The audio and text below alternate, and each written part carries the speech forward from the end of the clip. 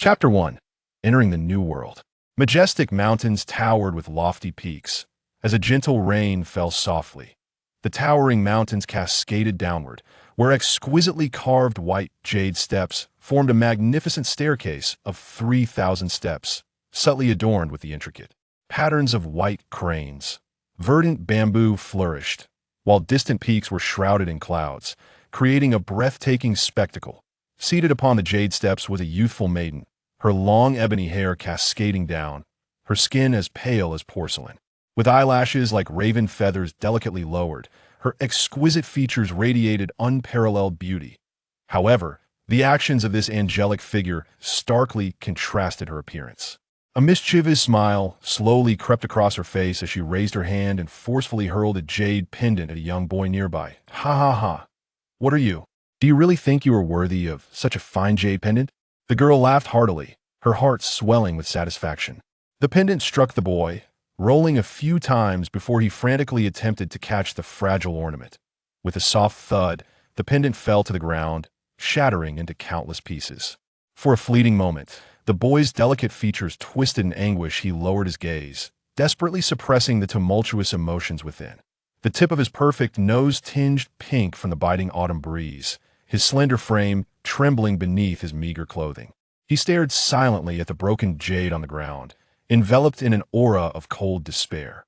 Around the beautiful girl, several companions giggled, reveling in the boy's misfortune as they offered sycophantic flattery. It's just a jade pendant, what's so precious about it? Indeed, our senior sister Sue is the sole daughter of the sect leader, the most esteemed heiress of the celestial sect. What could she possibly lack? It's merely a worthless piece of jade. If senior sister Sue desires it, you would be wise to hand it over willingly.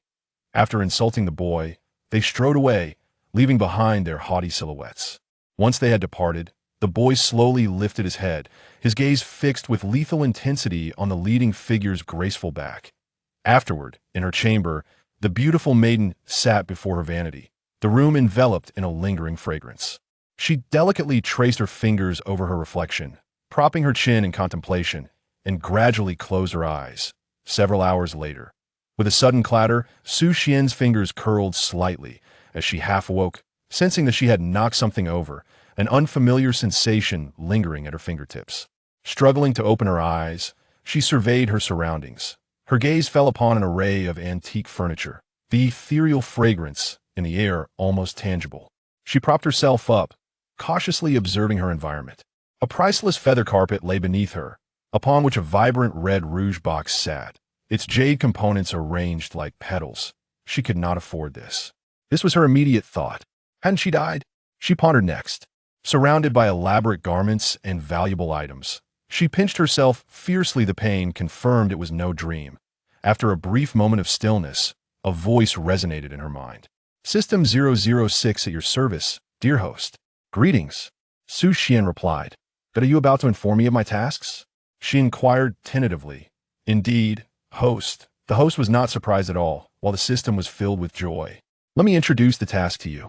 After listening attentively, Su Xian finally grasped her circumstances that in her original world, she had battled leukemia and, after a fierce struggle with the illness, thought she was on the brink of death, ready to cross over to the underworld and drink the Meng soup to conclude her painful life. However, before she could pass away, she was abruptly pulled into this new world by System 006. The mission assigned to her was to alter the catastrophic fate of this world.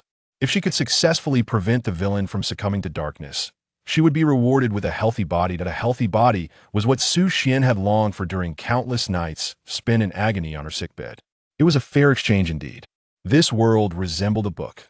The protagonist was named Zhou Ruoxue, a girl who evolved from humble beginnings into a genius, winning the affection of 3 immensely popular male leads, ultimately finding fulfillment with Ling Chongfeng. And who am I? Su Xian inquired. The system softly replied, you are the malicious supporting character in this book, the young lady of the Tianxian sect, Su Xian. A smile crept across Su Xian's face. Zhou Ruoxue was the favored daughter of destiny in this realm, endowed with boundless opportunities and a formidable background, with her standing being that of the senior sister of the Tianxian sect. The Tianxian sect was the foremost sect in the realm of cultivation, and Zhou Ruoshui held a prominent position within it.Su Xian. The wicked supporting character was ostensibly Zhou Ruoshui's cousin. Jealous of Zhou Ruoshui's entry into the Tianxian sect, Su Xian resented her for not only usurping the title of the sect's sole heir, but also for winning the affections of the elders.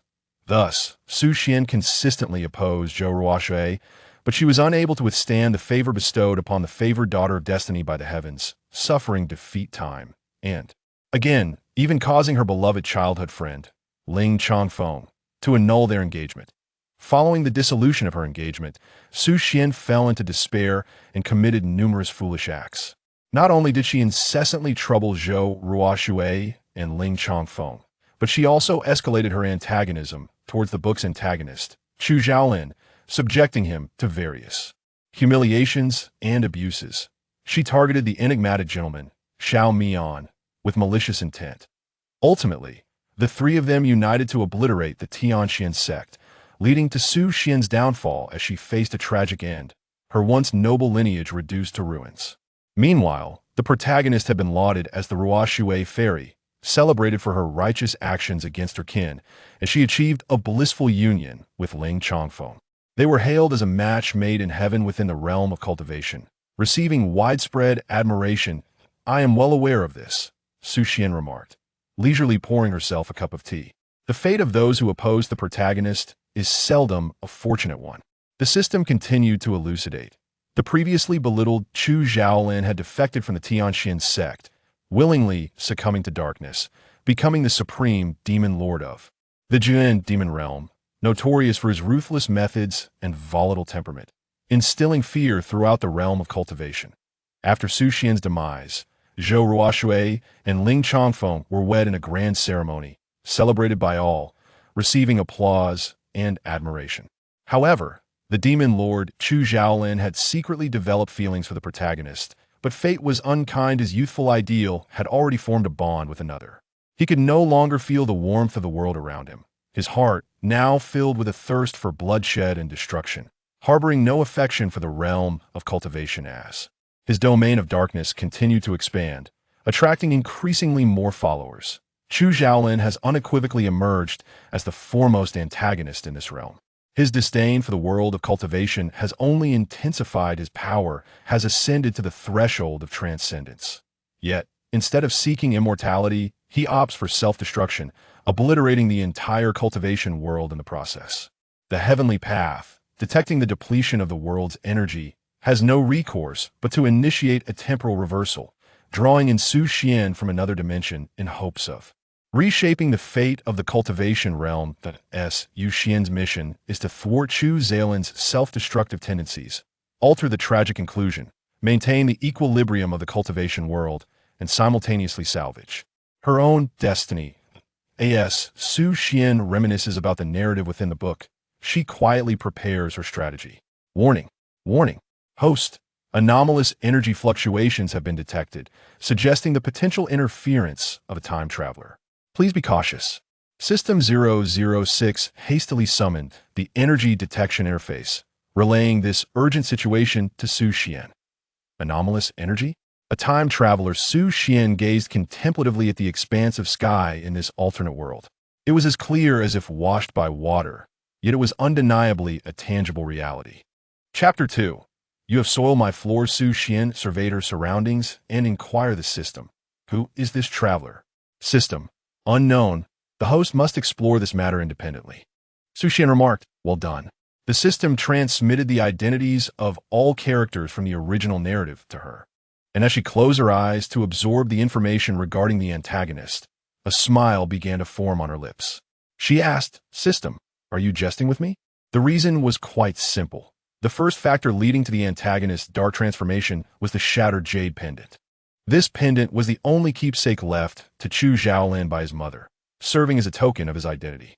Unfortunately, this precious jade had been destroyed by the original protagonist, and it was certain that Chu Zhaolin's propensity for darkness would be significant. The timing of her arrival was most unfortunate, having missed the chance to avert disaster. The character of the antagonist was indeed legendary. He was born into poverty, without parents, and was discovered on a snowy winter-esque day. He was so unnamed that a fortune-teller, upon seeing his beauty, offered to read his fortune for free, subsequently bestowing upon him the name Chu Xiaolin. The couple who found him showed him no kindness. Their motives were not born of compassion, but rather a desire to enslave him and sell him to traffickers for profit. Initially, Chu Xiaolin harbored a semblance of gratitude towards this couple, but upon realizing their true intentions, he felt nothing but revulsion. During the journey to his sale, he fought fiercely against them, ultimately crawling up the 3,000 white jade steps of Tianxin Gate, bloodied and battered, leaving a trail of crimson on the white stone. He was discovered by a passerby and taken to Tinji Gate, that passerby being Zhou Ruoshui. This encounter marked the first warmth he had felt in the world. Thus, this was the reason for Chu Xiaolin's affection for Zhou Ruoshui. As Su Xian pieced together the narrative, she queried System 006, "Is that so?" That should be the case. After all, he ultimately falls in love with Zhou Ruoshui. System 006 responded confidently. Su Xian sighed, feeling the weight of the antagonist's deep-rooted emotions. Currently, the plot unfolded with the original protagonist coveting Chu Xiaolin's jade pendant, desiring to claim it as her own. When Chu Xiaolin refused, a conflict ensued, culminating in the original protagonist shattering his pendant in a fit of rage, significantly amplifying his descent into darkness. Reflecting on the disheveled state of Chu Xiaolin at that moment, Su Xian felt a profound weariness. The original protagonist was foolish, as the son of the sect leader, a favored daughter of heaven. Her cultivation and status were unparalleled in the realm of cultivation. Why could she not simply embrace her role as the esteemed young lady without courting trouble? At that moment, a commotion arose outside the door. "Su Shiji, we have brought the little wretch to you." A group of the original protagonist's companions gathered at Su Xian's doorstep, discussing their forthcoming actions. Su Xian opened the door, coldly regarding them. "What is it?" Before the girl could explain, or perhaps no explanation was needed, Su Xian's gaze fell upon Chu Xiaolin, who was being forced to kneel on the ground, his body marred with lash marks, a harrowing sight. The vivid crimson stains tainted the azure stone floor, and he remained bowed in silence. Su Xian was well aware of the original narrative and understood that this young boy, now subjected to humiliation, would one day become a figure that instilled dread throughout the entire realm of cultivation.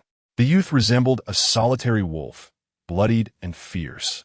Once he discovered your vulnerability, he would retaliate instantaneously, striking with lethal precision.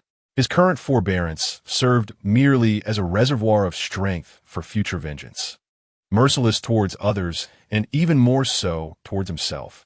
Presently, the future tyrant lay bleeding in her courtyard, enduring mockery and scorn. At that moment, a girl, eager to claim credit, remarked to Su Xian, "Sister Su, we have already dealt with this audacious brat. You may humiliate him as you wish." Su Xian cast a sardonic glance at her. "Are you dictating terms for this young master?" The girl was momentarily taken aback, gazing at her in disbelief before quickly regaining her composure. "I wouldn't he dare. It was our overreach," she replied, lowering her gaze. "Suswane protiforin." Her azure dress flowing gracefully. The girl glared at him, disgruntled.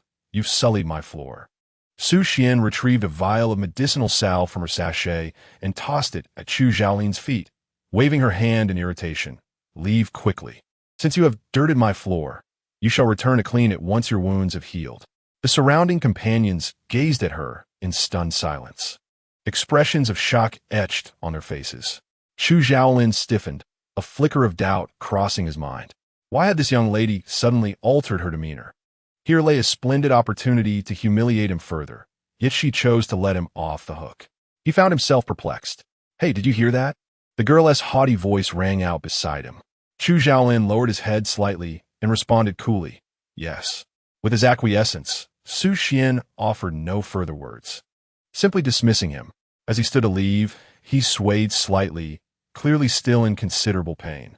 Su Xian observed his retreating figure, letting out a resigned sigh.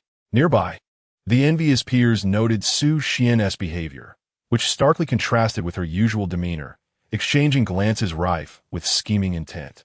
One of them, having received the unspoken signal, approached, Sister Sue, are you truly letting that little wretch go so easily? Others chimed in. Indeed, he never showed Sister Sue any respect. Exactly. Where's Sister Sue's dignity in that? Su Xian regarded her so-called friends, whose words professed goodwill while their faces betrayed ulterior motives. The original owner of this body likely met her tragic fate due to the instigation of others, coupled with her own foolishness and inability to discern right from wrong. A cold smile crept upon Su Xian's lips as she turned to return to her chamber. You all better clean up your language. If I hear any foul words again, beware of your tongues. The group, taken aback, hastily vacated Su Xian's courtyard. What is wrong with this fool today? Indeed, why the sudden surge of authority? As a few girls exited Su Xian's courtyard, they murmured, if it weren't for her noble status, why should I bother to curry her favor? One girl, donned in a pale yellow disciple's robe, felt her face flush with anger. She was the one who had just been chastised by Su Xian for her inappropriate remarks. Feeling utterly humiliated, in the center of the crowd, the girl surrounded by onlookers wore a stiff expression, all eyes fixed upon her. She reflected on Su Xian's unusual behavior today, pursing her lips. There's no rush. I shall inquire with Senior Sister Zhou about what to do. Upon hearing this, the others ceased their discussions, as if they had found a source of reassurance, and returned in groups to the peak. Through the imagery provided by the system, Su Xian attentively listened to the conversations of the crowd. Sitting at the table, she slowly sipped her tea. Senior Sister Zhou Ruoshui, Suswan used it out, a light chuckle escaping her lips.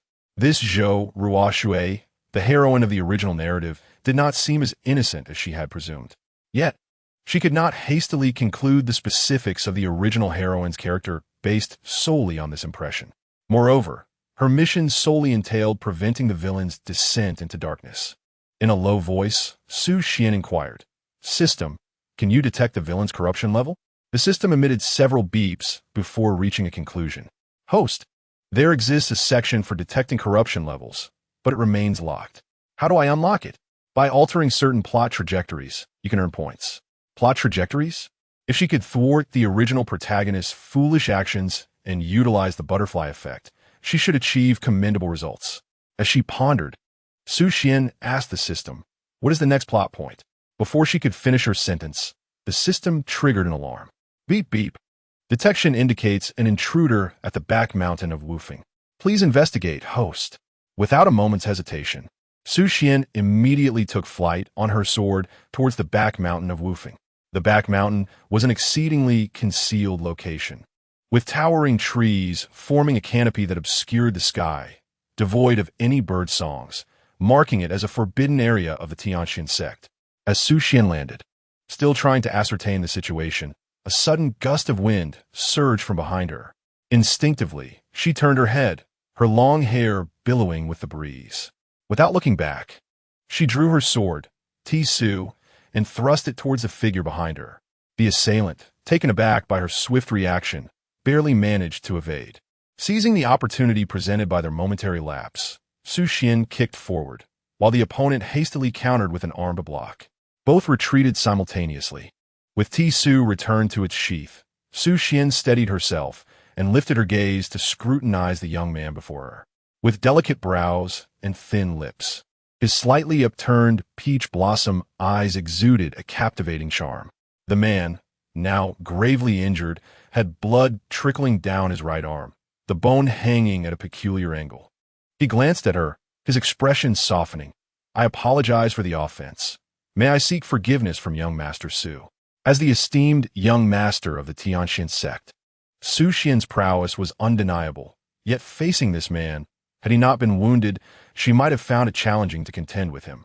Furthermore, Su Xian had already discerned his true identity, Xiao Mian, the future leader of the foremost medicinal alliance in the realm of cultivation. In the original narrative, Xiao Mian harbored affections for Zhou Ruoshui, and under pressure from the original protagonist status, he was poisoned by her. This animosity later led Xiao Mian to seek vengeance against the Tianxian sect, resulting in its downfall. Now, Xiao Mian should not have appeared here. Could he be the one who traversed through time? Su Xian took a step back, brandishing Su, her sword aimed at Xiao Mian. A glimmer of murderous intent flashed in Xiao Mian's eyes as he sought to swiftly resolve this predicament. However, the identity of the young girl was anything but ordinary. She was the sole daughter of a lord of the Tianxian sect, rendering her untouchable. In the next moment, Xiao Mian cast aside his concealed weapon and feigned weakness, saying, "Do not worry, I am not an assassin." Su Xian regarded him and inquired, "Then who are you? Intruding upon the Tianxian sect? What is your purpose?" Xiao Mian slowly collapsed to the ground, stating, "I have heard that the Tianxian sect punishes evil and promotes virtue, aiding the masses, and is the foremost sect in the realm of cultivation. Ahem. I merely sought refuge to heal my wounds, but inadvertently lost my way. I hope for your understanding." The man possessed a countenance capable of beguiling hearts, and in his injured state, his feigned vulnerability elicited sympathy. Yet Su Xian was aware that this was merely a facade, for he was a cunning fox, one who devoured without regurgitation. After listening to his explanation, Su Xian pursed her lips slightly, acknowledging, "Your words do hold merit." The young girl hesitated, gazing at him, before speaking again. "Then why, upon your arrival, did you choose to engage me in conflict?" Xiao Mian hastily explained, "I believed you were an assailant pursuing me. I had no choice but to fight back." The man appeared pitiful and innocent. Any tender-hearted girl would surely fall for his ruse.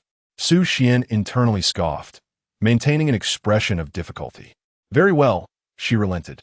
She understood that it was not yet time to sever ties with Xiao Mian. Rather than embroiling herself in animosity now, it was wiser to extend him favor, thus retaining control over the situation. Su Xian feigned relief, observing his injuries before turning away. "Follow me, and I shall lead you to receive treatment." She spoke softly and gently, presenting an opportunity for Xiao Mian to lower his guard. Seeing hope, Xiao Mian rejoiced. This young girl had finally been deceived. He followed Su Xian through layers of formations and treacherous paths until they arrived at Baiyao Peak. He marveled inwardly, relieved that he had managed to fool the girl. Otherwise, with his current injuries, he would have had little assurance of surviving the journey to Baiyao Peak. Suddenly, Su Xian turned and whispered, "Stay close to me." Xiao Mian, feigning innocence, replied softly, "I am grateful, Miss Su. Once I am healed, I shall repay your kindness." Su Xian acknowledged him with a nod. As they entered the medicinal pavilion of Baiyao Peak, the guards at the entrance recognized Su Xian and greeted her. "Greetings, Mississippi." Su Xian nodded in response. The guards, noticing the unfamiliar injured man accompanying her, appeared troubled. "Miss, the regulations of Baiyao Peak prohibit the entry of strangers into the secret pavilion." The young girl raised her head, hesitating for a moment before instructing Xiao Mian, "You wait outside. I shall return shortly." Once Su Xian entered the medicinal pavilion, Xiao Mian's demeanor transformed entirely from that of the earlier submissiveness. "This girl cannot be trusted," he thought, his expression unreadable as he scrutinized the guards at the entrance. Using his peripheral vision to assess the layout of Baiyao Peak, intricately designed with concealed mechanisms, his eyes turned cold, realizing it was not an easy place to breach. He hoped that Miss Su truly intended to retrieve the healing medicine for him. Should she dare deceive him, he would not let her off lightly. At that moment, Su Xian's figure gradually emerged from afar. Xiao Mian tightly grasped the concealed weapon in his hand, striving to present a docile demeanor as he fixed his gaze intently on the object in Su Xian's possession. In the next moment, Su Xian tossed the item toward him. Xiao Mian swiftly reacted, clumsily catching the white jade vial, which was undoubtedly a healing potion. Su Xian approached him with quick strides, a gentle smile gracing her youthful features. "This is a premium wound ointment, sufficient to treat your injuries." Surprised by the girl's genuine gesture of bringing him medicine, Xiao Mian clasped his hands together and offered a respectful bow. "Thank you, Miss Su, for your assistance." Hearing the change in address from young Master Su to Miss Su, Su Xian noted that Xiao Mian possessed some discernment. "It's nothing," she replied. Xiao Mian then feigned a troubled expression, admitting to speak candidly. "I fled in haste and have yet to secure a place to stay. May I?" Su Xian's expression momentarily faltered, but recalling something, she halted her retreat and donned a gracious smile. "Follow me." Xiao Mian raised his eyes, his smile transforming his enchanting gaze into that of a captivating fox. "Thank you, Miss Su." Su Xian lowered her head in silence, continuing to lead the way. Xiao Mian was not one to be easily trusted. He felt it necessary to keep her close, so he turned and headed towards her mountain dwelling. Chapter 4. Some individuals are inherently peculiar. After arriving at her residence, Xiao Mian's wound continued to seep blood. His right arm was fractured, rendering him incapable of applying the medicine himself. Su Xian stepped forward. "I'll assist you." Observing the girl laboring on his behalf, a delicate fragrance wafted through the air, and he found her rather charming. Her hair, reminiscent of woven willow, was smooth and lustrous, while her light brown eyes sparkled with flecks of blue, strikingly unique. Xiao Mian felt an inexplicable urge to draw closer. Before long, Su Xian had applied the ointment and awkwardly bandaged his wound, then abruptly stood up. "Rest well here. If there is nothing else, I shall take my leave." Noticing her eagerness to escape, Xiao Mian felt a pang of dissatisfaction, though he masked it with gratitude, gazing at her appreciatively. "Thank you, Miss Su. I shall forever remember this kindness." Without further words, Su Xian departed, and as Xiao Mian watched her retreating figure, a glint of coldness flickered in his eyes. During her return to her room, System 006 inquired, "Host, why did you choose to aid Xiao Mian? He is neither the male lead nor a target character."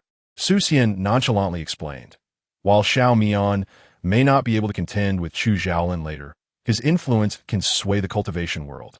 Offering him a favor now poses no detriment to me. Moreover, as I scrutinize the reflection in the mirror, I remain uncertain of how the original plot may impact me. Exercising caution may not be unwise." Setting aside thoughts of Xiao Mian, Su Xian pondered her current situation earnestly. First and foremost, she must prevent Chu Xiaolin from descending into darkness. Secondly, she must avert the downfall of the Tianxian sect, or else she would ultimately face a tragic fate. Now that Xiao Mian's plot point has passed, can I exchange for points? Su Xian inquired. Returning to the host, 5 points have been acquired, and 2 points are required for each darkening value assessment. Su Xian could not help but grumble, "To assign me tasks and demand points as well. Your system truly is quite burdensome." Indeed, it rings true to the saying that one must pay the piper. Without further contemplation, Su Xian commanded 006. Expend 2 points to inquire about Chu Xiaolin's current darkening value. After a brief pause, the system responded in mechanical voice, "Greetings, host. I am currently retrieving Chu Xiaolin's darkening value. Target identity, villain, darkening value, 82. Su Xian was taken aback. It was rather high. Yet, reflecting upon the villain's tragic past and the humiliation he faced upon arriving at the Tianxian sect, it was understandable that a normal person would have long since crumbled under such pressure. A darkening value of 82 still leaves a glimmer of hope for redemption." The system timidly remarked. Su Xian chuckled softly, acknowledging that there was indeed a faint chance. Nonetheless, she had a task to complete. She must first restore Chu Xiaolin's jade pendant. A distant and resonant chime echoed, signaling the evening training for disciples. Having reached the foundational stage of cultivation, Su Xian was exempt from participating in the evening drills alongside the novice disciples. After pondering for a moment, she decided it was best to take a look. Rather than passively awaiting the unfolding of the plot, she preferred to take initiative and seize control of the situation. As the setting sun cast a crimson hue like blood, the evening glow sprinkled softly upon the Tianxian sect's trial grounds, where numerous disciples gathered for their evening training, including Chu Xiaolin. The youth, though slender, was not frail. Diligently repeating basic movements, energy flowed into his body only to slip away fruitlessly. Gritting his teeth, he lowered his head to catch his breath. Despite practicing 2 extra hours daily, he still struggled to master the art of inhaling energy. Was this to be his fate? At that moment, a voice of surprise pierced the air. The female protagonist of this world, Zhou Ruoshui, approached him, her expression softening. "I apologize for my sister's actions yesterday when she shattered your jade pendant. She has been spoiled by me and the elders, possessing a temper befitting a young lady. I can provide you with a new one. I hope you can forgive her. Zhou Ruoshui, the quintessential heroine, possessed fair skin, a delicate face akin to a melon seed, and eyes shimmering like autumn waters. She exuded the grace and gentility of a refined lady, hardly resembling a foster daughter who had been taken in. As she gazed upon the exquisitely featured youth before her, her eyes reflected an added depth of sympathy. However, Chu Xiaolin did not even spare her a glance. Slightly turning his head, "Senior Sister Zhou, you are blocking the path." Zhou Ruoshui's expression froze. How could he be so indifferent to her overtures? Those around them were equally astonished, who did not know that Zhou Ruoshui, despite being an adopted daughter, was cherished throughout the Tianxian sect and held a status comparable to that of young Master Su. How could this boy be so ungrateful? Initially, they thought him to be feigning disdain, but Chu Xiaolin continued, "Senior Sister Zhou, if there is nothing else, I shall take my leave. I have yet to complete my chores for the day." Zhou Ruoshui offered a polite smile and extended a fine piece of Hetian jade to him. Noticing his lack of response, she firmly placed the jade into his embrace. Chu Xiaolin's status was inherently humble, and each day he could only earn spirit stones through menial tasks. Seeing that he had already lingered too long today, he felt a growing sense of anxiety about the potential troubles that awaited him if he arrived late. After bowing to Zhou Ruoshui, he turned to leave. The crowd was astonished at Chu Xiaolin's apparent lack of decorum, exhibiting blatant disrespect towards their idol, evoking a palpable disdain that nearly overflowed. A few individuals with pockmarked faces openly exclaimed, "Some people are just born odd, and it's no wonder no one wants them." As he listened to their jeers from behind, Chu Xiaolin clenched his fists tightly. Zhou Ruoshui observed his retreating figure, her expression contemplative. Now that she had established herself within the Tianxian sect, she had also garnered the affections of Ling Chongfeng. However, being the foremost disciple of the sect meant he attracted many admirers, and she was further burdened by the presence of the vexatious Su Xian. Meanwhile, Chu Xiaolin found himself in a position of universal disdain, treading on thin ice, especially after offending Su Xian. If she were to extend comfort and care towards him, winning his affection would be as effortless as tossing a few bones to a drowning dog, coaxing it into submission without exertion. Zhou Ruoshui chuckled inwardly, unaware that after Chu Xiaolin exited the square, he was fixated on the jade in his hand, his expression chilling. In a fit of frustration, he shattered the jade pendant and discarded it into the overgrown grass nearby, his eyes filled with contempt as he flicked his hand dismissively. The pendant lay quietly amidst the foliage, in a secluded area where few would tread. If not meticulously searched for, it would likely remain hidden for eternity. Continuing towards the laborers' quarters, Chu Xiaolin knew that failing to work today would result in no spirit stones, leaving him unable to secure his basic needs. Although remaining at the Tianxian sect was not the most favorable situation, it was the only option available to him at present. As he pressed on, he suddenly halted, having noticed something amiss. He turned, revealing several shadowy figures concealed within the grass. Were there people? Chapter 5. Su Xian's silent vow. To Chu Xiaolin, an unusual sound emanated from the underbrush, prompting Chu Xiaolin to cautiously step back a few paces. The hidden individuals, realizing they had been discovered, emerged with an aggressive demeanor. "Chu Xiaolin, how dare you show such disrespect towards Senior Sister Zhou? You even discarded the jade she gifted you. Do you think you are?" The troublemakers were none other than those pockmarked faces who had ridiculed him in the square, evidently having followed him closely. A cold smile tugged at the corners of Chu Xiaolin's lips as he uttered a single word: "Trash." Pockmarked face, no. One erupted in fury.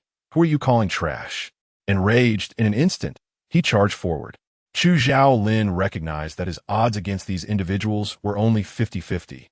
They possessed spiritual energy, while he did not.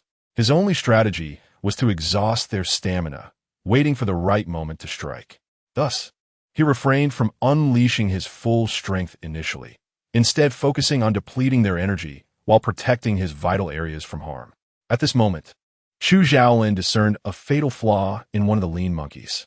A splendid opportunity. He executed a flying kick, striking the lean monkey squarely in the chest, sending him sprawling several meters away. Consequently, Chu Xiaolin's back was also struck fiercely by a stick. Ugh! Chu Xiaolin turned around. Damn it! This little brat is toying with us. The other three, recognizing that Chu Xiaolin's earlier bravado was just an act, abandoned their complacency and prepared to confront this young man earnestly. Realizing they had seen through his ruse, Chu Xiaolin's demeanor shifted, his breath grew heavier, and his gaze turned ferocious as he charged forward to launch his attack. He delivered a powerful punch to the head of the man in the center. The impact caused the man's head to jerk violently, and, as he began to see double, he was struck again in the abdomen, collapsing to the ground. The other two were utterly stunned by the unexpected ferocity. How could he be so formidable? Chu Xiaolin had already perceived that although this group possessed greater innate talent, each of them moved with a lack of stability, practicing only superficial techniques that could not withstand his heavy strikes. A bloodthirsty, cold, killing intent flickered in the young man's eyes, his piercing gaze locking onto the remaining two. They took a step back, but Chu Xiaolin did not grant them a moment's respite. He lunged forward, snatching the stick from one of their hands, and with a resounding crack, he shattered another's arm. The injury was horrifically vivid. I will kill you. The last remaining individual realized he could no longer afford to wait and immediately gathered his spiritual energy, launching a luminous orb of magic that struck Chu Xiaolin in an instant. Oh no! Chu Xiaolin inwardly cursed his bad luck. A sharp pain shot through his neck, and he stumbled forward, falling to the ground. The man, seeing his opportunity, pressed the attack. You little brat, for not knowing your place, today shall be your demise. The orb, charged with crimson spiritual energy and immense power, surged toward him. Chu Xiaolin's indifferent gaze remained unchanged, yet he lacked the strength to rise. Is this how it ends? He felt a deep sense of sorrow and helplessness within. A self-deprecating smile crept upon his lips. Perhaps I should not exist in this world. He recalled the vague faces of his biological parents, the unrecognized orphan, the enigmatic past, and a vengeance yet to be fulfilled. He could not fall, he must not. Yet, his eyelids grew heavier, and he could only watch helplessly as the deadly strike approached. Just then, a rush of air heralded the arrival of light green spiritual energy. Crashing into the red energy, the two forces colliding like a cascade of petals. Su Xian, masked and hidden behind a tree, breathed a sigh of relief. Phew, I'm so glad I made it in time. Su Xian reflected on the recent events. She had been strolling leisurely toward the trial grounds when suddenly, an alarm blared in her mind. Warning! Warning! Target Chu Xiaolin's life force is about to be extinguished. Target Chu Xiaolin's life is about to be extinguished. What? Su Xian was taken aback. System, what on earth are you doing? Host, hurry and save Chu Xiaolin. He cannot die. The system was in a frenzy, its mechanical voice nearly transforming into a crowing rooster. Su Sun hastened to the designated location as instructed by the system, just in time to witness someone attempting to take Chu Xiaolin's life. In a moment of dire urgency, she swiftly unleashed her spiritual technique to thwart the lethal strike. Fortunately, the antagonist's life was spared. System, could you not have informed me sooner? Otherwise, we would all be doomed. System 006 seemed to express a hint of grievance. Muttering softly, Host, it is not that I wish to withhold assistance. This plot prediction module requires points to activate. Lamentably, her insufficient host points left her powerless. Was it truly her fault for not being proactive enough? Su Sun smiled, realizing that this task was proving to be exceedingly challenging. Sensing her emotions teetering on the brink of danger, the system quickly reassured her. Fear not, host. This rescue of Chu Xiaolin is considered an unexpected circumstance and has already granted you a compensation of 6 points. Upon hearing this, Su Sun recalled that each inquiry into the corruption value cost 2 points. With 3 points remaining, she had a total of 9 points, allowing for 4 inquiries. With this realization, her expression returned to calm. Looking down at the half-conscious antagonist, Su Sun crouched to gently pat his face. Chu Xiaolin, Chu Xiaolin. As she nudged the youth, he suddenly gripped her wrist tightly. Ouch! Chu Zhaolin's strength was formidable. He likely instinctively perceived her as a threat. Anger and frustration welled within Su Sun, prompting her to deliver a swift strike to his collar. "This is what you get for bullying me." The youth's crimson, fierce eyes flickered with defiance before finally closing. Su Sun shook her wrist, where a frightening bruise had formed, a stark circle of fingerprints on her fair skin. Enduring the pain, she sighed as she contemplated her mission. Resigned to her fate, she helped Chu Zhaolin to his feet, grumbling about her misfortune of having to save someone while enduring such treatment. As she supported him, the two staggered forward, teetering as if they might collapse at any moment. Despite his seemingly frail appearance, the youth was surprisingly heavy, his sinewy muscles radiating warmth from their recent struggle. He resembled a veritable furnace. Su Sun felt her cheeks flush from the heat emanating from his chest. After much effort, she finally managed to escort Chu Zhaolin to his dwelling. His abode was exceedingly modest, consisting merely of a stone bed and a chipped wooden table, devoid of any other furnishings. Was his existence truly this miserable? The tragic life of the antagonist had only ever been depicted in novels, yet now it unfolded before Su Sun in stark reality. Observing the youth's stubborn visage, even in unconsciousness, he retained an air of vigilance. Unable to resist, she gently caressed his brow and eyes, silently promising Chu Zhaolin, "Rest assured, everything will be all right." Chapter 6. His garments were astonishingly those of a woman. Su Sun laid Chu Zhaolin upon the bed, retrieving a damp towel to remove his blood-stained clothing. His attire was marred with crimson stains, and his body bore numerous harrowing scars, evidence of years of torment and oppression, manifesting as a myriad of varying scars. How could this be? Su Xian's face betrayed her compassion. The thought of the original owner's involvement in this situation made her heart ache for the young man even more. How could one endure the world's malice day after day, year after year, without experiencing a shred of warmth and not succumb to darkness? It would be more concerning if one did not turn to the shadows. Recollecting her thoughts, Su Xian gently dabbed at the blood surrounding the wound with a damp cloth. A muffled groan escaped the boy's lips. She quickly glanced over, relieved to find he remained unconscious. "Do not move. I shall tend to your injuries. Bear with it. It will be over soon." She spoke softly, her sweet voice like a gentle breeze that soothed the apprehension of the unconscious youth. Gradually, his body relaxed as she poured medicine onto the wound and bandaged it. The bloodied and torn garments of Chu Zhaolin were beyond salvaging, leaving Su Xian troubled by the sight of his bare skin. Suddenly, an ingenious idea struck her, and a triumphant smile graced her face. The following day, sunlight streamed through the window as birds chirped melodiously, rousing Chu Zhaolin from his slumber. The moment he opened his eyes, he sprang up, his gaze sharp and filled with suspicion. It did not take long for him to recognize his surroundings. This was indeed his room. As he assessed his injuries, he marveled at the fact that they had healed. What had transpired? He only recalled engaging in a confrontation with some individuals, sustaining injuries that rendered him immobile. And then someone had come to his rescue.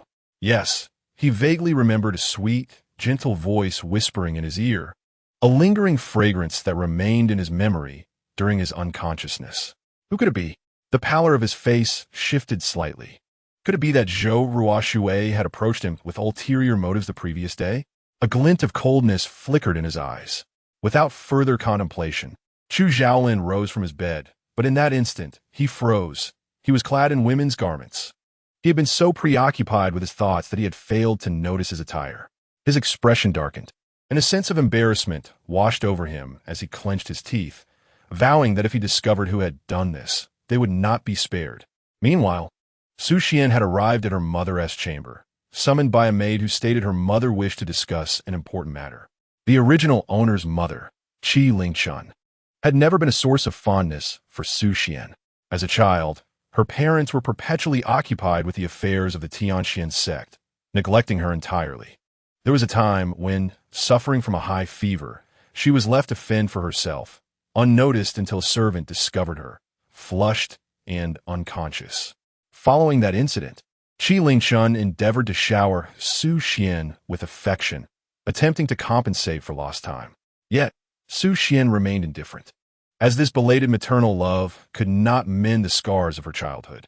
The original owner had never shown Qi Lingchun any kindness. Only when Qi Lingchun insisted on discussing an important matter did Su Xian feel compelled to comply.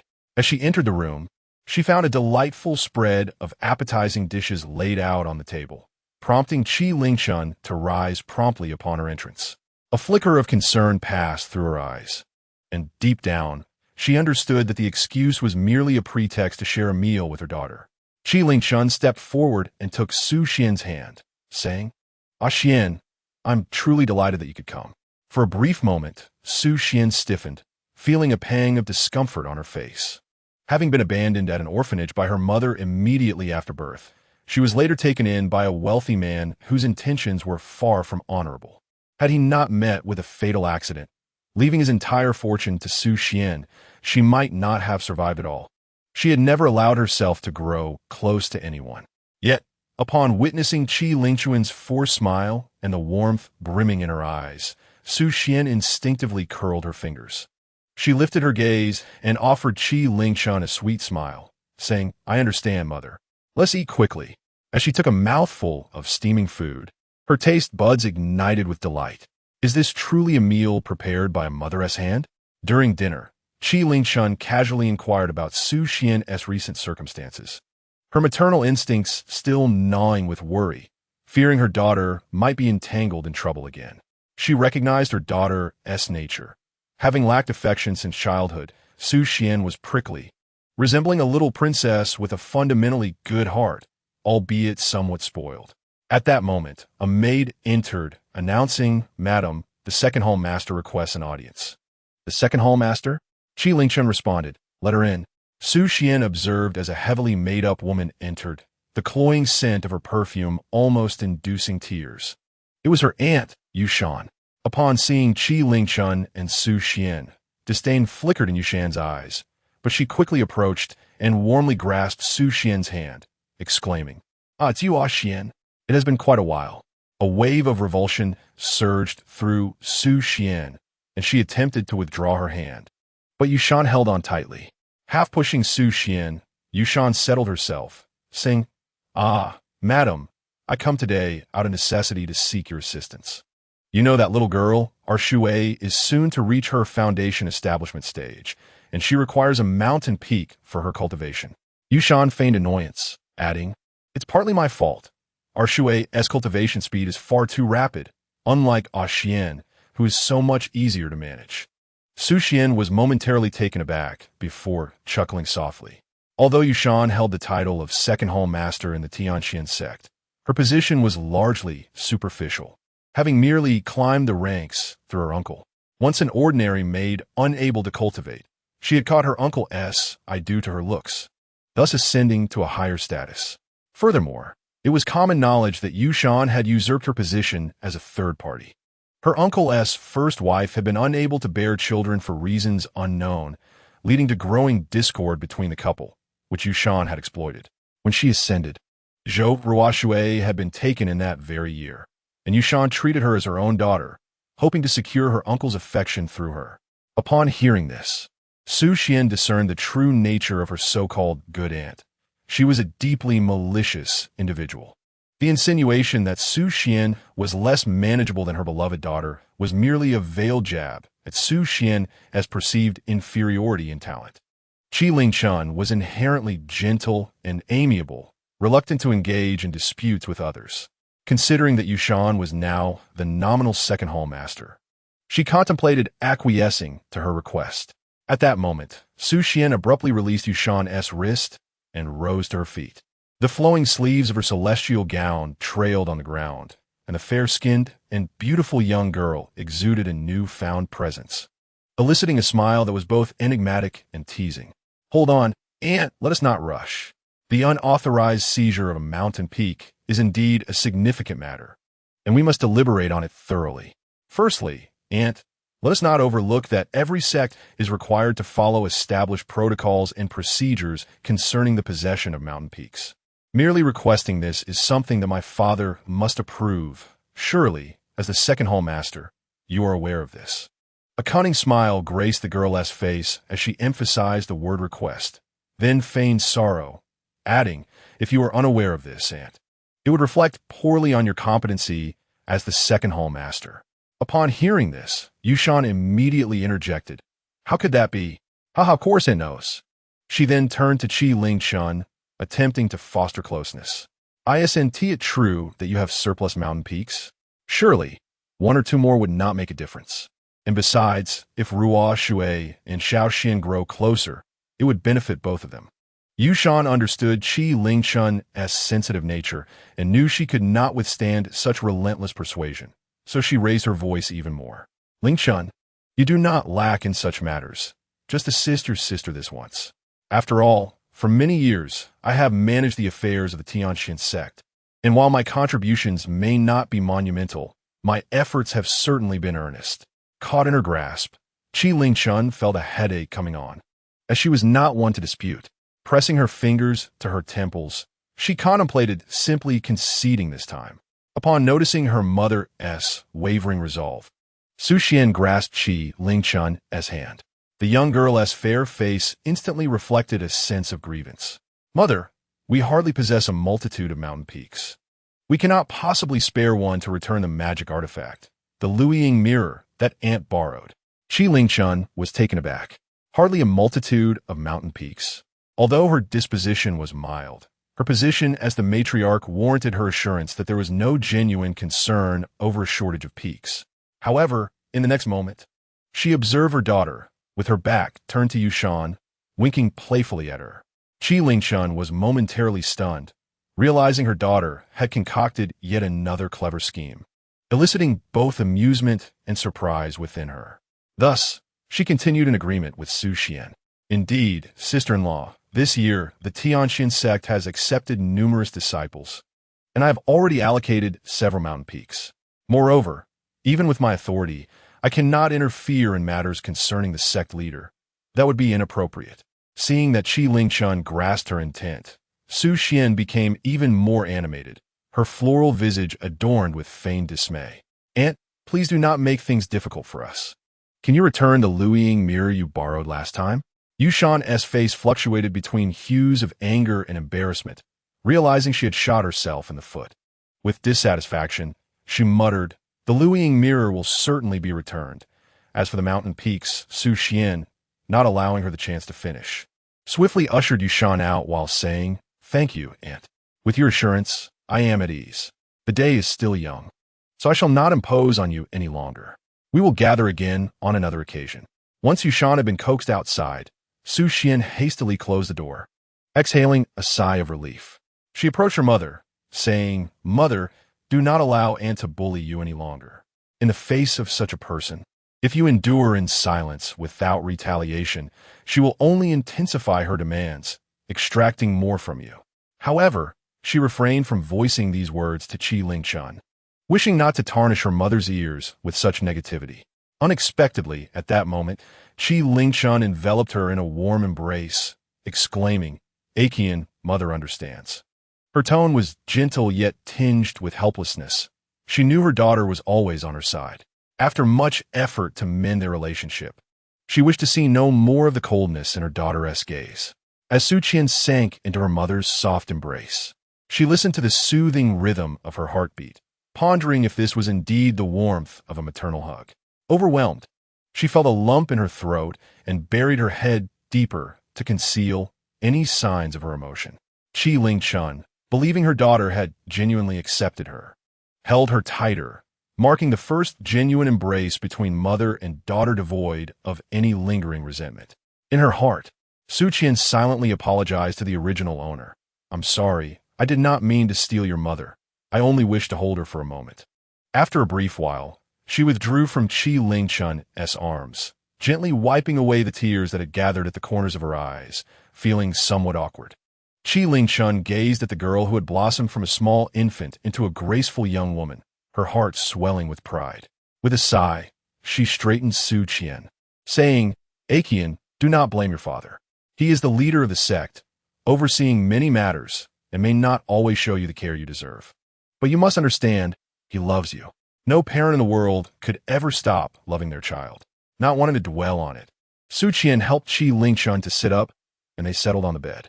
Tomorrow, I shall pay my respects to father. They opened their hearts to one another, exchanging thoughts for a while. Su Qian shared some amusing recent events, glossing over her altercation with Chu Xiaolin, assuring herself that she would resolve it. Hopefully.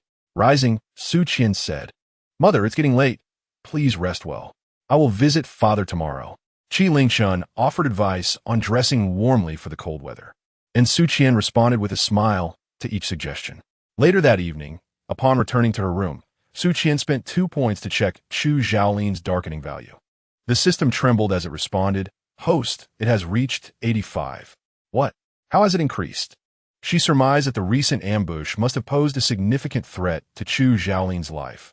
Her expression clouded with concern as she continued to devise her next steps. Meanwhile, in Chu Xiaolin's chamber, a shadow swiftly invaded his space. He immediately became alert, seizing a dagger from beneath his pillow and thrusting it toward the intruder.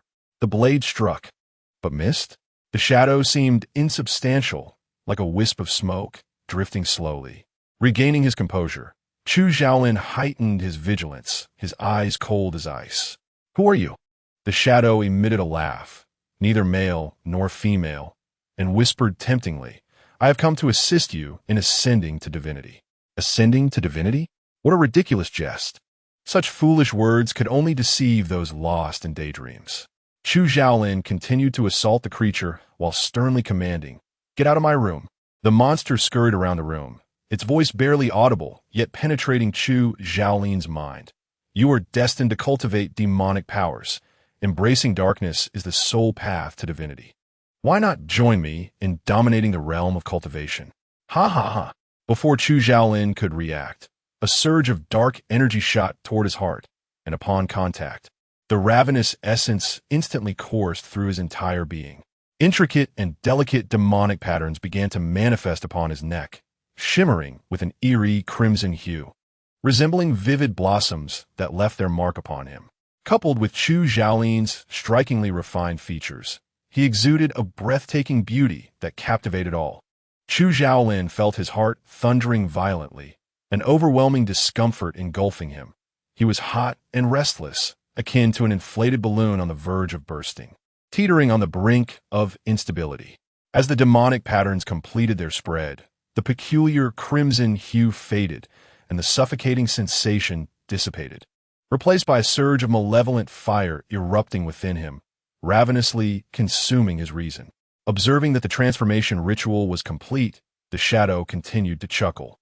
The demon race revels in indulgence. The seeds of darkness amplify the desires within the human heart. I wish you an enchanting evening. Desire enveloped Chu Xiaolin, who could only stifle a moan, forced to endure the boundless flames of passion without relief. Chapter 8. How dare he bite her meanwhile? Su Qian was engaged in deliberations with the system regarding future plans. She lamented, "Chu Xiaolin's jade pendant is utterly shattered. How can I remedy this?" The delicate arch of her brows furrowed, evoking an instinctual urge to smooth away her worries. The mechanical voice of System 006 resonated in her mind. "Host, I can assist in restoring the jade pendant to its pristine state, but it will require points for the exchange." Points again? Surely, she must be on a treacherous path. Su Qian recalled her mission and sighed in resignation. "How many points will it cost this time?" "Host, it will only require 6 points. You won't suffer any loss or deception." Su Qian grumbled inwardly, realizing that she had but 1 point remaining, insufficient for another assessment of her corruption value. Yet, she had no choice but to comply, as aiding in the transformation of Chu Xiaolin into a paragon of virtue was the most effective strategy. She would need to exert herself further, altering more plot lines to earn additional points. Busy little Su. Su Qian loosened her intricate hairstyle and stretched languidly. "All right, now hand me Chu Xiaolin's jade pendant." Host, you must retrieve the pendant yourself. I am only responsible for the restoration." "What? I must confront that merciless villain on my own." Su Qian recalled the day when Chu Xiaolin had gripped her wrist with such intensity that the bruises had yet to fade. If she ventured there again, would he not simply eliminate her? No, that is far too perilous. With a heart brimming with trepidation, she contemplated her predicament, undertaking a mental fortification. It cannot wait any longer. After all, he is merely a villain, not some monstrous creature that devours humans. Yet, he is far more terrifying than any such beast. Venturing forth would be akin to lambs entering the jaws of tiger. Inwardly, Su Xian could not help but scoff at the situation, while her hands busily changed her attire to a dark ensemble, facilitating her concealment. She fervently hoped to return unscathed. Veiled in darkness, Su Xuan executed a nimble role, vanishing into the night. Meanwhile, on the other side, Chu Xiaoling was on the brink of losing consciousness, the veins in his hands throbbing visibly, while beads of sweat trickled down his forehead. His breaths came in heavy gasps, the world before him blurring as he struggled to maintain control. Suddenly, a faint sound emerged from near the window. Who? Chu Xiaoling instinctively hurled a dart, the sharp projectile narrowly missing Su Xian's ear, severing a delicate strand of hair without mercy. Impressive skills, Su Xian mused, noting the erratic rhythm of his breathing, indicating his precarious state. It was a gamble worth taking. Resolutely, she clenched her fist and forcefully pushed open the obstructive window, seizing the moment when Chu Xiaoling was off guard to leap into his chamber. Upon landing, Su Xian swiftly grabbed a cloth and hurled it towards him, shrouding his vision in darkness. Chu Xiaoling instinctively reached out to remove the hindrance. But Su Xian swiftly mounted him, her soft, delicate hands exploring his form with the grace of a fish gliding through water, inciting a vexing desire within him to seize her. Though his mind was clouded, he could still detect her fragrant scent, reminiscent of the girl who had rescued him in the bamboo grove. Suddenly, Su Xian felt his hand clamp down on her arm, firm and unyielding. "Who are you?" he rasped, his voice hoarse, as an insatiable fire surged within him. Su Xian stifled a gasp, her heart racing. Could he not switch to another hand? Seated atop him, she observed his well-defined physique, and recalling his previous provocations, an idea sparked within her. Lowering her voice, she proclaimed, "I am a celestial being. Young lad, sit still and do not provoke my ire." Upon uttering those words, Su Xian felt a wave of clarity wash over her. Avenging the two instances he had grabbed her wrist, and a gentle smile graced her lips. Unbeknownst to her, the sound of her laughter did not escape Chu Xiaoling's notice. A celestial being? What nonsense! He thought, and with a sudden movement, he dislodged the cloth from his head, causing their positions to shift dramatically. Su Xian was momentarily startled. Fortunately, she had extinguished the lights before entering, and now the room was shrouded in darkness, rendering them both unseen. If Chu Xiaoling were to discover her true identity, it would spell disaster. As Chu Xiaoling opened his eyes, he could only make out her startled gaze, shimmering with moisture like a fawn inadvertently caught beneath a predator's gaze. Looking up at him with wide, innocent eyes, their eyes locked, and an unspoken tension filled the air, making Chu Xiaoling feel increasingly uneasy beneath her. As Su Qian felt something pressing against her, she attempted to push aside the hard object, only to hear a muffled groan escape from the youth beside her. The young man, Chu Xiaolin, felt his throat involuntarily constrict as he was driven to madness by the presence of the innocent girl before him. His heartbeat resonated in his ears, and his blood surged within him, filling every part of his being. The rapid thumping of his heart echoed loudly, as if it might burst forth from his chest. The seed of desire, awakened by the demonic essence within him, sensed its master's thoughts and began to grow uncontrollably. It was she who sought me first. In the next moment, Chu Xiaolin abruptly lifted the girl onto the bed, where they sank into the soft embrace of the cotton quilt. Caught off guard, Su Qian found herself pulled close to him, warmth flooding her face. In the darkness, their exact positions were obscured, compelling Chu Xiaolin to slowly explore, seeking the girl's tender lips. Su Qian felt as though a large dog had pounced upon her, desperately trying to lick her face. The firm and resilient muscles of the boy pinned her down like a predator. Suddenly, a sharp pain pierced her lips. He dared to bite her, struggling against him. She found herself utterly trapped beneath the boy, their breaths growing heavier, their lips stained with her crimson lip gloss, creating a disarray that filled the room with a heavy atmosphere. "Host! Host!" In an instant, Su Qian regained her composure.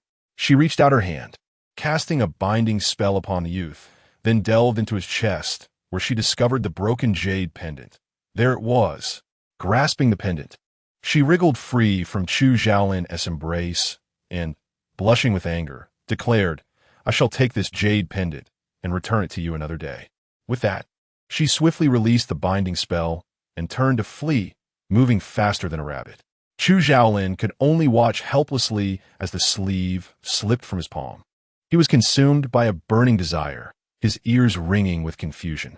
The girl from earlier, was that Su Qian? Chapter 9. The grand competition of the immortal sect. Since that day, when Su Qian acquired the jade pendant, she had secluded herself within her chamber, avoiding all visitors and claiming she was immersed in her cultivation for the upcoming sect competition in half a month. In truth, she secretly worked to restore Chu Xiaolin's pendant while keeping her distance from him. The boy's intense aura had haunted her dreams for several consecutive nights, and her bitten lips still throbbed with pain. Suddenly, Su Qian sprang to her feet. "No, I cannot let it end like this. What are your plans, host?" The system inquired about her next steps, but Su Qian found herself at a loss for words. Though she was furious and anxious over Chu Xiaolin's offense, she could not bring herself to act against him again. The boy had already suffered enough. She could not add to his miseries. Thus, Su Qian confined herself to her room for several days, brooding over her anger while plotting her next move. Soon, half a month had passed, and the sect competition arrived as scheduled. Su Qian was summoned by Su Changming to the main hall, where she would join as the master sister of the Tianxian sect for this grand competition. Meanwhile, despite the torment from the demonic energy within him, Chu Xiaolin found it remarkably beneficial for his cultivation, indicating that he was indeed naturally suited for the path of darkness. Chu Xiaolin could not help but let out a sardonic smile, truly a natural-born anomaly. Sitting within his abode, he was met with a resounding knock on the door. Upon opening it, he found none other than Zhou Ruoshe, who had previously shown him kindness. A chill of disdain flickered in his eyes, yet his expression remained composed. "What brings you here, senior sister Zhou?" Rumors had circulated, suggesting that Chu Xiaolin had engaged in combat with several peers, emerging unscathed and even growing in strength, a tale that had become increasingly exaggerated. In truth, while the facts had been embellished, the frequency of troublemakers seeking him out had diminished, and he no longer faced the deprivation of food and spirit stones. After a period of recuperation, Chu Xiaolin now stood tall and elegant, clad in white garments, resembling a dashing young gentleman, graceful as a jade tree swaying in the breeze. Zhou Ruoshui's eyes brightened at the sight of him, a true paragon of beauty. She then spoke softly, "The sect's grand competition is tomorrow, and all are required to participate. Noticing your lack of preparation, I have brought you some medicinal pills, hoping you won't find them lacking." She presented a collection of jade vials, intending to set them down, but her gaze faltered upon the dilapidated wooden table within his room, a flicker of disdain crossing her features. Noticing her changing expressions, Chu Xiaolin could not suppress a mocking smile, though he quickly regained his neutral demeanor. "Thank you, senior sister Zhou." His voice resonated like pearls falling upon a jade plate, akin to spring rain gently pattering on green stone, delicate and pleasing to the ear. Zhou Ruoshui smiled in return and departed without further words. Once she left, Chu Xiaolin's gentle countenance transformed into an impassive mask as he picked up one of the jade vials, uncapping it to inhale its contents. Indeed, it contained high-quality medicinal pills, specifically advancement pills. These would aid in breaking through to a higher realm when one reached the pinnacle of cultivation, offering significant benefits. However, for him, the notorious Chu Xiaolin, deemed a failure incapable of refining qi, the pills posed a dilemma. Should he consume them, he would undoubtedly experience a surge in power in the short term. But the risk of unstable foundations and potential demonic deviation would increase with his progress. It was unclear whether the esteemed Zhou Ruoshe, hailed as the Fairy of Water, sought to assist or to harm him. A glimmer of coldness crossed his eyes, and he set the vial aside. On the day of the sect's grand competition, disciples from various celestial sects gathered to commend one another and witness the prowess of the disciples of the Tianxian sect. It was well known that Tianxian sect was the most formidable sect in the current cultivation realm. Victory in the grand competition could lead to participation in the Kanglin's secret realm a year hence, a true fortuitous opportunity, where one could acquire rare treasures and take the first step towards immortality. Under the blazing sun, thousands of disciples stood in formation in the square. This time, they must secure a prominent position and not allow others to belittle them. It was certain that Brother Ling would claim first place. He had already reached the golden core stage and was the most gifted disciple of their generation. Indeed, I wager Brother Ling will undoubtedly top the celestial rankings. Su Xian stood nearby, listening to their animated discussions. Brother Ling was none other than Ling Chongfeng, the official partner of the female protagonist in the original tale, and also Su Xian's childhood friend, with whom she was currently betrothed. A betrothal? Su Xian's mind was clouded with confusion. She had never encountered a man in her original world, yet here she was, bound by marriage contract. The protagonist, as described by the crowd, was smiling charmingly while conversing with a woman beside him. The man donned a deep blue outfit, his hair elegantly tied up, tall and imposing, indeed embodying the essence of a male lead. The woman next to him wore a veil and carried a long sword, as the breeze danced around her. Her flowing attire revealed glimpses of her delicate visage, resembling a celestial fairy. These two were none other than Ling Chongfeng and Zhou Ruoshui. It seemed that the male and female leads had already developed a secret rapport, prompting a slight raise of Su Xian's brow.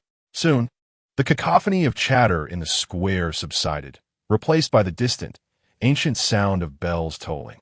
Su Xian's father, Su Changming, as the sect master of Tianxian sect, presided over the ceremony for this grand competition among the celestial sections.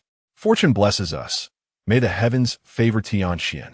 Today, we are honored to hold this celestial competition at our Tianxian sect, and we extend our gratitude to all the friends who have traveled from afar to join us. Su Changming bowed to the assembled sects, and they returned the gesture. On the surface, it appeared to be a harmonious scene. Yet, Su Xian was well aware that in the original tale, when Tianxian sect faced annihilation, none of these seemingly respectful sects extended a helping hand. Some even took the opportunity to strike a blow, revealing their insincerity. Su Changming continued, "The victor of this competition will receive generous rewards. The third place will be awarded 100,000 spirit stones along with a reversal pill." Gasps erupted from the audience. The reversal pill was a miraculous elixir capable of reviving the dead as long as a breath still lingered. Consuming this pill could restore half of a person's life, a rare treasure sought after at any cost. The crowd's eyes glimmered with fervor.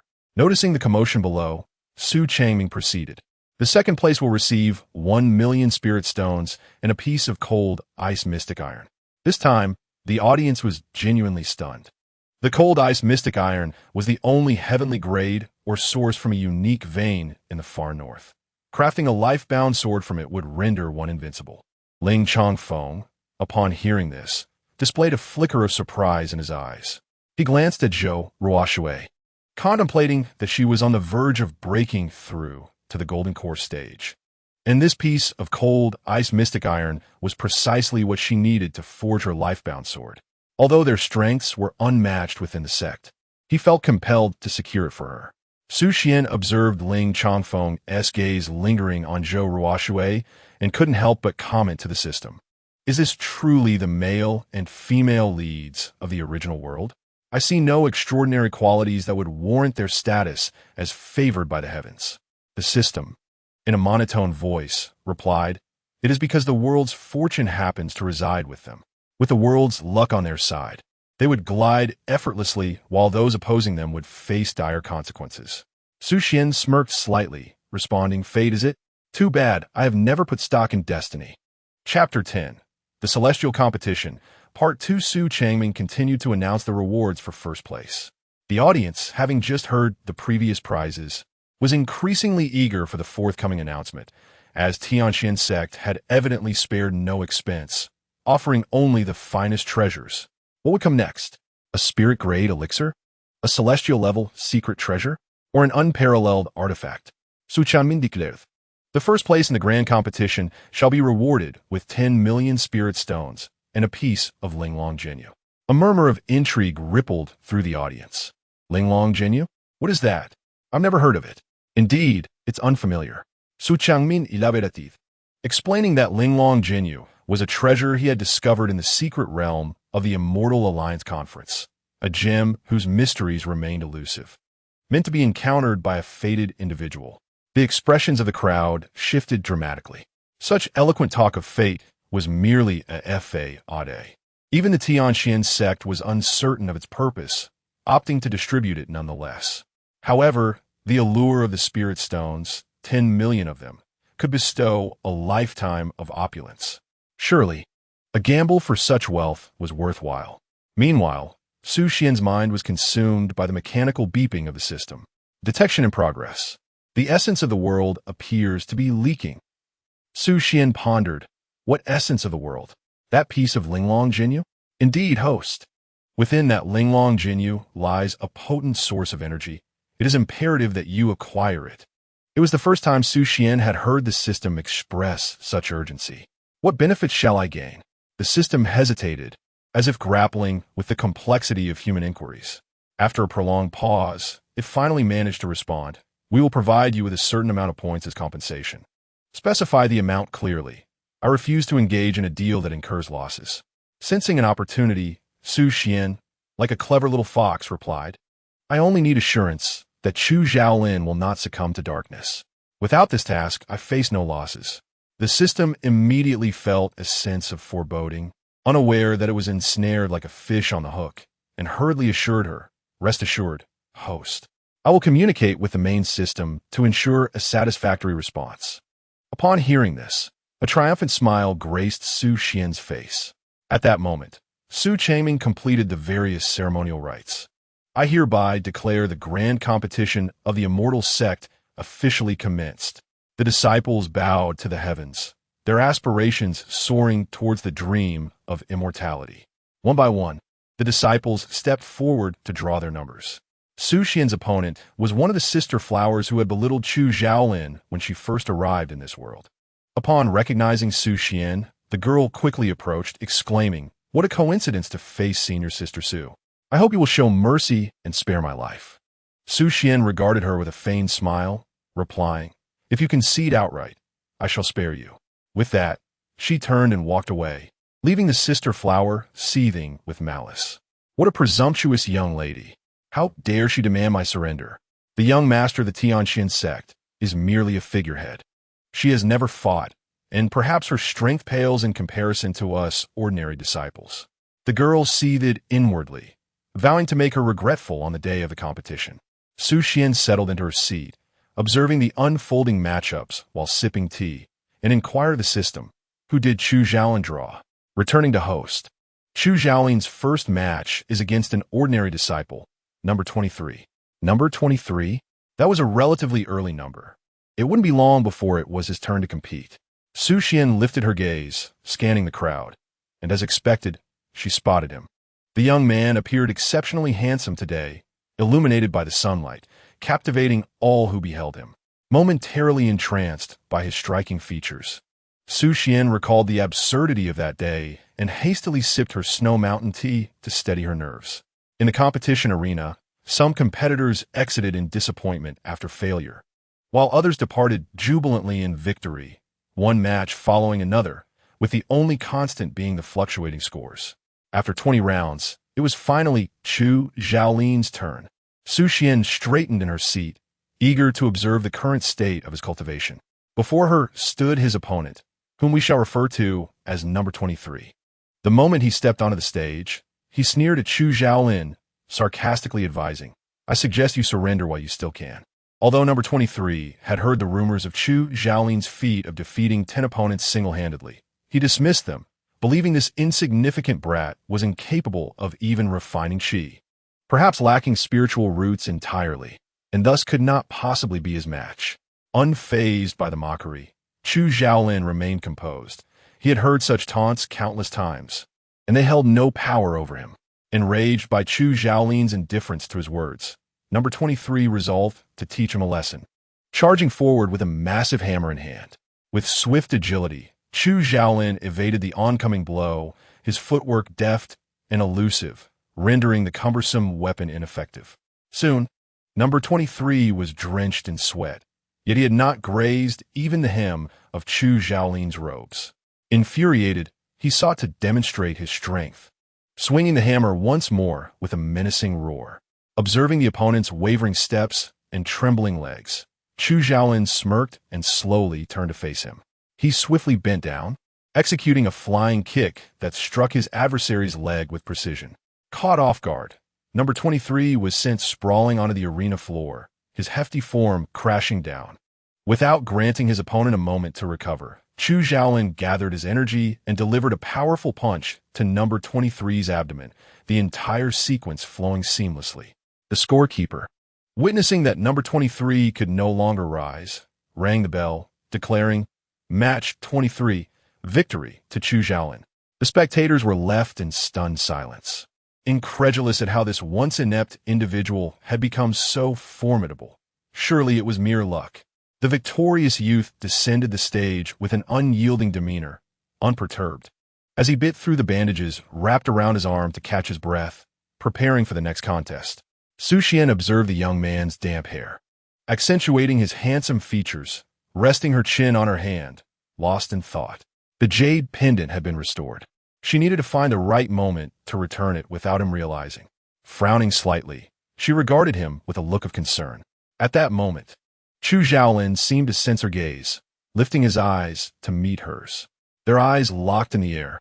Su Xian quickly averted her gaze, flustered. Chu Xiaolin studied the flustered girl before him, experiencing a peculiar sense of familiarity. He suppressed the strange feeling rising within him. What was this young lady Su plotting now? Chapter 11. Defamation. On that particular day, Su Xian had been yearning for an opportunity to approach Chu Xiaolin. However, ever since that fateful match he had triumphed in, the young man seemed to be diligently immersed in his training, evading her presence. Days passed without a glimpse of him. Although she could not locate Chu Xiaolin, her task remained at hand, as the competition with one of the sister duos was about to commence. She recalled the original storyline, where during this contest, Su Xian would be accused of employing hidden weapons. Despite her repeated protests, the crowd misinterpreted her denials as a lack of courage to admit her guilt, thus unjustly branding her with infamy. She pondered whether this time around, with her second chance, the narrative would unfold in the same manner. The competition soon commenced, drawing a throng of disciples who gathered below to observe the spectacle. I wager 5 spirit stones on Chu Jin's victory. Chu Jin was the one set to battle Su Xian, one of the sister duo. As others witnessed the betting frenzy, they eagerly joined in. Count me in. 10 spirit stones on Chu Jin. Add me as well. Chu Jin beamed with satisfaction as her pile of spirit stones soared, while Su Xian's side barely sported a meager stack. Her vanity was thoroughly gratified. What the esteemed young master of Tianxin's sect, or the noble young lady? Stripped of those titles, she was nothing but a mere wastrel, forever hiding behind her guards whenever she ventured out. This time, she would undoubtedly be her subordinate's defeated rival. As Su Xian observed the haughty demeanor of the girl across from her, she had long forgotten their previous conversation and was baffled by the hostility directed at her. In her mind, she questioned the system. Have I wronged her before? Why does she appear so smug? The system responded, Host, have you forgotten? The last time you met, you directly told her to concede. Su Xian was momentarily taken aback, unable to suppress a mix of laughter and tears. Was it so? There were simply too many minor characters to keep track of. In the original plot, Su Xian did not win that match. Instead, she was falsely accused of using hidden weapons and exited disgracefully before the contest concluded, solidifying her reputation as a failure and labeling her a petty schemer. Now, Su Xian was eager to test whether she could challenge the established rules of this world. The defamation was likely orchestrated by the female lead. Since other storylines could be altered, what the narrative involving the favored daughter of destiny? Would the protagonist forever sail smoothly through life? Before long, Su Xian was summoned to her designated number. It was her turn to take the stage. As she stepped forward, her striking beauty dazzled the onlookers, rendering them momentarily blinded. If Zhou Ruo Shui was as gentle and lovely as the moon in the sky, then Su Xian was as vibrant and captivating as flowers in the rain.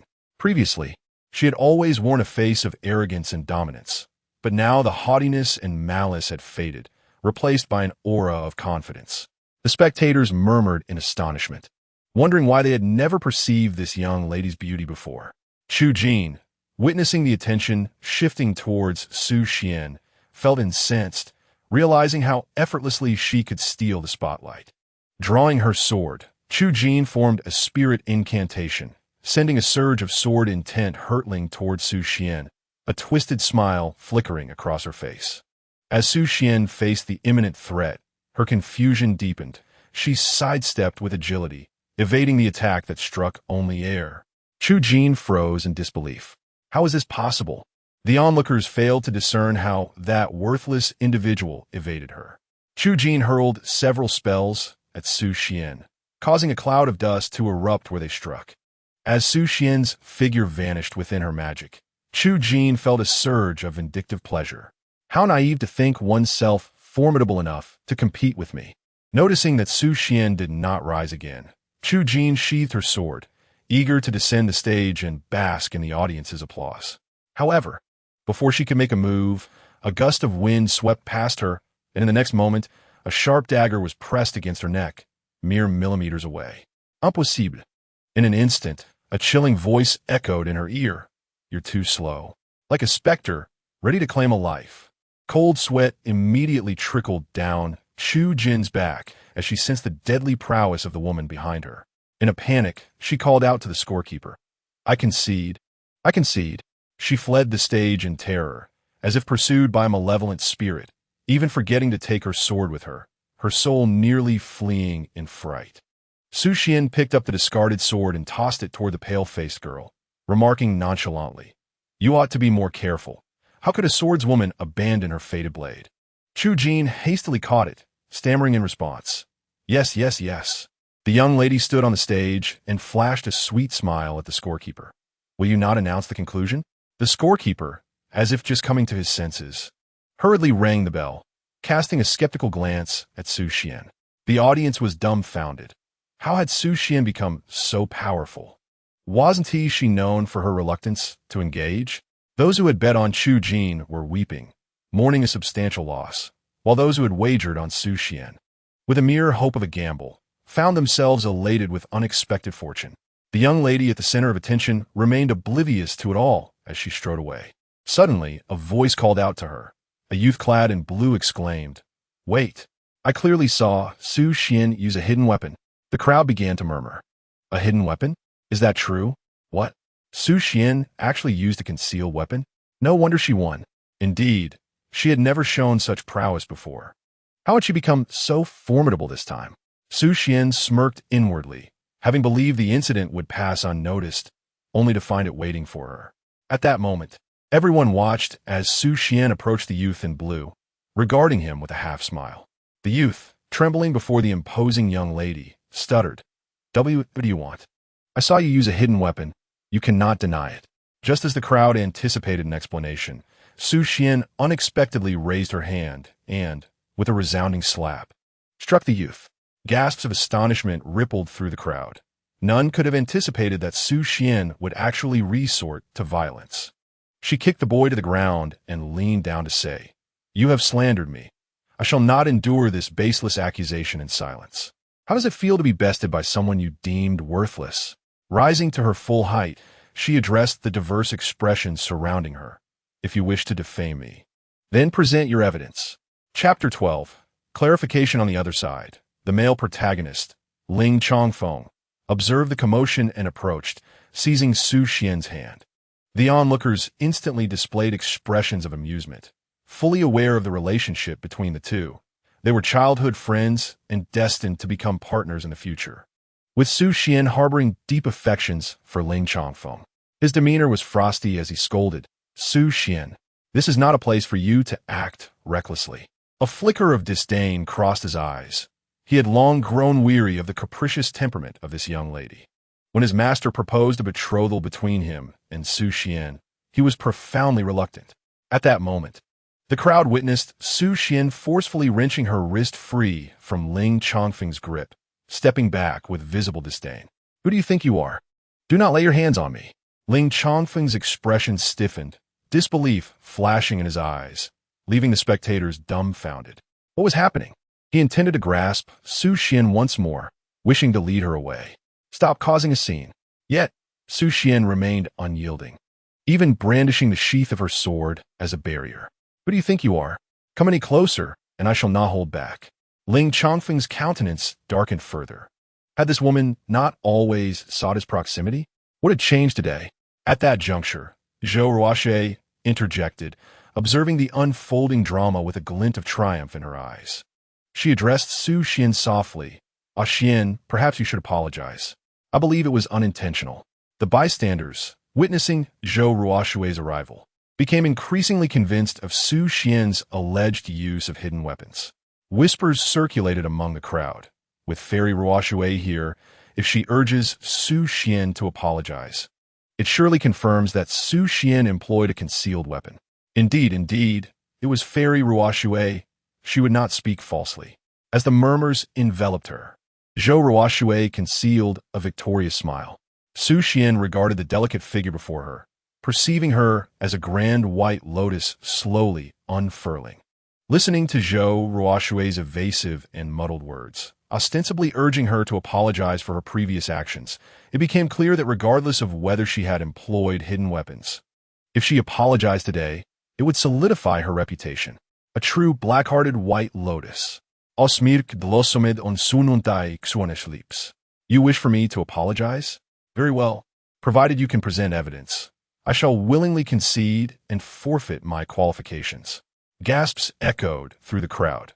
While using hidden weapons was indeed a despicable act, it was not entirely forbidden, as the competition merely judged victories. Even if they accused Su Xian of employing such tactics, it would only lead to her being scorned by the masses. Yet, she was willing to relinquish her place.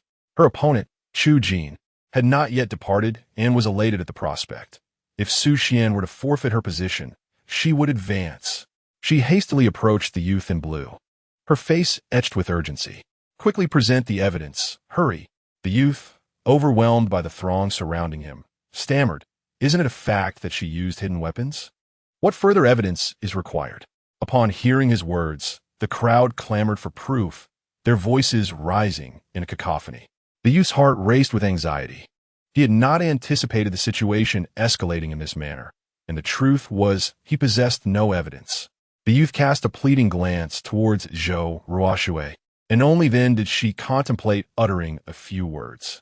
Su Xian, having observed their clandestine exchange, interjected, "Hold on.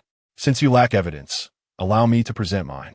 A smile graced the girl's lips, akin to that of a cunning fox, successfully luring out Zhou Ruoxue, the illustrious white lotus of a millennium. With a flourish, she produced a crystal-clear mirror from her bosom and tossed it into the air, whereupon a pale blue image swiftly veiled the sky. The Luiying mirror. Indeed, it was the Luiying mirror. Good heavens, this was the treasured artifact of Madame Qi. As Madame Qi's daughter, it was hardly surprising that Su Xian possessed it. Upon witnessing Su Xian resolutely reveal the Luiying mirror, Zhou Ruoxue's expression shifted dramatically. What was amiss? Hadn't the Luiying mirror been in her mother's possession? When had Su Xian acquired it? The Luiying mirror, whose name phonetically suggests retaining images, is a mystical artifact capable of preserving the minutiae of events. Akin to a modern high-definition camera, offering a 360-degree view without blind spots. As the scenes unfolded within the mirror, the audience focused intently, their attention unwavering, realizing that since Su Xian had unveiled the Luiying mirror, her alleged use of hidden weapons was likely a fabrication. They were not fools, and soon grasped the peculiar nature of the situation. The battle progressed frame by frame, revealing that when Chu Jin believed her spiritual technique had struck Su Xian, the onlookers beheld Su Xian, having evaded the attack with remarkable agility, positioning herself behind Chu Jin before the technique could reach her. Such astonishing, explosive power.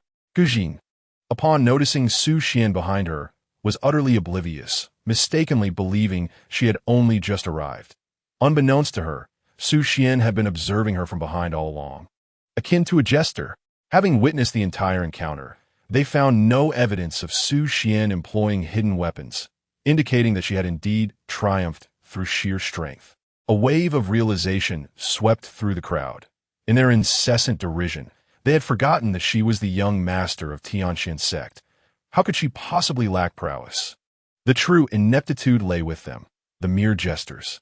Seeing the tide turn unfavorably, the young man sensed his scheme was on the verge of unraveling and hastily attempted to flee. Su Xian, quick as lightning, seized him and hurled him to the ground. "Did I permit you to leave?" she declared. Realizing the gravity of his predicament, the youth promptly knelt, pleading, "I beg your pardon, young master. I was blinded by vanity. Please, show mercy." Su Xian clicked her tongue, casting a leisurely glance at the youth, who had been directed by others, and replied, "I might consider sparing you." The youth, overjoyed, hastily expressed his gratitude, only to see Su Xian smirk and ask, "Tell me, when you were asked to produce evidence, why did you look to Zhou Shiji?" It became apparent that the Luiying mirror had not ceased capturing images. It had faithfully recorded their earlier exchange. They witnessed the youth indeed casting a beseeching glance at Zhou Ruoshui, who had intended to assist but was interrupted by Su Xian before she could speak. The scene rendered those around them momentarily speechless.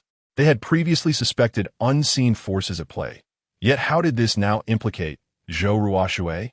Zhou Ruoshui clenched her fists and forced a smile, saying, "I did not see his gaze just now. I merely intended to put an end to this farce." Upon hearing this, everyone felt relieved. Indeed, senior sister Zhou is beautiful and kind-hearted. She could no longer bear to watch and thus stepped forward. Exactly. That slanderer should stop dragging senior sister Zhou into this. As Zhou Ruoshui observed the surrounding crowd easing their tension, she exhaled a sigh of relief. However, Su Xian immediately interjected, "Is that so? It is indeed curious. Just a few days ago, the Luiying mirror was with my aunt. If it weren't for my return, I fear I would have been unable to clear my name, even if I plunged into the Yellow River." "Senior sister, would you not agree?" Zhou Ruoshui noticed the playful glint in the girl's eyes and gritted her teeth, replying, "Is that so? Haha, what a coincidence." At that moment, Ling Chongfeng approached, brandishing his sword in front of Su Xian and Zhou Ruoshui with the intention of separating them.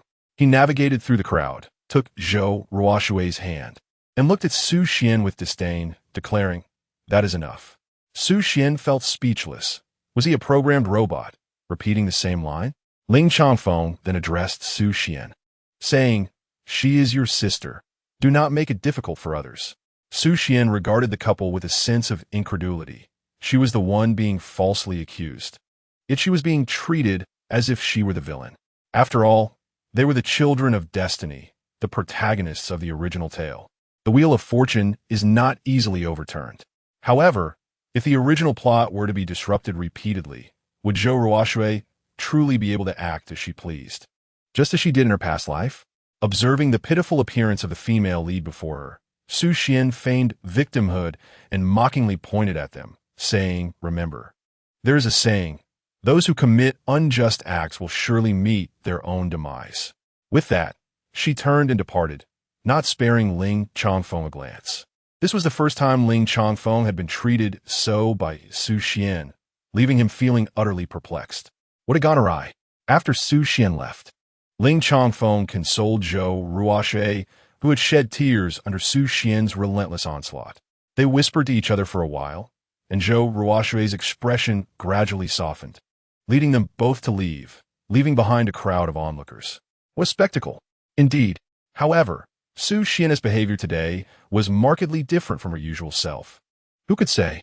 As the audience recognized that the performance had concluded, they engaged in discussion for a moment before dispersing, leaving the bustling square nearly deserted, save for a few who continued to record the scores.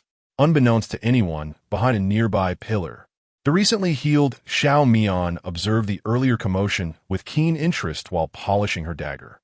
It seemed that the little girl she had seen that day was quite different from the Su Xian spoken of by others. Yet, the contrast between one's demeanor in public and in private is what makes things all the more intriguing. on the long, shaded path. The young man walked forward while paying heed to the cat-like steps behind him, a sardonic smile gradually forming on his lips. The girl trailing behind him remained unaware that she had been discovered, stealthily following his lead. System, he mused. What reason should I give to persuade Chu Xiaolin not to succumb to darkness? Should I simply present him with the jade pendant? Are you still hoping that he will become a good person in the future? At that moment, Su Xian truly felt the helplessness of being a worker. She could only curl her lips in frustration, lamenting how challenging this task was. The system, noticing her dismay, replied, Host, do not lose heart. I believe you will find an appropriate way to prevent the villain from turning dark. What difference does that make? Indeed, capitalists are incapable of empathizing with workers. Glancing up once more, Su Xian pondered how to reasonably approach him, only to find, where is he? Chu Xiaolin had vanished. A sudden chill ran down her spine as she realized she had lost track of him. Just then, a gentle voice called from behind, What can I do for you? Senior Sister Su? Turning around, she was met with the sight of a refined young man, exuding warmth and grace, which sent a shiver through her. Nothing, she replied. In that fleeting moment, Su Xian realized he must have known she was searching for him. He had always been aware of her presence behind him. She had unwittingly stepped into a trap woven by his words. Hearing her response, the young man revealed a slow smile. Senior Sister, please feel free to express your concerns. Su Xian noted that his smile did not reach his eyes, resembling a mask. Rather than beat around the bush, she decided to be forthright. Actually, I do have something to discuss. I want you to live with me. The young man's perpetual smile faltered, and he appeared taken aback. What nonsense was this young lady spouting? A shadow flickered in his eyes, but he quickly masked it, saying, Senior Sister, please do not jest. This young lady constantly tormented him, and now she was concocting yet another absurd idea.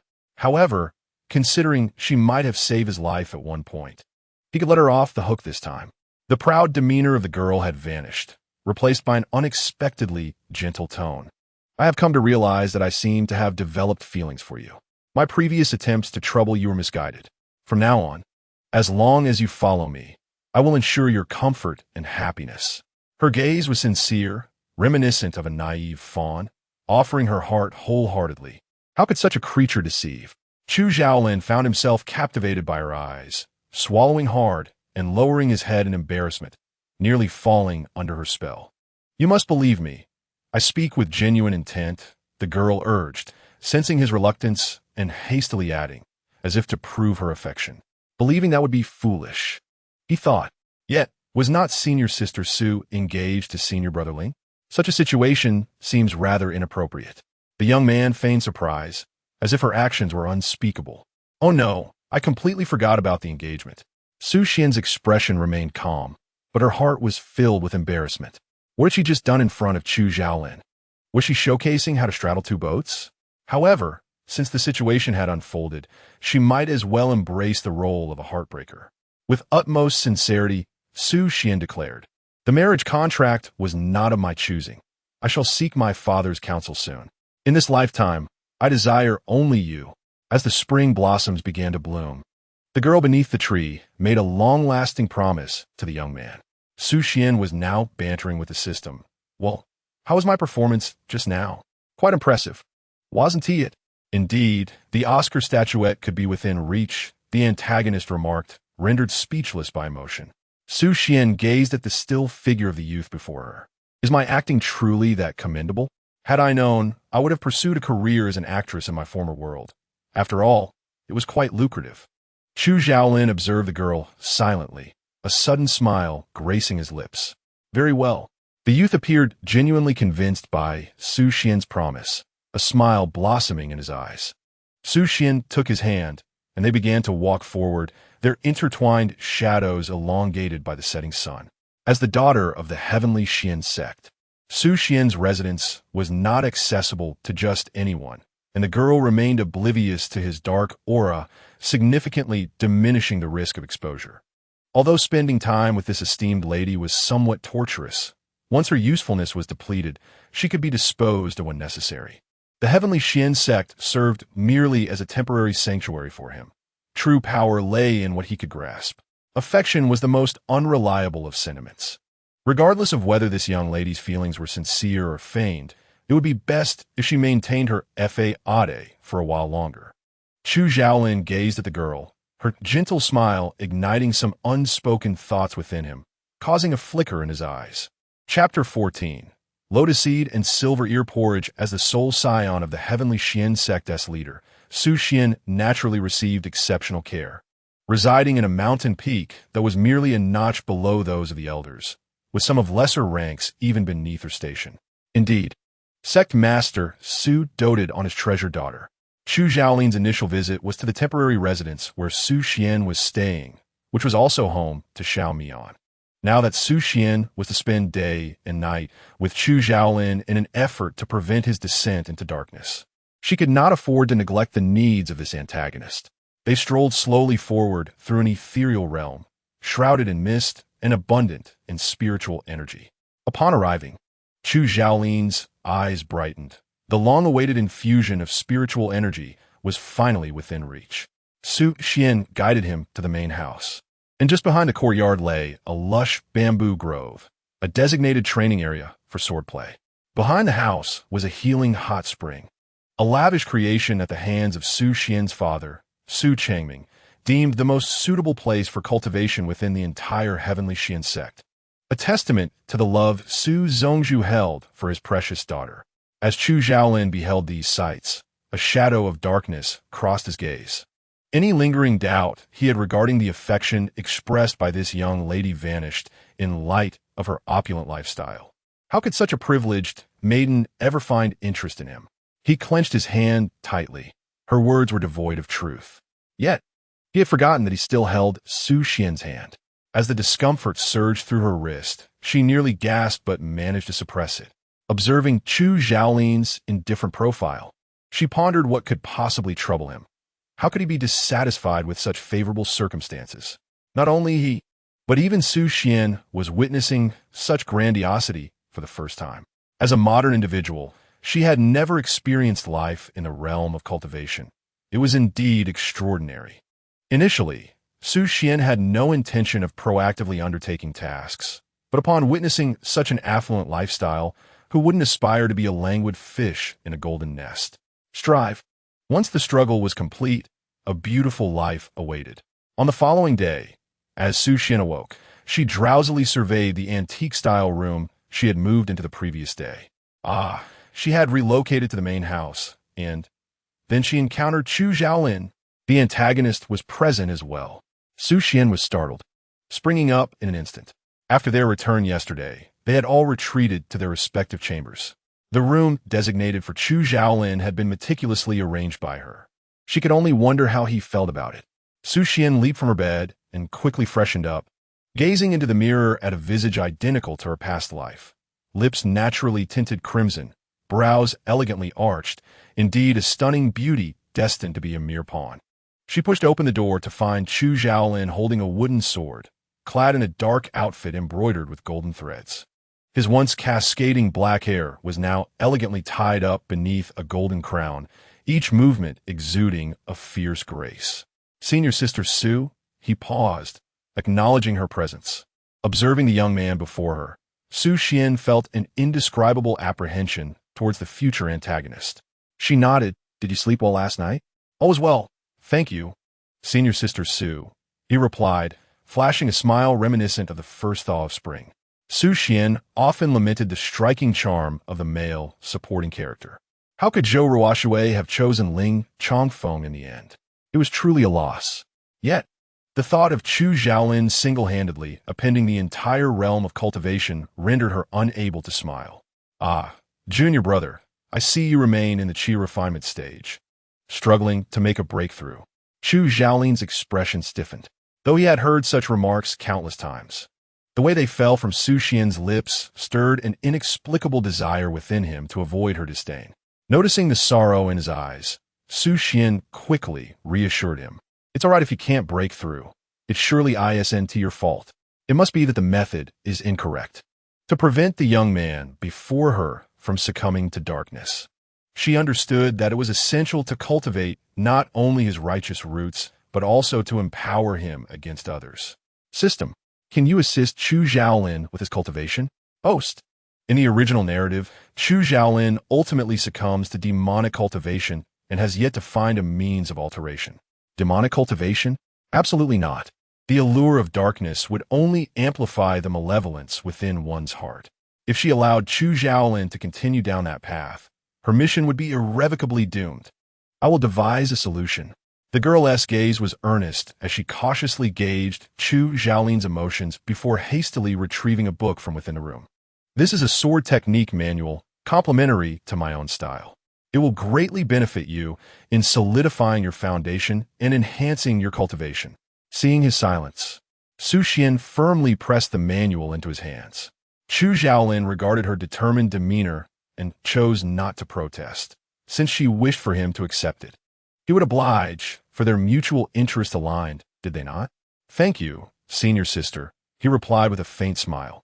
Once back in his room, he opened the manual, which contained neither hidden weapons nor any other peculiarities. Chu Xiaolin fell into contemplation. How strange. Could this young lady truly have undergone a transformation? He pondered her recent, unusual behavior. How could someone change so dramatically in just a few days? Could it be that she had been possessed? While such occurrences were exceedingly rare, they were not unheard of. Yet who would dare to usurp the daughter of the sect leader within the Tianxin sect? A flicker of doubt crossed his mind. Regardless of whether it was possession or not, as long as he could derive benefits from it, it was a favorable circumstance. Meanwhile, on the other side, after much effort, Su Xian finally managed to bring Chu Xiaolin closer, marking a significant step towards her objective. Albeit merely in terms of proximity. Nonetheless, it bore fruit. Over time, Chu Xiaolin would surely continue to reduce his darkening value. Host, the system suddenly interjected. Starteling Sushuan. What is it? Detection by the system reveals that the marketplace is currently selling a cleansing elixir that can assist Chu Xiaolin in purging his inner turmoil. Upon hearing this, Su Xian promptly replied, Not buying, I have no money. The system paused. Last time, during the sect's grand competition, you successfully altered the original plot and regained your innocence, earning 10 points. So, is the cleansing elixir also exactly 10 points? Indeed. A smirk crept onto Su Xian's lips as she skeptically remarked, System, your tasks and points align too conveniently. If it happens once or twice, anyone could discern the underlying issue. The system remained silent. Su Xian sighed, deciding not to inquire further as long as it did not hinder her mission. She exchanged points for the cleansing elixir and prepared a lotus seed and white fungus porridge, incorporating the elixir to test the flavor. She recalled that the antagonist had a penchant for sweetness. Adding a bit more sugar, it was perfect, yet she felt uneasy. What if Chu Xiaolin discerned something amiss with the taste? She glanced at the various jars and bottles on the counter, their peculiar flavors successfully masking the herbal taste of the elixir. Perfect. She knocked on Chu Xiaolin's door, entering with the porridge. I made you a bowl of porridge to nourish your body. Give it a try. Chu Xiaolin regarded her warily, eyeing the bowl as though it contained poison. Thank you, senior sister, but please set it down. I will eat later. Su Xian immediately objected. Given the antagonist's meticulous nature, he would likely discard at the moment she left. No, that wouldn't do. A trace of sorrow clouded her eyes as she realized her junior brother still did not trust her, despite her efforts. Is it not acceptable for me to eat? Chapter 15. The Sex Grand Competition. Part 3. The youth tentatively took a sip, his expression shifting through a spectrum of colors. It was worse than poison. The haphazard assortment of seasonings assaulted his taste buds, accompanied by a cloying sweetness that nearly choked him. Su Xian truly intended to poison him? Chu Xiaolin closed his eyes, forcing a sardonic smile. Senior sister, did you spill all the spice jars? Su Xian felt a pang of guilt, slightly remorseful. How could that be? Chu Xiaolin, uninterested in further dialogue with this spoiled lady, gulped down the bizarre concoction before him in one go. Seeing that her goal was achieved, Su Xian fell silent. Well then, I will just. Senior sister, the youth interrupted, taking a deep breath. Did you add extra sugar to this porridge, because you know I like it? Su Xian's throat tightened. The antagonist was quite perceptive. Of course. It was because she had read the original work. Yet, such thoughts were not meant to be shared with him. Su Xian awkwardly replied, "Ah, it's merely a coincidence. Do you enjoy sweet flavors, junior brother? I shall bring you more sugar in the future." Chu Zhaolin choked slightly, though that was not exactly what he meant. Nevertheless, it was pointless to dwell on her unpredictable nature. Why argue with her? Su Xian and Chu Zhaolin had spent numerous days together. Yet her attempts to stealthily return the jade pendant to his room had proven futile. This young man seemed to be in a frenzy, practicing day and night without a moment's respite, scarcely ever seen in slumber. He would rise at dawn to wield his sword and return at dusk to meditate, acutely aware of even the slightest disturbance. He was nothing short of extraordinary. With a bite of snowflake pastry in her mouth, Su Xian savagely indulged in another piece. The flavor was delightful indeed. Crafted from the finest Qianshan snow lotus, it was exceptional. Although there had been no progress on her part regarding Chu Zhaolin, time continued to advance relentlessly. The first round of the Immortal Sect Grand Competition had concluded, and after 3 days of score tallying, the list of those advancing to the next round was finally revealed. To everyone's astonishment, both Chu Zhaolin and Su Xian had made it through. However, given their performances, one could only wonder if luck was on their side, perhaps due to the inadequacy of their opponents. Humans tend to be this way. Regardless of how much truth is laid before them, they will only believe what they choose.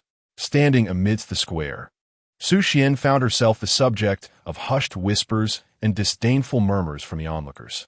A smirk graced her lips. The only way to deal with such individuals was to continually prove her worth through strength. As the young master of the Tianxin sect, she represented its dignity. How could she possibly allow herself to be bested by another in front of the myriad of immortal sects?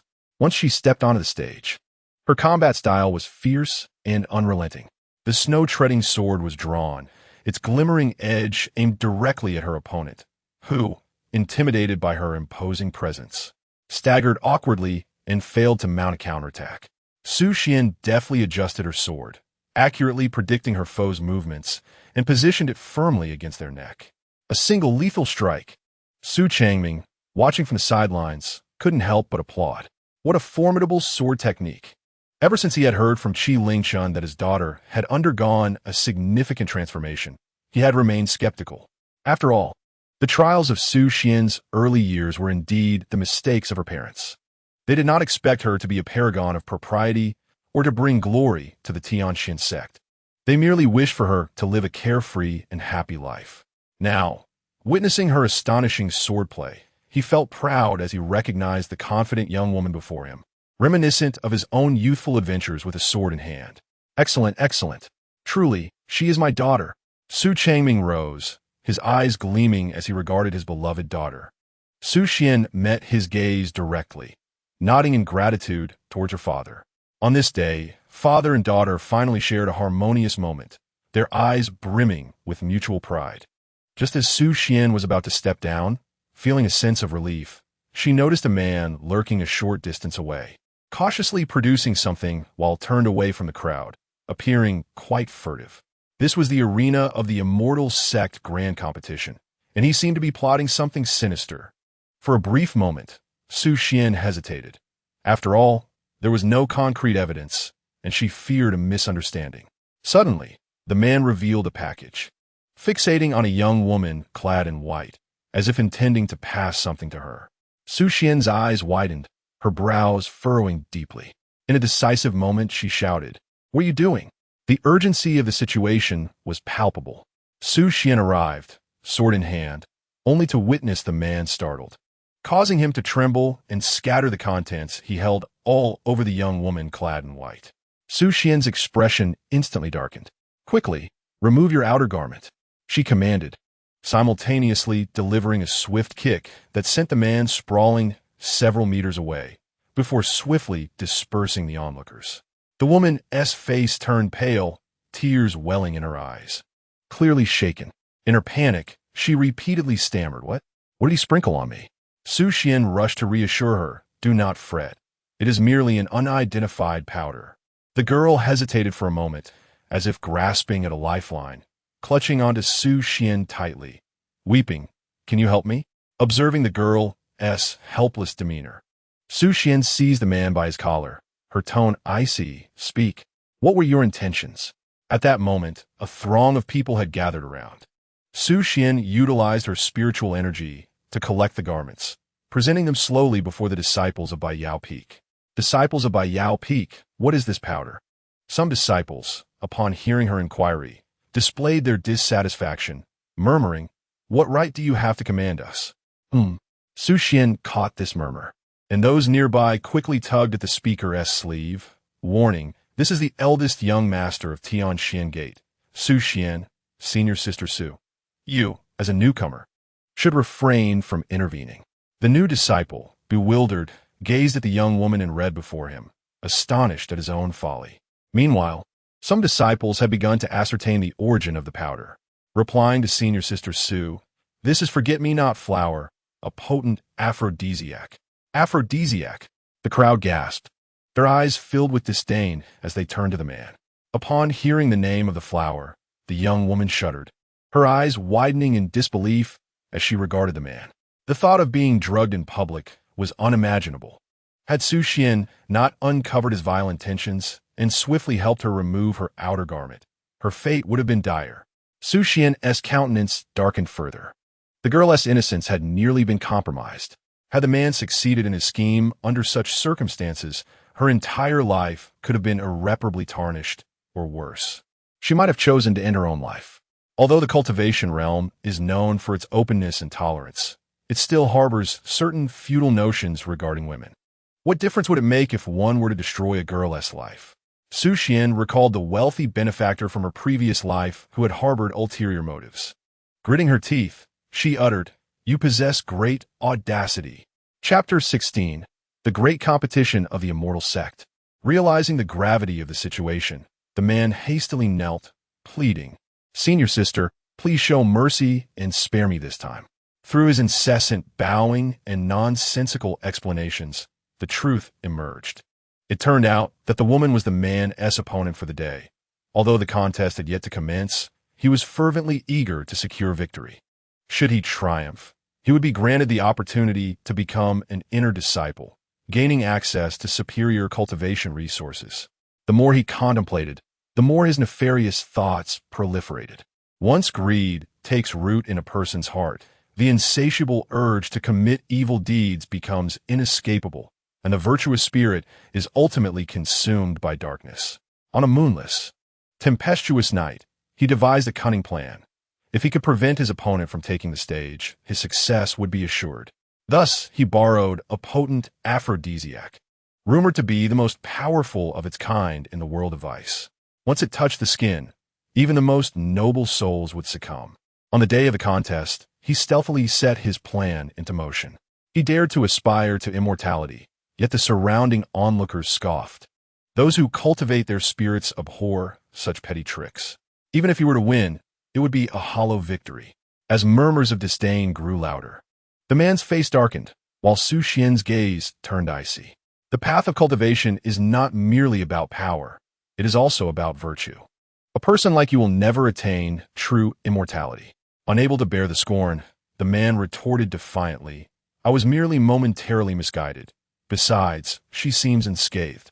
The heavens are watching. You should be thankful your scheme did not succeed, or else the fury in Su Xian's eyes would have been unmistakable. Seeing her relentless demeanor, the man hesitated, ultimately bowing his head in shame. Acknowledging his wrongdoing, Su Xian sheathed her sword and turned to leave. Just then he suddenly lifted his head, a murderous glint in his eyes, and without warning, lunged forward with a dagger aimed at the woman. She stood but a few steps from Su Xian. "Wretched woman, this is all your fault." He shouted, prompting her to scream and stumble backward. In that fleeting moment, Su Xian sprang forth, grasping the girl's arm. Their bodies collided, and the man's ferocity left a deep gash on her own arm, blood oozing forth. The girl screamed and struggled, while Su Xian gritted her teeth and addressed the onlookers. "What are you standing there for? Seize him." The crowd, as if jolted from stupor, rushed to apprehend the man, a wave of murmurs echoing through the air. At that moment, Ling Chongfeng arrived, swiftly grasping Su Xian's arm, which bore a gruesome wound. His expression darkened as he noted the pallor of the girl before him. Oh, despite her pain, gently comforted the frightened girl. It's all right now. He distinctly remembered how, as a child, she had been terrified of pain. Young Su Xian had trailed behind him like an adorable, sticky rice dumpling, her bright eyes twinkling with curiosity. Brother Changfeng, where are we going? Thank you, Brother Changfeng. You saved me once again. And when she had erred yet desired no punishment, she would plead, You are the best, Brother Changfeng. Please help me just this once. I beg you. The mischievous girl would pout her little face at him, leaving him no choice but to sigh, his heart softened countless times. You mustn't do this again. In response, Su Xian would smile with her eyes crinkled in delight, her pitiful demeanor merely an act. Yet Ling Changfeng would always leap into the fray, not wanting to see disappointment cloud her features. When did everything change? Ling Changfeng still vividly remembers that after the trial outing, he brought Su Xian her favorite snowflake pastry. However, the girl did not rush towards him with the usual delight. What he witnessed, Su Xian, with an air of arrogance, treated the servants with harshness. No longer the tender-hearted little girl who would soften at the sight of an ant.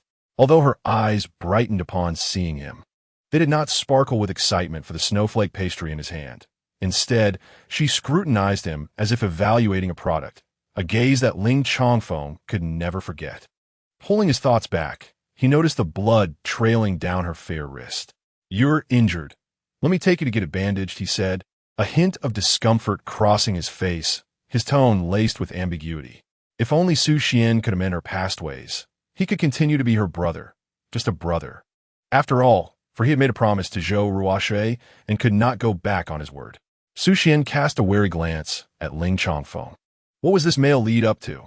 His inexplicable gaze sent a chill through her, an unsettling premonition stirring within her. Fortunately, he had come to assert his presence. Otherwise, she might have forgotten the existence of their engagement altogether. Although her earlier words to Chu Xiaolin about breaking off the engagement had been impulsive, merely a bargaining chip to hold him back, she did not wish to be entangled in this inexplicable engagement for this lifetime. Being a stumbling block in the romantic path of the protagonist would yield no favorable outcome. Standing firm, Su Xian nonchalantly addressed Ling Changfeng. Just right, you're here. I have something to discuss with you. Upon seeing her icy demeanor, a stark contrast to her previously delicate approach, his displeasure grew, and his tone sharpened. What is it? We should annul our engagement. A clap of thunder erupted in the still air. Gasps echoed around them. Ling Changfeng froze, incredulity written across his face. What did you say? Su Xian repeated, seemingly indifferent. We shall dissolve the engagement.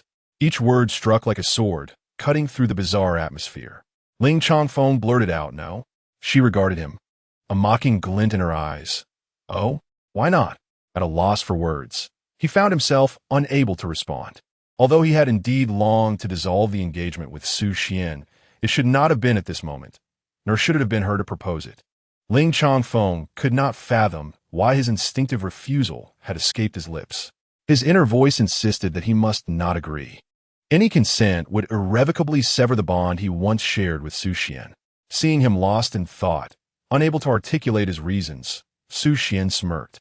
Leaning closer to whisper in his ear, Look behind you. A beauty stands there, heartbroken over your words. How pitiful. Ling Changfeng instantly pivoted, only to find Zhou Ruoshui standing behind them, her face pale, as if witnessing their entangled figures. Panic surged within him as he sought to explain. Su Xian watched his anxious expression and added, Ling Shixiang, do not disappoint the beauty. You hold the fair moon in your embrace. Do not be foolish in this moment. I await your good news. Upon finishing her words, she departed directly, leaving the surrounding disciples in a state of stunned disbelief, as if they had just heard an earth-shattering revelation. Truly, the affairs of their esteemed sect were nothing short of thrilling. Meanwhile, Ling Changfeng and Zhou Ruoshui resumed their intimate exchange, appearing to bask in mutual affection, unbeknownst to anyone that a flicker of malice crossed Zhou Ruoshui's eyes, her nails seemingly digging into her flesh. Su Xian, Chapter 17. Reunion with Xiao Mian. Su Xian grasped the trembling girl and led her away. both preparing to tend her wounds. The girl felt a mix of fear and relief. "Thank you, Sister Sue. If it weren't for you, I might truly have." As she spoke, her gaze fell upon the blood on Su Xian's arm, causing her to shudder once more. "What should I do? I've caused Sister Sue to bleed." Su Xian glanced at the wound, attempting to wipe away the blood, but upon contact, a piercing pain shot through her, causing her to gasp. "It's nothing." The girl stared at Su Xian, eyes wide with disbelief. Despite sustaining such a grievous injury, she remained stoic. Truly, Sister Sue was remarkable. In the past, she had merely observed Su Xian from a distance, too intimidated to approach, and her impressions were largely shaped by hearsay. Most described her as arrogant and ruthless, a formidable presence. Yet today, Su Xian had rushed forward without hesitation. Regardless of others' opinions, Su Xian was cold on the outside, yet soft at heart. She was, in fact, the radiant moonlight in the depths of her heart. Zhou Ruoshui, with her constant fade of false sincerity, seemed to deliberately draw close to Ling Chongfeng, who was already betrothed. What did she represent? If not a mere illusion of purity? Su Xian was oblivious to the peculiar thoughts swirling in the girl's mind. As she suddenly transformed her gaze into one of starry admiration, looking up at her with awe. As they arrived at Baiyao Peak, Su Xian was the first to step into the hall, gesturing for the girl to return. The girl obediently followed her command, reluctantly bidding farewell before departing. Su Xian was left even more perplexed. Upon entering the secret chamber, she prepared to fetch some medicine, only to encounter an unexpected figure, Xiao Mian. It then dawned on her that Xiao Mian had indeed appeared several times within the Tianxian sect in the original narrative, seemingly holding some position of authority. Observing him now clad in the attire of a Baiyao Peak disciple, with his hair simply tied back, Su Xian realized his remarkable capabilities. In just a few short days, he had ascended from obscurity to the status of an ordinary servant disciple at Baiyao Peak. Was it a reflection of the laxity within Baiyao Peak? Or did it speak to Xiao Mian's true prowess? Upon spotting her, Xiao Mian greeted her with a gentle smile, the simplicity of his disciple's garb failing to obscure his inherent nobility. He approached her with measured steps. "Miss Su, it is a pleasure to see you again." He bore none of the disheveled appearance from their first encounter, appearing as though transformed. Yet, Su Xian knew well that this individual was not to be underestimated. "You possess a modicum of skill, having swiftly acquired a new identity." Su Xian took a seat, revealing her bloodied wound as she prepared to apply the medicine. Xiao Mian's presence here was a mere thread in the tapestry of the original storyline. She preferred to remain uninvolved, as long as it did not disrupt the main plot. Xiao Mian deftly sidestepped her inquiry, his tone gentle. "Miss Su, you have been injured. The last time I encountered Miss Su, it was you who rescued me." As she spoke, she delicately applied the healing ointment to the gaping wound. The girl's arm, fair and smooth as fine jade, bore a wound that seemed to have violently marred a beautiful canvas. Xiao Mian glanced at it and sighed, remarking that the more exquisite the object, the more shocking its destruction. Su Qian felt a chill at his inexplicable words. For a moment, the room fell silent, save for the sound of their breathing. Noting the girl's furrowed brow and her silence, Xiao Mian subtly tightened the bandage. "Sukyangast inaling sharply." "I apologize," Xiao Mian said, gradually wrapping the wound. "This time, I have also assisted Miss Su. How can this not be considered a mutual exchange?" Su Qian understood he referred to the promise he had made her previously. This fox was indeed shrewd, unwilling to incur any loss. Xiao Mian smiled, dismissing the notion of merely exchanging a bandage for a promise. "I shall honor that promise. For anything within my capacity to assist, you may seek me out. But, Miss Su, will you still be injured within the sect?" Su Qian cautiously raised her arm, stating, "Everyone is susceptible to injury, including young ladies." While organizing the medicine box, Xiao Mian glanced toward the door. "Earlier, I noticed another woman accompanying you. Did you sustain your injuries while aiding her?" Su Qian paused, recognizing the logic in his vigilance. "I merely shielded her for a moment." Xiao Mian gazed at her with an inscrutable expression. "Is it worth enduring harm for the sake of others?" Su Qian stood, replying, "It is not a matter of worth." After casting him another glance, she added, "Do we not save each other as well?" Xiao Mian slowly raised an eyebrow, observing the intriguing silhouette of Su Qian as she departed. After leaving, Su Qian did not return to her room, but instead went directly to interrogate the man who had attempted to poison her. The dungeon was dark and cold, devoid of sunlight. Upon entering, she felt a chilling gust of wind. She quickly approached the man. "Who provided you with the powder? Speak." The area was filled with various torture instruments, and before she could commence her questioning, the man, terrified, divulged everything. He confessed that the powder laced with forget-me-not had been given to him by another group who often descended the mountain for merriment. With such substances, they could revel with greater abandon. After hearing this, Su Qian turned to leave. Susihi, please spare me this once. I truly regret my actions." The man wept bitterly, not wishing to be confined in this sunless cell. In just one day, he had transformed from a distinguished disciple of the Tianxian sect into a prisoner. Su Qian hesitated momentarily, but did not turn around. Instead, she coldly inquired, "Did you consider sparing that woman today, in the square?" The man fell silent, ultimately collapsing in defeat. Su Qian discovered that the group responsible for the drugs was none other than the same crew who had ambushed Chu Zhaoling that day. They had also administered forget-me-not to him, albeit in a small dosage, merely inducing slight discomfort. Thus, it was no wonder that Chu Zhaoling had been disoriented and had even bitten her. Su Qian recalled the force with which Chu Zhaolin had bitten her. After commanding her subordinates to eliminate that group entirely and expelling them from their discipleship, she declared that such vile individuals had no place in the Tianxian sect. From that moment on, their re-entry into the sect would be strictly prohibited. It was also high time to cleanse the sect of its undesirable elements and nefarious characters. Su Qian's thoughts drifted back to her target, Chu Zhaolin. It was he who had been subjected to continuous humiliation and oppression, in a world rife with malevolence. How was it that he had become the villain? The image of the slender youth from that day resurfaced in her mind, replaying over and over. Chapter 18. The fish has taken the bait. Upon returning to her quarters, Su Qian discovered that Chu Zhaolin had yet to arrive. What a splendid opportunity to place the jade pendant. She pushed open his door and observed the furnishings within. The table was crafted from exquisite golden silk namu, and the other items were equally valuable, a stark contrast to the dilapidated abode he once inhabited.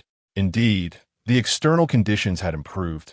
Surely, the antagonist's plight must have lessened, and his darkening value should significantly decrease. Just as she intended to set down the pendant and depart, she overheard a conversation between two maidservants outside the door. "I wonder what luck Chu Zhaolin has struck to earn the young lady's favor. Indeed, what could she possibly see in him? Though his appearance is handsome, she has already set her heart elsewhere." Su Qian sensed the dissatisfaction in the maid's tones. While Chu Zhaolin was indeed handsome, did she truly have another in her heart?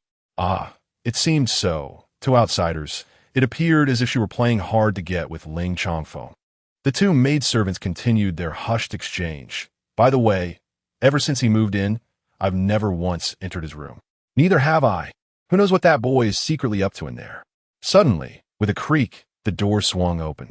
Suswan, Adamskrost, leaned against the doorframe with a bemused expression. "Please continue. I'm quite intrigued to hear more." The two maidservants immediately knelt. Miss. They thought to themselves that they were doomed. Having been caught gossiping in front of the young lady, they had heard that those who angered her in the past met with dire consequences. Observing the trembling maids before her, Su Qian felt a twinge of helplessness. What had the original owner done to instill such fear in them? Her voice, cool and composed, broke the silence. "Chu Zhaolin is now my guest, and as such he deserves the proper courtesies. You need not concern yourselves with his room or interfere in his affairs." How absurd it would be for her to meddle in the matters of a villain. All she needed to do was safeguard her own life and accomplish her task. The two maids responded in unison. "Yes," Mississippi glancing at the sky. Su Qian calculated the time. "Chu Zhaolin should be returning soon. You may leave now." "Yes?"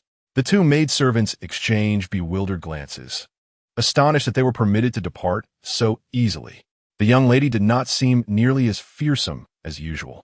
Just then, Su Qian called out to them once more. "Wait." In an ephemeral moment of silence, The two maids turned around, revealing smiles that were more distressing than tears. "What are your instructions, miss?" they inquired. "Today, you shall act as if you have never seen me. Do you understand?" The maids were momentarily taken aback, unable to comprehend why the young lady would issue such a command, especially since the entire mountain peak was her domain. However, they dared not ponder further and quickly acquiesced. Seeing that her plan had been set in motion, Su Xian departed, leaving the two attendants to speculate on her intentions. Upon returning to her chamber, Su Xian took a sip of tea to steady her nerves. She had just returned the jade pendant of Chu Xiaoling, despite the inherent risk of exposing her identity. Yet, as long as she remained steadfast in her denial, what could be done? Moreover, if he truly deduced her identity, he might still grant her a chance at survival. The thought of this brought a headache to Su Xian. Not only did she need to thwart the villain's descent into darkness, but she also had to maintain her own identity, an exceedingly arduous task. Meanwhile, upon his return, Chu Xiaoling immediately sensed that someone had entered his room. Though the signs were subtle, it was evident that the intruder had meticulously restored everything to its original state. Little did they know, Chu Xiaoling placed his furnishings in the same positions daily, all in an effort to catch the thief. It seemed he had finally succeeded. A smirk graced his lips as he approached the bedside, his hand reaching under the pillow, where, as expected, he found it. The pristine jade pendant lay unscathed in his palm. He marveled at her methods. It appeared as if the pendant had been returned in exactly the same condition, still warm to the touch and faintly fragrant. Observing the pendant, his expression softened, for he already knew who was responsible. He placed the pendant against his chest and made his way toward the door, only to pause after a few steps. No, he could not seek her out. Chu Xiaoling suppressed the peculiar feelings swelling within him and opened the door, where he found the maid waiting in her usual spot. Approaching her, he noted that she typically regarded him with a fleeting glance, often tinged with disdain. However, today, her demeanor was one of utmost respect. "May I inquire if you have seen Miss Su today?" The young man, exuding charm, wore a smile that hinted at his eagerness for an answer. Just as the maid was about to respond, she abruptly recalled Su Xian's directive. "You have seen nothing of me today." "So that was it," the maid resolutely replied. "To answer you, Master Chu, I have not seen Miss Su today." Chu Xiaoling's steps faltered, his previously warm expression suddenly frozen. No rush, he thought. Su Xian had played with him before, and he would let her have this round. Nevertheless, he already knew the answer, did he not? The maid, observing Chu Xiaoling's momentary stiffness, seemed to have a realization and unexpectedly burst into laughter. After thanking her, she departed. The maid, somewhat bewildered, wondered why she was being thanked when she had not spoken the truth. Shaking her head, she mused on the peculiarities of cultivators. Meanwhile, Su Xian was deep in thought, contemplating how to alter the forthcoming events, when the system in her mind began to emit frantic beeps. Host, quickly check the corruption value of Chu Xiaoling. I am detecting fluctuations in the data. Su Xian, taken aback, commanded the system to investigate. What? Do you no longer require my points? Su Xuan murmured softly. The system's cacophonous sounds abruptly ceased, and if it possessed a physical form, it would undoubtedly resemble a cat unable to conceal its tail, desperately attempting to disguise its embarrassment. Host, Su Xian had long suspected that this system was undoubtedly deceiving her. Otherwise, how could it be that every time she gained points, they would coincidentally be required for use? This time, she had finally seized upon a flaw in this artificial intelligence's logic and was determined to extract its secrets today. Leisurely, Su Xian settled down and spoke gradually. The moonlight tonight is exceptionally beautiful, isn't it? The system fervently concurred. Indeed. After scanning the sky once more, it revealed a scene of thick, ominous clouds. Far from a moonlit night, not even a single star graced the heavens. Su Xian then picked up her tasseled fan, gently swaying it while fiddling with its embellishments. I feel rather fatigued today. I am not particularly inclined to undertake this task. Upon hearing this, the system was thrown into a frenzy. If it had a face, it would be displaying a myriad of colors, struggling to contain its distress. Su Xian remained patient, counting down. 3, 2, 1. Speak. Chapter 19. It was a piece of candy. Now, tell me, what else are you concealing from me? Suswan Youth, finally coaxing the system into revealing something of value. In truth, the host corruption detection module can be activated with just 1 point, and subsequent queries require no points. The system acquiesced meekly, resembling a bullied little wife. Su Xian had long sensed something amiss. It was her task, yet each time she came, she was made to expend points. It was simply unacceptable. What have you been doing with those points? Su Xian questioned, still wary of this artificial intelligence. Although it was her only bridge to this otherworldly realm, a lack of transparency could lead to significant troubles. To repair energy. Su Xian then grasped that the system functioned as a management bureau, with System 006 overseeing the realm of this particular narrative. After it had been obliterated by Chu Xiaoling in her previous life, both the system and the heavenly path had sensed an anomaly, but had stealthily failed to report it to the Central Bureau. If the Central Bureau were to discover that an entire world had been annihilated within their jurisdiction, they too could face retribution. They scavenged and pieced together what they could, ultimately gathering sufficient energy to initiate a time reversal. However, upon witnessing the timeline regress to several centuries prior in the realm of cultivation, they were reminded of the eventual outcome. The two entities, neither human, pondered deeply and finally conceived the idea of drawing souls from other worlds, fortuitously encountering Su Xian, a hapless individual who had recently passed away at great expense of spiritual energy. This was precisely why the system became alarmed whenever Su Xian expressed her unwillingness to continue. If she failed to complete her task, the concealment of information coupled with the unauthorized attempt to alter the plot by pulling in a foreign soul would remain unfulfilled. This brief existence of a system would come to an end. Listening to the system's anxious, quavering mechanical voice echoing in her mind, Su Xian remarked, "So, the heavenly path is united with you?" That seems to be the case. Observing her system's bewildered expression, Su Xian couldn't help but feel exhausted. How come others could traverse into narratives and wield their systems with great prowess, while upon her arrival, her system could only respond with respectfully what to do? However, altering the storyline can indeed yield points, and the items available in the shop can also be exchanged for these points. They're quite useful, are they not? This is indeed true. Some of the items redeemed with points can prove unexpectedly effective in urgent situations. So, what is the current level of Chu Xiaoling's corruption value? It has already decreased to 75. The Restoration Jade Pendant has reduced the corruption value by 10. Thankfully, with a few more successful alterations to the plot, success is just around the corner. With this thought, Su Xian felt invigorated. Suddenly, she recalled the identity of the time traveler. She had already confirmed it was not Xiao Mian. That day, when Xiao Mian helped her apply medicine, the system had detected that there was no otherworldly soul within Xiao Mian, undoubtedly indicating she was a character from the original story. So, who could it possibly be? An idea flashed through Su Xian's mind. As she pushed the door open to step outside, she unexpectedly collided with Chu Xiaolin. Like a spring breeze rustling through the treetops. Where are you headed, senior sister? Since that day, when Su Xian had given Chu Xiaolin the lotus seed and silver ear kanji infused with cleansing elixir, they had not met again. Seeing her demeanor as if she were trying to avoid him, Chu Xiaolin felt a twinge of annoyance and said languidly, "Did you not say you liked me, senior sister? Why do you seem so reluctant to see me?" Su Xian touched her nose. "What a coincidence, junior brother, haha." Chu Xiaolin cast her a wounded glance.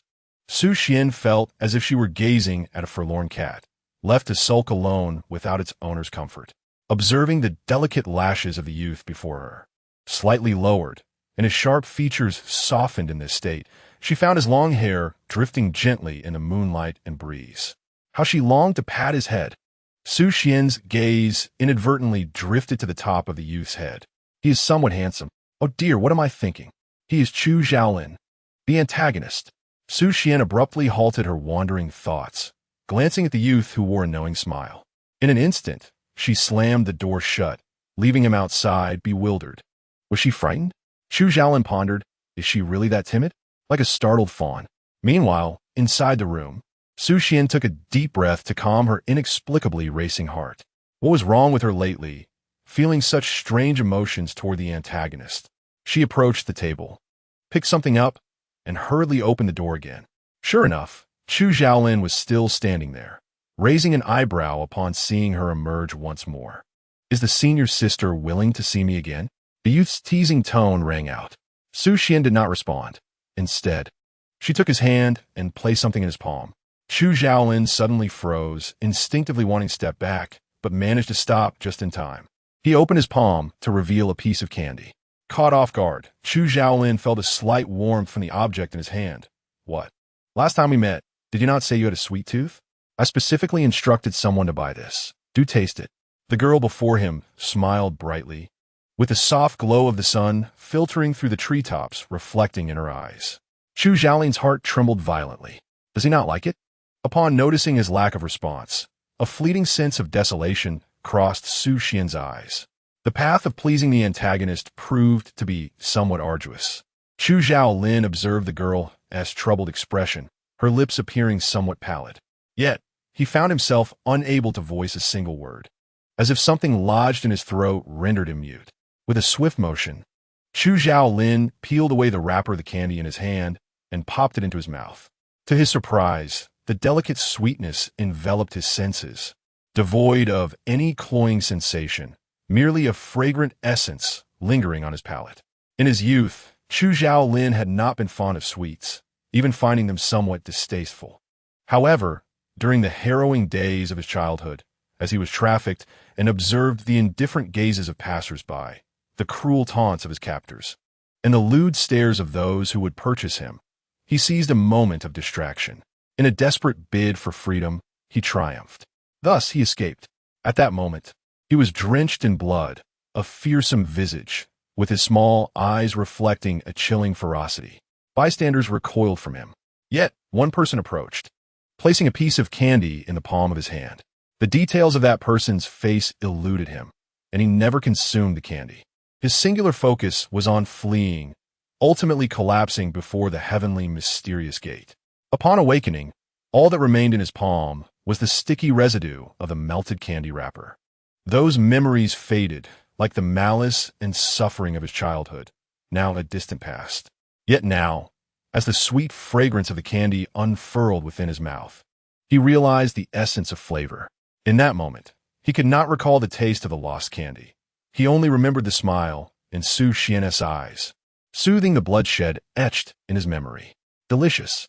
Thank you, senior sister, he replied. Chapter 20. What the sister saw in the end. Chu Xiaolin made a hasty retreat. He felt as if the unusual sensation rising from within was scorching him. A heartbeat, rapid and unprecedented, urging him not to look back. Su Xian, watching his panicked figure, was somewhat astonished. Was the antagonist truly so easily appeased? After the two returned to their respective rooms, Su Xian sat on her bed, her earlier thoughts of seeking clues interrupted by Chu Xiaolin. Choosing to set aside her intentions, she decided to rest, planning to search anew the following day. With this thought, Su Xian felt an immediate release of pressure, swiftly slipping into a sweet slumber. Meanwhile, upon returning to his room, Chu Xiaolin calmed his racing heart, picked up a water jug, and with trembling fingers poured a generous glass of water, which he gulped down hastily. The tiny droplets cascaded down his throat, scattering as his Adam's apple bobbed. Yet, as he swallowed, the sweet flavor vanished. A sleepless night ensued. On the following day, Su Xian merely exchanged a greeting with Chu Xiaolin before departing. The girl, untouched by worldly adornments, donned a pale blue dress that softened her vibrant aura. Chu Xiaolin nodded, returning to his sword practice, but the image of the girl's enchanting smile haunted his mind as he shut his eyes. He shook his head, refocusing on his training. This was his daily ritual, yet his footsteps lacked the usual steadfastness, revealing the distraction of his thoughts. With a determined swing of his sword, he struck with greater force than usual, leaving sharp marks on the bamboo post. Chu Xiaolin gazed at the departing figure of Su Xian, leisurely polishing the blade of his sword. It seemed that the events of yesterday had impacted only him, continuing to perform intricate sword maneuvers. The vibrant energy he wielded forcefully struck the ground, marking the path that Su Xian had just traversed.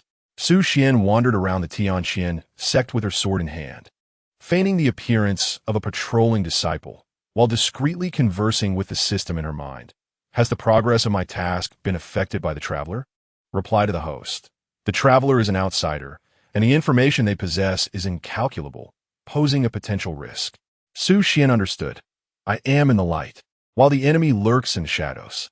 For Su Xian, as long as the identity of the traveler remained unknown, the uncertainties would only magnify. At that moment, a disciple clad in the sect's uniform hurried towards her, his wide-sleeved robe adorned with vividly embroidered crane patterns, as if they were poised to take flight at any moment. He was an inner disciple. Upon seeing Su Xian, his expression brightened with delight, and he bowed respectfully. Greetings. Senior Sister Su. Although the Tianxian sect was open, certain protocols remained in place, especially after Su Xian's impressive performance at the recent sect competition. Now, the entire sect had revised its perception of this remarkable woman. While they may not fully submit to her, the basic courtesies were still observed. Su Xian acknowledged him with a sound, intending to continue her path. Senior Sister, please wait, the disciple called out.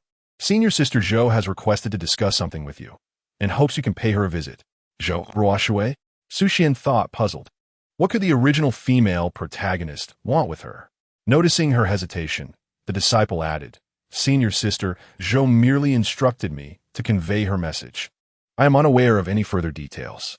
He lowered his head hastily, for it was well known that since the dramatic events at the sect competition involving Su Xian, Ling Chongfeng, and Zhou Ruoshui, the trio had become a frequent topic of conversation throughout the sect. Their relationships were quite delicate. The disciple had unfortunately stumbled upon Zhou Ruoshui seeking Su Xian, and only realized the awkwardness of his situation when he stood before her. Truly an inauspicious outing. Su Xian nodded, not wishing to put him in a difficult position, indicating her understanding, and then set off towards Zhou Ruoshui's peak. The disciple, relieved by her acquiescence, quickly took his leave. Zhou Ruoshui's peak was a significant endeavor orchestrated by her uncle, acquired from Su Changming. The peak soared into the clouds, surrounded by green mountains and flowing waters, a veritable paradise. Yet, it still paled in comparison to Su Xian. Upon reaching Zhou Ruoshui's door, Su Xian knocked. Yet after a considerable time, there was no response from within. What does this mean? Is that disciple deceiving me? Su Xian hesitated, scanning her surroundings, but finding no suspicious signs. Stepping back, she raised her treading snow sword and forcefully kicked the door open. There was no one inside. Resolute, Suxuan Stiptin. As she entered the room, she was taken aback by the identical layout of Zhou Ruoshui's chamber. It mirrored her own. No, it should be said that the original Su Xian had altered the room's ostentatious decor upon her arrival. Su Xian strolled to Zhou Ruoshui's bedside, scrutinizing her closely. The ethereal beauty presented a gentle and demure facade, yet beneath this serene exterior lay a deep-seated jealousy towards the original owner. Otherwise, why would she feel compelled to replicate everything within a room? It seemed she had long coveted all that the original owner possessed. Su Xian's gaze fell upon a dark green vase on the bedside table. After a moment of contemplation, she reached out to twist it. Suddenly, a passage opened up in the surrounding wall. Su Xian clapped her hands, bemused by the female protagonist's naivety.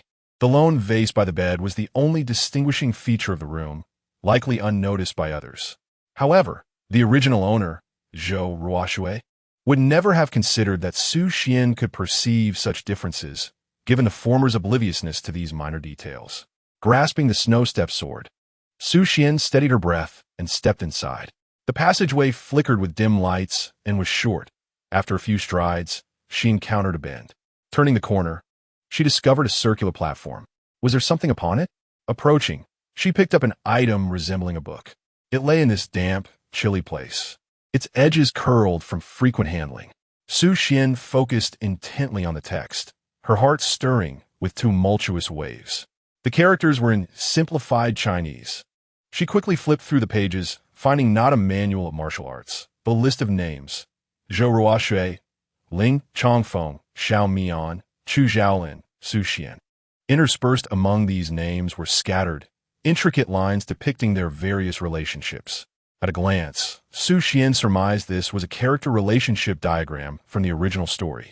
She hastily turned a few more pages, revealing crucial plot points from the original text, even noting that the incident of her wrongful accusation had not occurred and was marked with a question. Furrowing her brows, Su Xian's astonishment deepened. Was Zhou Ruoxue a transmigrator? But wasn't she the protagonist of the original tale? What on earth was happening? After quickly finishing her perusal, Su Xian returned the book to its original position, meticulously restoring the surrounding area before stepping back out. As she emerged, she found Zhou Ruoxue calmly seated at the table, brewing tea. Upon noticing Su Xian's return, she donned the same familiar smile. In a leisurely manner, she inquired, "Did you see anything inside, dear sister?" Su Xuan posed, gazing at the smiling Zhou Ruoxue seated before the table, her mind racing back to the character relationship diagram she had just encountered, along with the distinctly modern, simplified characters. Tightening her grip on the sword, she approached step by step. Unfazed, Su Xian looked at Zhou Ruoxue and slowly took a seat. "I didn't see anything at all. How could I dare to casually enter my cousin's chamber?" she replied, raising a smile and lifting the exquisite tea beside her. Indeed, it was a fine tea from the Snow Mountain. What a coincidence that our tastes align so perfectly, sister. Zhou Ruoxue's expression faltered momentarily, and Su Xian couldn't help but smirk inwardly. Was this merely a game of psychological warfare? She had never feared anyone. Su Xian wore a subtle smile at the corners of her lips. Today, she deviated from her usual style of red garments, donning the same elegant attire as her companion. The shadows of the two women stood side by side under the sunlight, appearing intimately connected. However, Zhou Ruoxue clenched her fists tightly. This Su Xian was being deliberate in wearing light-colored clothing like hers. Her delicate features radiated an air of affluence that Zhou Ruoxue could never hope to match, no matter how she adorned herself. She felt like an imposter, an unwelcome intruder. It was inconceivable. Zhou Ruoxue was the destined daughter. How could she possibly be outshone by a mere supporting character? As Zhou Ruoxue observed Su Xian, her eyes were filled with haughty disdain. After all, she met a tragic end in the original narrative. Su Xian, noticing the shifting expressions of the woman before her, could only guess what delusions the protagonist was conjuring in her mind. Zhou Ruoxue soon donned a gentle smile. "I apologize for my abruptness. I merely wish to have a conversation with my junior sister. I hope you do not take offense." Su Xian returned the smile. "Of course not. I should be thanking you, senior sister." Maintaining her composure, Su Xian politely took Zhou Ruoxue's hand. "Oh." Zhou Ruoxue's expression stiffened, somewhat taken aback. "What brings about this remark, junior sister? I heard that my aunt visited your mother, perhaps to request a mountain peak for me. Are you not aspiring to enter the golden elixir stage?" Su Xian widened her eyes in feigned disbelief. Zhou Ruoxue chuckled, recognizing her as the unremarkable fool she always was. "Not at all. Junior sister, you must continue to strive." "Indeed," Su Xian replied, her tone shifting to one of mock regret. "Ever since I learned of your impending advancement, I felt a deep sense of shame. As the future leader of the Tianxian sect, how could I fail to set an example? It truly is disheartening." As she spoke, her voice trailed off with a heartfelt sigh, as if genuinely concerned. Zhou Ruoxue's expression stiffened at the mention of the Tianxian sect's future leader. How long could this insufferable girl maintain her arrogance? Yet, to Zhou Ruoxue's surprise, Su Xian continued, "Since that day, I have diligently trained day and night, and at last, I have achieved the golden elixir stage. I owe much of this to your guidance, senior sister." "What?" Zhou Ruoxue exclaimed, as if struck by a revelation, her sharp inquiry erupting unexpectedly. Realization dawned on her, leaving her momentarily awkward as she poured a cup of tea.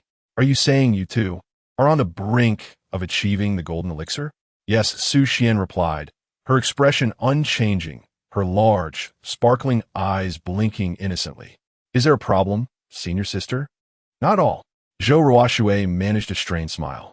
"You truly possess remarkable talent." She emphasized the word talent with deliberate weight. Su Xian glanced at her, a subtle smile playing on her lips as she gently sipped her tea. She had always known that the original character possessed considerable strength, albeit reluctant to showcase it.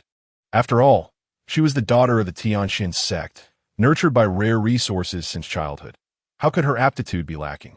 Furthermore, the original character had deliberately concealed her capabilities to allow Ling Chongfeng to shine as the sect's most gifted disciple. Upon hearing the system's explanation, Su Xian couldn't help but scoff at the notion of such a quintessentially foolish romantic mindset. Meanwhile, Zhou Ruoxue struggled to maintain her smile. How could this so-called waste have reached the golden elixir stage so swiftly? It had only been a mere month. No ordinary person could possibly achieve such a breakthrough in that time frame. Zhou Ruoxue cast a glance at the seemingly innocent Su Xian, abruptly halting her train of thought. Perhaps this imbecile wished to save face in front of me, thus resorting to idle threats. Zhou Ruoxue's indifferent gaze lingered on her for a moment, discerning no clues, and chose not to delve deeper. Observing that the focus had shifted, Su Xian rose, stretched lazily, and with an uplifted tone announced, "Sister, it's getting late. I must take my leave." Zhou Ruoxue had long grown weary of this bothersome fool and hastily waved her hand. Noting her impatience, Su Xian smirked slightly and departed. Zhou Ruoxue pressed her fingers against her temples, watching Su Xian's sprightly gait, thinking what a useless waste she was. Just as she intended to resume her tea, a sudden realization struck her. What was the purpose of summoning her? Surely, it was to discuss her impending union with Ling Chongfeng. How could this insipid girl have led her astray? Zhou Ruoxue furrowed her brow. Well, it could wait for another day, as she had already fretted over this insufferable girl far too much. Just as she contemplated retreating to her bed, her gaze swept over the open corridor, and dread washed over her. Not only had they failed to discuss the marriage, but she had also neglected to inquire about what Su Xian had witnessed within. Zhou Ruoxue hastened down the corridor, noting that the traces remained unchanged and the books appeared untouched. Gazing upon the unfamiliar script, she recalled Su Xian's demeanor, realizing she likely wouldn't comprehend it. Yet, it was still insufficiently secure. A depth of resolve settled in Zhou Ruoxue's eyes. Su Xian could no longer be allowed to have her way. Upon returning to the courtyard, Su Xian dashed over to the still-practicing Chu Xiaoling, her spirits soaring as she greeted, "Junior brother, hello." Chu Xiaoling momentarily halted his grip on the sword, then launched into a fierce offensive, each strike a lethal maneuver. The sword energy was fierce, and his movements were unpredictable. It was evident that the youth possessed extraordinary insight and a robust spirit. Su Xian felt a surge of joy upon witnessing his technique take form, infused with flowing true energy. His efforts were not in vain. Such innate talent promised that he would undoubtedly become a master in the realm of cultivation, perhaps even ascend to immortality. Moreover, he was on the righteous path, surely not harboring thoughts of world destruction. As these thoughts coursed through her mind, her joy intensified, causing her eyes to crinkle in delight. Chu Xiaoling noticed her increasing focus. Mixed with enthusiasm, and inexplicably, his swordplay became even more graceful and exhilarating. Previously, he had sought vengeance through his sword, but at this moment, he yearned to bring joy to the girl, no matter the cost. The youth's sword danced like a startled phoenix, as graceful as a swimming dragon. The sword energy struck the plum tree, sending its petals swirling down like a gentle rain of blossoms, cascading in a delicate shower. Standing amidst the floral downpour, he tilted his head slightly towards her, a petal landing softly upon his lip, revealing an astonishingly handsome profile that unexpectedly captivated Su Xian's gaze. A fleeting moment of awe crossed her features, as the once timid youth now radiated with confidence and vigor.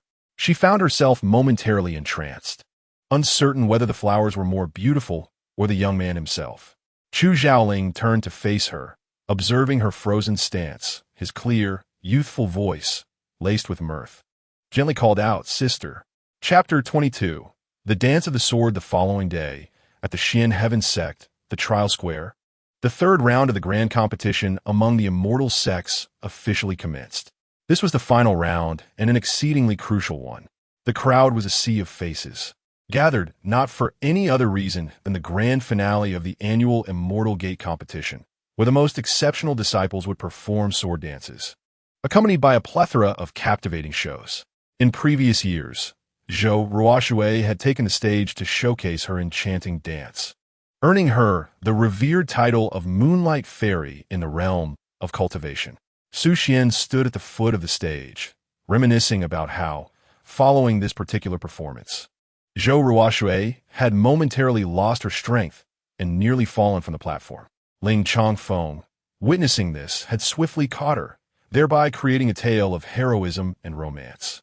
It was after this incident that the original protagonist, consumed by jealousy as she observed their affectionate exchanges, had committed numerous foolish acts. Thus, it can be said that Zhou Ruoxue officially ascended to become the darling of the cultivation world, embarking on a magnificent journey as a prominent figure. Suanis Envidipant, leading her to create obstacles for the pair, marking the onset of her nightmare. Before the ceremony commenced, Su Xian found herself aimlessly leaning against the railing, resting her chin on her hands, pondering whether abstaining from participating in this narrative would allow her to escape her impending doom. At that moment, a voice resonated from behind her. "Ah Xian, do you harbor any worries?" Turning around, she beheld a middle-aged man, exuding an aura of ethereal grace, whose very presence commanded respect. Clad in a robe that signified his esteemed position, he was Su Changming, the head of the Tianxian sect. Yet, despite his formidable demeanor, his gaze towards her was filled with warmth and affection. "Ah Xian seems displeased." The man's tone was gentle, his deep, resonant voice revealing that he must have been quite the handsome figure in his youth. Su Xian finally mustered the courage to respond softly. "Father, what brings you here alone?" Su Changming inquired, his expression remaining neutral as he sighed internally, taking note of her solitary stance. Su Xian felt a wave of discomfort.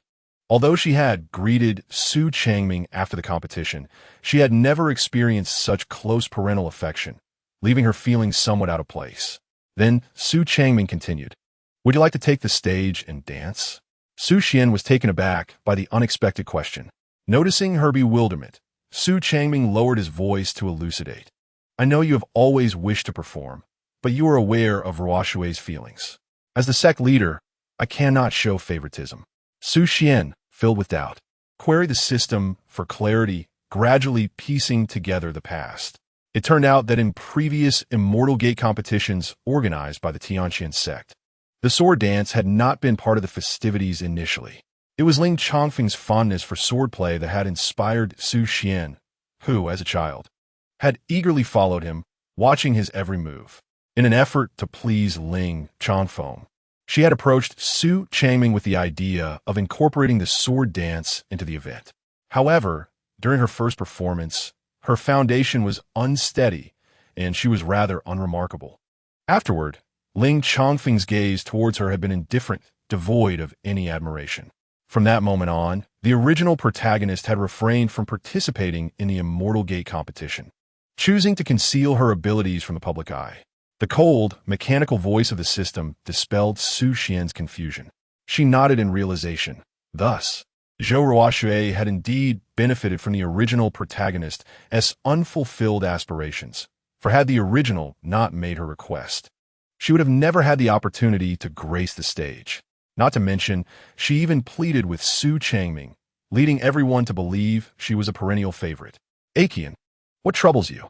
Su Changming inquired, sensing Su Qian's silence and feeling a twinge of anxiety. Had he misspoken? Su Qian, snapping back to reality, shook her head. "Father, do not worry, I am perfectly fine.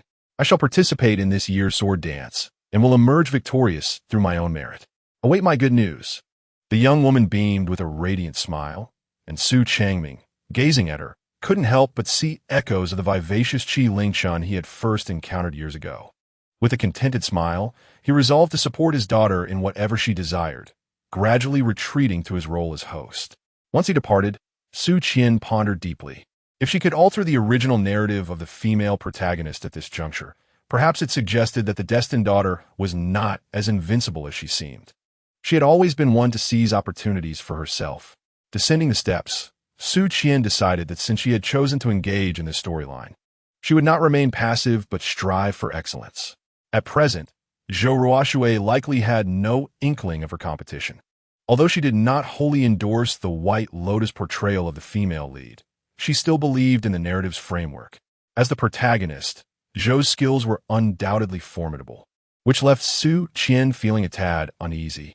Being a modern individual, she indeed possessed a background in dance in her previous life. However, contemplating the current circumstances, Su Qian paused before stepping forward. Soon, the bell tolled, and the disciples of the sect approached to perform a courteous bow. Su Qian confidently ascended the stage, clad in a striking red garment with her hair elegantly swept up, exuding an air of grace and vigor. A gasp arose from the crowd below. Is that Su Qian? The voice belonged to none other than Chu Jin, who had been bested by Su Qian in their previous contest.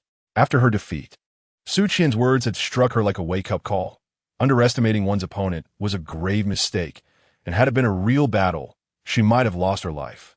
As Chu Jin gazed at the dazzling Su Qian, any remnants of jealousy dissipated. Ignoring the murmurs from the audience, Su Qian focused on adjusting her cuffs, wondering if today's convenient attire would pose any complications. Before long, it was time for the sword dance segment. The crowd eagerly awaited this highly anticipated highlight of the event.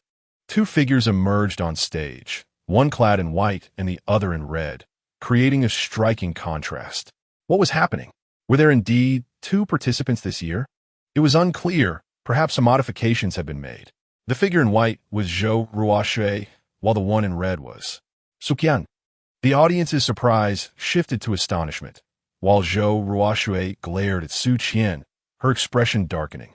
How had Su Qian managed to take the stage? Casting a scornful glance at her, Zhou Ruoxue resumed her movements. As the drums began to beat, an air of tension intensified, and Su Qian, stepping in rhythm with the drums, unleashed the brilliance of her swordplay, each move flowing with the air, capable of piercing through legions with overwhelming grandeur. Zhou Ruoxue's gaze flicked to Su Qian beside her.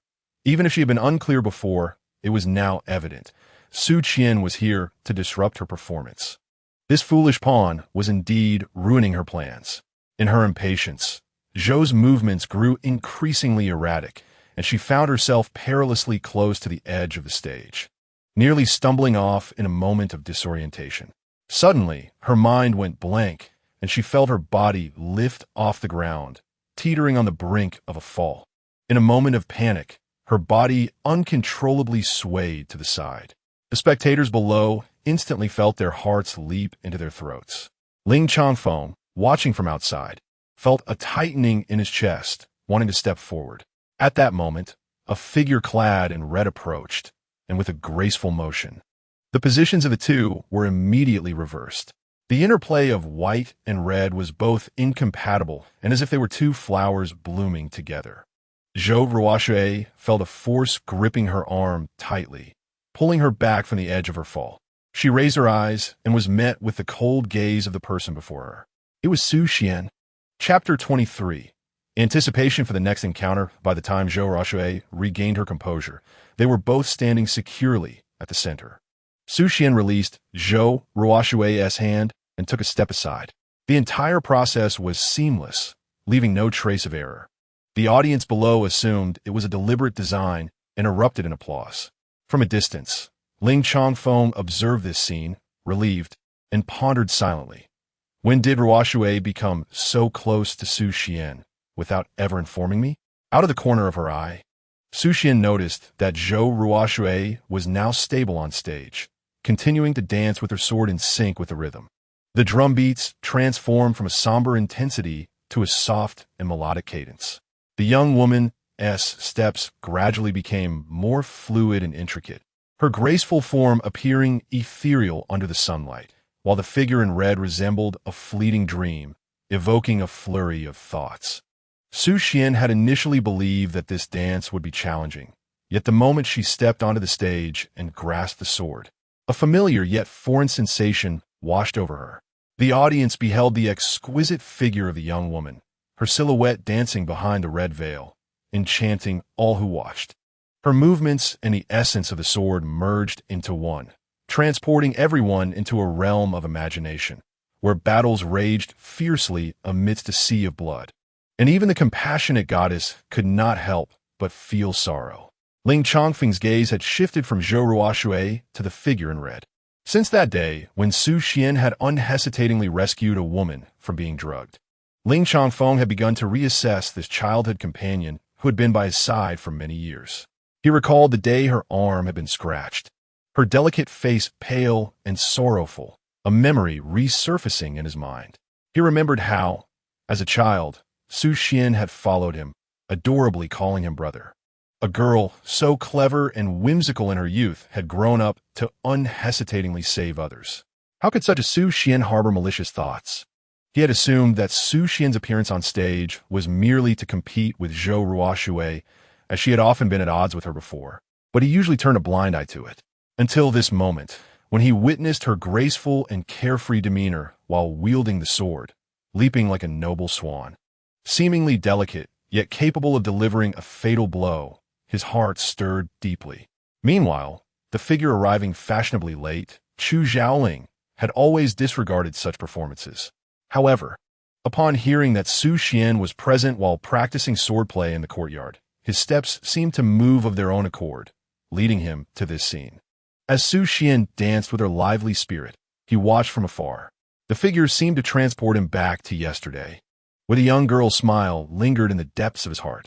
After he had called out to his senior sister, Su Xian appeared to have just realized.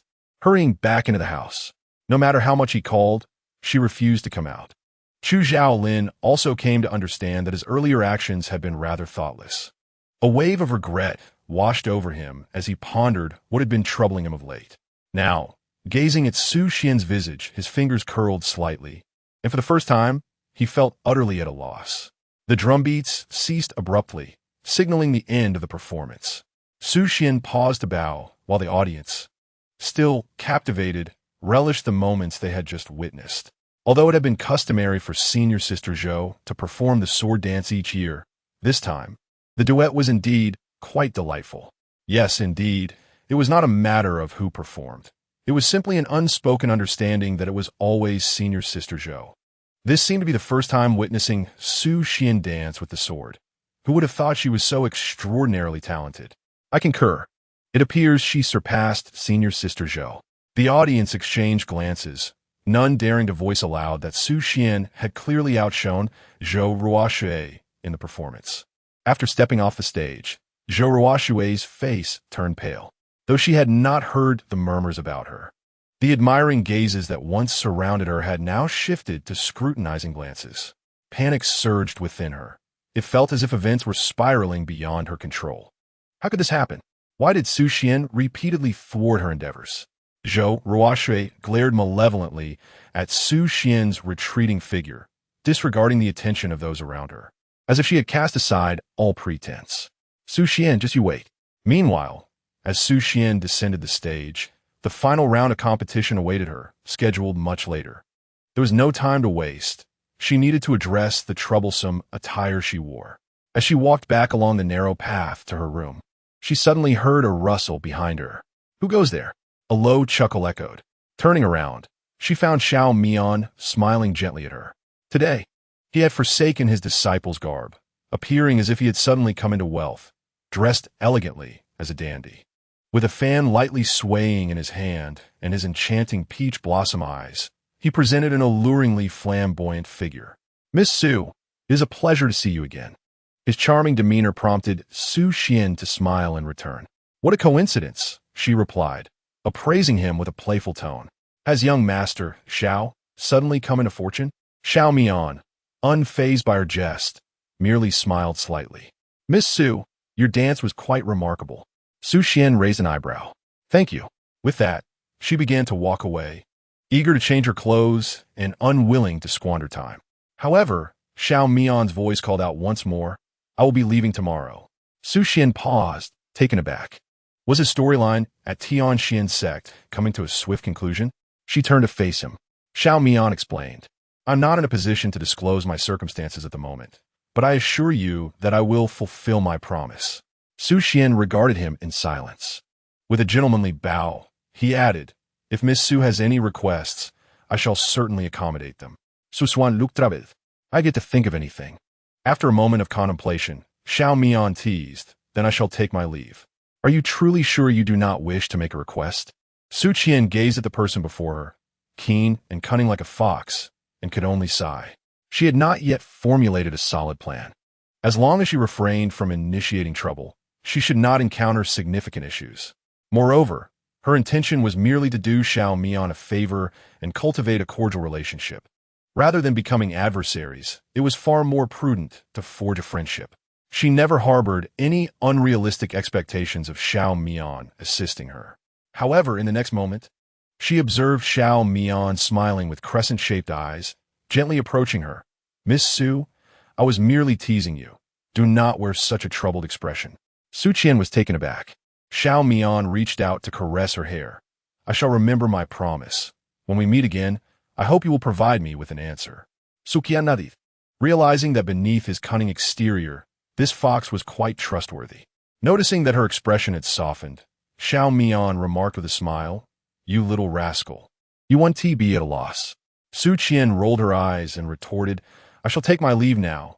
As for you, travel safely without seeing me off. With that, she briskly walked away, denying Xiao Mian the opportunity to respond. He watched her retreating figure, pondering deeply.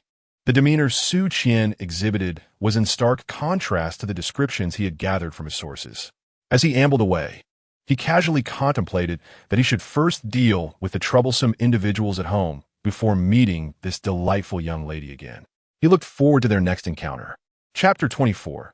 Chu Xiaolin experienced the taste of anxiety for the first time upon returning. Su Qian swiftly changed out of her elaborate garments. Following her conversation with Xiao Mian, she had confirmed that he harbored no hostility at present. Had it not been for his inevitable affection for Zhou Ruoshui, they might have even become friends. Su Qian accessed her task panel. As long as she avoided the plot involving drugging Xiao Mian, she would remain untroubled. The thought of having neutralized a threat to her well-being brought her immense relief. Next, she faced her final competition. Before she could devise her strategy, System 006 began chattering incessantly in her mind. Host, you must secure first place. Su Qian felt a headache coming on from the noise and recalled the exquisite Linglong Jin you mentioned during the prize announcement. I understand. I shall find a way, she replied. Stroking her chin, she mused about the Linglong Jinyu, the essence of the world. In the hands of others, it might merely be considered a worthless item. Although she was uncertain how to utilize it, she trusted that 006 would find a solution once she acquired it. Regardless, she was determined to claim first place in this celestial tournament. Su Qian donned a more combat-ready outfit, grasped her treading snow sword, and strode purposefully towards the trial grounds. Upon arriving at the stage, she noticed the spectators murmuring about the competition taking place before them. Squinting to see more clearly, she was astonished to find Chu Xiaolin among them. How could it be him? Just as she contemplated stepping forward, she hesitated. While Chu Xiaolin had successfully defeated his previous two opponents, it merely indicated luck on his part.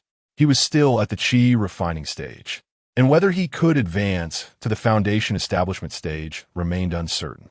Recklessly challenging him in the third match could lead to dire consequences. Though she wished to assist, she understood that this was merely the role assigned to the antagonist. Only through repeated humiliation could he truly grasp the myriad injustices of this world, ultimately shaping his twisted character.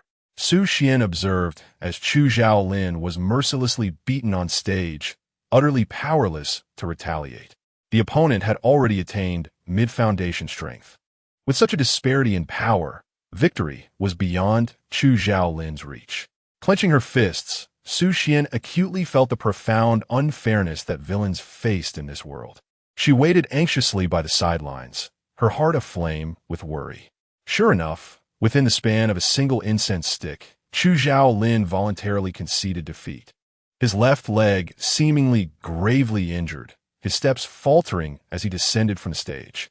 Onlookers instinctively recoiled, as if he were a plague. I told you, this boy possesses no real strength. He is nothing but a waste. Indeed, I thought he might endure through the first two rounds, perhaps having consumed some miraculous elixir. Huh. Even if he had taken such a potion, he must possess the life to enjoy it. But it's easy. A waste is simply a waste. Su Xian felt a surge of anger rise within her as she listened to the jeers and ridicule surrounding her. This group of people excelled in kicking others when they were down. They would mercilessly mock and deride anyone who revealed their vulnerabilities, never contemplating whether they themselves could withstand a single blow from the opponent. With deliberate calm, Su Xian drew her snow-treading sword, aiming it at the individual in the center of the crowd, who had been mocking the loudest. "Have you finished?" The girl's voice was soft, yet beneath it lay a chilling undertone. "Will you dare mock a fellow disciple here?" No sooner had she spoken than a flash of cold light erupted. The snow-treading sword swiftly unsheathed, cleanly shearing off half of the man's hair. Su Xian couldn't help but scoff. "With your meager abilities, how dare you belittle Chu Xiaolin? He managed to hold his ground against me for half an incense stick, even engaging in a back and forth." She cast a sidelong glance at him. "Can you?" The man's face turned a deep shade of pig liver, and though he wished to retort, no words escaped his lips. What could he possibly say? Had he even noticed the attack? Su Xian's blade had moved so quickly that he only felt a chill on his scalp. In the moment his hair fell to the ground, he felt nothing at all. Seeing Su Xian come to Chu Xiaolin's aid, the crowd quieted, murmuring amongst themselves. Noting their unusual gazes, Su Xian chose not to intervene further. After all, it was impossible to please everyone. She had never intended to resolve Chu Xiaolin's awkward predicament in such a manner. How many present would even last to the third round, let alone participate in the grand competition of the immortal sect? Su Xian smiled softly. "You all know the truth within your hearts." She pulled the injured Chu Xiaolin to his feet. Upon hearing her earlier remarks, he stood frozen, his expression numb. Su Xian gently squeezed his leg, eliciting a muffled groan from the boy, beads of cold sweat cascading down his handsome, pale face.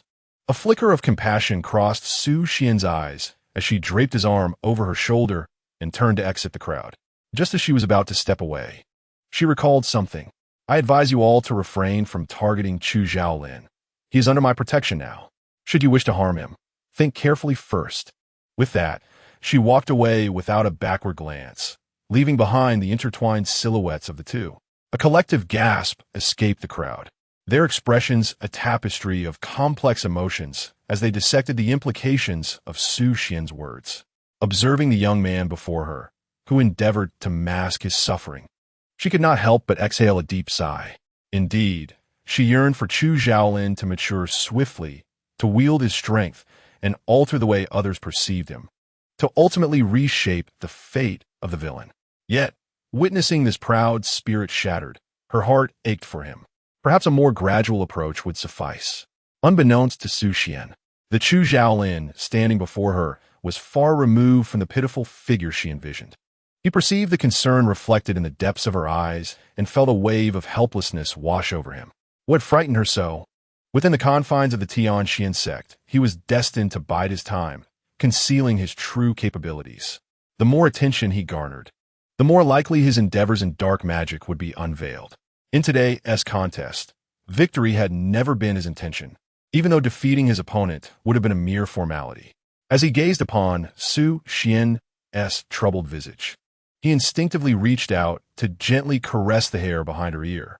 His leg injury was not severe. He had managed the pain well. So why had she caught sight of it? A fleeting moment of disarray crossed Chu Xiaolin's features. If only he were stronger, unafraid of discovery. A moment of fierce determination ignited in his eyes. This plan was not flawless. Looking at the girl beside him, he relaxed slightly, assuring her, "Do not worry, I am unharmed. The wound merely appears more daunting than it truly is." His voice was a soft melody that Su Xian had never heard before, tinged with an awkwardness revealing that he had never consoled anyone in such a manner. She replied, "How could it not hurt? I can see it. Indeed, how could it not be painful? Betrayed in the harsh depths of winter, isolated within the Tianxian sect, bullied by others, deliberately concealing his strength during the contest, and feigning injury." As Chu Xiaolin reflected on his past, a resigned smile graced his lips. What was this but a trivial matter for Su Xian to make such a fuss over? He intended to shift the conversation lightly, but as he turned away, he caught sight of tears glistening in her eyes. In an instant, his mind blanked, his fingers instinctively reaching out. Why was she crying? Chu Xiaolin found himself flustered, experiencing for the first time the sensation of panic. In that moment of instinctive chaos, he hurriedly sought to wipe away Su Xian's tears. However, as soon as his fingers brushed against her cheek, he recoiled as if burned. Su Xian fought to regain her composure, her expression a complex blend of emotions as she gazed at the young man before her. Unable to bear the sight of her distress, Chu Xiaolin leaned closer, tentatively wrapping his arm around her. In that moment of proximity, Su Xian felt a fleeting sense of disorientation. Despite being 2 years his senior, he now stood slightly taller than she. How curious it was that they had once been of equal height. Reflecting on the villain's tragic circumstances, she considered how well she had treated him thus far. If he continued to strive and reduce his darkness, a soft sigh escaped her heart, seeing her expression soften. Chu Xiaolin felt a wave of relief wash over him.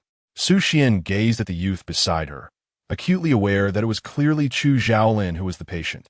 Yet she found herself inexplicably melancholic.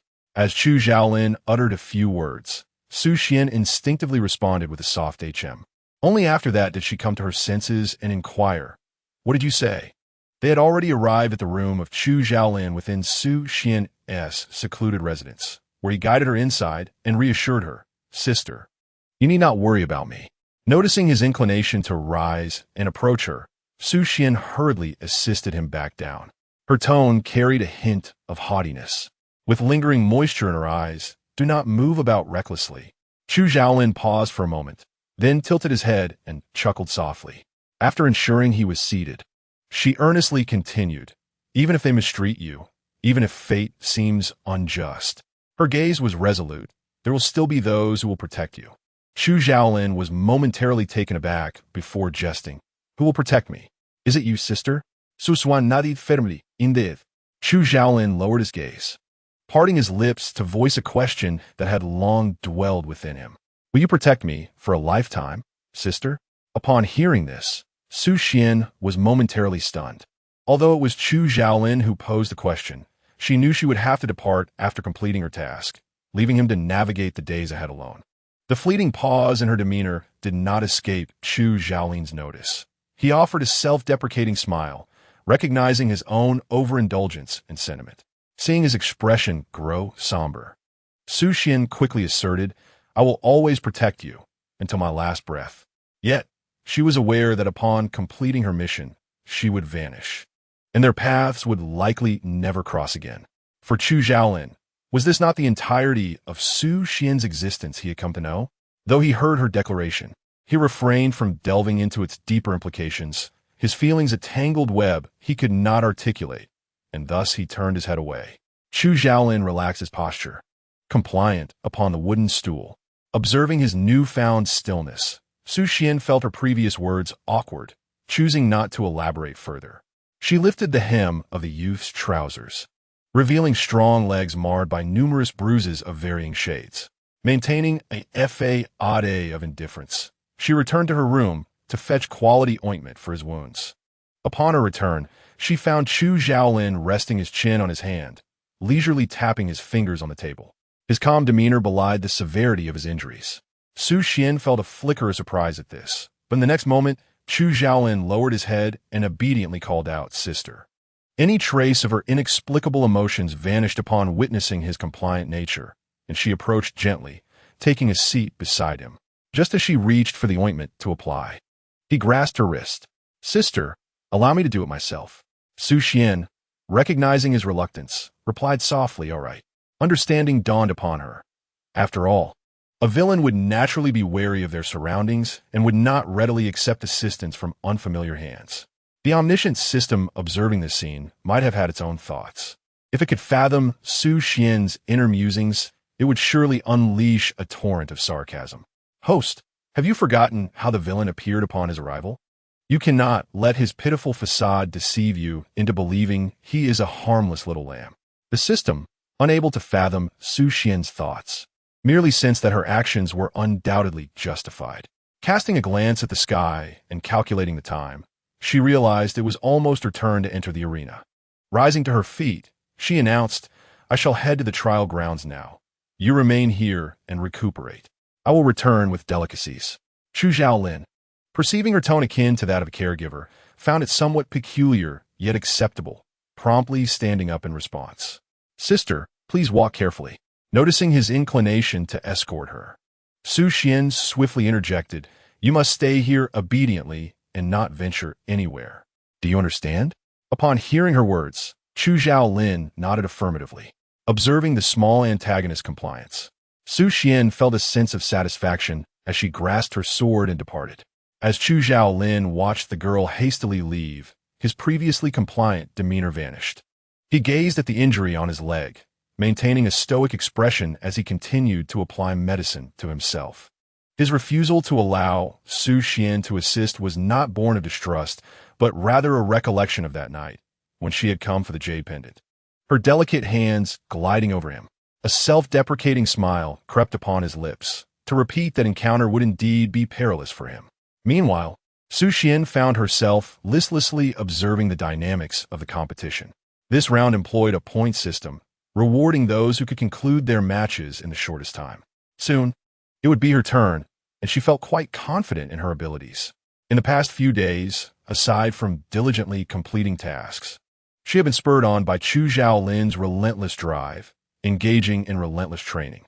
Fortunately, her mountain was rich in spiritual energy, and her solid foundation, coupled with her exceptional talent, enabled her to achieve breakthroughs in a remarkably short time. The only threat looming over her now was the male protagonist, Ling Chongfeng. Before long, it was time for Su Xian to compete. Her opponent, a seemingly gentle young man, had undoubtedly proven his strength by reaching the third round. Su Xian was not one to underestimate her adversaries. It appeared her opponent was also aware that she was no longer the arrogant and inept young lady of yore. As the bell tolled, he launched a swift attack, seemingly intent on overpowering her within a few moves. This fervor ignited Su Xian's fighting spirit. Finally, a worthy opponent. Unlike the previous mismatched foes she had faced, in a flash, she evaded his strike and, utilizing the momentum, executed a flying kick that landed squarely on his back. The young man fell to the ground but quickly regained his composure, turning to attack Su Xian once more. She met his challenge with utmost seriousness, showcasing her finest form in the duel. After several exchanges, he appeared to falter, his stamina waning. Seizing the opportunity, Su Xian delivered a decisive blow, claiming victory in the match. As the bell signaled the end of the bout, the young man lay on the platform, resigned, attempting to catch his breath. Observing this, Su Xian swiftly pulled him up. In that instant of being lifted, he was momentarily bewildered by the strength of this young lady.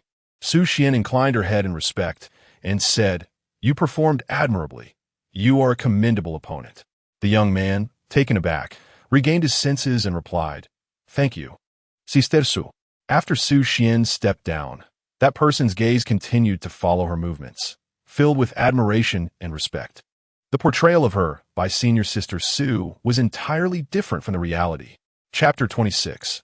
The final contest. Unbeknownst to Su Xian, her image had inadvertently transformed yet again. Upon descending the stage, she walked directly to Su Changming and softly called out, "Father." Su Changming observed his victorious daughter with a mix of pride and concern, saying, "Xian, you must always pay attention to your health." Su Xian smiled gently. "Thank you for your concern, Father. I'm quite well." However, she bit her lip, her expression revealing hesitation, as if she harbored something she wished to discuss with Su Changming. Noticing her demeanor, Su Changming led her to a secluded spot. "What troubles you, Xian? Is there something you wish to share with your father?" Seeing her father's concern, Su Xian felt compelled to explain, "It's nothing serious. I merely wish to consult with you about a matter." She blinked, continuing, "If I were to secure the first place in this grand competition of the immortal sect, would you grant me a request?" Su Changming paused momentarily, then with a doting smile replied, "What is it that Xian desires? You need not hesitate to ask. Your father will fulfill your wishes." Su Xian shook her head, fully aware of her father's indulgence, and that he would acquiesce to her every demand. Yet, she did not wish to impose upon him. "Please, father, simply indicate whether you agree. If I manage to claim the top spot in the immortal sect competition, I shall reveal my request then." Upon hearing this, Su Changming could only agree repeatedly. Su Xian, satisfied with the arrangement, revealed a heartfelt smile. If she could indeed attain the first place in this competition, not only would she earn the exquisite Linglong Jade, but she also contemplated other prospects. Casting her gaze into the distance, she bowed respectfully to Su Changming before departing. Once seated in her designated spot, the results of the third round had already been announced. Only a mere 10 competitors advanced, as the first 3 rounds employed a point-based system where shorter completion times yielded higher scores, thus facilitating the ranking process. Su Xian glanced at the Heavenly Ladder rankings, which documented their total competition times, and was astonished to see that the top spot was claimed by Ling Chongfeng, the esteemed senior disciple of the Tianxian sect and the male protagonist of the original narrative. Just beneath his name was Su Xian's own. A smile crept upon her lips. Finally, she would have the opportunity to compete against Ling Chongfeng. She was eager to discover the true strength of the individual hailed as the foremost disciple of the Tianxian sect, recognized by the heavens themselves. While Su Xian was brimming with anticipation, the audience below erupted in astonishment. How could Su Xian play so high? Several individuals murmured in disbelief, staring at the rankings. Those who had witnessed the entirety of the trials, however, were unfazed. They understood that Su Xian was indeed deserving of the title senior sister. Anyone who had observed her battles would concede her prowess, for who wouldn't admire the strong? Meanwhile, Zhou Ruoshui's expression darkened significantly. Although she held a respectable third place, the fact that her name was listed below Su Xian's was an unbearable humiliation for her. On that day, Su Xian declared that she was on the verge of achieving her golden core, and Zhou Ruoshui initially thought she was merely boasting. Little did she know it was the truth. Zhou Ruoshui gazed at the composed and radiant Su Xian, feeling a flutter of anxiety. Why had events deviated from the original narrative? The final round of the competition commenced. Su Xian and Ling Chongfeng stood face to face on the stage, ready to compete. This was the ultimate contest. The victor would emerge as the foremost contender in this grand tournament of the immortal sections. Ling Chongfeng regarded the young woman before him with a complex expression. "Xian, I have no desire to harm you." He was perplexed by how Su Xian had managed to accrue points beneath his own. Perhaps she had bribed her opponents. Ling Chongfeng dismissed such thoughts, aware that Su Xian lacked the strength to contend with him. It would be best if she conceded, thus sparing him the unintentional injury of her. Conversely, Su Xian found the male protagonist's hesitations to be overly verbose. If they were to compete, why all the preamble? No sooner had she thought this than her sword, the treading snow, was unsheathed and propelled towards Ling Chongfeng with fervor. Su Xian understood that he had already attained the golden core stage, and their levels were disparate. A protracted battle would undoubtedly lead to her defeat. She could only triumph through cunning. Ling Chongfeng was taken aback by Su Xian's sudden offensive. He sidestepped, only to be jolted back several meters by the sword's aura. A look of disarray crossed his face. How could she so boldly strike at him? Had she not always followed in his wake? Without granting him a moment to react, Su Xian seized the opportunity to leap forward, and the duel resumed. In a sudden lapse of awareness, Su Xian found herself toppled by Ling Chongfeng, but she adeptly used the momentum to retreat from him. "Axion, I truly do not wish to hurt you," he lamented, as the wind lifted her garments, revealing a minuscule wound upon her face. In an instant, his heart raced. He knew how much she cherished her appearance. Su Xian felt a sharp sting upon her visage as a few droplets of crimson emerged from the tiny cut. Indifferently, she brushed her fingers across it, thinking, what does this minor injury matter? She possessed ample elixirs, and if worse came to worst, she had the system. A mere scratch held no significance for her. Seeing Ling Chongfeng distracted, a glimmer of delight sparked within Su Xian. It was a prime opportunity. She feigned exhaustion, and upon witnessing her support herself with her sword, Ling Chongfeng's expression turned troubled. He released his true energy, approaching to assist her. However, the moment he touched her wrist, Su Xian sprang up like a nimble fish, positioning herself behind him in an instant. "Do not move," she commanded, her lips parting with a soft allure. "Senior brother Ling, concede." As he attempted to turn, he felt the cold blade resting against his throat, leaving him momentarily stunned and shocked. Had she been pretending all along?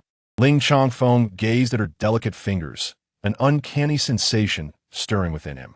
"Senior brother Ling, in the arena, never show mercy to your opponent." Su Xian's gentle voice whispered near his ear. Recognizing the outcome was sealed, he had no choice but to signal his surrender.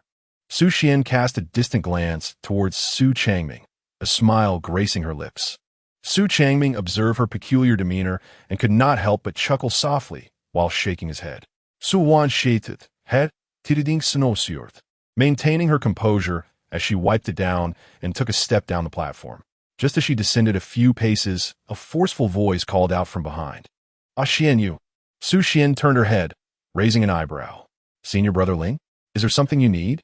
Ling Changfeng was momentarily taken aback. He had no particular business, but Su Xian's indifferent attitude left him feeling somewhat unaccustomed. Noticing that he remained silent, Su Xian continued to wait. Ling Changfeng still said nothing, which puzzled Su Xian.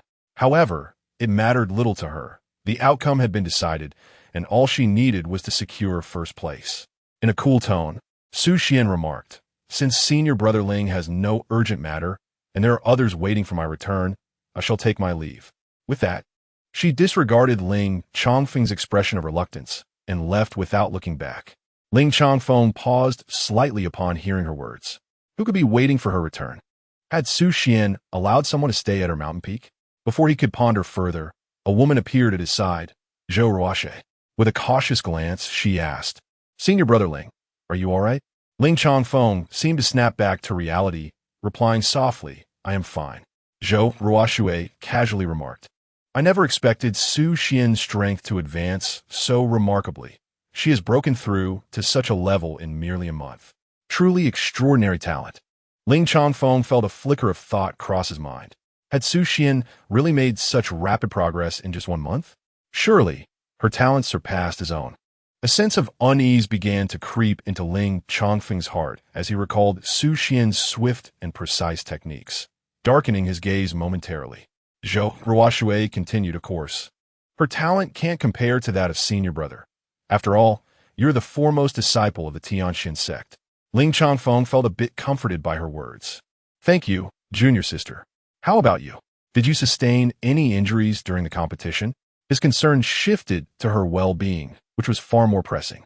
Seeing his gaze finally upon her, Zhou Ruoxue coughed softly, her voice faint. "I am mostly unscathed, just a bit fatigued." Ling Changfeng, seeing her like this, grew anxious. "Let me escort you back to your room to rest." Zhou Ruoxue smiled. "There is no need for you to worry, senior brother. I am quite happy to have secured 3rd place." She then sighed, her expression tinged with sorrow. "It is unfortunate I could not obtain the ice-cold mysterious iron. Without it, I cannot forge my destined sword." Ling Changfeng paused in surprise at her words. The ice-cold mysterious iron would soon be delivered to him, as he had placed 2nd in the competition. Instinctively, he wished to promise Zhou Ruoxue that he would give her the iron. Just as the words were on the tip of his tongue, he hesitated. Before the competition, he had indeed intended to offer the iron to Zhou Ruoxue. However, Su Xian had also reached the late stage of foundation establishment and was on the brink of a breakthrough.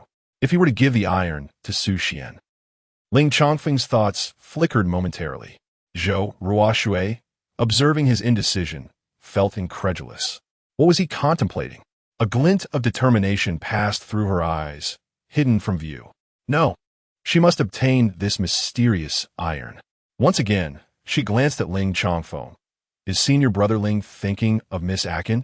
Zhou Ruoxue bit her lip, her face pale. "In truth, it does not matter if I do not acquire this mysterious iron, as long as Miss Akin is happy." Upon hearing this, Ling Changfeng could not help but scorn himself. What was he thinking? How could he allow junior sister Zhou to feel wronged? He hastily assured her, "Junior sister, rest assured. I will certainly reserve this mysterious iron for you, and I will personally deliver it to you when the time comes." Zhou Ruoxue smiled faintly. "Thank you, senior brother." Seeing her smile, Ling Chongfeng felt a sense of relief. Zhou Ruoxue is the one he wishes to accompany for a lifetime. How could he allow her to be saddened by the concerns of outsiders? As for Su Akin, he would bestow upon her other gifts. She would not mind. No matter what he presents her, she would surely appreciate it, as she always hasn't she? Unbeknownst to Su Akin, the protagonists were plotting something behind her back. Upon returning to her room and changing her attire, she hurried towards Chu Xiaoling's chamber. "I'm back." The girl's joyful voice rang out. Chu Xiaoling's expression shifted, instantly concealing what he held behind him, donning a gentle facade as he regarded the cheerful Su Akin, preparing to rise. Su Akin swiftly pressed him down. "I told you not to move." Chu Xiaoling smiled indulgently. "All right, I shall heed senior sister's words." Observing him obediently seated upon the soft couch with a book beside him, she scanned the surroundings, noting no signs of disturbance. "You didn't sneak around while I was away, did you?" Su Akin regarded him with suspicion, playful as a proud little fox come to investigate. Chu Xiaoling felt an indescribable sensation but relished her demeanor. "Of course not, senior sister." Seeing his expression seemed genuine, she pulled over a rose chair and sat beside him. "What are you reading?" She picked up the book he had set aside, covered in bizarre patterns and symbols, leaving her utterly perplexed. Chu Xiaoling silently observed her, noticing her genuine confusion, and smiled subtly as he gently retrieved the book from her grasp. "It's nothing." Su Akin, seeing this, did not press further. Suddenly, she seemed to recall something, sitting up straight and slowly opening her mouth. "Let me tell you a story." Chu Xiaoling sat quietly before her, a smile gracing his lips. "Senior sister, please proceed." Su Akin appeared uncertain about how to begin, her expression a mix of contemplation. "The first line is, the protagonist has a rather tragic fate." Chu Xiaoling leisurely brewed tea, encouraging her to continue. "The protagonist was abandoned in childhood, betrayed during youth, and narrowly escaped death." Chu Xiaoling chuckled softly, remaining silent. Yet, just as he was on the brink of death, someone saved him. Thereafter, he developed feelings for that person. "Is that so?" Chu Xiaoling replied nonchalantly. "That sounds like a fortunate turn of events." Su Akin quickly disagreed. "How could that be considered fortunate?" "Because of his affection for that person, he faced numerous adversities." Chu Xiaoling paused momentarily. Was he targeted by others? No. Was he framed? Neither. Then what was the reason? Su Xian's expression was fraught with difficulty. He simply could not harbor feelings for this person. This sentiment seemed challenging to articulate, and, after much internal struggle, she could only despondently state, if he were to like her, his future would be fraught with misfortune, with an endless darkness awaiting him. Moreover, the very person he cherished might not even spare him a glance. Chu Xiaolin paused slightly, regarding her with calmness. And then, Su Xian pondered for a moment. Then he would bring about the world's destruction. Upon hearing this, Chu Xiaolin chuckled lightly. Is that so? Su Xian felt a twinge of urgency within. Even so, must the protagonist still like her? Is it truly worth it? Chu Xiaolin leisurely sipped his tea. What does worthiness even signify? Su Xian implored. Could the protagonist not cease to harbor feelings for her? Loving her is simply too painful. Chu Xiaolin, could you not like Zhou Ruoxue? The antagonist's affection for the female lead, opposing the male lead, holds no future. Su Xian looked at Chu Xiaolin with a sense of grievance, wondering if his lack of affection for Zhou Ruoxue might lessen her suffering. Observing her anxious demeanor, Chu Xiaolin gently reassured. Why are you so agitated while recounting a story? The words of a senior sister do indeed hold merit. Yet I do not share that belief. Su Xian was taken aback, lifting her gaze. Chapter 28. What kind of conclusion will you choose? Chu Xiaolin's eyes curved slightly, his expression serene, yet his voice bore an unfeeling chill. If he were to like her solely for having saved his life, while facing numerous hardships, it would be an excessive price to pay. Chu Xiaolin calmly regarded her, unless there is something there, luring him onward. Su Xian was momentarily stunned by this revelation, murmuring, what could possibly compel him to pursue endlessly? Chu Xiaolin lifted his teacup, fixating on a point in the void. A glint of coldness flashing in his eyes. Perhaps it is in pursuit of understanding why he endures such suffering. Upon hearing this, Su Xian's mind momentarily blanked, her thoughts suddenly igniting. So, in the previous life, Chu Xiaolin. Chu Xiaolin noticed Su Xian lost in thought, waving his hand in front of her eyes. "Senior sister, what is the matter?" Su Xian came to her senses, taking a sip from her teacup. Nothing. She was reluctant to ponder further. If the previous life, as Chu Xiaolin truly realized that his suffering stemmed merely from a book, simply because he was the antagonist. Su Xian's throat felt parched. The annihilation of the world was not beyond possibility. Yet, all of this remained mere speculation. Chu Xiaolin observed as Su Xian hastily drained her teacup. He refrained from reminding her that he had just used that cup. Chu Xiaolin remarked, "Thus, I say, there is no need to pity the protagonist. If he can attain what he desires, any hardship would seem trivial, would it not?" His words were delivered with simplicity and nonchalance, as if indifferent to the experiences behind them. Yet, a pang of bitterness coursed through Su Xian's heart. She merely thought, if in this life she failed to prevent Chu Xiaolin's descent into darkness, would he be doomed to repeat the same path of self-destruction? Su Xian's heart raced uncontrollably, and she hurriedly averted her gaze, suppressing the sorrow within. Chu Xiaolin continued to watch her in silence. Once Su Xian had composed herself, she lifted her gaze to meet Chu Xiaolin's eyes and softly inquired, "If you were the protagonist, what would you do?" Chu Xiaolin dismissed her question as mere whimsical musings, casually sharing a few of his own thoughts. However, seeing Su Xian's earnestness prompted him to lean closer, gently brushing away a tear from the corner of her eye, and sighed, "Why have you made your senior sister sad again?" Su Xian turned her head away, attempting to conceal the pain shimmering in her eyes. Yet, her eagerness for his answer compelled her to grasp his sleeve, persistently asking a second time, "If you were that person, what kind of ending would you choose?" Her complexion was pale, having just returned from the trial grounds, still bearing signs of her strenuous efforts. With an untreated wound on her face, her dark eyes glimmered with moisture, yet a hint of stubbornness shone through. At that moment, her eyes were red, resembling a fragile little rabbit, while her demeanor seemed to evoke the playful spirit of a mischievous kitten, determined to pounce upon one's heart. Chu Xiaolin lightly touched the edge of her wound, feeling discontent that there should be no other marks upon her skin, at least none but his. Nevertheless, he refrained from voicing this thought, instead pondering Su Xian's question and responding earnestly, "If it were me, I would not develop feelings for the person who saved me." Su Xian was about to ask why, when Chu Xiaolin continued, "I might offer her some form of recompense in the future or lend her assistance, but I would not come to love her. My affections would solely belong to the one who drew me from the abyss." Su Xian was momentarily taken aback, realizing that in his past life, Chu Xiaolin had not harbored feelings for Zhou Ruoshui.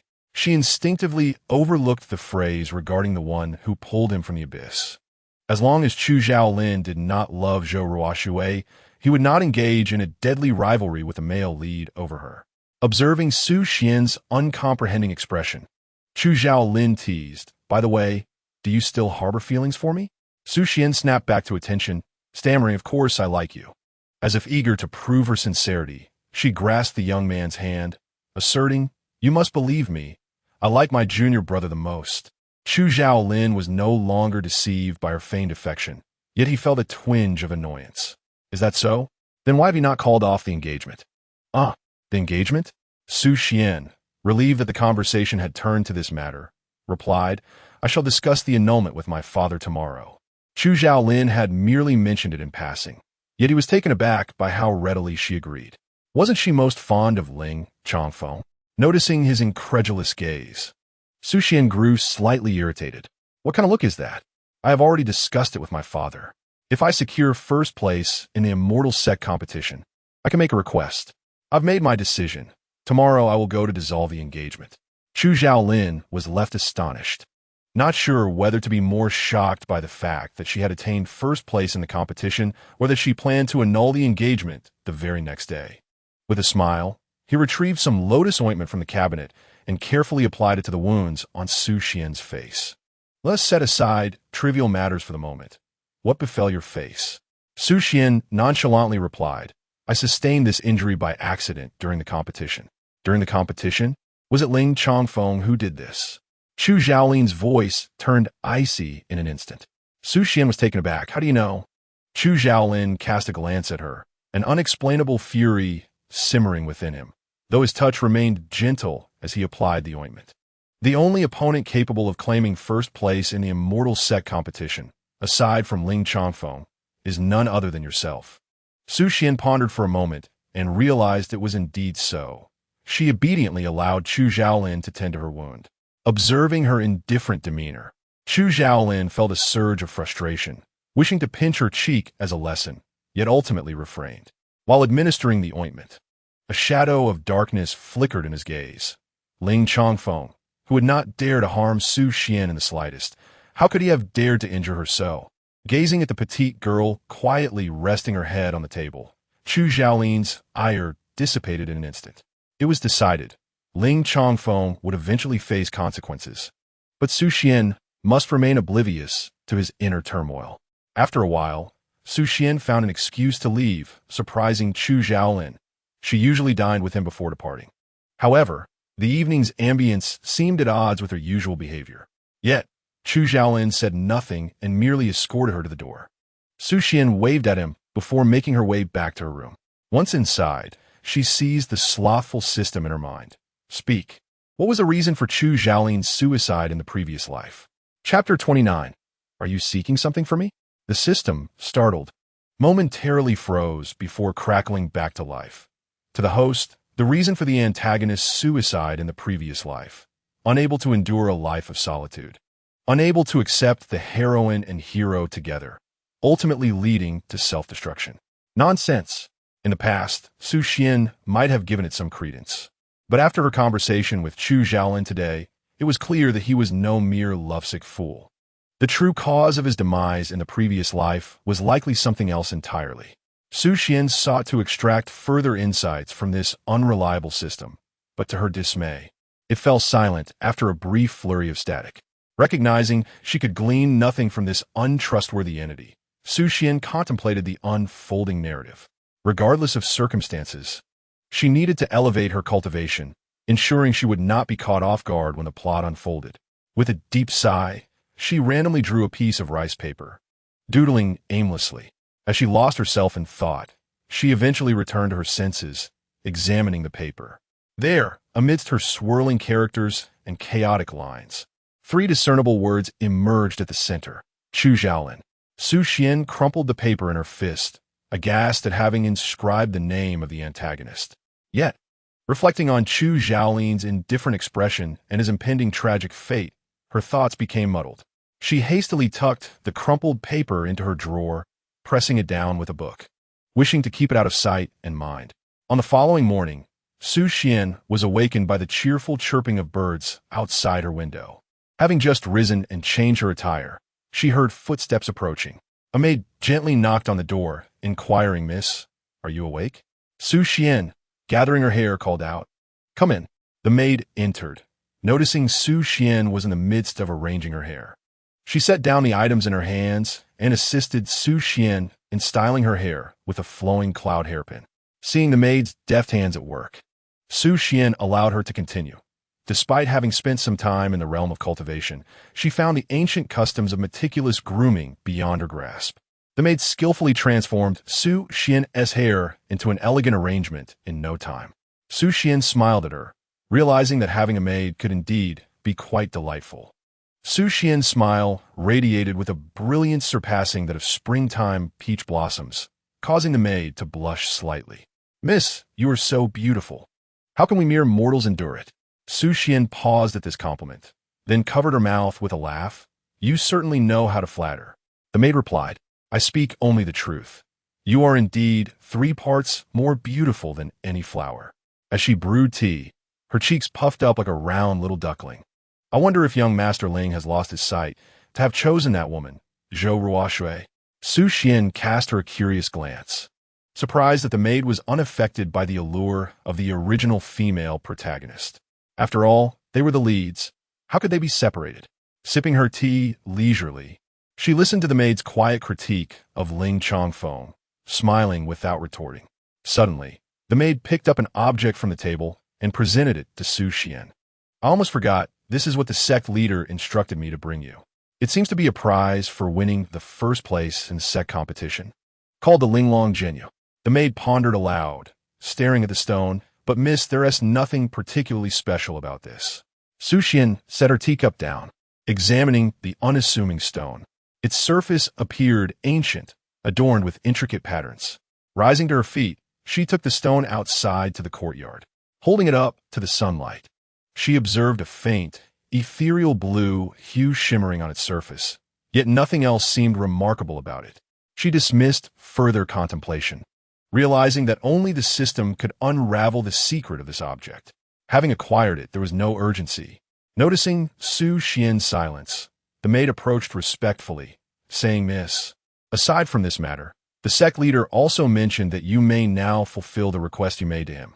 Su Xian's interest was piqued at this revelation. Did he truly say so? To her surprise, Su Changming was quite efficient. They had only negotiated the day before, and now she could proceed.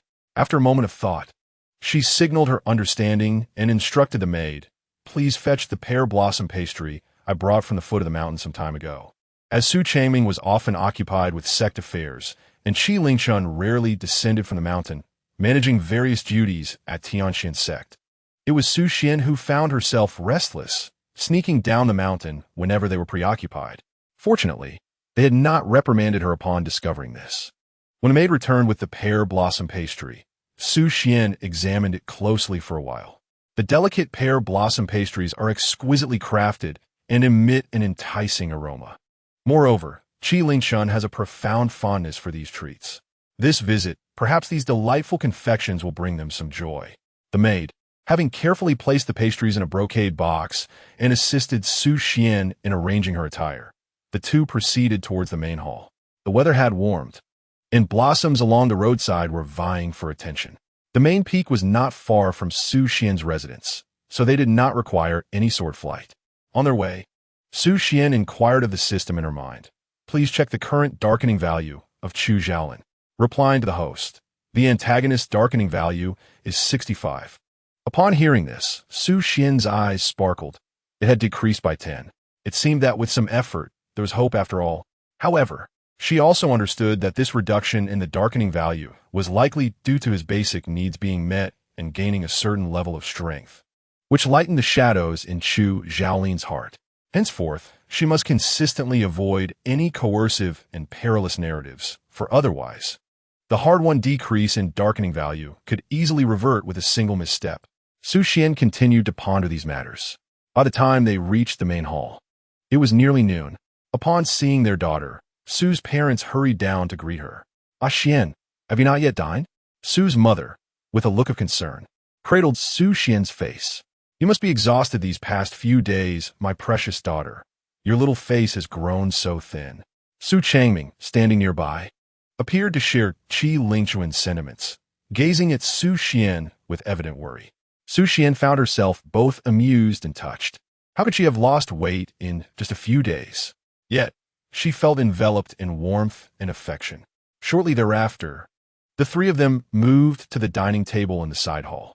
The array of exquisite dishes, rich in flavor, color, and aroma, was simply mouth-watering. Su Xian had intended to sip some tea and nibble on a few pastries to quell her hunger, but that thought was quickly dispelled. How could one resist such delectable food? Despite the sumptuous feast before her, Su Xian did not forget her purpose. She instructed a nearby maid to present the gift box.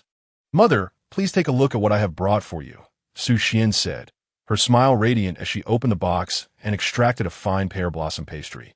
Placing it before Qi Lingchun, Qi Lingchun appeared somewhat surprised, seemingly not expecting her daughter to remember her fondness for this treat. She then lifted her gaze to meet Su Xian's, who looked as mischievous as a little fox. Qi Lingchun scrutinized her quirky daughter from head to toe. Shaking her head with a smile, "You must be after something." Chapter 30. The one I adore is Chu Xiaolin at present. Qi Lingchun was still under 40. Often donning simple, unadorned garments, eschewing noise and bustle, embodying a somewhat ethereal presence. Today, as if anticipating her daughter's visit. She had changed into a splendidly elegant attire, not overly adorned with jewels, yet possessing an innate grace, reminiscent of the revered Qi heroine from her days in the cultivation world. As she smiled gently at Su Xian, the pressure of her status weighed heavily upon Su Xian. The sharpness that lingered in Qi Lingchun's gaze, honed from years as the matriarch, softened the moment she looked at Su Xian. Xian, my dear, your mother should not pry into that matter. Whatever you wish to do, I will support you. Her gaze shifted briefly to Su Changming. Seizing the moment, Su Changming quickly accepted the cue, turning to Su Xian and saying, Xian, feel free to share whatever is on your mind. As Su Xian gazed at the scene before her, a mixture of amusement and exasperation washed over her. She gently called out, Father, Mother, I indeed have an urgent matter to discuss. Sitting up straight, she declared with conviction, I wish to annul my engagement. Su Changming's hand trembled slightly as he exchanged a glance with Qi Lingchun. With a slow sigh, he remarked, Is this what you wish to consult with me about? Su Xian's gaze remained resolute, indeed. Qi Lingchun sipped her tea, casting a cryptic glance in her direction. Very well. Su Xian was taken aback. What? Her expression momentarily blank. She stared incredulously at Qi Lingchun. Mother, you agree to this so readily? The swiftness of her mother's consent surpassed Su Xian's expectations, leaving her to ponder if there were any ulterior motives at play. Qi Lingchun then elucidated. We have already heard about your situation with Changfeng. It turned out that the melodrama involving the three of them at the trial grounds had become a source of amusement among the sect members, inevitably reaching the ears of Su Xian's parents. When Su Xian had approached Su Changming to discuss the matter, he had harbored suspicions. Today, she indeed came for this very issue. With a blend of concern and counsel, Qi Lingchun looked at her. Xian, tell your mother, has Changfeng treated you poorly? Observing the two of them, tirelessly managing the affairs of the sect, Su Xian felt a pang of sympathy as they now whispered tenderly to comfort her. Tears brimmed in her eyes as she gently shook her head. No, it is my own desire to withdraw from the engagement. It has nothing to do with him. Seeing her daughter so visibly distressed, Qi Lingchun became even more convinced that Su Xian had suffered some grievance, even if unspoken. She straightened up, intent on confronting Ling Changfeng. Su Xian, sensing her mother's agitation, quickly interjected, Mother, please remain calm. Su Changming could no longer contain himself. Xian, you have always had a fondness for that lad Ling Changfeng. We all know this. Has he treated you poorly? While we cannot provide much, teaching that boy a lesson is certainly within our means. Su Xian was reluctant to see them wield their influence recklessly on behalf of Ling Changfeng, and hastily clarified, Mother, people can change. I no longer harbor feelings for him. Upon hearing this, Qi Lingchun sat back down, grasping Su Xian's hand. Is that truly the case? Indeed it is. Su Xian reflected on her past. I followed him around when I was younger, not understanding my own feelings, mistaking admiration for affection. She smiled softly. It is also my fault. Moreover, Ling Changfeng does not reciprocate any romantic sentiments. Why should we bind ourselves with a betrothal? Qi Lingchun scrutinized her daughter's expression, noting her tranquility, and ultimately nodded in agreement. Since you express it thus, we shall not impose. We will inform Changfeng, and I hope you both can regard each other as siblings henceforth. Su Xian smiled. Thank you, Mother. Noticing Su Changming's silence, she filled his cup with wine. And thank you, Father. Su Changming regarded her with a resigned shake of his head. He understood that he could not alter his daughter's resolve. Her happiness must be determined by her own heart, and it could not be forced. He raised the cup and drank deeply. Observing this, Su Xian realized that the matter had been settled, and she playfully winked. The three of them concluded their meal in high spirits.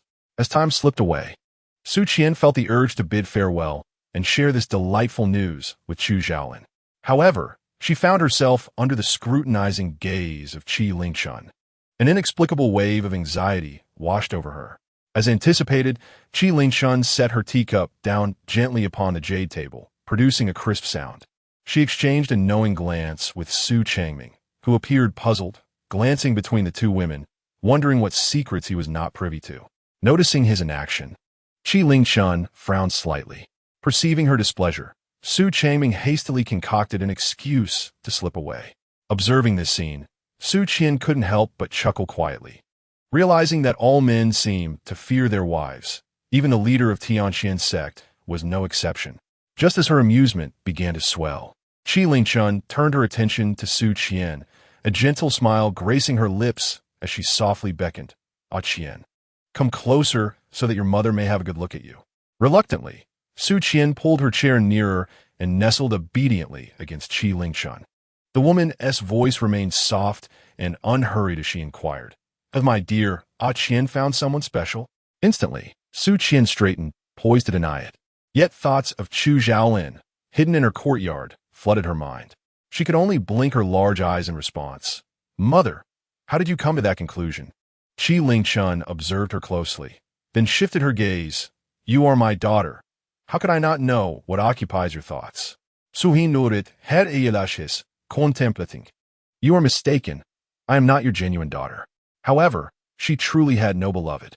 Noticing the skeptical expression in Qi Lingchun's eyes, she decided to be bold. Clearing her throat softly, her cheeks flushed. Her mother had guessed correctly. Indeed, she had someone dear to her heart. Qi Lingchun paused, distracted, as a faint sound drifted through the window. Assuming it to be merely the wind, Su Qian paid it no mind. Qi Lingchun feigned calmness, sipping her tea to steady her nerves. "But have you spotted some dashing young man from the sect, or perhaps a charming young master from the valley? What is his name? What is his lineage? I shall pay him a visit." "Neither," Su Qian replied. Qi Lingchun halted, cautiously asking, "Then who is he?" She feared Su Qian might utter an unexpected name. Unperturbed, Su Qian simply gazed at her. Eventually, it was Qi Lingchun who could no longer contain herself, rubbing her brow. "Speak, I shall not trouble him." Upon hearing this, Su Qian felt a slight relief wash over her. As long as Qi Lingchun intended no trouble for him, it was prudent to prepare herself mentally. Qi Lingchun noticed her obedient daughter looking at her with a radiant smile and sweetly replied, "Mother, the one I cherish is Chu Zhaolin." Chu Zhaolin. Qi Lingchun blinked in surprise, her mind racing to recall this name. Suddenly, as if struck by realization, she stared at Su Qian in astonishment. "Are you referring to that Chu Zhaolin?" Su Qian nodded affirmatively. Although she was unsure why her mother referred to him as that one, there was indeed no other by that name in the entire sect. Qi Lingchun's grip on her cup tightened, nearly shattering it in her hand. Chapter 31. Her daughter is infatuated. Qi Lingchun, recalling who Chu Zhaolin was, felt a surge of anger swell within her. In a tone tinged with melancholy, she recalled that he had yet to establish his foundation. Qi Lingchun cared not for the status of the one she cherished. Her only wish was for her beloved to possess the strength to protect her. The treasures of heaven and earth, mere external possessions, could be assured by the Tianqian sect to provide Su Qian with a life free from want. Yet, they could not be by her side at all times. Should Su Qian find herself wronged in the future, they naturally desired a suitable companion who could safeguard her, rather than a good-for-nothing brat. Qi Lingchun cast a disapproving glance at Su Qian, clearly dissatisfied with her response. Upon hearing this, Su Qian felt a tumult of emotions within.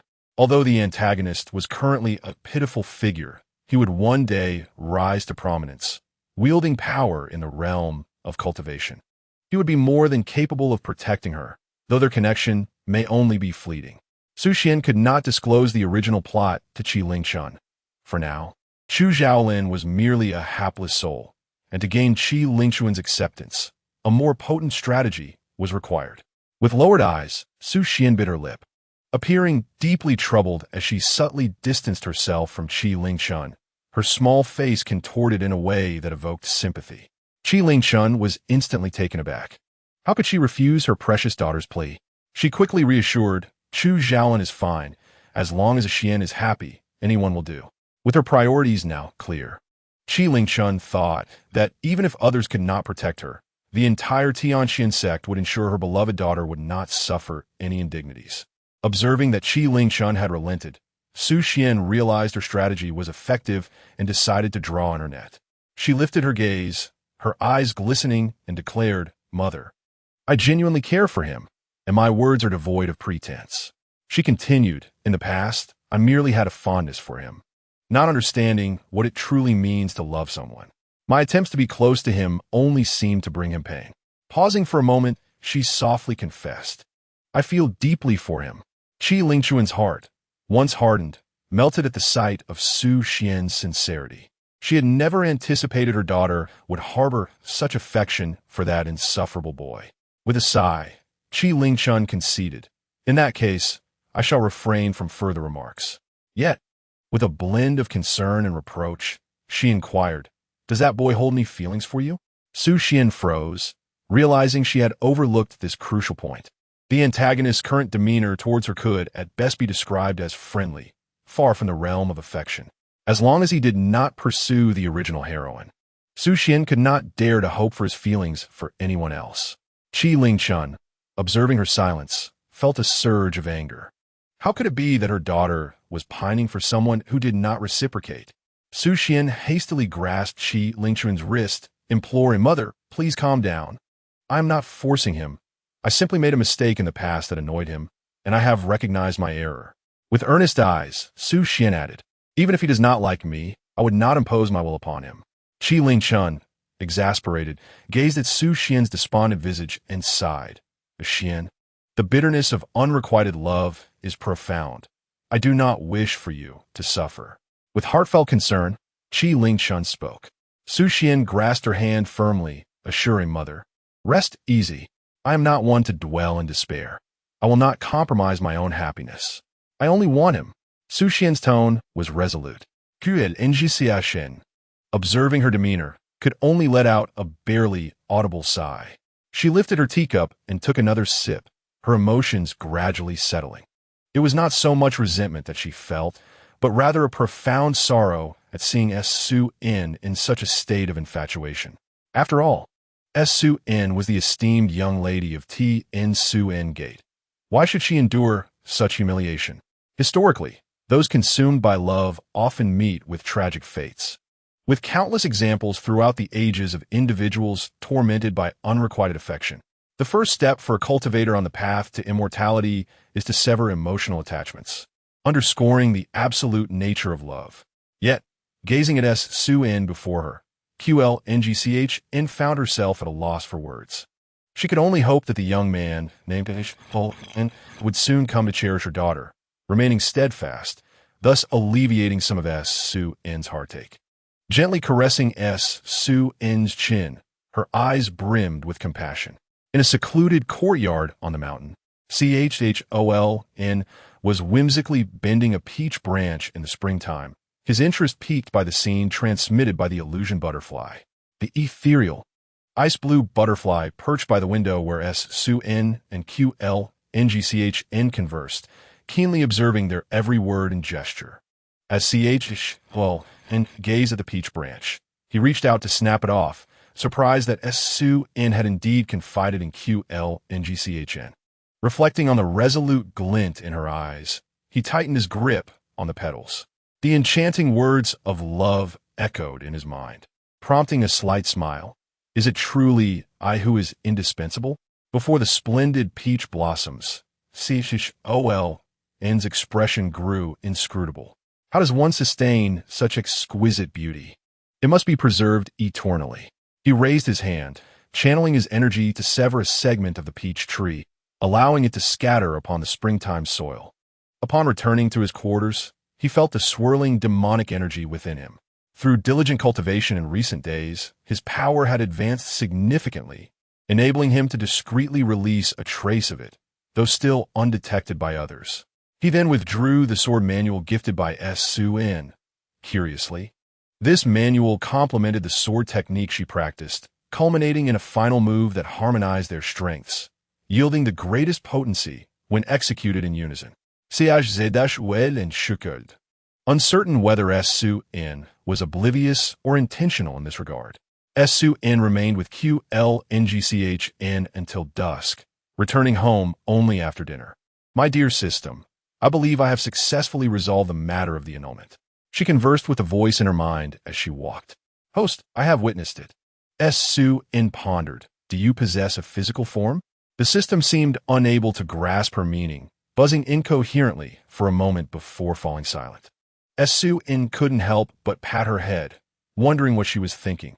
How could artificial intelligence possibly have a physical presence? She continued her stroll, surrounded by the shadowy green hills and waters. Unbeknownst to her, a cluster of light followed closely behind, emitting a faint glow at a leisurely pace. Arriving at the entrance of Sol's courtyard, she pushed the door open. "I'm back." Noticing the silence within, Su-in felt confused. Where is everyone? Could it be that the antagonist has gone out? Just as she was about to step inside to investigate, she sensed an oddity in the layout of the space. What had changed in this courtyard? Su-xian surveyed her surroundings, her gaze fixating on a single point, her pupils constricting. In the distance, the peach tree, which had flourished just yesterday, now lay in a disheveled state, ravaged and torn apart. A flicker of unease crossed Su-xian's eyelids. Chapter 32. Senior Brother Ling. Please leave. Before she could ponder further, the door creaked open. Chu Xiaolin entered, observing the stillness of Su-xian. "Sister, why are you dawdling?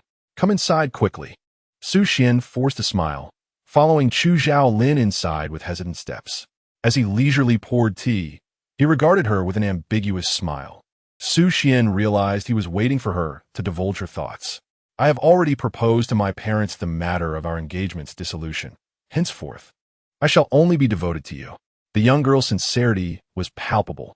Chu Xiaolin remained composed, pausing for a moment before a subtle smile graced his lips. "Then I must thank you, sister." Su-xian mused to herself. Gratitude was unnecessary. She merely wished to be spared from misfortune.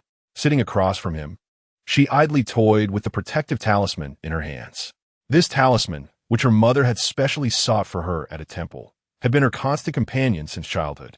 With a resolute heart, Su-xian placed the talisman into Chu Xiaolin's hand. To appease the antagonist, this was the only course of action available to her. Yet she lamented parting with the wooden charm, a cherished possession of the original owner.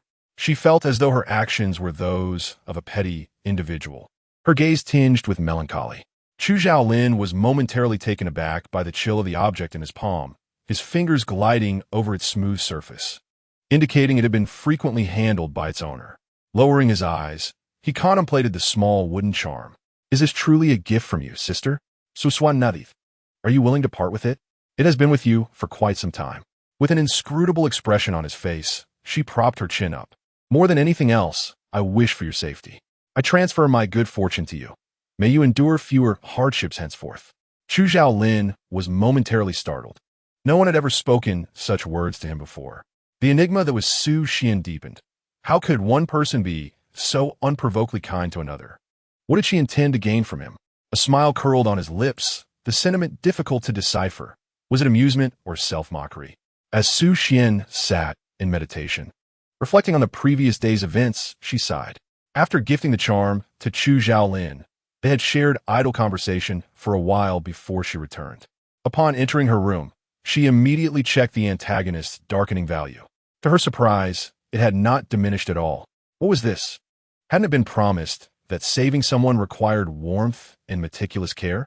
Wasn't that how the novels portrayed it? A wave of weariness washed over Su-xian. Indeed, the antagonist was not easily swayed. Just as she intended to resume her cultivation, a sudden commotion erupted outside the door. "Miss, Senior Brother Ling requests an audience." "Ling Chongfeng? What would he possibly want?" Su-xian composed herself. "Let him in." Ling Chongfeng strode in briskly, his eyes blazing with anger as he beheld the exquisitely adorned young woman before him. "Su-xian, what is the meaning of this?" Su-xian wore a perplexed expression. Why was the male lead so enraged? Ling Chongfeng observed her feigned ignorance, and the anger within him surged even more fiercely. Reflecting upon the absurdity of the earlier events, he had been engrossed in crafting his life's sword for Roche, using the mysterious ice-cold metal when a servant rushed in, breathless. "Senior Brother, the sect leader requests your presence in the Great Hall." Ling Chongfeng, noting the servant's anxious demeanor, queried, "Why the haste? Is there something that cannot be conveyed calmly?" He proceeded at a leisurely pace, oblivious to the peculiar expression on the servant's face behind him. Upon entering the Great Hall, he was met by the apologetic gazes of Su Mu and Su Fu. "Chongfeng, we owe you an apology. We have summoned you today to inform you that your engagement has been annulled." They continued, Xian is a child we failed to nurture properly. This matter rests with us. You may seek any form of compensation you desire. Ling Changfeng was momentarily struck dumb by these words. What did this mean? Su Xian wished to break off their engagement? He yearned to inquire further, yet the regretful expressions of Su Mu and Su Fu weighed heavily on him. Su Changming had been his mentor, guiding him for many years. Qi Lingchun had also shown him great care. He could not bear to place them in a difficult position. Thus, he forced a stiff smile and accepted this new reality. As he stumbled out of the great hall, confusion engulfed him. How could Su Xian possibly wish to break their engagement?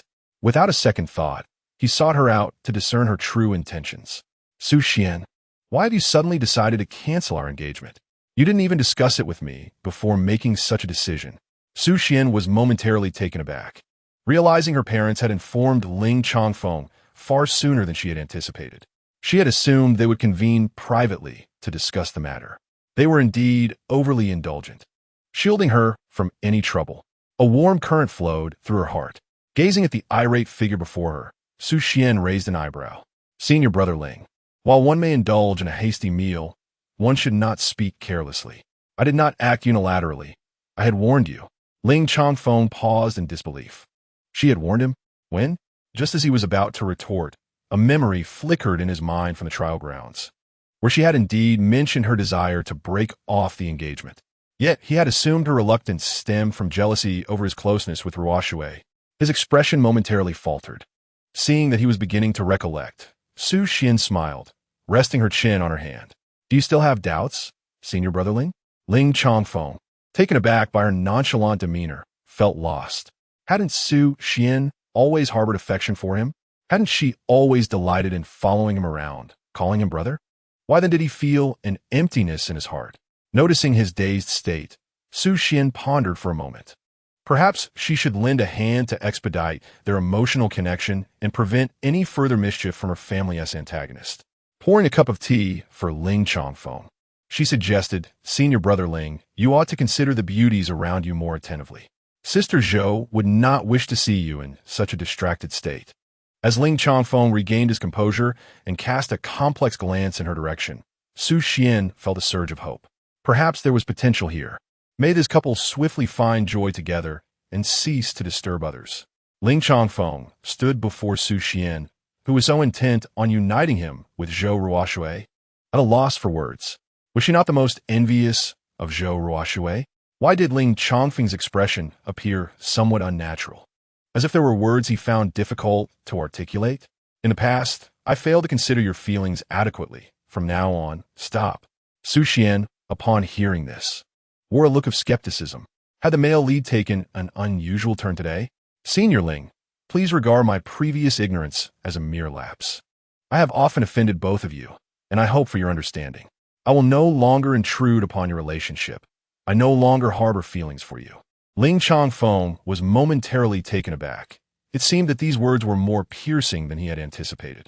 He had always found Su Xian's persistent following of him to be bothersome, her arrogance grating, and he had long wished to dissolve their engagement.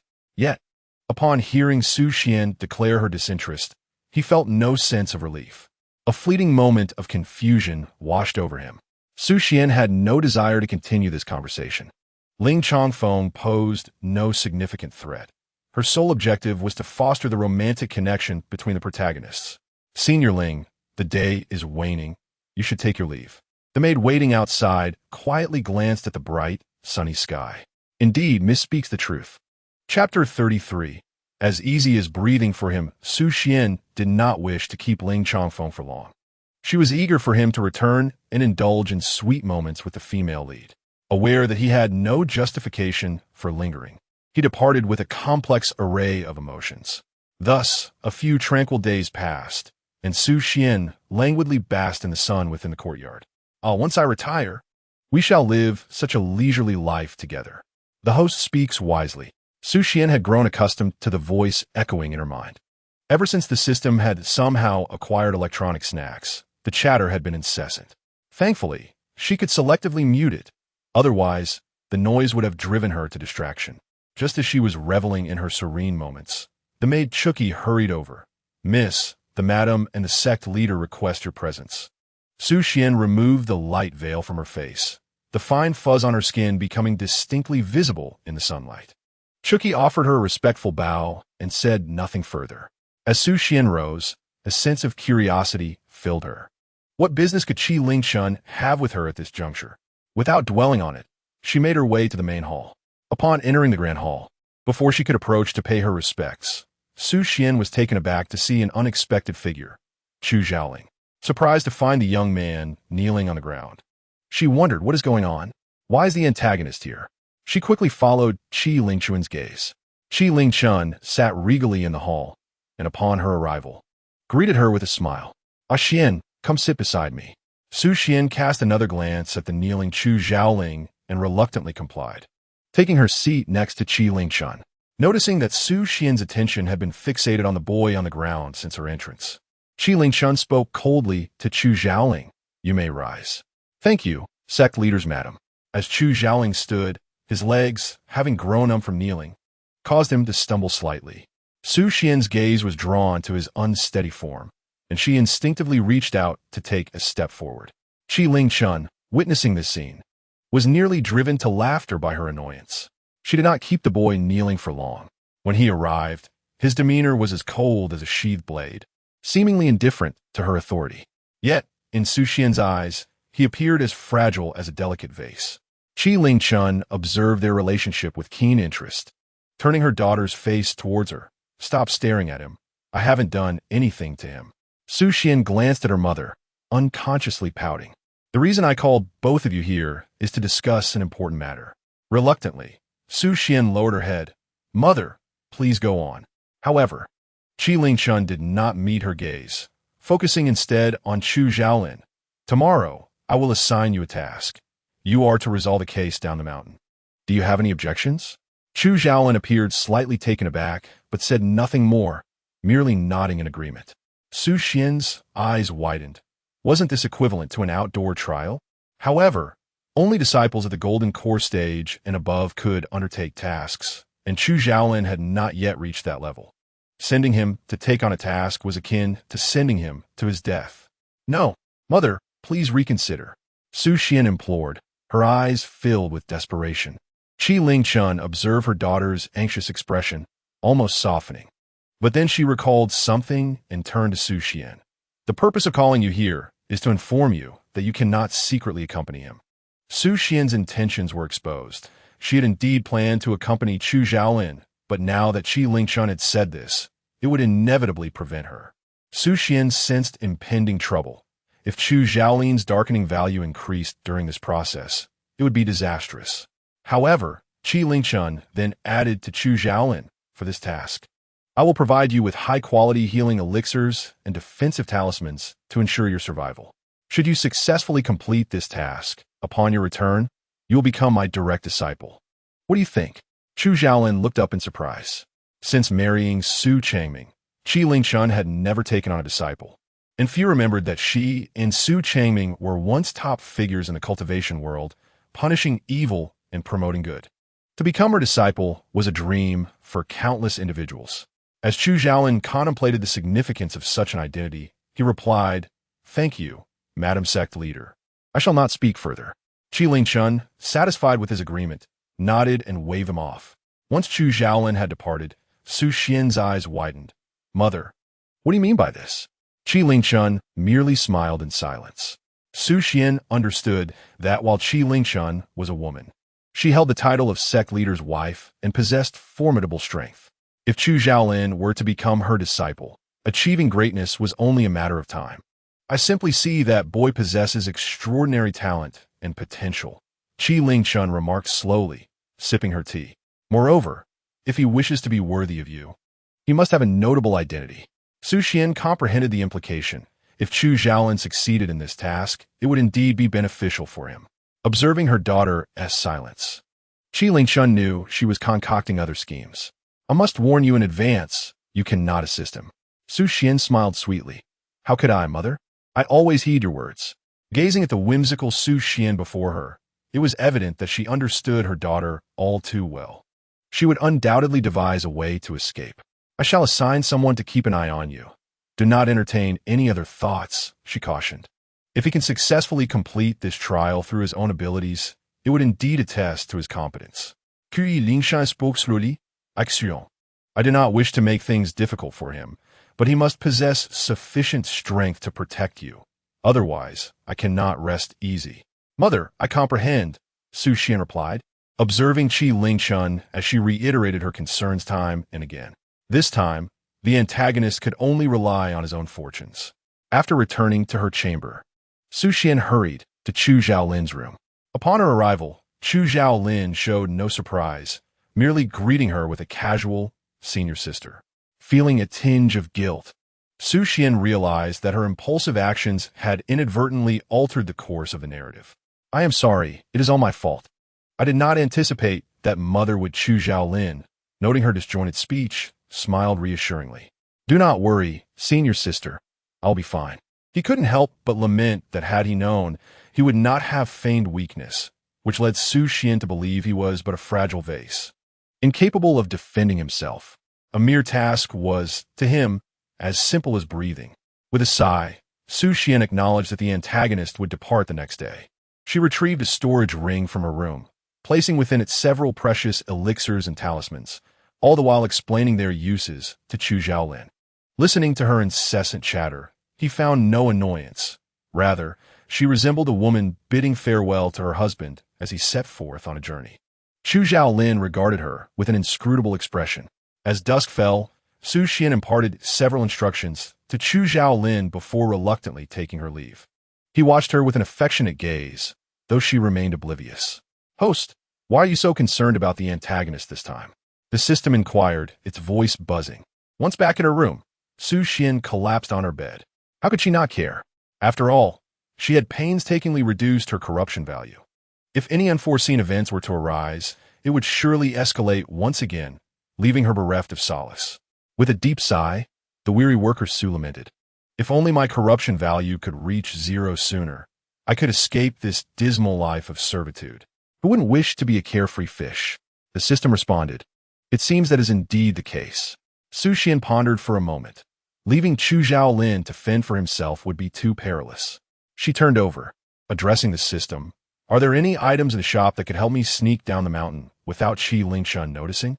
The system continued its incessant buzzing until it seemingly discovered something. Host, the shop has a puppet that can create an identical replica of you to place inside your room. After a brief contemplation, Su Xian realized that merely having a puppet would not suffice. Conversing with Qi Lingshun would inevitably reveal the ruse. She needed a foolproof plan. Suddenly, an idea struck her, and her eyes lit up. She had it. The following morning, Chu Zhaolin descended the mountain, holding a passage jade token. The young man, clad in convenient travel attire, stepped cautiously down the path. Suddenly, a few figures flashed before him. Oh, is that not our valiant Chu? Where might you be headed? Several disciples stepped forward from the side, and Chu Zhaolin cast a fleeting glance, recognizing them as his companions from the miscellaneous duties. He scoffed softly, intending to bypass them and continue on his way. The group, noticing his disregard, wore expressions of hostility. They had been rotating shifts in the miscellaneous office, and ever since Chu Zhaolin's arrival, they had offloaded the menial and arduous tasks onto him. To their surprise, the lad bore his burdens without complaint, allowing them to enjoy their leisure.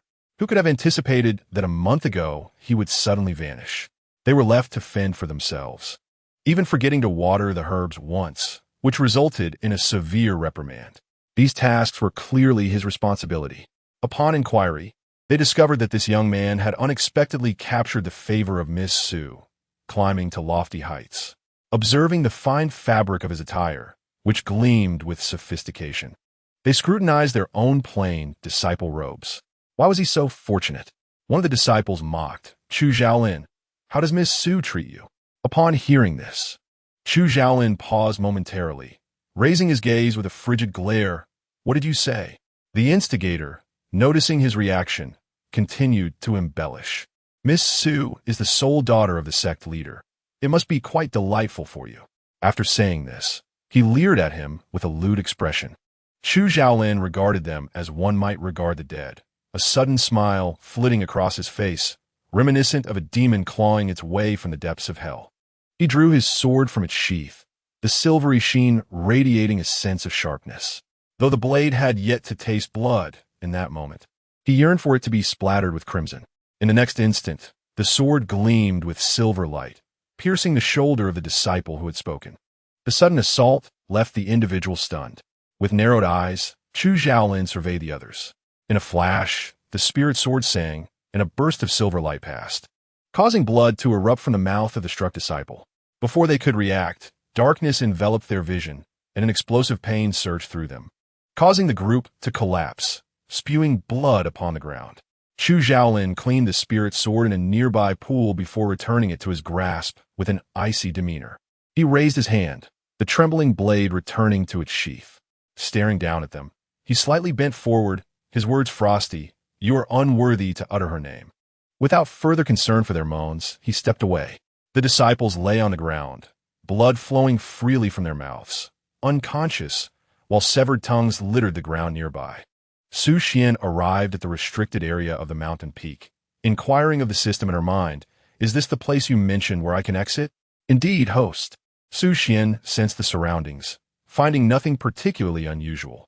Coincidentally, ever since Xiao Mian inadvertently trespassed into the rear mountain, she had reported the incident to the second elder. Following that, a new layer of restrictions was imposed upon the Tianxian sect, preventing outsiders from entering freely, while those within required a passage jade token to exit. Su Xian chuckled wryly, realizing she had inadvertently shot herself in the foot. "Host, you may now retrieve the Linglong Jinyu." Su Xian retrieved an unremarkable stone from her storage ring, quietly awaiting a moment. Yet, there appeared to be no change. "System, have you made an error?" The system fell silent for a brief instant before responding. "Host, please proceed forward." As Su Xian took a few steps ahead, her surroundings brightened. Was that the wind?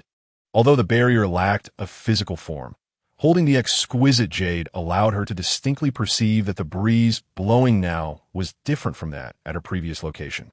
She discerned that the wind was coming from the southwest, indicating an exit to the outside world. Gripping the exquisite jade carefully, Su Xian advanced cautiously. After only a few steps, the scenery before her transformed. Turning back, the mountain peak she had just seen had vanished without a trace. Was this the power of the exquisite jade? It could bypass the magical barriers of the cultivation realm. Without further contemplation, Su Xian leapt down. Simultaneously, the snow unsheathed, radiating a dazzling blue light.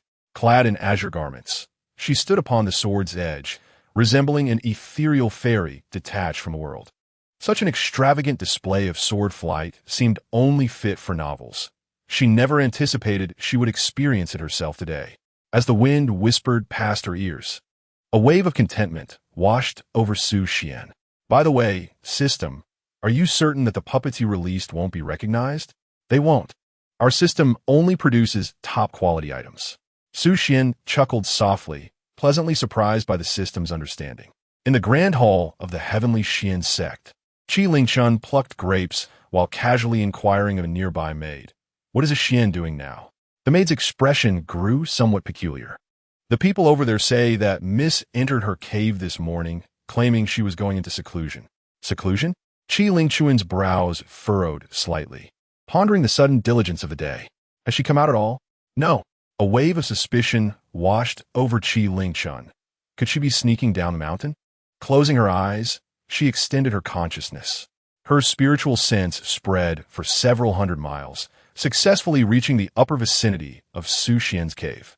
Qi Lingchun confirmed that Su Xian was indeed present within, her energy circulating as if genuine. Withdrawing her consciousness, she felt reassured. The heavenly Xian sect was fortified with barriers from top to bottom. There was no way she could escape. Sipping her tea, Qi Lingchun nodded slightly. Su Xian was indeed quite obedient this time. Chapter 35. I hold no interest in female ghosts on a dark, windy night, guided by the system. Su Xian navigated through the dense forest, twisting and turning until she finally entered. She knocked on the branches around her and asked, "System, are you certain this path is correct? Is Chu Xiaoling really here?" The system's cold, mechanical voice replied, "The antagonist is right here, in a realm invisible to Su Xian." A three-dimensional map, reminiscent of a modern online game, appeared within the system's space. In that darkness, a map shimmering with tiny lights outlined the entire cultivation realm. At the center of this miniature world, within the heart of the forest, a petite figure hurriedly sought traces of the antagonist.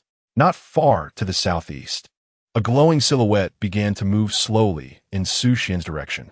Host, approximately several hundred meters to the southeast. Su Sun signaled with a gesture, advancing silently. The tranquil forest, shrouded in darkness, appeared ominous, and upon closer inspection, a faint scent of blood lingered in the air. Chu Zhaolin leisurely surveyed his surroundings, narrowing his eyes. This place had recently witnessed a gruesome scene. Amidst the subtle aroma of blood, he detected an odd scent, a hint of decayed sweetness, an unsettling anomaly. It suggested the presence of a toxin that could induce madness. Swiftly and deftly, the youth sealed his senses and followed the direction of the blood's trail. Venturing deeper into the forest, the path ahead was obscured, littered with scattered low shrubs. With a nimble leap, Chu Zhaolin landed on a nearby branch, silently observing the stillness that enveloped him like stagnant water. The environment here had transformed significantly from before. He noticed, just a few meters away in the grass, several green leaves stained with fresh blood. Evidently, the other party had not strayed far.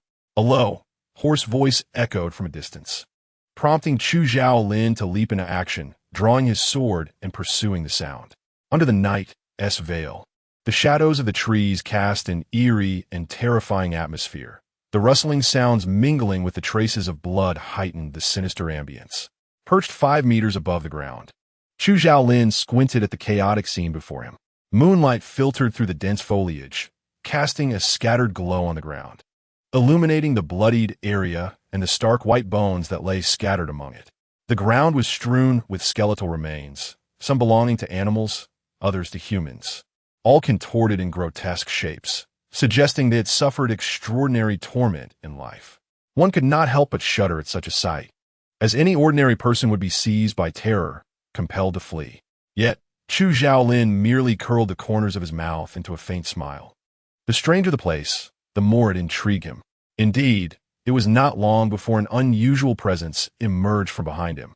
Chu Zhaolin stood still atop the tree, seemingly oblivious, his gaze fixed ahead. The aura drew closer, and he could distinctly sense the shifting wind, infused with a languorous fragrance. "Why is the young master alone?" A beguiling, ethereal voice wafted through the air, as if echoing from the heavens, both indistinct and yet palpable, whispering sweetly in his ear. "Oh, ballet." Ghostly arm appeared in his line of sight. "Why do you disregard me, young master? On this enchanting night, why not revel with me in bliss?" The voice was teasing yet enticing. A stunningly beautiful face emerged, a vision of exquisite allure. Every movement exuded seduction, and any ordinary person who beheld it would surely lose their soul in an instant. Clad in a gown resembling woven silk, the woman regarded him with a knowing smile, as if certain he would come to her. Beheld her suspended in an odd posture, his tone devoid of interest. "I have no inclination towards female specters." The ghost responded with a chilling laughter. "Ah, young master, you are indeed amusing." Her elongated eyes fixed intently upon him, a sinister smile curling at her lips. "But this is not something you can decide." The ghost licked her lips, her gaze sweeping over him with a covetous thrill, as if contemplating where to begin her feast. In an instant, she lunged at him, exclaiming, refusing to drink the toast, "You shall face the penalty." With a swift motion, Chu Zhaolin drew his spirit sword, its edge grazing the ghost's arm as he deftly descended to another branch with poise. The ghost, witnessing his graceful evasion, let out a furious wail, for it was the first time a human had resisted her allure and emerged unscathed. Her eyes burned with rage. Surrounding her, tendrils of resentment coiled ominously, causing the nearby branches to bend beneath an oppressive force. A suffocating aura emanated from the ghost, her once resplendent beauty now a mere shadow, as dark energy surged towards Chu Zhaolin. Just in time, he thought, as he lifted his gaze, his left hand gradually gathering demonic energy, a profound power coalescing within his palm. Today, he would test the might of the demonic breath against this specter. As he raised his hand, the aura of resentment was abruptly dispersed by a sword glimmering with azure light. Observing this, Chu Xiaolin suppressed the demonic energy, bowing his head, allowing the residual sword energy to sweep him to the ground. The spirit sword appeared, but for a moment before vanishing swiftly from sight. Meanwhile, the ghost, brimming with malevolence, found herself momentarily dazed. Before she could comprehend what had transpired, an overwhelming force struck her squarely in the chest, sending her careening like a severed kite into the trunk of a tree. Unrelenting, she rose once more, her fingers curling into claws, intent on clawing at Chu Xiaolin. In a swift motion, a piercing sound echoed as an arrow lodged itself in her arm, pinning her firmly against the tree. The arrow penetrated flesh and bone, eliciting a heart-wrenching scream from the ghost. "Who dares? Come forth if you possess the courage." Yet, her cries were met with silence, save for the howling wind that swept by. There are indeed spirits at play. Chu Xiaolin waited a moment, sensing no response, before rising and approaching the ghost with his sword in hand. His steps were measured and composed. The specter trembled involuntarily, for the aura emanating from this young man was now vastly different from the earlier pretense. He was merely feigning weakness. The ghost's eyes widened in disbelief. With a disdainful chuckle, Chu Xiaolin advanced before her, raising his hand with alacrity. The ghost shut her eyes, resigned to her fate, lamenting, "I have yet to avenge myself." However, after a brief pause, a resounding sound echoed as the youth, without even sparing her a glance, forcefully extracted the arrow embedded in her arm. Upon opening her eyes, she beheld the young man gazing tenderly at the arrow, caressing its familiar engravings as if peering through it to see someone dear, a soft chuckle escaping his lips. The ghost murmured, "He resembles a specter more than I do." Chapter 36. Whom would you like to accompany you? Chu Xiaolin chuckled softly for a moment, secured the feathered arrow, and rose to his feet, casting a disdainful glance at the female specter before him. In a deep, youthful voice, he stated, "I owe you a debt of gratitude this time. As a token of my appreciation, I shall spare your life today." With that, he departed, exhibiting no trace of attachment. The female ghost, taken aback by his cryptic words, pondered what she ought to say. "Thank you?" She limped away, and their figures faded into the night. Su Xian swiftly descended the mountain, inquiring of the system in her mind, "What's the status? Is Chu Xiaolin safe?" The system, observing the antagonist approach the female ghost and retrieve the arrow, noted his soft laughter. The system operated frantically, a cacophony of relief flooding through its circuits.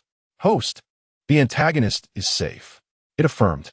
Indeed, the antagonist was smiling with joy. Su Xian nodded in satisfaction, both she and the system pleased with the outcome of the endeavor. As she made her way to the city gates, Su Xian recalled, "In the heat of the moment, I used the snow-treading sword." But given Chu Xiaolin's frail appearance, he likely did not notice. Preparing to enter the city, she murmured, "Let us hope he remains unaware." After all, she wished to perform good deeds anonymously. At the foot of Tianxian Gate in Langfeng City, the only town within 100 miles, Su Xian knew she must rest here tonight. Calculating the time, it was also about when Chu Xiaolin would emerge from the dense forest. Upon reaching the city gates, she generously offered a spirit stone. The gatekeeper's eyes lit up at the sight of the glowing stone. "Please, immortal, enter," he beckoned. Though both Tianxian Gate and Langfeng City belonged to the realm of cultivation, their lifestyles diverged significantly. While everyone at Tianxian Gate practiced cultivation, using spirit stones as both currency and a means to enhance their spiritual energy, Langfeng City was predominantly inhabited by ordinary mortals devoid of spiritual power, where silver served as the standard currency, with one spirit stone equating to 100 pieces of silver. As Su Xian ventured forth, she was well prepared financially. Once granted entry, she gazed upon the bustling market, her first destination not an inn, but a tailor shop. Inside, her petite, exquisite figure vanished, soon replaced by a handsome young man whose sparkling eyes resembled a galaxy, a languid smile playing at the corners of his mouth, embodying the charm of an elegant youth. The system, perplexed, queried, "What is the meaning of this, host?" Su Xian gently waved the jade fan she had just acquired. When one is away from home, possessing a second identity is essential for accomplishing great tasks. Understand? The system responded with a mechanical hum, followed by a series of robotic applause, somewhat comprehending her intent. Su Xian strode forward, surrounded by the brilliance of lights, a scene of opulence captivating her gaze. Approaching a candy figure stall, she beheld the translucent, lifelike confections and could not suppress her salivation. "Boss, I would like a rabbit candy figure," she exclaimed, her eyes sparkling with delight. "Of course, please wait a moment," the vendor replied cheerfully. With a radiant smile, Su Xian stood by, eagerly anticipating her treat. Suddenly, a cacophony erupted behind her, reminiscent of a disturbance. Su Qian turned to witness a woman at the adjacent stall being tugged and pulled by several individuals, her expression steeped in humiliation, her garments barely clinging to her form, seemingly on the verge of slipping away. "Hey, what are you doing?" Su Qian advanced, delivering a swift kick to the man in front, then grasped the woman, pulling her protectively behind her while adjusting her clothing. The group, noticing her interference, displayed an air of menace. "Do you know who we are? I advise you to mind your own business." The burly men, robust and imposing, radiated an air of superiority. Su Qian regarded them with amusement. "I believe I can hear a pack of dogs barking." She turned her attention back to the woman. "Did you hear that?" The woman, taken aback by her audacity, shook her head urgently, her voice a mere whisper. "Don't provoke them. Confronting them will lead to dire consequences." With a downcast expression, she began to step forward. Su Qian seized her arm, chuckling lightly. The men, enraged that someone dared challenge the authority of the Jia family, were taken aback by her boldness. Just as the leader of the group prepared to step forward to teach this audacious young man a lesson, a voice rang out from behind. "Wait." The crowd parted as a figure emerged. Upon seeing this individual, the burly men instantly stiffened, rushing forward to greet him. "Young master, what brings you here?" The leader inquired with utmost respect towards the man at the center. Following their gaze, Su Qian beheld the person referred to as young master, a rotund figure adorned with beauty on either side, waddling towards her. She raised an eyebrow, dismayed by the lascivious glances directed her way, ultimately turning her head aside to spare her eyes further discomfort. The young master, flanked by his imposing companions, eyed the youth before him, involuntarily swallowing hard. The young man possessed delicate features, his eyes shimmering like jade, and a slender, fair neck that seemed to promise a blush at the slightest touch. It had been ages since he had encountered such an alluring beauty. "Young master, I feel an instant connection. Shall we share a drink?" The young master beamed at Su Qian, his greasy gaze palpable, causing her skin to prickle with discomfort. Su Qian pinched her nose, casting him a disdainful glance. "Keep your distance." Observing his unsteady gait and vacant stare, it was evident he had frequented establishments of ill repute far too often. She quickly stepped back, not wishing to be associated with such a man. Unperturbed by her words, the young master chuckled softly, pushing aside his two companions as he continued his advance towards Su Qian. This was the type of character he favored. He had grown weary of the weepy, delicate darlings. He craved someone with a spark. The owner of the candy stall, witnessing the scene unfold, could only shake his head in resignation. Onlookers regarded Su Qian with pity. Why did she have to provoke the scion of the Jia family? It was common knowledge that this young master was indiscriminate in his affections, and those who caught his eye seldom escaped unscathed. This young man was in for a tumultuous fate. At the side of Su Qian, a woman suddenly succumbed to her emotions and began to weep softly. "I am the eldest son of the Jia family. If you follow me obediently, the Jia family will ensure you a life free from worries," declared the young master, seemingly confident that Su Qian would not refuse him. He was about to step forward and claim the beauty for himself, eager to mold her to his desires. However, as he took his first step, a resounding clash of swords echoed through the air, and a spirit sword gleamed with silver light, descending from above to land firmly in front of him. A single step further would result in a piercing wound from the blade. Not far away, a cold and furious voice rang out. "Who do you think you can take with you?" Chapter 37. My name is Chu Sun. The crowd parted, revealing a tall and exceptionally handsome youth, who raised his hand, causing the spirit's sword to swiftly return to its sheath. Su Xian's eyes widened in disbelief. Zhu Zhaolin? What's he doing here? Just as she contemplated stepping forward, she abruptly halted. Zhu Zhaolin should not recognize her at this moment. She could not afford to reveal her identity too soon. Zhu Zhaolin surveyed the surroundings, his icy gaze momentarily lingering on Su Xian before he turned away. Intending to leave, Su Xian was about to follow the flow of the crowd in search of him when the furious young master of the Jiao family, his face flushed with anger, shouted, "Did I permit you to leave?" With that, he waved his hand towards the guards beside him. "Seize them all. Leave not a single one behind." Yes. The guards sprang into action, swiftly encircling the area, effectively blocking all nearby exits. Observing the impending disaster, the onlooking citizens fell to their knees before the young master of the Jiao family, pleading, "Young master, have mercy. Please let us go." "Yes, yes. Allow us to leave." Impatiently, the young master kicked at the lamenting crowd, disdainful of their pleas. "What right do you have to obstruct my path? I must teach these two audacious brats a lesson today, or I shall lose face. Charge!" he commanded, clenching his fists and shouting vehemently. A flurry of movement surged from behind Zhu Zhaolin. He swiftly sidestepped, twisting an outstretched arm behind him with a sickening crack that echoed through the air. The sound of bones breaking.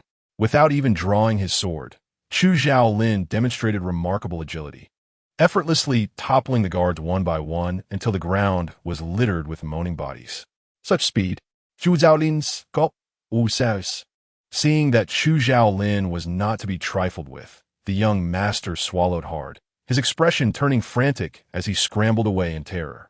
Zhu Zhaolin regarded the panicked retreat of those who had just been so brazen, choosing not to pursue them further. Su Xian, witnessing this scene, was overwhelmed with astonishment. The display of skill was undeniably impressive, but when had her previously pitiable antagonist become so formidable? She stepped closer and gently tapped Zhu Zhaolin's shoulder, intending to greet him politely, but to her surprise, he swiftly twisted her wrist, sending a jolt of pain coursing through her. "Oh, that hurts," she cried out involuntarily. Realizing his mistake, Zhu Zhaolin quickly released her, revealing a fierce mark already forming on her pale wrist. Zhu Zhaolin remained silent, a flicker of regret crossing his features before his expression turned cold once more. He retrieved some medicinal ointment from his storage ring and applied it to Su Xian's wrist. Observing his frigid demeanor, Su Xian chuckled. "Thank you so much. My name is Chu Xuanshi, and I hail from Yingzhou. I truly appreciate your assistance."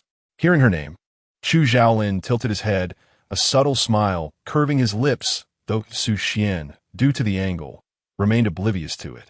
He cast her a heavy glance and murmured, "Zhu Zhaolin." As he prepared to walk away, Su Xian trailed behind him, leisurely engaging in conversation. "Where do you come from?" Zhu Zhaolin, noticing her following him, chose not to respond further, simply stating Tianxian sect. "Oh, I see. Why so quiet?" Su Xian lifted her gaze to meet his, but saw no inclination from him to continue the dialogue as he focused forward. She pouted so aloof. Tianxian sect must be a sect for cultivating immortality. "You must be impressive. What brings you down the mountain this time?" "Solving a case." "What kind of case?" Zhu Zhaolin halted and turned around, catching Su Xian unawares as she collided directly with his sturdy chest, unable to stop in time. The sudden impact, akin to hitting a wall, left her nose stinging and tears welling in her eyes. Noticing her predicament, a faint smile danced in his eyes as he took a step back. "It has nothing to do with you." With that, he resumed his stride towards the inn, sniffling and rubbing her nose. Su Xian silently raised her middle finger at his retreating figure before following suit. "2 rooms," Zhu Zhaolin stated flatly. The innkeeper, observing the well-dressed and composed youth before him, replied cheerfully, "Certainly. 1 room. Ce sont quickly interjective." The innkeeper, sensing the unusual rapport between the two, hesitated together. Then, Zhu Zhaolin raised an eyebrow at Su Xian, his expression inscrutable. The palpable pressure in his gaze prompted Su Xian to chuckle nervously. "2 rooms are fine." With a slight smirk, he accepted the key to room 1 and ascended the stairs. Su Xian, left with the key to room 2, instructed the innkeeper not to disturb them before making her way upstairs. Upon entering her room, Su Xian threw herself onto the bed, surrendering to the softness of the bedding. Host, why would you choose to share accommodations with the antagonist? Wouldn't that increase the risk of your identity being exposed? Su Xian nodded, acknowledging the validity of the query. However, during her time at the Tianxian sect, Chu Xiaolin remained oblivious to her nightly activities, occasionally hearing sounds from her room. Each time she contemplated investigating, she found his room warded against intrusion. Curiosity gnawed at her, pondering what secrets lay within the antagonist's domain that were forbidden to her. This rare opportunity had slipped through her fingers. Su Xian flipped over, growing increasingly frustrated. Yet, the system's words rang true. This arrangement did indeed mitigate the risk of her identity being revealed. Su Xian sat up, resolute in her determination to conceal her identity from Chu Xiaolin and assist him as a stranger, revealing that there are still many good souls in the world. It was imperative that his dark tendencies diminish this time. She lay back down and soon drifted into a peaceful slumber. At dawn the following day, Su Xian awoke with heavy eyelids and stretched languidly before rising. Just then, a knock echoed through the room.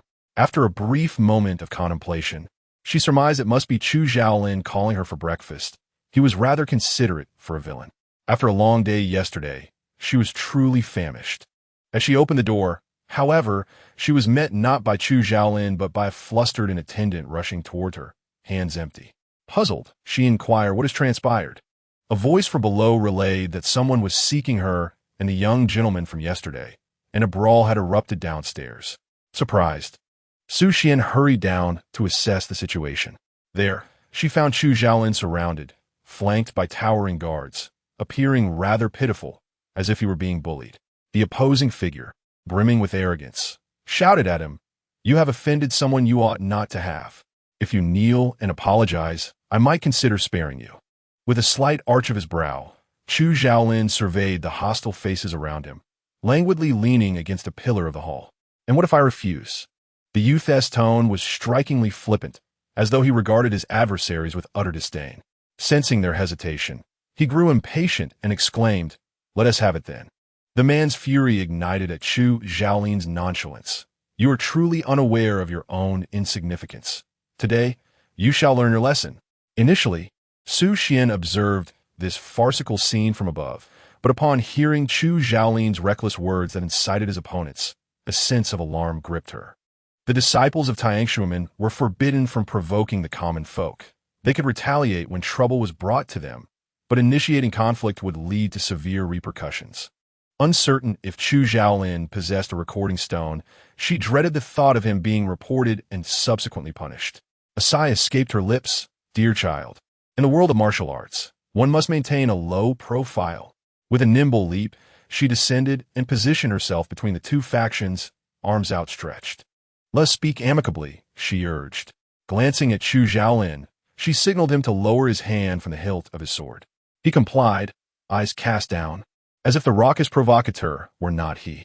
Seeing Su Xian intervene, the opposition exchanged glances, their expressions haughty. "It appears you possess some discernment after all." Standing tall, Su Xian spoke with measured calmness. "Harmony breeds prosperity. While we are away from home, we must adhere to reason." The man, taken aback by her eloquence, frowned and regarded her with disdainful eyes.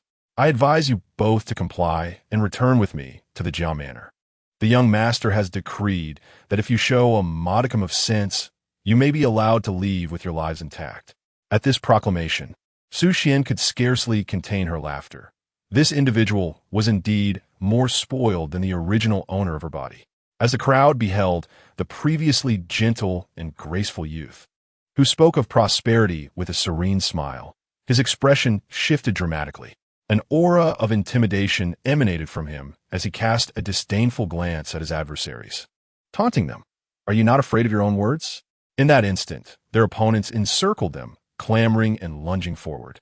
Su Xian, recognizing their familiar tactics, shed her pretense. Since they initiated the confrontation, she now had ample reason to unleash her martial prowess. With a sidelong glance at Chu Xiaolin, who was watching the spectacle unfold, both of them simultaneously raised their feet, sending the two attackers hurtling several meters away. Although Chu Xiaolin had yet to unsheath his celestial sword, he deftly intercepted the assailants, demonstrating an impressive synergy with Su Xian. Before long, the guards lay sprawled on the ground. The leader, taken aback by Su Xian's unexpected strength, cursed inwardly. He had assumed that the delicate-looking youth trailing Chu Xiaolin was merely a liability. A glimmer of ruthlessness crossed his eyes, yet he remained undeterred, for he had other means at his disposal. He produced a pale bone whistle, inhaled deeply, and blew sharply, emitting a piercing sound that compelled everyone in the hall to instinctively cover their ears.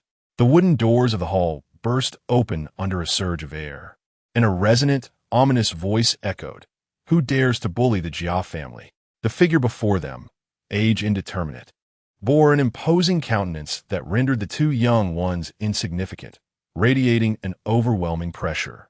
Is this a cultivator at the nascent soul stage? Su Xian's expression turned grave. She had not anticipated that the Jia family could employ such a formidable practitioner. A sense of peril coursed through her. She was but a step away from forming her core, while Chu Xiaolin had merely begun to scratch the surface of foundation building. Given their current capabilities, this battle seemed fraught with peril.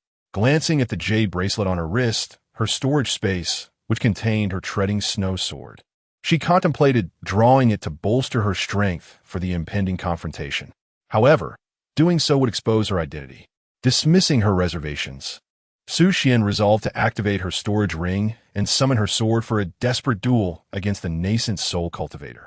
Yet, Chu Xiaolin stepped forward, positioning himself in front of her. With lowered eyes, he spoke calmly, "Step back." Su Xian was momentarily taken aback, warmth flooding her heart. The youth's future strength was undeniable, yet his current abilities were but a fragile shell against a nascent soul cultivator. Realizing he still perceived her as an ordinary person with mere physical skills, she hesitated, intending to dissuade him. Just then, Chu Xiaolin deftly turned his wrist, unsheathing his celestial sword and directing it toward the nascent soul practitioner, who swiftly amassed spiritual energy to counter the strike. Seeing the imminent danger, Su Xian understood that the ensuing clash could obliterate the entire inn. She quickly formed a seal with her hands to erect a barrier of spiritual energy while urgently calling out to Chu Xiaolin, "Lead him outside." With a slight nod, their figures vanished from the doorway. As they departed, Su Xian was left to restore the ravaged in using her spiritual techniques. It seemed she had truly stumbled into misfortune, and she worried whether Chu Xiaolin could endure until she could come to his aid. Unable to quell her anxiety, she resolved to check on him. Just then, a woman suddenly rushed forth, kneeling before her and grasping her sleeve without hesitation. The woman knelt before her, imploring, "Young master, please help me, assist my poor daughter." Su Xian was taken aback by this sudden display and hurried to lift her up, saying, "Please rise, madam. What has transpired?"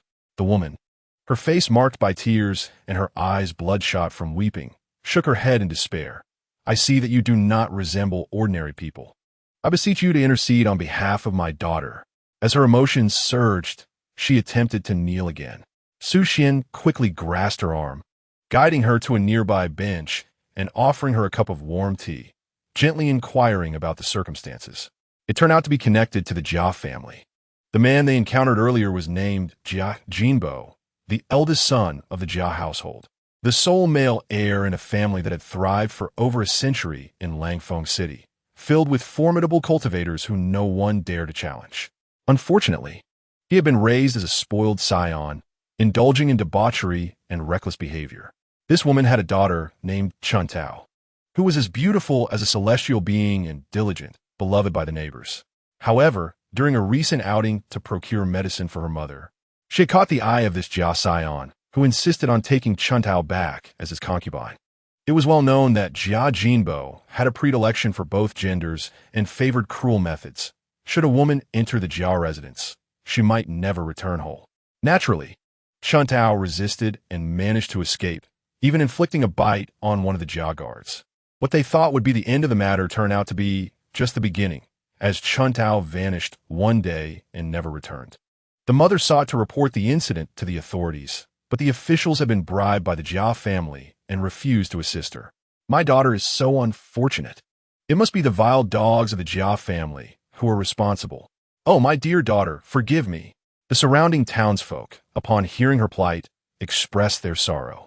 Chuntao, a girl of such beauty and industriousness, had inexplicably disappeared, and it seemed unlikely that her fate was a favorable one. Su Xian furrowed her brows, astonished that the Jia family would act so brazenly as to commit a crime so openly. Chapter 39, Regrettably. You are doomed. Su Xian handed the woman a handkerchief to wipe her tear-streaked face. Rest assured, madam, I shall uncover the truth for you. Seeing the woman's emotions begin to stabilize, Su Xian distributed some silver coins to the onlookers and instructed the local residents to escort her home. You are truly a good person, young master. Good deeds will surely be rewarded. Su Xian smiled at them, saying, it is not just me. That young man who ran after you earlier is also kind-hearted. His name is Chu Xiaolin. Very well, Chu Gongzi, we shall remember you. She did not expect the narrative to correct itself automatically.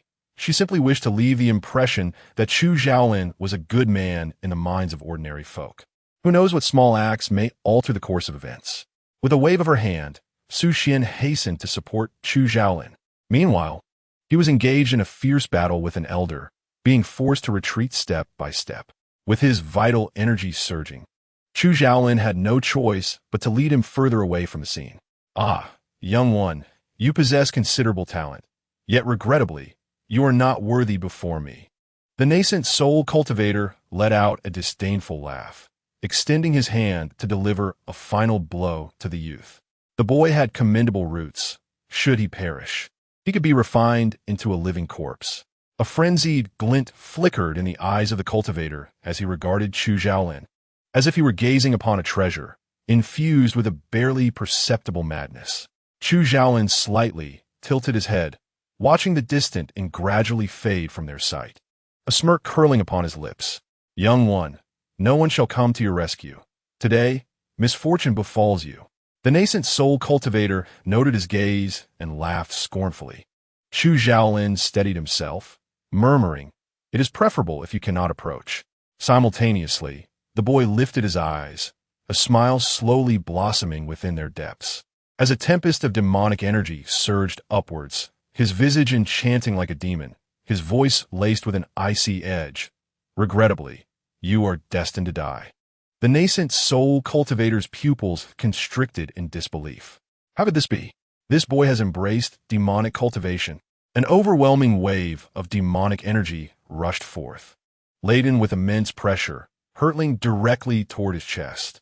In a fleeting moment before the nascent soul cultivator's head met the ground, he gazed at Chu Xiaolin in utter disbelief. Why is his strength so formidable? Chu Xiaolin surveyed his surroundings. The demonic energy swiftly devoured the scattered bloodstains, leaving no trace behind. He stepped away, the deserted alley appearing as though nothing had transpired. Upon rounding a corner, he calmly drew a blade across his own skin, the once ink-black robe instantly stained with blood. He leaned against a nearby wall, seeking to temper the demonic energy within him. When Su Xian arrived, she beheld the pallid youth leaning against the wall, quietly meditating. His garments drenched in drying blood, his brows furrowed in apparent agony. Su Xian hurriedly supported him. How are you? Chu Xiaolin let out a muffled grunt, shaking his head to indicate he was unharmed. Observing his feigned resilience, Su Xian sighed. The boy's nature was not malevolent, having even lured away a formidable opponent to confront the danger alone. But where had that nascent soul cultivator gone? Chu Xiaolin replied. I seized the moment he was distracted and fled.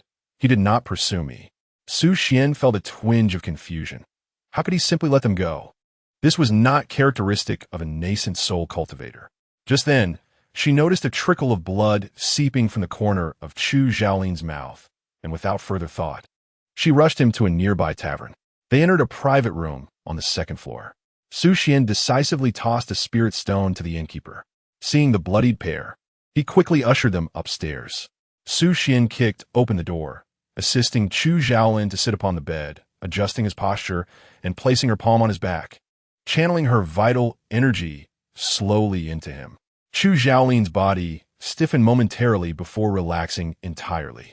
He He felt the flow of vital energy coursing through him, his hands instinctively clenching into fists. Before long, Su Xian withdrew her hand, rising to admonish him. You must refrain from playing the hero. Are you not aware of your own strength? Hearing her familiar tone, Chu Xiaolin raised an eyebrow. Are you so certain of my strength? Su Xuan faltered, her gaze wandering. I can only guess. Few could confront a nascent soul cultivator and emerge unscathed, right? Fortunately, the danger of exposure was narrowly avoided. Upon hearing this, Chu Xiaolin merely responded with a faint acknowledgement. Su Xian hastily shifted the topic. You must have a task to undertake upon descending the mountain.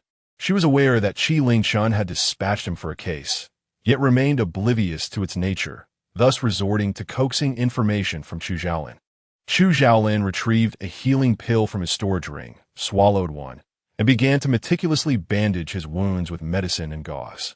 It has come to my attention that demonic disturbances have been plaguing Jinhua Tower for the past fortnight. My sect has tasked me with exorcising these malevolent forces. Su Xian was taken aback. Was Jinhua Tower not the renowned brothel in Langfeng City? Her mother had actually sent Chu Xiaolin to investigate here. Pouring herself a glass of water, she muttered softly, what sort of case could possibly arise in such a place? The two took a brief respite at the tavern. After finishing their lunch, Chu Xiaolin entered a meditative state to heal.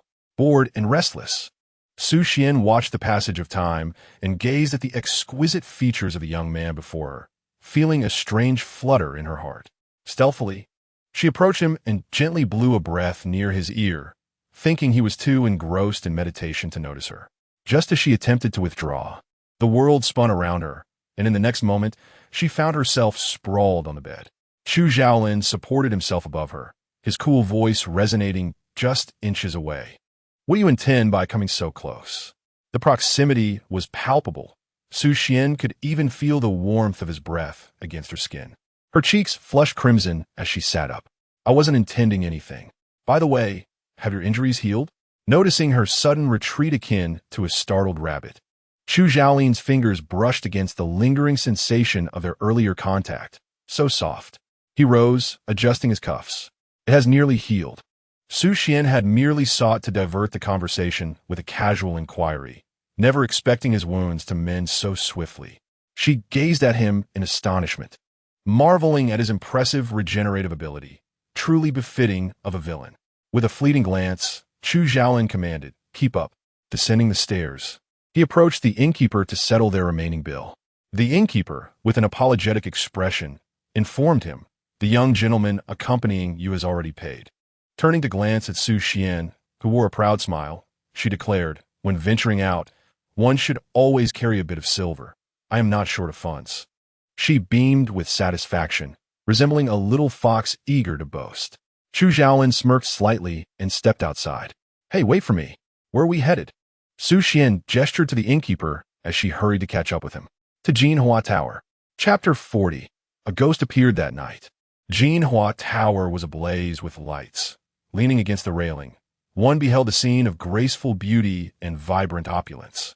As Su Xian and Chu Xiaolin entered, they were immediately captivated by the grandeur that enveloped them.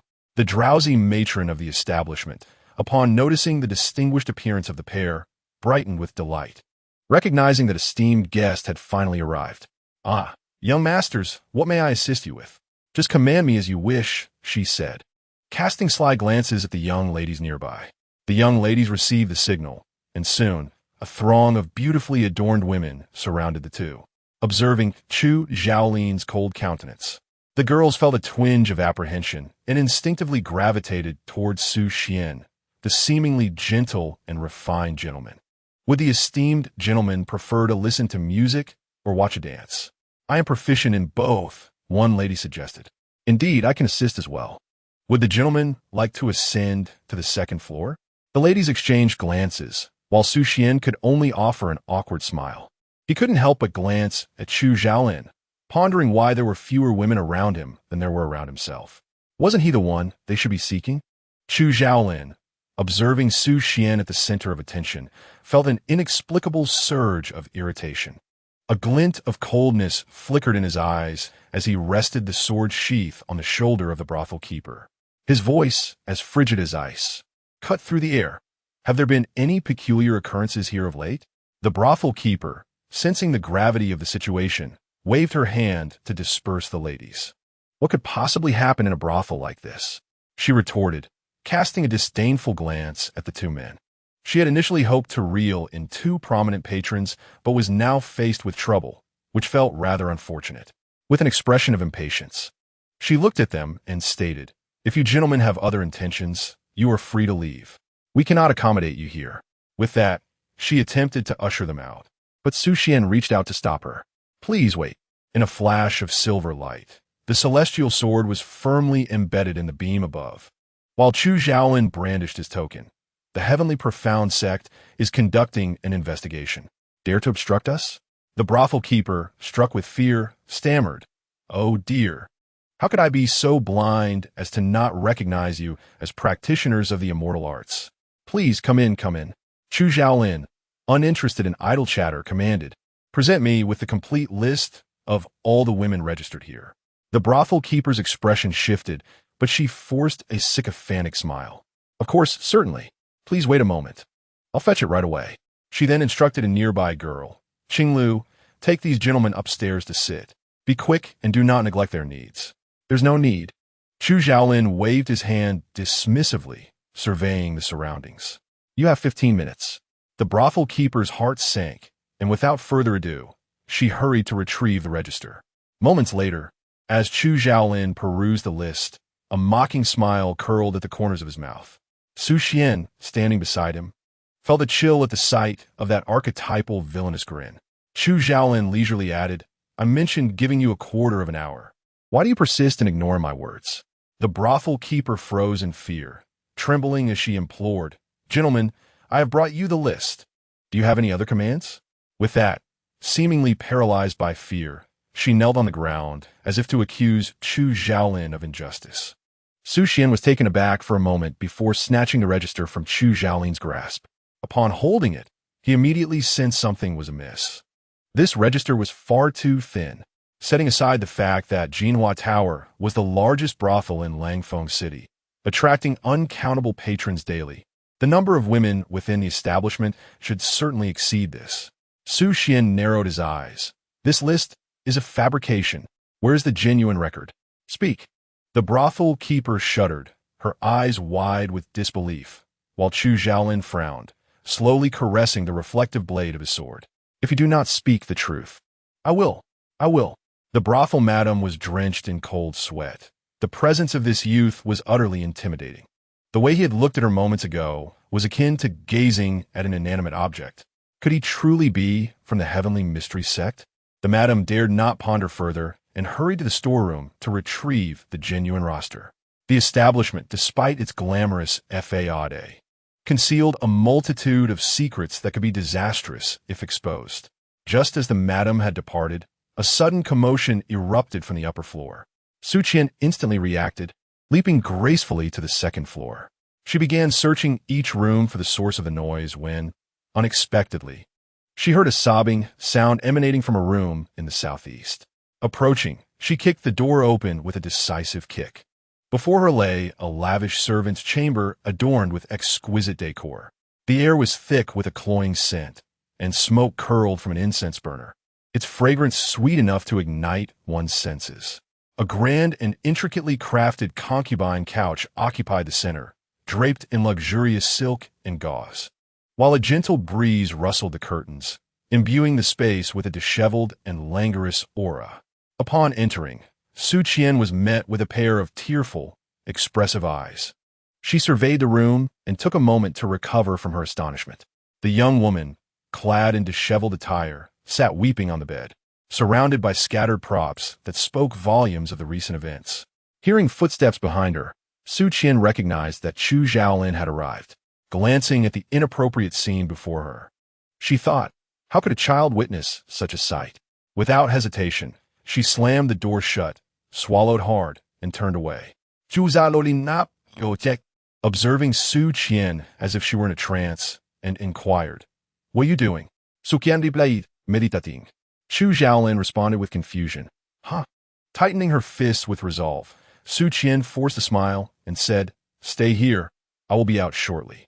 With that, she swiftly opened the door and stepped inside, leaving Chu Xiaolin to watch the door slam shut before him.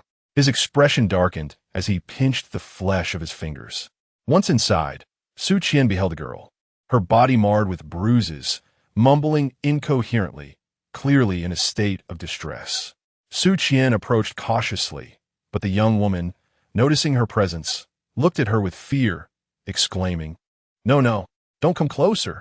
Seeing her struggle, a flicker of compassion crossed Su Qian's eyes. Clearing her throat, she reassured, "Do not be afraid. I mean you no harm." Su Qian's voice had transformed into a masculine tone through the system's alteration, and her current appearance bore a slight resemblance to her male disguise, with sharper features than in her feminine attire. The young woman, upon hearing this gentle voice, cast a fearful glance her way, murmuring. Su Qian hastened to her side, taking the girl's hand and placing it over her own heart, winking reassuringly.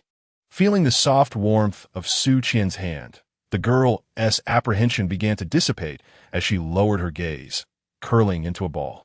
Noticing her calmness, Su Qian softly inquired, "Can you tell me what just transpired? I bear no ill intentions. I am here to assist you." The young woman, sensing the sincerity in Su Qian's demeanor, which lacked any pretense, sniffled and replied, "There was a ghost." Chapter 41. She is her own destiny. Upon hearing those words, Su Qian was momentarily taken aback. Could it be true that this place was haunted? The woman, noticing her disbelief, could no longer contain her emotions and began to ramble incoherently, insisting, "I am not lying. There truly was a ghost." Observing her flustered demeanor, Su Qian guided her to sit at the round table, poured her a cup of hot tea, and retrieved a moon-white robe from her storage ring to drape over her shoulders. "Please calm down, and we will discuss this slowly." As Su Qian pushed open the door, she found Chu Xiaolin leaning against the wall with his arms crossed. He raised an eyebrow upon seeing her emerge. "Come in," she beckoned. Once the woman had gathered her composure, Su Qian and Chu Xiaolin were finally able to comprehend the events that had transpired. "The eldest son of the Jiao family has come here multiple times, demanding that I serve him. I refused, and he resorted to coercion." The woman, tears streaming down her face, continued, "I am but an ordinary courtesan, acutely aware of my lowly status. I do not aspire to wealth or grandeur. I only wish for a peaceful life, hence my reluctance to accompany him. However, today at noon, he somehow discovered my room and brazenly barged in to humiliate me. I was terrified." As Su Qian listened to her increasingly trembling voice, she gently patted her shoulder. "Do not dwell on the painful memories. What happened next?" "He was taken away by a female ghost," the woman exclaimed. "He tore at my clothes, intent on humiliating me, when suddenly a figure in white appeared by the window. I caught a glimpse and was so frightened that I shut my eyes. After that, he vanished before my eyes." Su Qian furrowed her brow at this explanation, a hint of skepticism flickering in her gaze. "I speak the truth," the woman insisted, and then, glancing around at the many eyes upon her, she leaned closer to Su Qian and whispered, "We call her the fairy sister." Intrigued, Su Qian raised an eyebrow and softly inquired, "Why do you refer to her in such a manner?" The woman, seemingly resolute, replied with unwavering conviction, "Because she has saved us." This was not the first incident of its kind at the Jinhua Pavilion. The woman lowered her voice, recounting, as early as half a month ago, "We discovered that every 3 days, a figure in white would appear to take away those men who sought to force themselves upon our sisters. Coincidentally, if two individuals are truly in love, they remain unharmed. But if coercion is involved, she is sure to arrive. Today marks the 3rd day. She came to rescue me." Su Qian regarded the woman's sparkling eyes, which radiated admiration for her hero, and nodded in acknowledgement. Standing up, she exchanged a glance with Chu Xiaolin, who understood her intent, and together they descended the stairs. Su Qian observed the matron waiting below, clutching a heavy ledger, and surmised that the answer lay within its pages. Chu Xiaolin seized the ledger from the matron's hands, and Su Qian leaned in as he decisively flipped to a page from a month prior, meticulously searching for names. Upon spotting a particular name, Su Qian's pupils constricted. Indeed, it was Chun Tao. Her suspicions had proven correct. Chun Tao had been trafficked to the brothel by someone from the Jia family, forced into a life of servitude, likely subjected to oppression and abuse. Now, her fate appeared grim. Su Xian gazed at the opulent, vibrant fade of this place, where revelry and illusion reigned supreme. To think that clandestine dealings in human trafficking were taking place. Su Xian inhaled deeply, turning to the matron. Where is the woman named Chun Tao now? Upon hearing the name, the matron's pupils dilated, and she hastily stepped back, waving her hands in denial. I know not of whom you speak. The Jinhua Tower is filled with many youthful women, countless in beauty. How could I possibly remember them all? Su Xian let out a cold laugh. Her evasive demeanor clearly hinted at hidden truths. With no time to indulge her nonsense, Su Xian kicked over the table surrounding her and swiftly drew Chu Zhaolin's celestial sword. I advise you to divulge the details of this matter willingly, lest we resort to less cordial methods. Beside her, Chu Zhaolin observed in astonishment as his cherished sword was effortlessly seized. Yet he found Su Xian's fierce presence reminiscent of a small cat, puffed up and ready to bite. He pressed his tongue against his teeth, thinking her truly adorable. However, to the matron, the charming Su Xian appeared as a ravenous beast. I will speak. I will speak. The matron gasped for breath. Chun Tao has been taken by those from the Jia family. At last, Su Xian received the answer she sought, decisively sheathing the sword back into its scabbard and clapping her hands. The matron, relieved to see the blade vanish from her sight, exhaled deeply. Mercy from the immortals. It is not that I wish to remain silent, but the Jia family has been excessively oppressive. They threatened to raise the entire Jinhua Tower if I disclose Chun Tao's fate. As she continued, the matron seemed to buckle under the weight of her words. With hundreds of girls in this establishment, I would grieve for each one lost. They possess no remarkable talents, nor hail from affluent families. They merely wish to survive in this world. I cannot jeopardize their safety. Su Xian regarded her. And what of Chun Tao? Is her life not of value? Upon hearing Chun Tao's name, the matron could not suppress her tears. I have wronged Chun Tao, but for the sake of the other girls, I had no choice. Su Xian had always understood that in this world, matters are rarely black and white. Preservation often necessitates sacrifice. All things possess their contradictions.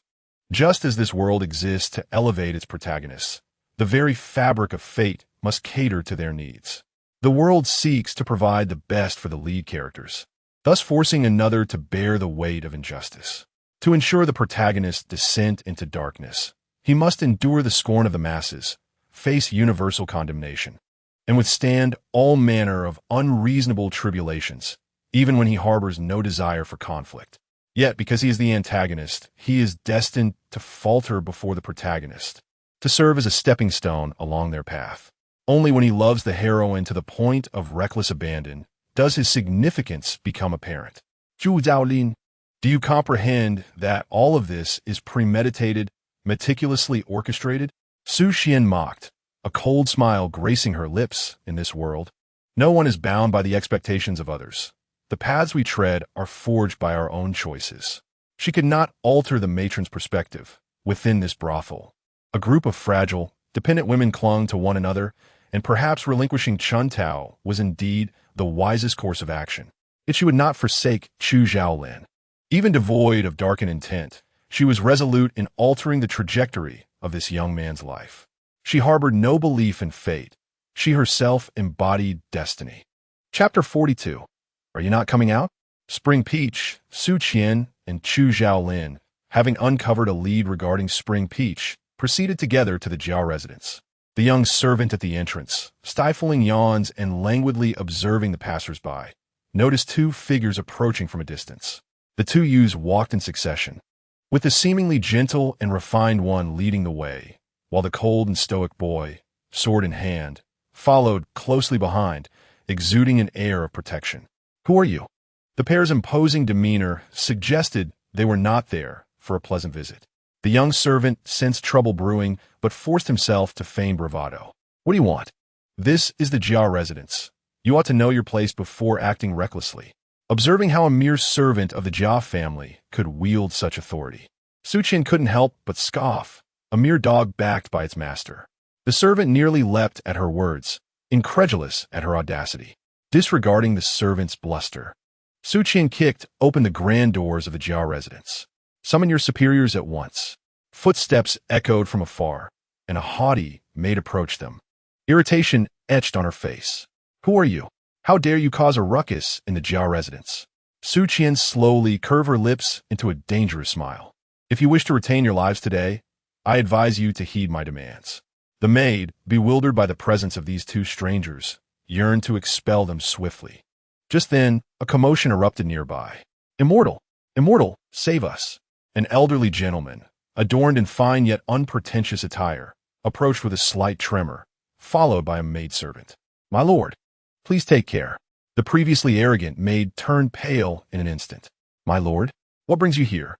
Upon hearing this address, Su Qian raised an eyebrow, internally marveling. So this is the esteemed Jia Leoi? He certainly does not fit the stereotype. The reason was simple. The elderly man radiated humility and courtesy, his attire opulent yet modest, devoid of any air of superiority. Had it not been for the confirmation of his identity by others, Su Qian would never have imagined that someone as unruly as Jia Jinbo could be his son. Upon noticing Su Qian and Chu Zhaolin, the elderly man grasped their sleeves as if they were his last hope. "Immortal, please save my son. I have heard tales of your exceptional prowess, and seeing you today is indeed remarkable." Su Qian coldly mused that the old man likely feared they had been sent to hunt them down, but had instead fallen victim to their might. The elderly man continued, undeterred by her icy demeanor. "My son ventured to the Jinhua Tower today and has not returned since. I dispatched guards to search for him, but they reported he vanished without a trace within the tower. I'm deeply anxious about his whereabouts." As Jia Leoi spoke, tears streamed down his face. "If you are able to locate my son, I shall reward you handsomely." Seeing their expression remain unchanged, Jia Leoi gritted his teeth. "The entire Jia residence, anything you desire.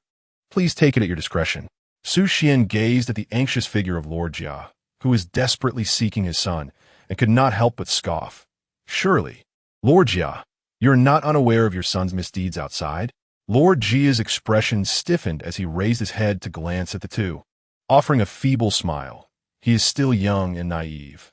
Esteemed sirs, please forgive him for his immaturity. I apologize on his behalf for any offense caused.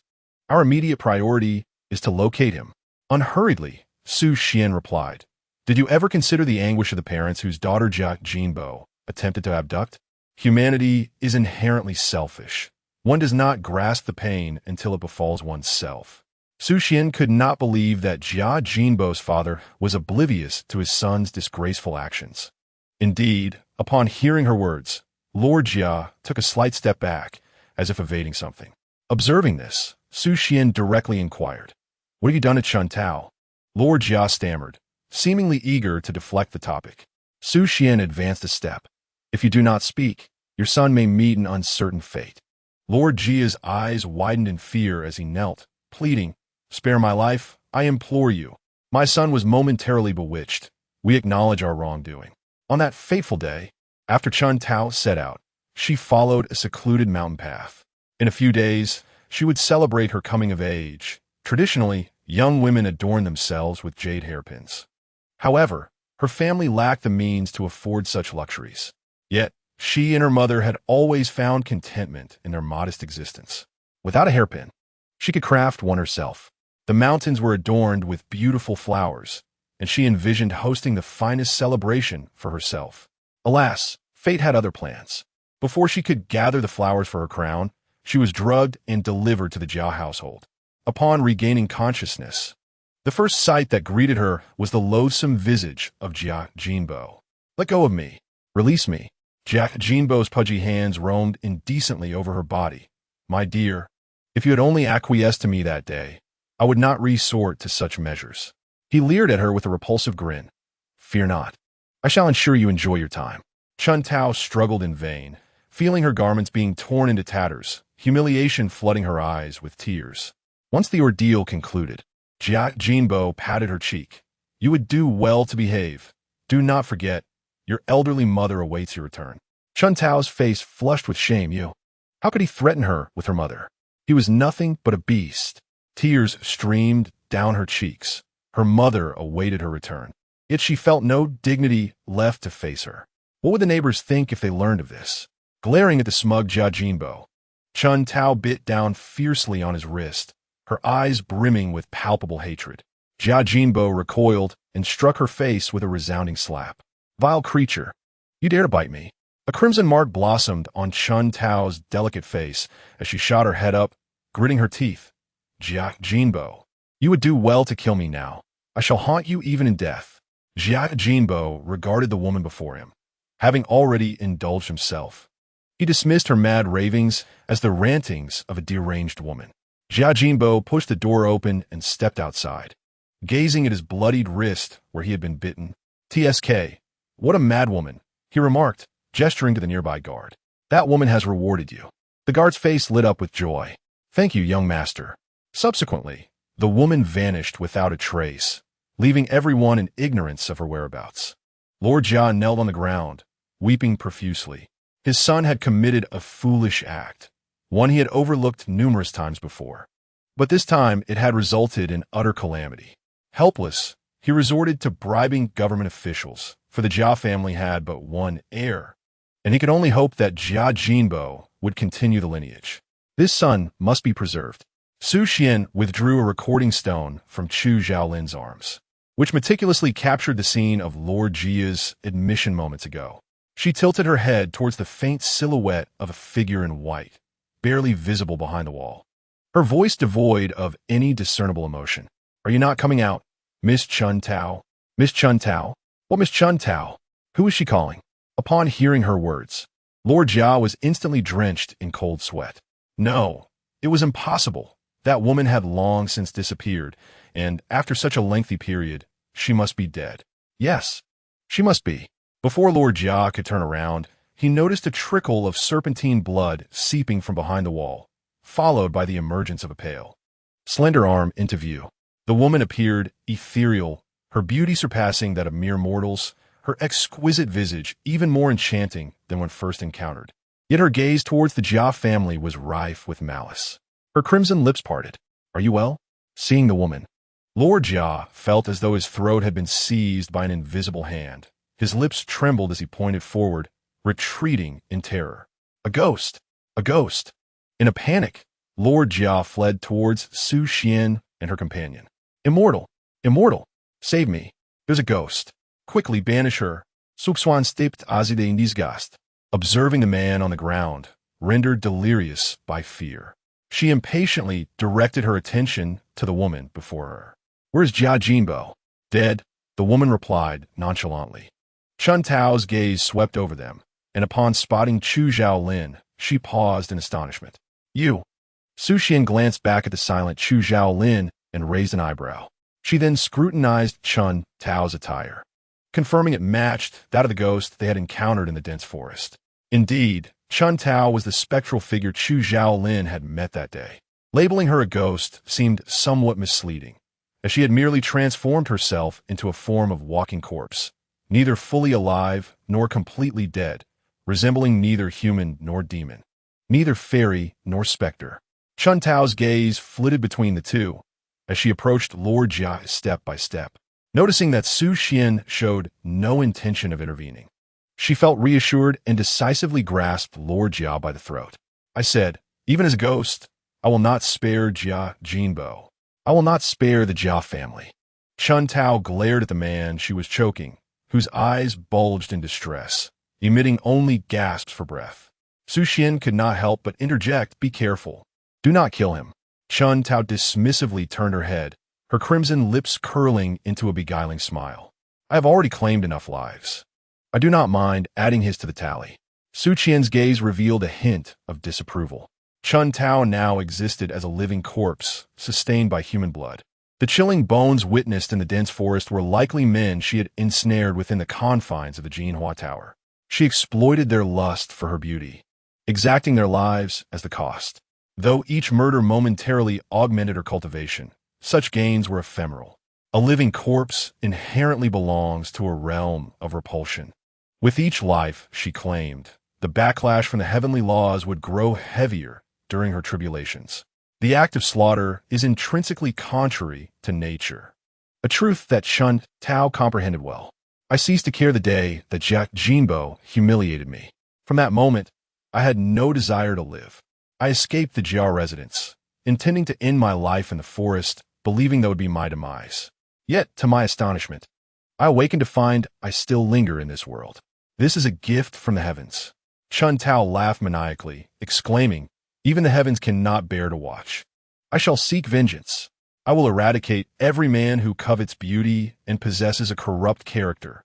Su Qian paused, acutely sensing the unusual undertones in her words. What did she mean? Was she not the one who had transformed herself into a living corpse? Could there be someone orchestrating events from behind the scenes? Just as Su Qian intended to inquire further, the seemingly lethargic Chu Zhaolin straightened his posture, coldly interjecting, "How did you come to be in this state?" Chun Tao initially wished to dismiss him, but the terrifying visage of the boy from that fateful night caused her to involuntarily shrink her neck. Reluctantly, she replied, "I do not know. I simply awoke like this." Chun Tao still wore the same clothes she had when abducted, everything remaining unchanged, save for the fact that her arms and body had turned an ashen hue, and her chest no longer bore the heartbeat of a living being. Su Qian furrowed her brow slightly. Could there truly be someone manipulating events from the shadows? It seemed implausible for an ordinary woman to possess such capability. She glanced at Chu Zhaolin, who, after a moment of contemplation, approached Chun Tao, hesitating momentarily before looking up at Su Qian. "What are you staring at me for?" Su Qian questioned. Chu Zhaolin, fixated on Chun Tao, added, "I intend to employ a soul-searching technique on you. Your memories may have been altered." The boy, seemingly unaccustomed to explaining his actions, felt a twinge of discomfort. "If you have any unfinished wishes, now would be the time to fulfill them." With that, he stepped aside, allowing space between them. Upon hearing this, Su Qian could not suppress a smile that tugged at the corners of her mouth. She had anticipated something far more sinister. Who would have thought the antagonist would consider others before acting? A sense of satisfaction filled her heart. Her teachings had not been in vain. Perhaps preventing Chu Zhaolin from bringing about the world's destruction was indeed within reach. As Su Qian envisioned a future of ease and clarity, she inched closer to Chu Zhaolin. While he regarded the situation as a nuisance, he had initially intended to swiftly eliminate this living corpse and extract her memories using the soul-searching technique. But upon noticing Su Qian nearby, he felt an inexplicable reluctance to witness her recoil from his bloody actions. It is not amiss to remind that living corpse. It merely requires a bit more time. Upon hearing this, Chun Tao was momentarily taken aback, yet a smile of understanding soon graced her lips. She was weary of this living corpse, tired of the bloodshed and the lives extinguished daily, which filled her with revulsion. If she could assist them before their demise, it would indeed be a noble act. Su Qian added, "Your mother has requested that I seek your whereabouts. Are you now to meet her? Am I allowed?" Chun Tao glanced at her own ghastly appearance. Su Qian turned to head towards the abode of Chun Tao and her mother, with Chu Zhaolin accompanying her. The two, one human and one spirit, stood concealed behind a wall, observing the desolate courtyard where an elderly woman struggled to lift a bucket of water, swaying precariously with each step towards the door. Hidden in the shadows, Chun Tao felt an urge to weep, yet she was no longer human. Only 2 trails of blood marked her hollow eyes. Her mother, as if the bucket were too heavy, bent further under its weight, her frail form teetering on the brink of collapse. "No!" Chun Tao stepped forward, wishing to steady her mother. With a flick of her arm, Su Qian summoned a gentle breeze of spiritual energy that lifted the woman with grace. The woman, her eyes clouded with confusion, presumed it was merely a moment of disorientation. With a sigh, she placed the bucket down at the threshold of the house, gazing at the dilapidated yet inviting door, waiting for her daughter's return until darkness fell. "Shall we not take a closer look?" Su Qian gently inquired of the woman beside her. Chun Tao's gaze lingered on her mother's skeletal hands. In her absence, her mother had aged considerably, her frame alarmingly frail. Unable to contain her emotions, Chun Tao bent down, clutching her head and sobbing softly. Su Qian's expression reflected her sympathy. After a moment, Chun Tao raised her head, determination fluttering within her as she stammered, "Let us depart." Su Xian felt a tightening in her chest. "This will be your final meeting. She yearns for you." Chun Tao shook her head, observing the lingering affection in her mother-esque gaze, before offering a faint smile reminiscent of the bright, diligent girl she once was. "Mother, if there is a next life, I wish to be your daughter once more." Chapter 44. Truly a precious gem in the world. True happiness is a rarity, with most lives marked by unending suffering. Su Xian grasped this truth in her previous life. Now, witnessing Chun Tao's reluctance to see her mother, she comprehended her emotions. "The Tian Xian sect will take good care of your mother." Su Xian spoke softly, suddenly recalling that her current status may render her words inconsequential. She turned to Chu Zhaolin behind her.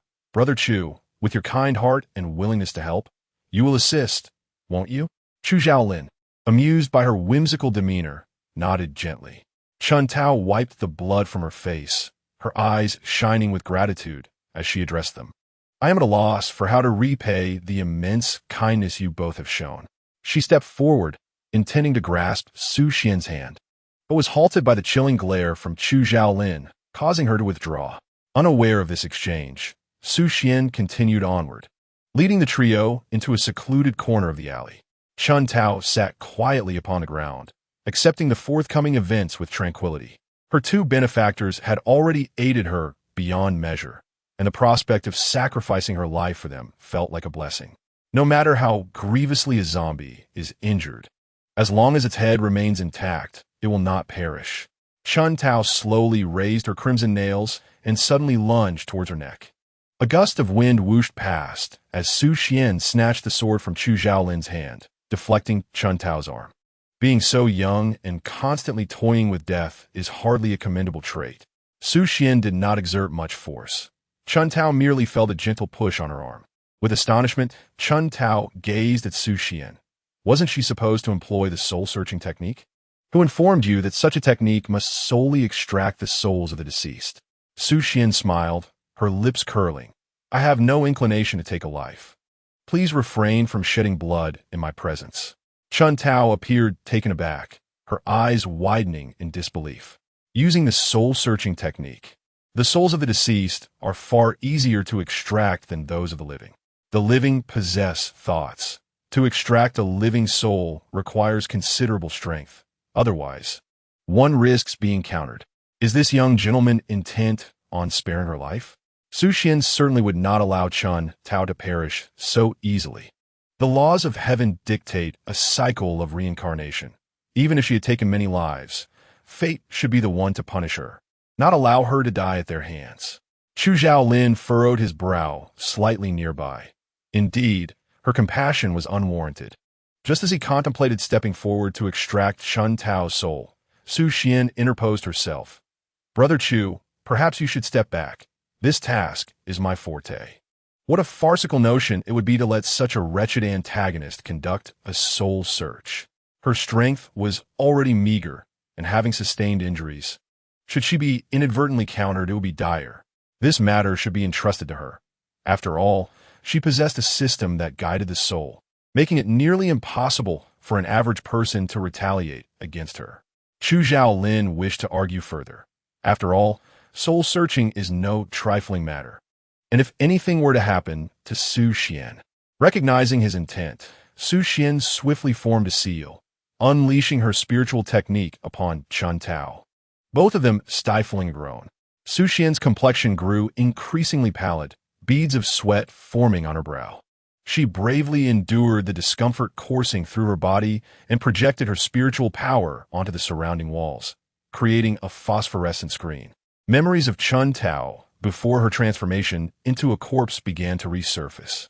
After enduring humiliation at the Jia residence, the young girl, having concealed her tattered body in garments, seized the cover of night to flee this devouring place. As the night deepened, the howling winds of the dense forest echoed in her ears. Chun Tao staggered toward an ancient towering tree. Leaning against the trunk, she relaxed her body, acutely aware of the discomfort within. Her once clear eyes were now suffused with bloodshot veins, and her delicate face bore the tracks of tears. At last, Chun Tao gradually surrendered her strength, sliding down to the ground beneath the tree's crown. How revolting, truly, how revolting. Chun Tao tore a strip from her tattered skirt, repeatedly wiping her arm. Ultimately, she sensed that all her efforts were in vain and could no longer suppress her urge to weep. When engulfed by profound sorrow, one may find themselves voiceless. Chun Tao wished to scream, yet when she opened her mouth, no sound emerged. What significance does her existence hold now, in such a state? Why? Why must I endure all of this? Chun Tao bit fiercely into her arm, as if to engrave the pain of this moment into her memory. The young girl stood still for a prolonged moment, her gaze fixed upon the nearby tree trunk. Completely drained of energy, her eyes were filled with emptiness. As she stared at the trunk before her, it seemed as though a whisper caressed her ear. Crash into it, and you shall find your release. But could there truly be liberation? Like a bird deprived of its wings, the girl suddenly hurled herself against the tree trunk. Blood, vivid and red, cascaded down in a meandering flow. Chun Tao's vision blurred, and, in her final moments, all she could discern was a flock of crows startled into flight, shedding a few feathers as they soared away. Su Xian furrowed her brow as she examined Chun Tao's memories. There was no one there. Could it be that she had misjudged the situation? Suddenly, Su Xian's gaze sharpened. Shadows and light danced around her as the girl's lifeless body lay from nightfall to dawn.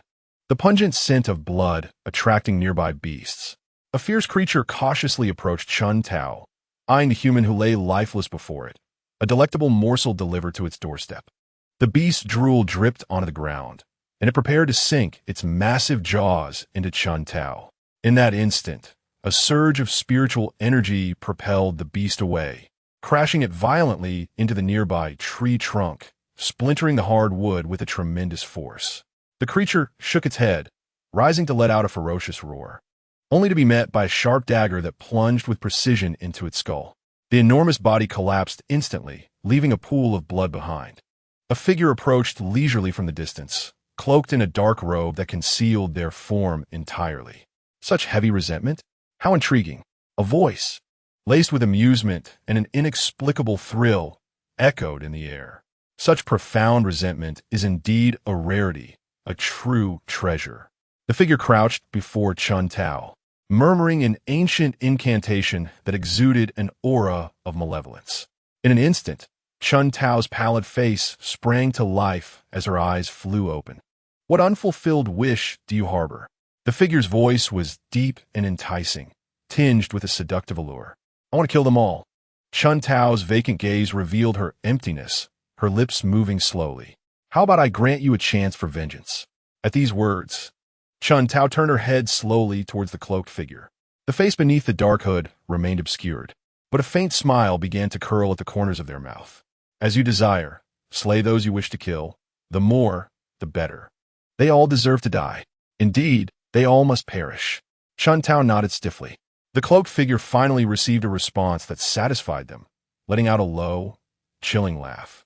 Suddenly, they forcefully pressed a surge of spiritual energy against Chun Tao's forehead, a powerful pressure rising from the ground as a complex array began to materialize around them. Sitting at the center of the formation, Chun Tao's arms remained a ghastly pale, yet her complexion gradually transformed, becoming vibrant and alluring, emanating a captivating beauty. The man stepped back, nodding in satisfaction as he beheld the imminent success of his creation. Yet, as if sensing something amiss, he gazed intently into Chun Tao's eyes and slowly removed his hood. Chapter 45. I thought you were a woman. Su Xian strained to harness her spiritual energy, exerting every ounce of strength to discern the face hidden beneath the cloak. Chun Tao, in agony, clutched her head and sobbed, abruptly interrupting the soul-searching technique. A powerful surge of spiritual energy struck Su Qian, causing her to suddenly spit out a mouthful of blood. Coughing violently, Chu Zhao Lin propped up Su Qian's body, swiftly channeling an unceasing flow of spiritual force from behind her. Are you all right? He inquired. Su Qian shook her head. I'm fine. She then strained to gaze at Chun Tao before her. Indeed, an eerie formation materialized on the ground, identical to the one she had witnessed in Chun Tao's memories moments earlier. Chun Tao sat within the formation, emitting a sharp, anguished scream. Uh, uh, uh. Su Qian attempted to breach the formation, but before either of them could take a step forward, a purple spiritual force suddenly coiled around Chun Tao's neck, tightening viciously. Chun Tao's eyes bulged as she desperately clawed at the spiritual chains around her throat. The constriction grew tighter, causing her pupils to dilate and then abruptly contract, her hands falling helplessly to her sides. As Su Qian observed this dramatic scene, an unnamed fury surged within her. What a wicked formation! The black-clad figure had ensnared her in this trap. Chu Zhaolin remarked coolly. That dark figure first used a corpse-refining formation to turn Chun Tao into a living corpse. If Chun Tao's resentment was insufficient to sustain the formation, she would instantly be left without a burial place. Moreover, a formation was implanted in her eyes. Should anyone employ soul-searching techniques, the formation would activate, ensuring Chun Tao's demise. What a nefarious scheme. That black-clad individual was evidently prepared. He had anticipated that someone would undoubtedly resort to soul-searching, and his hooded visage seemed to mock them. Su Qian clenched her fists. This person is formidable. Watching Chun Tao's body slowly succumb, the dispersing spiritual energy consumed the living corpse, erasing all traces of her existence in the blink of an eye. Su Qian felt a discomfort in her throat and could not suppress a couple of coughs, having formed a clear judgment of this unseen black-clad figure. This person truly possesses a heart as venomous as a serpent. She yearned to step closer and examine the formation for any remaining clues. However, Chu Zhaolin blocked her path, his gaze fixed on the blood at the corner of her mouth. His voice as cold as ice. Do you wish to forfeit your life? Taken aback, Su Qian managed a nonchalant smile, inwardly pondering when this young man had taken it upon himself to chastise her. She patted the arm that supported her shoulder. I'm fine. I merely experienced a slight backlash from the spiritual energy. With that, she attempted to advance towards the formation once more. Chu Zhaolin unsheathed his spiritual sword and severed the operational formation with a single stroke. There's no need. There is nothing within. I have already inspected it. The incantation recited by the individual in Chun Tao's memories was in a language unique to the demon race, and this formation bears no trace of demonic energy. It is merely an ordinary summoning formation. Yet Su Qian appeared skeptical of Chu Zhaolin's words, still yearning to investigate further. His unwavering certainty suggested something amiss, but his ability to sever the formation's spiritual energy with a single strike was indeed extraordinary. Su Qian gazed at Chu Zhaolin with a beaming smile, her eyes reflecting newfound admiration. However, seeing her seemingly indifferent attitude towards her own peril ignited his frustration, prompting him to turn away in exasperation. Why do I always concern myself with her? Hey, don't be angry. Su Qian was perplexed by the sudden shift in Chu Zhaolin's demeanor as he departed, leaving a trail of cold air in his wake. As Su Qian anxiously sought to catch up, the formidable spiritual energy from earlier surged through her heart veins. She stumbled, a few drops of blood escaping from the corners of her mouth. Hearing the unsettling sounds behind him, Chu Zhaolin hurriedly turned around, only to see Su Qian's unsteady form on the brink of collapsing.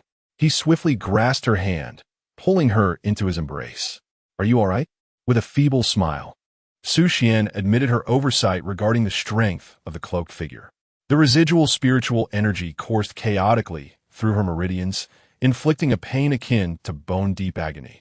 Alarmed, Chu Zhaolin realized he had acted impulsively. He could not fathom why Su Qian's every movement stirred such emotions within him, as he had never before been swayed by another's actions. Without further contemplation, he lifted Su Qian, unsheathed his celestial sword, and hastened towards the nearest inn. As Su Qian attempted to calm the tumultuous energy within her, she noted the predicament they found themselves in was rather awkward. What kind of princess Carrie was this? In his complete embrace, Chu Zhaolin held her aloft. Typically, they donned male attire, with Su Qian's loose robes concealing her feminine traits, causing them to resemble brothers of similar age. Yet, as he effortlessly enveloped her in his arms, her petite figure became unmistakably evident. The contrast in their physiques was stark. Chu Zhaolin resembled a fierce beast, tightly clutching Su Qian to him, a Upon arriving at the inn in a flurry, he instructed the front desk to ensure they were not disturbed before dashing up the stairs. The startled innkeeper exclaimed, "Hey, sir, you haven't paid yet." Suddenly, a spirit stone flew from the second floor, landing with a decisive thud on the table, leaving a deep imprint. The innkeeper's face lit up with glee, and he shouted towards the second floor, all right, please feel free to command me, esteemed guest."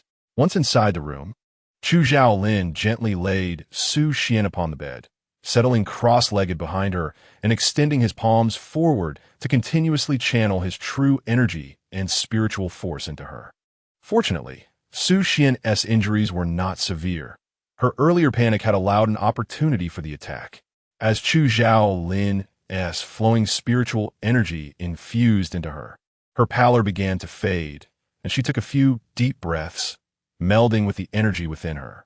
Now, their energies intertwined within her body, coupled with their previous position. It bore an ambiguous connotation.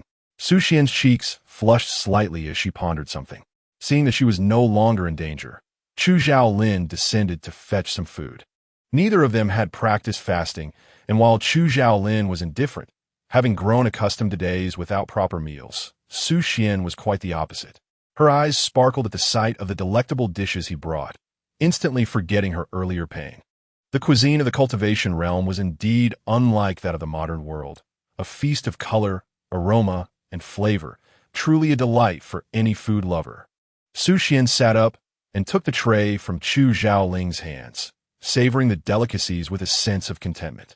Observing the indifferent expression on Chu Zhaoling's face, she felt a twinge of mischief and, while enjoying her meal, remarked with a smile, "Indeed, Brother Zhaoling, you are quite attentive. If I were a woman, I would certainly wish to marry you." Su Xian did not expect any reaction from him. She merely wanted to dispel the boy's pretentious demeanor that belied his youth. To her surprise, upon hearing her words, Chu Zhaoling raised an eyebrow and smiled coyly. "Is that so?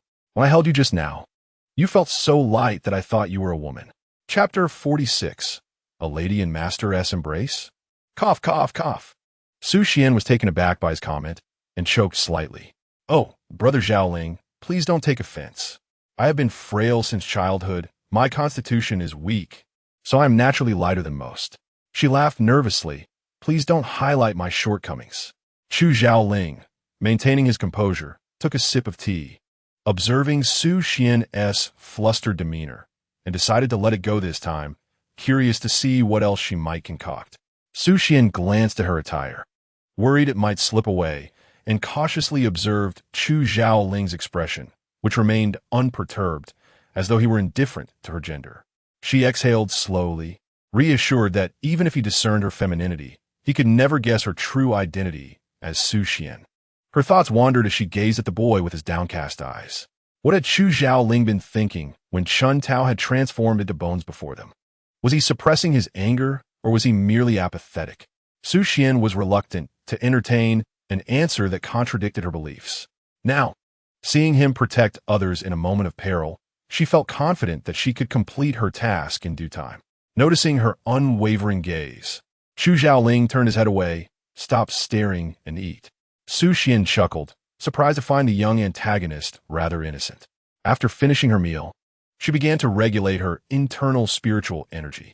She was already on the verge of transcending to the golden core stage. Thus, the frequent manipulation of spiritual power posed both opportunities and risks. With good fortune, she might seize the chance to directly form her core. With bad luck, she could easily be disturbed, leading to an unstable foundation. Upon examining her dantian, she found a luminous golden core taking shape, radiant and striking. Should she attempt to form it now? With only Chu Zhaoling beside her, he could serve as her protector during the breakthrough. Su Xian opened her eyes and glanced at the meditative Chu Zhaoling, deciding it would be wiser to postpone this matter until she returned to Tianxian sect. Releasing a breath of stagnant air from her chest, she contemplated stepping outside for a moment. Just then, a sudden commotion erupted in the street. Su Xian's gaze sharpened as she approached the window to look down. She saw a group of individuals cloaked in black robes, their faces adorned with menacing masks, brazenly striding through the streets. Upon closer inspection, She recognized the masks as the fierce visage of the beast, Tao Tai. They were from Wu Ji. Wu Ji was the most notorious assassin organization in the realm of cultivation, with their covert operations extending throughout the entire spiritual world. Rumor had it that as long as the price was high enough, there was no one they could not eliminate. The insignia of Wu Ji was their black robes and the fearsome masks of the beast Tao Tai. Why do I find the members of the Wujis here? Although the Wujis, a clandestine assassin organization, are elusive and difficult to trace, they typically do not expose themselves so brazenly in the streets unless something amiss has occurred. Su Xian, observing Chu Xiaolin, who had entered a meditative state beside her, invoked a protective barrier of spiritual energy around him, then opened the window and leaped down. The gleaming sword of Tu Xue flashed brilliantly as it struck a Wuji's assassin on the street. Who dares to wreak havoc here? With Chu Xiaolin absent, Su Xian felt no need to conceal her intentions. The icy blue spiritual energy coursing along the blade of Tu Xue emanated a formidable pressure. The Wuji's assassin, taken aback by her sudden appearance, cursed under his breath. He then noticed a group of pursuers approaching not far away. This was indeed a poor start. How troublesome it was to deal with the second young master of the Xiao family. As Su Xian closed in, ready to deliver a lethal strike, the assassin retrieved a pill from his pocket and crushed it with his spiritual force, releasing a faint aroma that infiltrated Su Xian's lungs. What is this? Su Xian mused, recognizing the subtle fragrance from somewhere. Just as she attempted to recall its origin, the Tu Xue sword slipped from her grasp. This is bad. The scent is poisonous. Su Xian instinctively raised her hand to seal her senses, but the Wuji's assassin, observing the effects of the drug taking hold, chuckled sinisterly. Su Xian fought desperately to return the Tu Xue sword to its sheath, struggling to maintain her balance. Gazing at the Wuji's assassin before her, she endeavored to expel the toxin from her body with all her spiritual energy. Yet, for reasons unknown, her limbs gradually lost their strength, and she collapsed to the ground. The Wuji's assassin approached her leisurely. Such a pity for this fair-faced youth. Who told you to meddle in my affairs? Drawing forth a dagger, stained with fresh blood, he relished the thought of another life extinguished by his hand. You can only blame yourself for being too inquisitive. The assassin's tone was menacing, his eyes gleaming with a thirst for blood. At that moment, a flash of silver surged from behind, a powerful wave of spiritual energy striking forth, causing the surrounding stones to shatter into fragments. Upon recognizing the newcomer, the assassin seethed with anger. Second young Master Xiao, I was willing to let you off lightly. Do not be foolish. The newcomer, clad in purple robes and fanning himself lightly, possessed enchanting peach blossom eyes that sparkled with mischief. Hearing the words, he scoffed. Let you off lightly? Has my esteemed elder brother given his consent? The assassin, momentarily taken aback, realized with a jolt that this individual was indeed a cunning fox. Observing the assassin's reaction, Xiao Mian snapped his fan shut with a decisive clap, his previous smile vanishing. I did not anticipate it would be my elder brother after all. The foremost rule of the Wujis is to never reveal the identity of their employer. How infuriating that he had allowed his plans to be thwarted. The Wuji's assassin's expression darkened as he swiftly hurled Su Xian towards Xiao Mian and then vanished without a trace. Xiao Mian caught the person thrown towards him, glancing at the assassin who had attempted to flee using a teleportation talisman, a cryptic smile forming on his lips. Lowering his gaze to the individual nestled in his embrace, he found her to be quite striking. However, his attention was abruptly captured by the object in her hand. Tu Xue? The patterns on the sword are exceedingly unique, adorned with flecks of white light, and the flowing designs appear as if someone is gracefully dancing upon it. Thus, it is aptly named Tread on Snow. This sword embodies Su Xian, which is precisely why she never draws it in the presence of Chu Xiaolin. It is far too recognizable. Xiao Mian gazes at the girl in his arms, whose visage bears a striking resemblance to his memories, a playful gleam in his eyes as he regards her. This time, I have lent you a hand. How shall you repay me, Miss Su? Xiao Mian took Su Xian away, simultaneously instructing the guards who had arrived late. Clean this up and pursue the whereabouts of the Wuji assassin who just attacked me. Should you find them, eliminate them and send their head to my elder brother's residence. so he may have a look as well. The subordinate kneeling before Xiao Mian felt a jolt at the master's ominous tone. Their lord rarely resorts to bloodshed if he harbors murderous intent. Corpses may soon litter the graveyard. The eldest son of the Xiao family brought this upon himself, engaging in too many clandestine activities, truly believing their master possessed a heart of compassion. The guard intended to inquire further about how to deal with the spies within the estate, but saw the master wave him off, departing with Su Xian in his arms like flowing clouds. The subordinate widened his eyes in disbelief.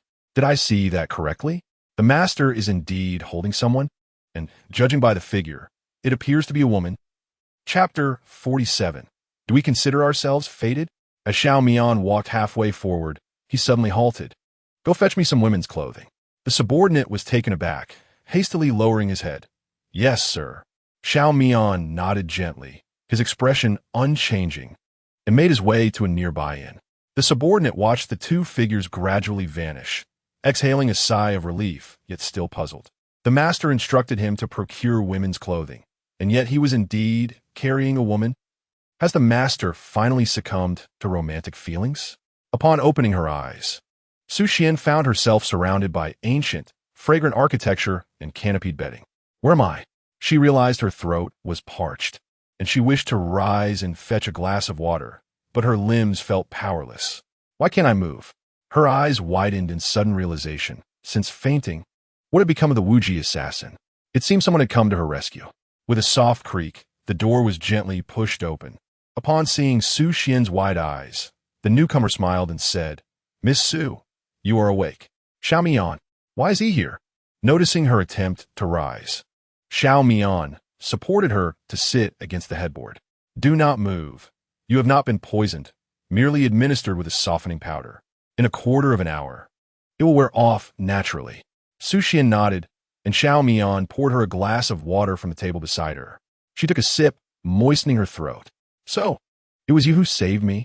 Xiao Mian regarded her with a half-smile, his enchanting eyes twinkling with mirth. It is indeed quite a coincidence. The Wuji assassin was originally assigned to eliminate me, but inadvertently embroiled you in this mess. My sincerest apologies, Miss Su. Xiao Mian shook his head lightly, acknowledging that he had not anticipated her involvement in this affair, and Su Xian truly had drawn the short straw. However, Su Xian's irritation flared. The languid tone of Xiao Mian's apology bore no semblance of remorse, as if he were merely amused by her predicament. However, considering that he saved her this time, Su Xian would not repay kindness with enmity. Xiao Mian watched as Su Xian finally absorbed the events that transpired inside. The last time I met Miss Su, I was being pursued, and you saved my life. This time, I have saved yours. Would you not say that we are fated? Su Xian observed Xiao Mian's fox-like grin and couldn't help but smile at his expression. Feeling her strength returning, she stood up and approached Xiao Mian, gazing into his eyes as she spoke each word deliberately. One good turn deserves another. Between us, all debts of gratitude and grievance are settled. Xiao Mian chuckled softly at her intention to leave as soon as she finished speaking. What a carefree little creature she was. Miss Su, please wait. Su Xian turned back, her face marked with confusion. Xiao Mian's gaze flickered over her chest before fixing on her with an inscrutable expression. Su Xian instinctively covered her neckline, exclaiming, What are you looking at? Xiao Mian was amused by her reaction. What are you thinking? You are covered in blood. Are you certain you wish to stroll about in such a state? Su Xian lowered her head, realizing immediately that the blood must have come from her earlier altercation with the Wuji assassin. Embarrassed, she turned her head slightly, aware that she was dressed in male attire and had no suitable clothing in her storage ring. She cast a pleading glance at Xiao Mian. Xiao Mian raised an eyebrow, deciding against further teasing her. He waved to a servant to bring her some clothes. Shortly thereafter, Su Xian stood before the garments, touching her nose in uncertainty, and pointed at the dress, asking, Is this for me? Xiao Mian glanced at the feminine attire and then back at Su Xian, a smile playing at the corners of his mouth. Do you think this dress is meant for me?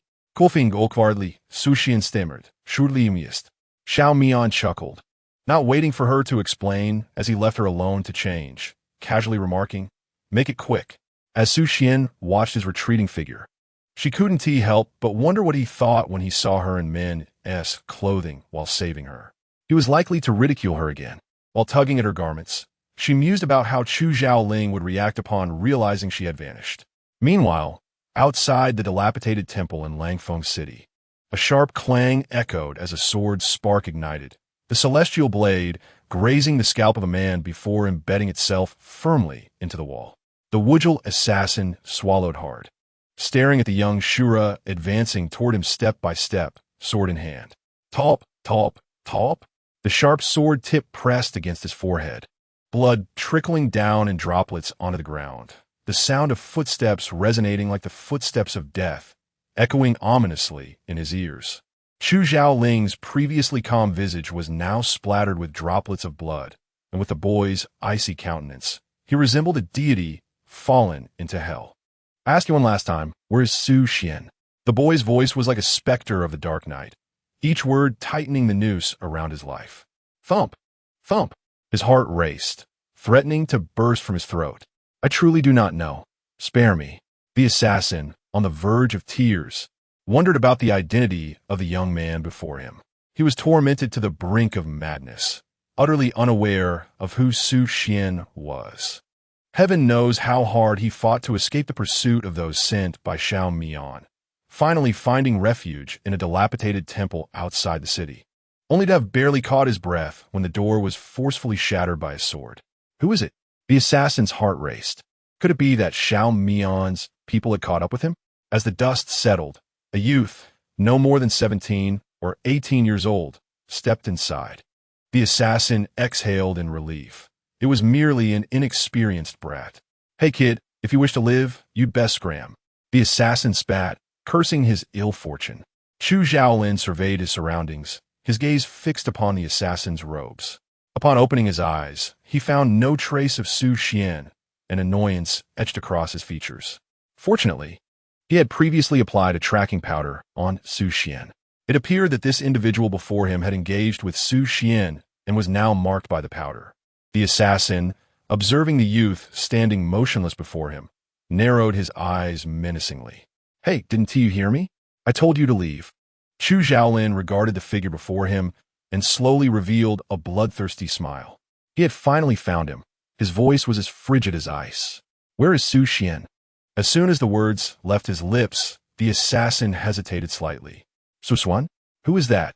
Chu Xiaolin, lacking the patience for idle chatter, threatened. Can't speak? Then I shall cut out your tongue. Summoning his demonic energy, he soared into action, lunging fiercely at the assassin. Damn it, this brat is a demon cultivator. The overwhelming demonic energy surged through the assassin's veins, sending him crashing against the wall, blood spurting from his mouth. Chu Xiaolin, sword in hand, approached him deliberately, his voice laced with fury. I shall grant you one last opportunity. Where is Su Xian? Chapter 48. Su Xian is his possession. The assassin felt the weight of the celestial sword above him, resonating with the mood of its master. He hastily knelt, repeatedly exclaiming, I'll tell you, I'll tell you. He swallowed hard. Su Xian, the memory of the handsome youth he had seen earlier flashed in his mind. Could he be Su Xian? I know. He was taken by the second young master of the Xiao family. Chu Xiaolin's eyes narrowed. The second young master of the Xiao family? The assassin quickly clarified. The second young master of the Xiao family is Xiao Mian. Chu Xiaolin's gaze shifted slightly. When had Su Xian made the acquaintance of such a figure? The assassin, kneeling, prostrated himself. I swear every word is true. I did not harm him. I merely administered a softening powder. Nothing more. Upon hearing this, Chu Xiaolin's eyes sharpened, his voice inscrutable. You administered a softening powder to her? The assassin suddenly raised his head and saw the young man unsheathing his spirit sword, aiming directly for his neck. A chill enveloped him as his head rolled off, hitting the ground. In his final moments, he could not fathom why merely mentioning the softening powder had cost him his life. Chu Xiaolin gazed at the blood on the blade, impatiently flicking away the droplets. Chu Xiaolin turned away from the dilapidated temple, his gaze fixed upon the distant Langfeng city. Xiao Mian? The smile gracing the youth's lips was as terrifying as that of a demon from the depths of hell. Su Xian was his possession, and those who dared to obstruct him would meet their demise. Are you suggesting that your elder brother has sent assassins to kill you? Su Xian, having donned her female attire and made slight adjustments to her visage, transformed from a strikingly beautiful maiden into a modestly enchanting young lady, blending into the throng as merely an average beauty. Xiao Mian regarded Su Xian's remarkable skill in disguise with raised brows and a smile. What sorcery is this? To alter one's appearance so effortlessly and yet remain undetectable. Most sorceries can only be performed before those of lesser powers, as they are quickly exposed in the presence of the strong. Su Xian's ability was indeed intriguing, as it eluded even his keen perception. This is not sorcery, Su Xian replied with a twinkle in her eye, but rather the foremost cosmetic art of Asia. Xiao Mian was subtly influenced by her conviction, murmuring softly, "What kind of sorcery is makeup?" Su Xian picked up a bronze mirror, admiring the visage that had completely transformed, reflecting the fruits of her years of practice. "This is no profound sorcery. Anyone can master it." Observing Xiao Mian's skeptical expression, she shrugged nonchalantly, recognizing that the ancients of the cultivation realm could hardly comprehend their modern techniques. "Why does your elder brother wish to kill you?" Su Xian inquired with curiosity, as such familial strife had only been encountered in novels until now. Xiao Mian studied the excited young woman before him, puzzled by her unrestrained curiosity, and began to explain slowly, "I have been overly lenient with my dear elder brother, which has led him to believe I am an easy target." He cast a sidelong glance at Su Xian, suggesting she might relate to this sentiment, given her own elder sister. Su Xian gasped in disbelief, her eyes wide as she looked at him. Xiao Mian had seen through the true nature of Zhou Ruoshui, the so-called pure flower. "Well, you possess quite the discerning eye," she mused, though a twinge of confusion lingered within her. Wasn't Xiao Mian, the second male lead, deeply infatuated with Zhou Ruoshui? His casual tone when mentioning her was akin to discussing mere weeds by the roadside. Was it possible that he was unaffected by her protagonist's charm? Unaware of her inner musings, Xiao Mian continued discussing the affairs of the Xiao family. It turned out that during their first encounter, he had not deceived her. He had been out gathering essential supplies when he was ambushed. The assailants were formidable assassins with boundless spirit power, forcing them into retreat. And Xiao Mian had sustained grave injuries, ultimately fleeing to the Tianxian sect for refuge. And what happened afterward? Su Xian pressed. "Later, at the Immortal Gate conference, I encountered members of the Xiao family and discovered that I had a traitor among my ranks who had disseminated my whereabouts," he explained. "Was it your elder brother's doing?" Su Xian inquired. Xiao Mian nodded. "He used our father to exert pressure on me, secretly bribing my servants, and while I was away, he spent lavishly at Wujilu to take my life." His eyes narrowed dangerously. "I shall settle the score for each and every transgression." Su Xian toyed with the teacup beside him, the delicate vessel spinning in her hands. "But Xiao Jing is your elder brother, is he not? Why would he seek to kill you?" Xiao Mian listened to these words with a dismissive smile. "Elder brother? Merely the result of a fleeting romance between an old man and a maid. How could he possibly stand against me?" Su Xian's eyes sparkled with surprise. The eldest son of the Xiao family was, astonishingly, the offspring of a mistress. This revelation left her utterly astounded. Outsiders praised Xiao Jing as a paragon of virtue, elegant and courteous, a gentleman among gentlemen. Little did they know that behind this fa-ade lurked a man who would contemplate the murder of his own brother. Furthermore, the head of the Xiao family, Xiao Mian's father, was renowned for his unwavering devotion to Xiao Mian's late mother. Since her passing, he had vowed never to remarry, showering Xiao Mian with affection. Yet, it was shocking to discover that such an emotionally invested individual had clandestinely engaged with a maid long ago. No wonder he claimed that Xiao Jing was merely an adopted son, a product of a night of indiscretion.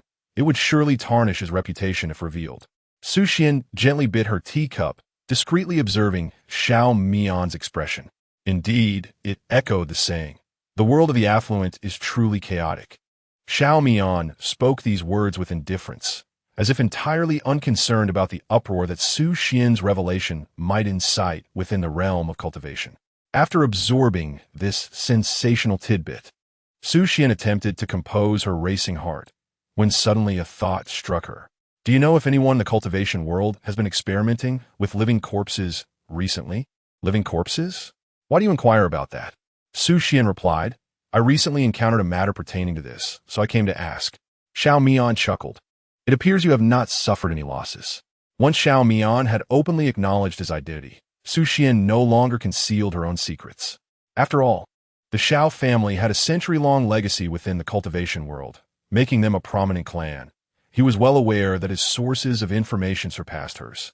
Xiao Mian playfully tapped her nose. You little imp. Su Xian swatted his hand away. Don't be so forward. Before she could react further, in the next moment, a spiritual sword gleamed and narrowly grazed Xiao Mian's wrist, embedding itself firmly into the adjacent wall. Who? Xiao Mian exclaimed sharply. Simultaneously, an enraged voice echoed from outside, laced with a hint of vengeful fury. I've been frantically searching for you, and here you are, indulging in romantic banter with others. Is that so? Chu. Sun. Chapter 49. Since you have promised to accompany him, you cannot go back on your word. Did Chu Zhaolin truly arrive so swiftly? Su Suan, ignoring Xiao Mian's peculiar gaze, joyfully shouted towards Chu Zhaolin. Brother Chu, you have finally arrived. Xiao Mian, bewildered by their peculiar antics, turned his gaze and whispered into Su Xian's ear. So your name is Chu Sunshur? His voice was just audible enough for Chu Zhaolin to catch. Su Xian quickly stepped back, exclaiming, Why are you so close when speaking? Meanwhile, Xiao Mian observed Chu Zhaolin's darkened expression. His tone tinged with a hint of schadenfreude as he remarked, Best of luck to you. Until next time, Miss Su. The Miss Su he mentioned elicited no response. Yet Su Xian was left in a cold sweat, hurriedly glancing at Chu Zhaolin's reaction. Chu Zhaolin fixed his gaze on Xiao Mian's retreating figure, leaving with a meaningful smile. Unbeknownst to Su Qian, the unusual atmosphere enveloped her as she dashed to Chu Zhaolin's side. Brother Chu, you have finally arrived, she exclaimed, her eyes sparkling like a puppy seeking comfort. Glancing at her in scathed form, the weight of his worries diminished significantly. Her safety was all that mattered. With a hint of coldness in his demeanor, Chu Zhaolin remarked, Should I now address you as Miss Chu? Caught off guard, Su Qian struggled to articulate her explanation. She blinked. I merely ventured out from Yingzhou for leisure, just disguised myself a bit. Is that so unusual? As she spoke, she discreetly scrutinized his expression. However, the individual she was concerned about seemed oblivious to her words, lost in contemplation over the title Miss Chu. A smile graced his lips, and it was rather pleasant. May I inquire, Su Qian asked, if the antagonist found my explanation amusing. Is there still hope? Observing her anxious demeanor, Chu Zhaolin couldn't resist the urge to tease her. Turning his gaze toward her, he replied, Is that so? How coincidental. For you bear a striking resemblance to a dear acquaintance of mine. Ah, indeed a coincidence. What is your relationship with this acquaintance? Suin quidit, had curiosity pijuit. Chu Zhaolin maintained his composure as he replied, She professed her affection for me. Su Qian was momentarily taken aback by his response, the words catching in her throat. What was happening? Had the antagonist been possessed? Why such a strong reaction? Chu Zhaolin inquired, his gaze piercing through her, as if seeking answers from her lips. Su Qian's mind raced. What do you think of her feelings toward you? With a nonchalant response, Chu Zhaolin stated, Quite positive, I suppose. Indeed, it was rather positive. After that day, Su Qian's demeanor transformed remarkably, her attitude toward him becoming unprecedentedly warm. She devoted herself to assisting him, openly expressing her affection, and accompanying him on his missions. How could it be anything less than favorable? But what do you wish to gain from me, Su Qian? Chu Zhaolin observed her, noting the disinterest in her expression, while inwardly she strained to glean information from his words. Why did her gaze reflect more fear than concern, more complexity than love? You ought to treat her well. She must truly cherish you, he continued. If Chu Zhaolin acknowledged her kindness, it indicated acceptance of her goodwill. A flicker of joy ignited within Su Qian, and seizing the moment, she patiently urged him, There are still many good people in this world, right? Chu Zhaolin regarded her with a smirk that was neither a smile nor a frown. Did she wish for him to embrace the benevolence of the world? That was acceptable, as long as she never departed from his side. Have a bit more compassion for him. He will be very obedient. If only she truly liked me. He mused. Gazing into Su Qian's eyes, Chu Zhaolin softly inquired, "Do you think she genuinely harbors feelings for me?" His voice was alluring, reminiscent of a siren song, slowly luring one into a trap. Su Qian nodded eagerly, like a chick pecking at grain. "Absolutely." Chu Zhaolin observed her, and in that fleeting moment, a smile illuminated his face. He grasped a nearby sword, almost inaudibly murmuring, "Let us hope so." As the two emerged from the inn, night had fallen, and the streets were ablaze with light and revelry. Su Qian gazed at the bustling thoroughfare, awash with carriages and throngs of people, exclaiming, "What day is it today? How lively it is!" At that moment, a woman approached, remarking, "Today is the Moon Festival, a day for family reunions." The Moon Festival, indeed, corresponds to the modern Mid-Autumn Festival. What a handsome young man you are, and your wife is quite charming as well. Would you like to buy her a hairpin? She would look exceptionally beautiful with it. The elderly lady beamed at Chu Zhaolin. Chu Zhaolin cast a glance at a red jade hairpin on the stall, and then at Su Qian, whose delicate features were even more pronounced after her disguise. He thought to himself that Su Qian was more suited to bold beauty. Meanwhile, Su Qian was explaining to the old woman that she and Chu Zhaolin were merely friends, not in a romantic relationship. At that moment, Chu Zhaolin picked up the red jade hairpin and declared, "I'll take this." He casually handed over some silver coins. The old woman's face lit up with joy as she teased Su Qian, "Your husband is quite a good man. You two should avoid quarrels and live happily together." Chu Zhaolin smiled politely, nodding at her, and clumsily tucked the hairpin into Su Qian's hair before taking her hand and leaving. Su Qian felt a whirlwind of emotions. On the verge of tears, Chu Zhaolin must have recognized her. Clearly, he was teasing her. In a fit of frustration, she exclaimed, "Why didn't you clarify our relationship just now?" Chu Zhaolin glanced at her, a smirk playing on his lips. "Apologies, I won't do it again." "What do you mean again?" "There's no next time." The focus, however, was on Chu Zhaolin's reaction. He appeared to be waiting for her to admit the truth. In silent defiance, Su Qian extended her finger behind his back, thinking, "I want to say a word. Let us see who cracks first." Both were acutely aware of the underlying tension, and Chu Zhaolin was eagerly anticipating Su Qian's next move. She led him to the riverbank. Today was the Moon Festival, a time traditionally for families to gather. Yet, Su Qian should still be in seclusion at the Tianxian sect, and Chu Zhaolin, having no parents, had no concept of familial reunion. At the riverbank, Su Qian purchased 2 lotus lanterns from an old man, then handed Chu Zhaolin a brush and paper. "What? Write down your wishes for others, place them in the lanterns, and let them float down the river. The deities will grant your wishes." She shoved the items into his arms. "Hurry, write it down. No peeking, it's a secret." Chu Zhaolin found himself at a loss for words. He did not believe in deities or anyone else. If there were truly divine beings, why didn't they come to rescue him sooner? He watched as Su Qian diligently crafted her wishes, each stroke deliberate. "Then I hope she never leaves me." Regardless of whether Su Qian was sincere or not, having promised to stay by his side, she could not go back on her word. Su Qian approached him, folding the 2 sheets of paper into small boats and placing them in the lotus lanterns. The lake was serene, with the gentle chirping of insects and birds. A soft breeze lifted the strands of Su Qian's hair, while the stars reflected in her eyes. An inexplicable impulse surged within Chu Zhaolin. He wanted to see what Su Qian had written. Chapter 50. Without disaster, may you live a century in peace. It is not gentlemanly to pry into others' secrets. Yet Chu Zhaolin had never prided himself on being virtuous. He stood up, and Su Qian looked at him in confusion.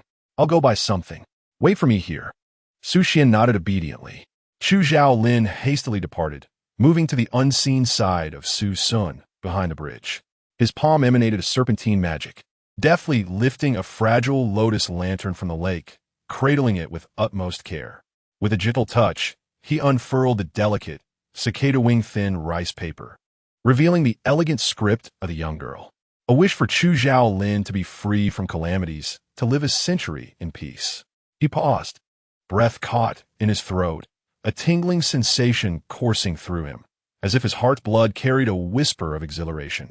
He fought against the urge to ponder why Su Sun had penned those words.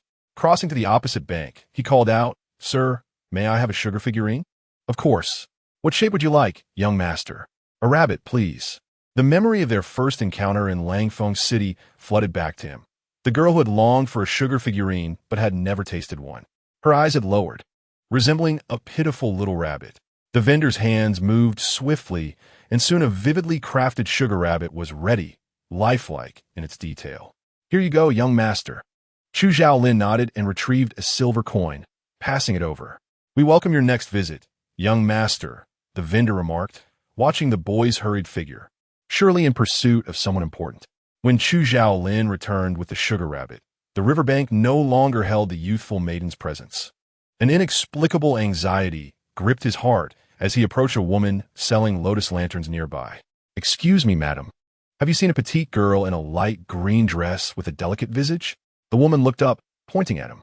"Oh, you were just here with a young girl to buy lanterns, weren't you? Are you looking for her?" Chu Zhaolin nodded, his expression anxious.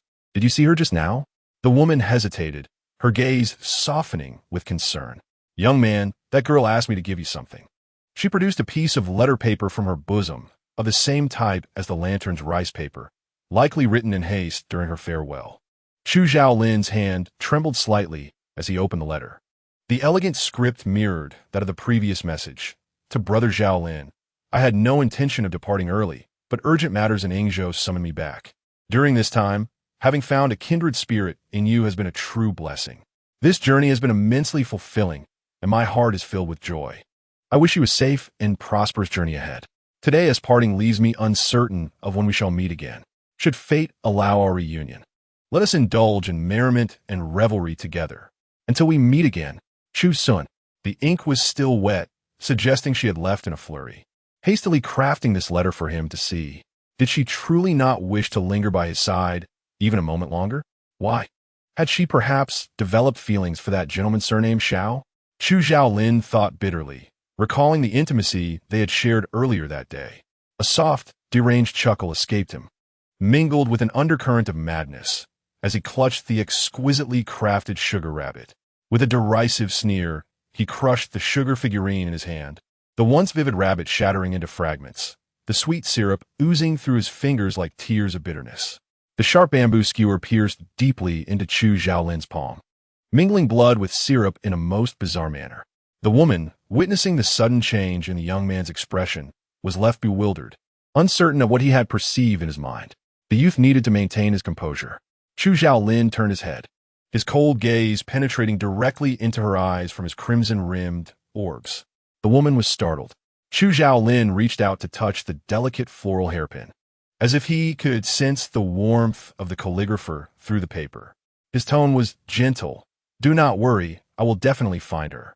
This time, I will not lose her. Su Xian, you promised to stay by my side. Why have you broken that promise?" Yet it mattered not, for he would ensure that she would willingly come to meet him. "Host, why are we running?" Su Xian swiftly made her way toward the city gate of Langfeng under the cover of night. No longer needing to conceal herself before Chu Zhaolin, she reverted to her original appearance, her exquisite features glowing under the lantern light, enchanting in their beauty. Ridiculous. Why remain idle, waiting for the antagonist to mock her? She claimed to be shopping, but Chu Zhaolin must be heading to see the blessings she had written. Although she had initially intended to slip away, she naturally utilized Su Xian's original handwriting, having no intention of preserving her guise. However, the thought of Chu Zhaolin seeing her words felt rather embarrassing. What did he think? Surely he would mock her. Su Xian was utterly at a loss as to how to face Chu Zhaolin after her true identity was revealed. The memories of her previous antics, taking advantage of another identity before him, made her wish to disappear into the ground. Fleeing was indeed the best course of action. The system appeared to comprehend only partially. Enough of this. What is the status of Chu Zhaolin's darkening value? Host, good news. The darkening value is at 55. Su Xian was astonished. It truly decreased. It seemed her method was indeed effective. The antagonist must experience the warmth of the world, the kindness of others, and the joy of helping, and soon her task would be accomplished. Oh, host, Su Xian was still envisioning her leisurely retirement life when the system's crowing erupted in her mind. You better have something important to tell me. If looks could kill, this cyber entity would have perished 1,000 times under her glare. Host, the villain's darkening value has risen again. What?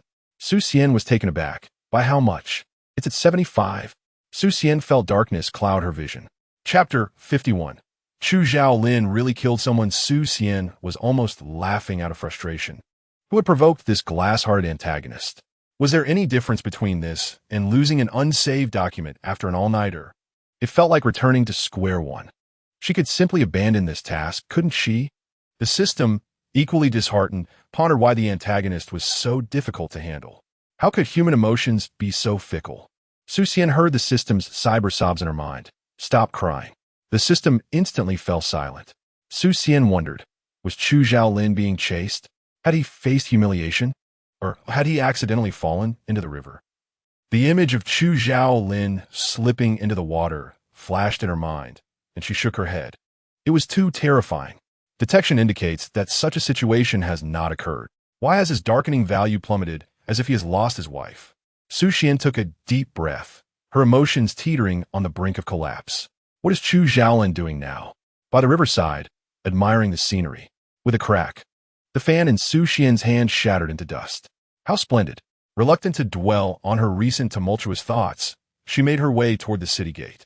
Rather than ponder the unpredictable whims of Chu Zhaolin, she preferred to return to the heavenly mystic gate and indulge in her life as a young lady. As she strode through the city with purpose, she intended to bribe the guards, but was halted in her tracks. A decree had been issued. No one was permitted to leave the city from this moment onward. The crowd nearby erupted in chaos. What is happening? Why can we suddenly not leave? Yes. We have matters to attend to. Please, esteemed officials, allow us to pass. The guards remained unmoved. Su Xian's expression was inscrutable as she pondered for a moment before approaching. Excuse me, sir? Why can't we leave the city? Has something happened? Her innocent demeanor, accentuated by her pale blue attire, rendered her both charming and captivating. The guard hesitated, momentarily taken aback, then explained in a lowered voice, "This is an order from above. We are merely following instructions." Su Xian nodded, as if understanding, though her mind raced. The guard glanced around to ensure no one was watching them, and whispered, "It is said that the head of the Jia family from Langfeng City has been assassinated just moments ago. We must seal the city gates to prevent the culprit from escaping." Su Xian's pupils constricted. Old Master Jia? Killed? How could this be? Just a few days prior, he had appeared to be in good health. No, something is amiss. Turning on her heel, she ventured into the night toward the largest tavern in Langfeng City, the Drunken Immortal Pavilion. Upon entering, Su Xian sought a secluded corner and attentively listened to the conversation at the neighboring table. Taverns are the most conducive environments for idle chatter and a rich source of information. The men at the adjacent table spoke in astonishment. "Have you heard? The head of the Jia family has actually been murdered." The man pouring wine beside him trembled slightly. "Is that true?" "Absolutely," another man exclaimed, his delight nearly overflowing. "That old coot is finally dead. His entire family is rotten to the core, especially his son, indulging in debauchery and vice." Su Xian listened intently, pondering whether this was merely the work of enemies, unrelated to the man in black. At that moment, the previously silent man at the table suddenly spoke up. "I know who did it." The other three turned to him, intrigued. "Oh, do share." After a brief moment of contemplation, he remarked, "I believe his name was something like Chu." Su Xian's hand, gripping the chopsticks, trembled slightly. "Ah, I remember now. It was Chu Zhaolin." The wine cup before Su Xian shattered into fragments. The nearby table froze in surprise at the sudden noise.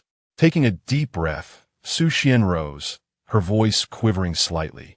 "Are you saying that Chu Zhaolin killed the head of the Jia family? Who are you to ask such a question?" The men regarded her with confusion, taken aback by her intense reaction. "Do you know that man named Chu?" Su Xian composed herself, tugging at the corners of her mouth as she slowly spoke. "Gentlemen, you may not be aware, but I am new to this place and unfamiliar with my surroundings. Brother Chu has previously extended his help to me." Upon noticing the sincerity in her expression, the men lowered their guard, nodding in acknowledgement and sighing. "If you wish to see him again, you must hurry to the Jia residence. He has been captured, and if you delay, he may very well become a lifeless corpse. Su Xian smiled gently, expressing her gratitude. Thank you, kind sirs. With that, she made her way towards the Jia residence without a moment's hesitation. System, please locate Chu Xiaoling's whereabouts. To the host. The antagonist is indeed at the Jia residence. What? Su Xian blinked in disbelief. Could it be that Chu Xiaolin truly killed the head of the Jia family? How could that be possible? She could not fathom that Chu Xiaolin would resort to violence, yet she could not explain why he was currently at the Jia residence. Her thoughts swirled chaotically in her mind, leaving her at a loss. Putting such thoughts aside, she resolved to discover the truth at the Jia residence. It was already the early hours of dawn, and the streets were eerily quiet. Su Xian nimbly scaled a wall, landing silently on the ground. System, can you pinpoint Chu Xiaoling's exact location? System 006 beeped softly in her mind. Apologies, host. I can only provide a general location within the Jia residence. The specific whereabouts remain unknown. Su Xian had not anticipated finding Chu Xiaolin so directly. Her gaze sharpened as she determined that her first action must be to ascertain whether old Master Jia was still alive. She gracefully leaped across the beams. Noting the stark contrast between the silent streets outside and the brightly lit Jia residence, which gave the impression that they had indeed captured an assassin. After what felt like an eternity, Su Xian finally reached old Master Jia's chamber. She landed softly, the faintest sound of dried leaves crunching underfoot. The guard stationed outside instantly turned, scanning the dimly lit night. Who goes there? One called out. Su Xian held her breath, concealing herself behind the wall. She had not anticipated that the guards of the Jia residence would possess such keen hearing. She had been somewhat careless. One of the guards, sword in hand, approached her direction step by step. Pressing tightly against the wall, she summoned her spiritual energy, prepared to defend herself should she be discovered. As the footsteps drew nearer, she steeled herself. Hey, you over there. What are you doing? The guard turned, rushing respectfully to the side of the captain. Boss, I just saw something over there. I think everyone must head to the front courtyard to witness how that Chu is to be executed. The guard froze. Chu? The one who attempted to assassinate the master? The captain, visibly impatient, replied, The master's wife seeks vengeance for her husband. She intends to kill that scoundrel herself. Enough questions. Let us move. We must be quick. As the two figures moved further away, Su Xian emerged from her hiding place, her expression grave. She tightened her grip on the treading snow sword. Chu Xiaolin had indeed taken a life. Chapter 52. He won the gamble silently. Su Xian trailed behind them. Although the night was dark, the Jia residence was aglow with vibrant lanterns, illuminating the surroundings brightly. Once they reached the front courtyard, she seized the opportunity to leap onto a nearby wall. In this secluded place, ordinary individuals would hardly notice her presence. Su Xianping held her breath, observing a throng of figures in the front courtyard. The atmosphere was rife with tumult as they gathered closely. Is this the one surnamed Chu? Did he truly slay the master? Indeed, he possesses a commendable countenance. How unfortunate that he must meet his end like this, the crowd chattered animatedly. Standing beside a woman at the forefront, a guard sensed his mistress's unexpected gaze and bellowed, silence. The cacophony subsided. Bloodstains and bodies marred the courtyard. The vivid crimson slowly oozing, revealing that a significant battle had just transpired. Chu Xiaoling knelt on one knee, a silver chain brutally piercing through his shoulder blade, leaving him suspended from behind. The youth's face grew increasingly pallid, his once icy features now marred by streaks of blood. His lips drained of color, with crimson trickling from the corners. The elegantly adorned woman before him scrutinized him intently. Her eyes filled with malice as she addressed the kneeling youth. You dare trespass into the Jia residence, recklessly taking lives. How disgraceful for a disciple of the Tianxian sect. In a hoarse voice, Chu Xiaoling replied, This act was solely my doing. It bears no relation to the Tianxian sect. You. The woman glared at him furiously. Nearby, a guard, witnessing the audacity of this insolent boy, tightened his grip, causing the chains to constrict suddenly. Chu Xiaoling emitted a muffled groan, the sound of breaking bones sending shivers down the spine of those who heard it. The woman slowly curved her lips into a smile. It is fortunate that you dispatched that surnamed Jia. I had grown weary of him. So, it is indeed a blessing. With the master deceased, I now hold dominion over the Jia residents and care not for the opinions of the servants. Nevertheless, you shall still perish.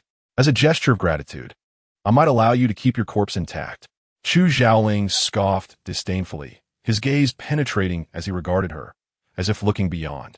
The woman's grotesque face broke into a semblance of smile die. The guards on either side yanked the chains forcefully, causing Chu Xiaoling to wince in agony, a torrent of blood erupting from his mouth. The woman, seizing a sword from a companion, thrust it mercilessly toward Chu Xiaoling's chest. A flash of icy brilliance erupted as a translucent, porcelain-white sword shimmered, striking her weapon aside with a resounding clang. Caught off guard, the woman stumbled and fell to the ground. "You dare!" The voice, though soft, commanded attention. The crowd turned to the source of the sound, witnessing a young woman leap gracefully from the high wall. With clear eyes and exquisite features, she resembled a celestial being descended from the heavens. As she approached, an icy dread enveloped the hearts of the onlookers.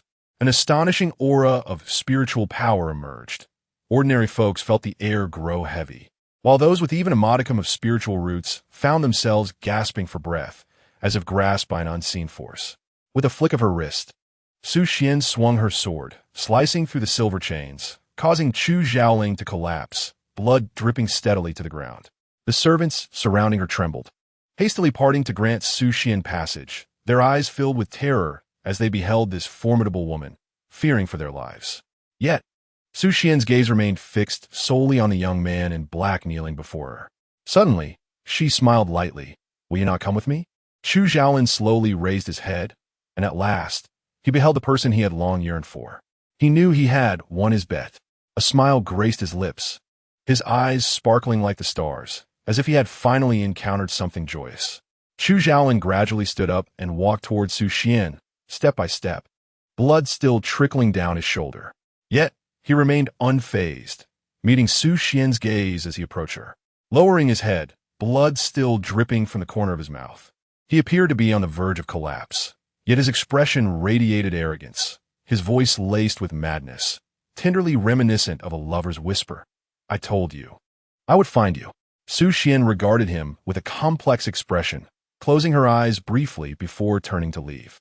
Suddenly, she was tightly embraced, completely ensnared in Chu Xiaoling's arms, his blood staining her clothes. His voice was a blend of grievance and obsession. "Are you going to leave me again, senior sister? I want to allow it." Amused by his words, Su Xian struggled to break free, her voice a soft murmur. "Does the silver chain hurt?" The youth replied, his tone filled with a sense of injustice. "It hurts a lot." Su Xian felt as if her throat had been constricted and hoarsely questioned, "If I hadn't intervened, would you have truly let her strike you with a sword?" She turned to face him, wanting to slap him a few times to ascertain if he was truly lucid. The youth gazed deeply into her eyes, showing no intention of retreating. Her hand halted abruptly as the snow-treading sword nearby emitted a low hum, signaling its master's turbulent emotions. Feeling her hand poised against his face, Chu Xiaolin tilted his head, leaning into her touch, warm breath escaping through her fingers. He gently licked the palm of her hand, the sticky sensation coursing through her nerves. Yet, Su Xian remained indifferent, her gaze fixed on Chu Xiaolin, her eyes reddened. Eventually, the youth relented, glancing around at those kneeling in submission, his voice tinged with a hint of joy. "It's merely a sword wound. I won't die from it." "A sword wound? Won't die." Su Xian found herself wishing to pry open Chu Xiaoling's mind to comprehend his thoughts. She had speculated that this could be a trap. Yet she still came. Little did she expect that Chu Xiaolin would resort to such means to lure her out. Had she not shown up today, would he have truly placed himself in such perilous danger? Sustaining such severe injuries, any formidable practitioner could easily take his life. The mere thought of Chu Xiaolin in such a precarious position filled her with an inexplicable dread. What was this? The antagonist not succumbing to darkness, but rather descending into madness? No matter how lacking in strength he was, how could he so easily be ensnared? How fortuitous was it that she happened to overhear the guard's conversation in old Master Jia's chamber? How could the matriarch of the Jia family conveniently gather everyone in the front yard and ramble on endlessly? With so many loopholes, How could she have overlooked them all?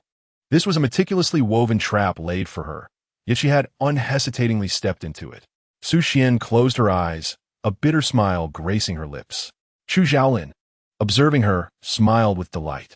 Su Xian, your heart is too soft. The youth's tone was resolute. Isn't it better to obediently stay by my side? Su Sun gazed upon the familiar visage before her, a flicker of madness sending a shiver down her spine. She shook her head and murmured, "You are indeed a lunatic." Chapter 53. Willingness. Su Sun extricated herself from Chu Xiaolin's embrace, weary of the relentless game of pursuit they had been playing. Her mind was a chaotic whirlwind, grappling with the jarring disparity between the Chu Xiaolin she knew and the one before her. In a secluded room, a faint whimper suddenly pierced the air, causing Su Sun to stiffen, her gaze drifting. "I will settle the score with you later." The young woman turned to leave, while Chu Xiaolin, feeling the warmth of her departure, cast an impatient glance toward the source of the sound. He pressed his hand against the wound on his shoulder, observing the crimson droplets that trickled down with a detached demeanor. Surely, this must be sufficiently dire. Su Sun kicked open the door, revealing a corner where a bound man, mouth gagged, cowered in fear. For a moment, her mind went blank. Old Master Jia? He is alive. Chu Xiaolin arrived belatedly, noting Su Sun's hesitant advance toward Old Master Jia, and his expression darkened further. Upon meeting Chu Xiaolin's gaze, Old Master Jia trembled involuntarily, retreating while shaking his head, emitting muffled sounds. Though the specifics were inaudible, the implication was clear. He was not uttering pleasant words. Su Sun glanced at Chu Xiaolin, who, displaying remarkable perceptiveness, paled briefly and stifled a groan. Observing the ghastly wound on his shoulder only added to her confusion. Out of sight, out of mind. She resolved to approach Old Master Jia instead. Ignoring Chu Xiaolin's regretful demeanor behind her, she unsheathed her sword and severed the ropes binding him. Cough, cough, cough. Old Master Jia knelt in gratitude, exclaiming, "Thank you, brave heroine, thank you." However, as he caught sight of the menacing figure behind the young woman, terror seized him, his breath growing increasingly labored and rapid. Su Sun regarded his fearful countenance with curiosity. What had he endured? What brings you here? Whom did you encounter?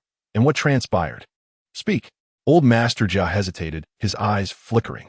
Heroine, I encountered nothing of significance. Noting his stammering demeanor, Su Sun sighed inwardly. It seemed that pressing him for answers would yield little fruit at this time. It would be wiser to tend to Chu Xiaolin's injuries first. Despite her irritation with this formidable antagonist, her thoughts were in disarray, and she increasingly wished to distance herself from him. Stepping out of the room, she surveyed the trembling individuals on their knees. Bring your master out. Madame Jia's pupils dilated in shock. What? That old man is alive? Su Sun noted her reaction and allowed a slow smile to creep upon her lips. I had forgotten, madam, that you possess such a caring heart. Taking charge of the Jia household so promptly, Madame Jia abruptly raised her head, trembling, casting a pleading glance at Chu Xiaolin. Yet the young man offered her not a single glance, his eyes fixed on Su Sun's countenance with an expression of deep affection. Madame Jia. Su Sun observed her fleeting gaze toward Chu Xiaolin, remaining composed and silent. After a brief pause, she stepped towards the vacant room not far away. Chu Xiaolin followed her at a leisurely pace. Upon entering the room, Su Xian showed no sign of warmth towards Chu Xiaolin, but instead instructed the trembling maid nearby, fetch a basin of water and bring some gauze. The maid hurriedly complied, vanishing in an instant, eager to escape the presence of these two formidable figures. Su Xian closed the door. Her gaze lowered as she sat listlessly on the bed, as if she were the sole occupant of the room. It was Chu Xiaolin who could no longer contain himself.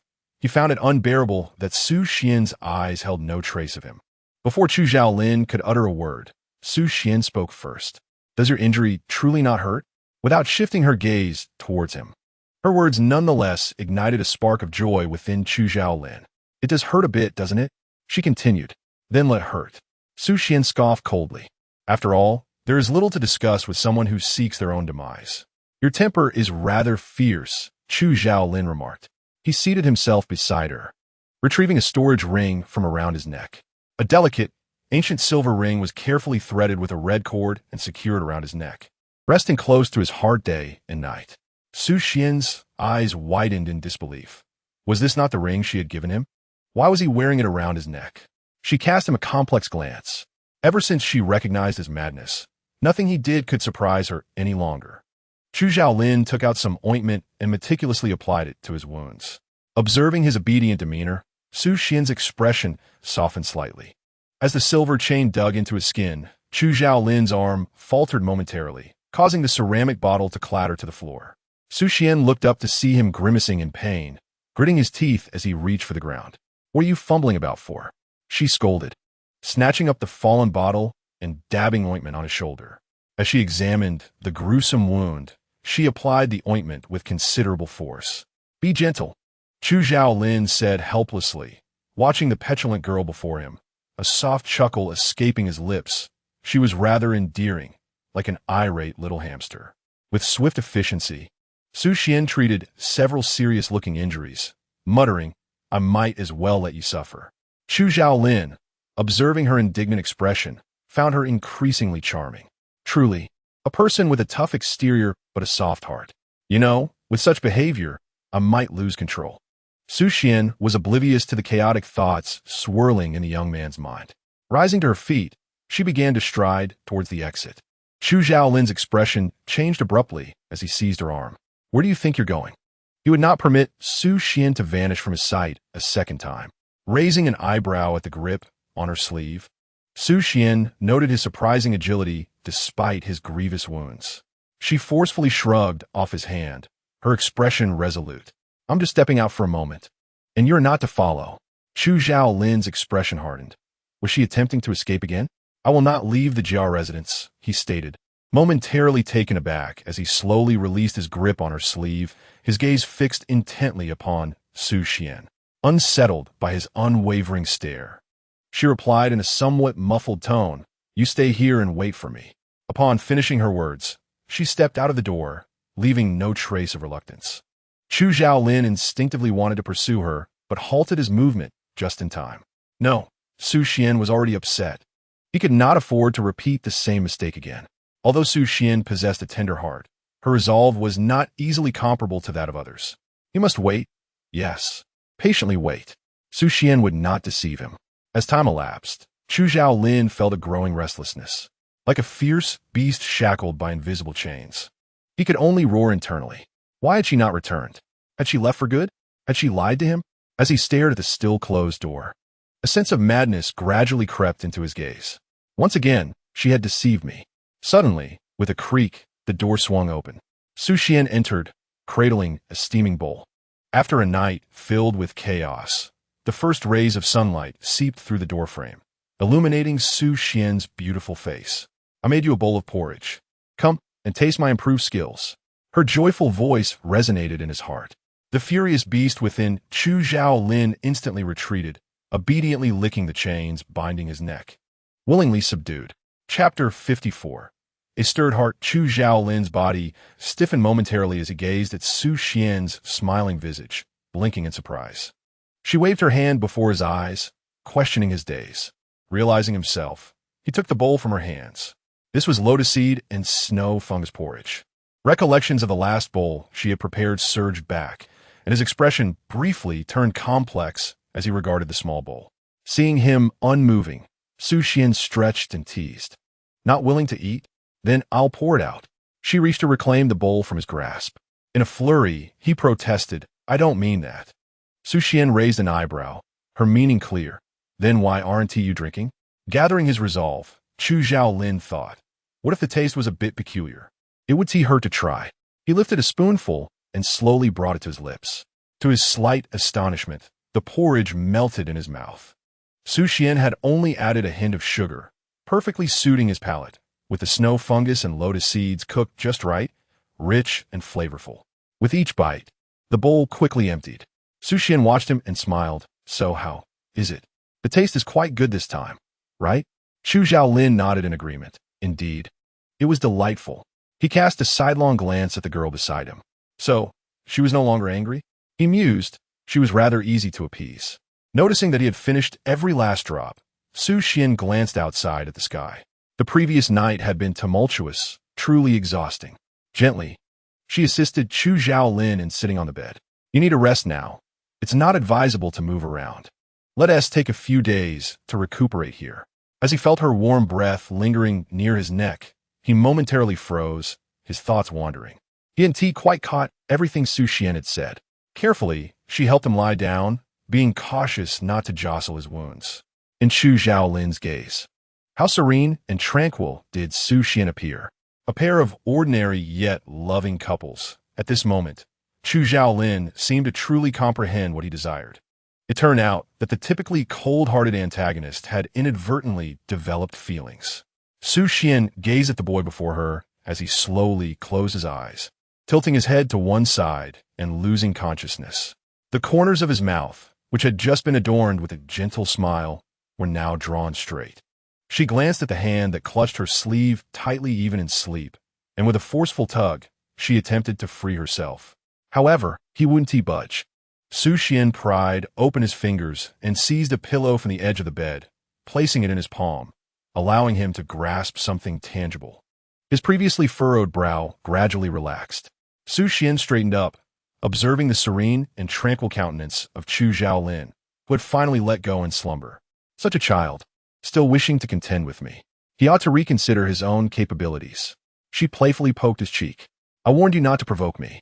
You are becoming increasingly bold. Naturally, these thoughts remained unvoiced, for even in his deep sleep, she dared not utter them aloud. After releasing her pent-up frustration, Su Xian exited through the door without casting a backward glance. Host, shall we flee? Flee? What a jest. To run again would imply I am afraid of him. Su Xian surveyed her surroundings. She would not flee again. Who could predict what this little madman might do next? However, she had other matters to attend to at present. A smile graced her lips as she strode confidently toward the front courtyard. The sun shone brightly, and the returning birds chirped merrily outside. The courtyard was refreshed, showing no signs of the turmoil experienced the previous night. In the main residence, Master Jia sipped his tea languidly. Are you saying that once those two entered yesterday, they have not emerged since? Indeed, my lord, came the reply. Master Jia's expression turned bitter. When would these two deities depart from his household? Suddenly, a commotion arose outside. Master Jia, I trust you are well, came Su Xian's voice as her figure appeared. The empty teacup in Master Jia's hand toppled over, rolling several times on the table. It was a celestial being. My apologies. Master Jia hurriedly rose, trembling as he paid his respects. Su Xian observed the deep bags under his eyes and his unsteady gait.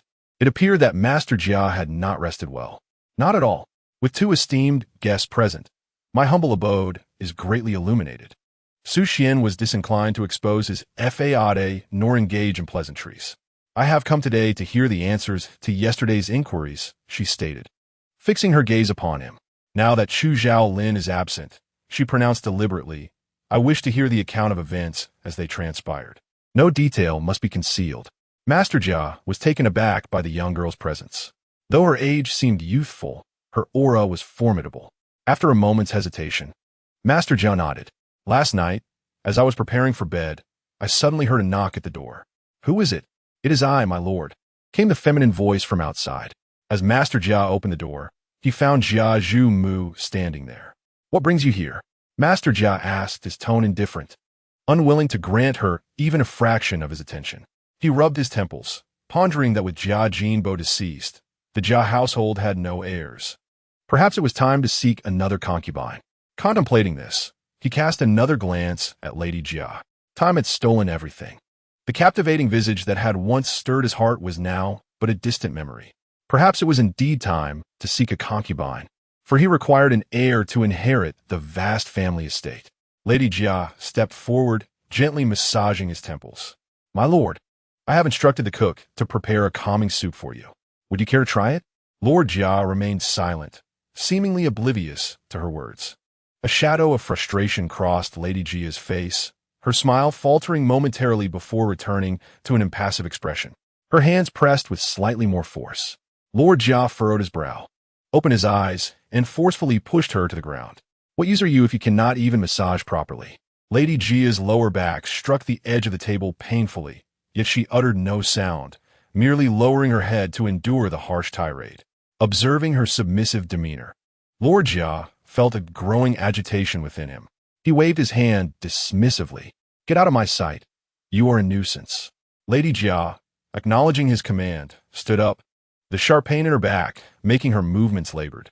She walked slowly to the table, adjusting the calming soup, noticing the impatience etched on Lord Jia's face. Her expression twisted momentarily before she exited in silence. Lord Jia's unease deepened. The incense today was overwhelmingly potent and disconcerting. He sat on the bed, pondering for a while. Approaching the table, he picked up the bowl of calming soup. She certainly has good intentions. Just as he brought the rim of the bowl to his lips, a man dropped silently from the rafters behind him, swiftly grasping his neck. The youth's expression bore a barely perceptible ferocity and menace. With a smirk, he commanded, "Put down the bowl. There may be poison within." "What? Poison?" Lord Jia gazed incredulously at the bowl before him, the soup wafting steam and swirling in the air, yet he had no inclination to admire it. With a crash, the bowl fell to the ground. "No, that's not right." Regaining his composure, Lord Jia pointed at the youth clad in black. Who are you?" Chu Xiaolin, visibly agitated, had no intention of concerning himself with the fate of the man before him. He simply could not afford to die yet. Surveying the surroundings, he kicked open a cabinet, revealing an assortment of peculiar items. Lord Jia's complexion turned awkward. Ignoring the toys, Chu Xiaolin swiftly retrieved some rope, deftly wrapping it around Lord Jia several times, binding him securely. "What are you doing? Do you have any idea where you are?" Chu Xiaolin regarded him coldly, and Lord Jia fell silent. "You have half a stick of incense as worth of time to spread the word that you were killed by a youth named Chu Xiaolin. The sooner, the better. And seal the city gates. No one is to escape."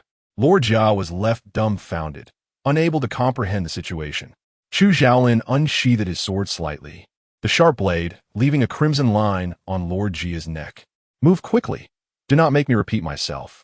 Lord Jia gazed upon the boy's cold, expressionless profile. I will act.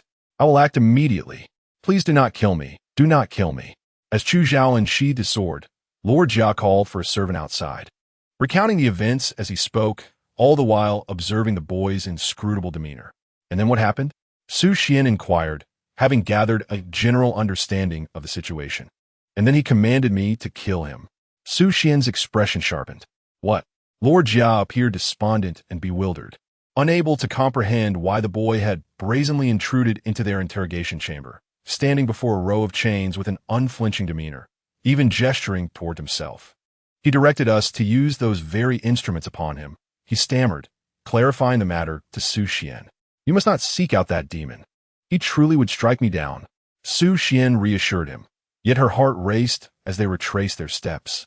Initially, she believed the information had been deliberately leaked by Chu Xiaolin, but she could hardly fathom that he had orchestrated every detail, anticipating everyone's reactions and the speed at which the news spread. Was this the essence of a villain? To pursue one's goals through unscrupulous means sent a chill down her spine. Cunning and astute, his mind was as intricate as a beehive. Su Xian now fully acknowledged the system's assessment was accurate. The darkening value was undeniably at 75. As she traversed the corridor step by step, a voice suddenly called out to her. "Fairy, please pause." Turning to her side, she found Madame Jia beneath a tree, appearing to have awaited her arrival for quite some time. The moment Su Xian laid eyes on her, she recalled the woman's ghastly visage from the previous day. Had it all been a ruse? This woman had dared to poison Lord Jia, indicating she was no ordinary individual. Madame Jia's voice was gentle, her demeanor graceful, yet the fatigue she bore was evident. "Miss Su, it is a pleasure to finally meet you. You know me?" Suswandri slightly surprised. Madame Jia smiled softly. The city of Langfeng has long been under the protection of the Tianxian sect. Naturally, I have heard of your esteemed name. Lord Su's dedication to the people is something we would never dare to forget. Suswan felt samwitrious truth. This woman exuded an elegance that could not possibly belong to a mere damsel wallowing in self-pity. Intelligent individuals communicate with astute methods. Without hesitation, Su Xian asked, "Why did you poison Lord Jia?" Indeed, upon hearing this, Madame Jia hesitated slightly, yet she maintained her composure as she acknowledged the truth. "Because he deserves it," she replied slowly, her voice tinged with resolve. "I I was once the most esteemed daughter of the Wen family, childhood companions with him, a match made in heaven. Onlookers would often proclaim us a divine couple. Su Xian was taken aback. She had assumed their union was one of convenience. Yet it appeared there was a foundation of genuine affection. Madame Jia raised her gaze to the azure sky.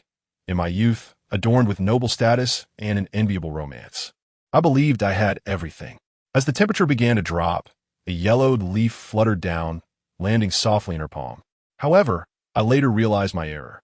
No woman can escape the inevitable decline of beauty, and men too may turn their hearts away when a woman's allure fades. Once you lose his love, all that remains is boundless disdain and abuse. Gradually, I found my dignity eroding, desperately seeking his favor, while Aunt Jia smiled bitterly, almost forgetting that I was the esteemed Miss One. Aunt Jia turned to me and said, "When all patience for a person is exhausted, only hatred remains." Her gaze was calm, like a still pond. It was merely the act of killing him, nothing more. Only through his death could I truly become myself. Aunt Jia shook her head slowly, a wry smile gracing her lips, lamenting the unfortunate fate of such a man who was saved by another. Su Xian's expression grew complex. Indeed, it was true that old Master Jia was saved by Chu Xiaolin. I did not know what emotions guided her to poison old Master Jia, but it must have been a woman's final act of self-preservation. Aunt Jia should now be addressed as Miss One, and she gazed at Su Xian with a gentle smile, saying, "You and I are quite similar." Su Xian was taken aback. "In what way?" "Your eyes reflect his shadow," Aunt Jia asserted, observing Su Xian's puzzled expression before lightly shaking her head. "That boy is the same." Su Xian's heart trembled. She sensed a deeper meaning in her words. A fleeting glimmer of envy flickered in Aunt Jia's eyes before returning to neutrality. "I hope you do not follow in my footsteps." With that, she approached Su Xian, reaching out to brush a leaf from the girl's hair. Su Xian wished to inquire further, but Aunt Jia's expression was serene, yet her tone resolute. "I only wish to implore Miss Su not to interfere in my affairs with him. I desire a chance to truly contend with him." Her gentle yet firm voice resonated in Su Xian's ears. Su Xian nodded. "I will depart with Chu Xiaolin tomorrow. Take care." Aunt Jia smiled radiantly at her, as if finally receiving an important affirmation, her smile reminiscent of a proud and bright youth. Su Xian turned to leave, her gaze vacant as it fell upon the door of the room where Chu Xiaolin resided. Do I possess his reflection in my eyes? In Chapter 56, Chu Xiaolin furrowed his brow, seemingly ensnared in a nightmare, murmuring indistinctly. Suddenly, he jolted awake. The young man sat up abruptly, momentarily blinded by the brightness. His chest heaved as he stared at the familiar ceiling, his breathing gradually stabilizing. He had just dreamt of Su Xian leaving, and no matter how he chased, he could not catch up. Thankfully, it was merely a dream. But wait, where is Su Xian? Chu Xiaolin lifted his head, surveying the antiquated decorations surrounding him. He had never slept so deeply, not even after that bowl of porridge. Was something amiss? Had Su Xian drugged him? He stared incredulously at the empty bowl on the table, precisely where it had been positioned before he fell asleep. But where was Su Xian? Had she truly departed? She had promised she would not leave. She had said so. Chu Xiaolin repeatedly reassured himself, yet he could not fathom why Su Xian would drug him, nor why she smiled so sweetly. It must have been merely to lower his guard. Chu Xiaolin couldn't help but feel a pang of annoyance, his gaze drifting uncontrollably towards the door.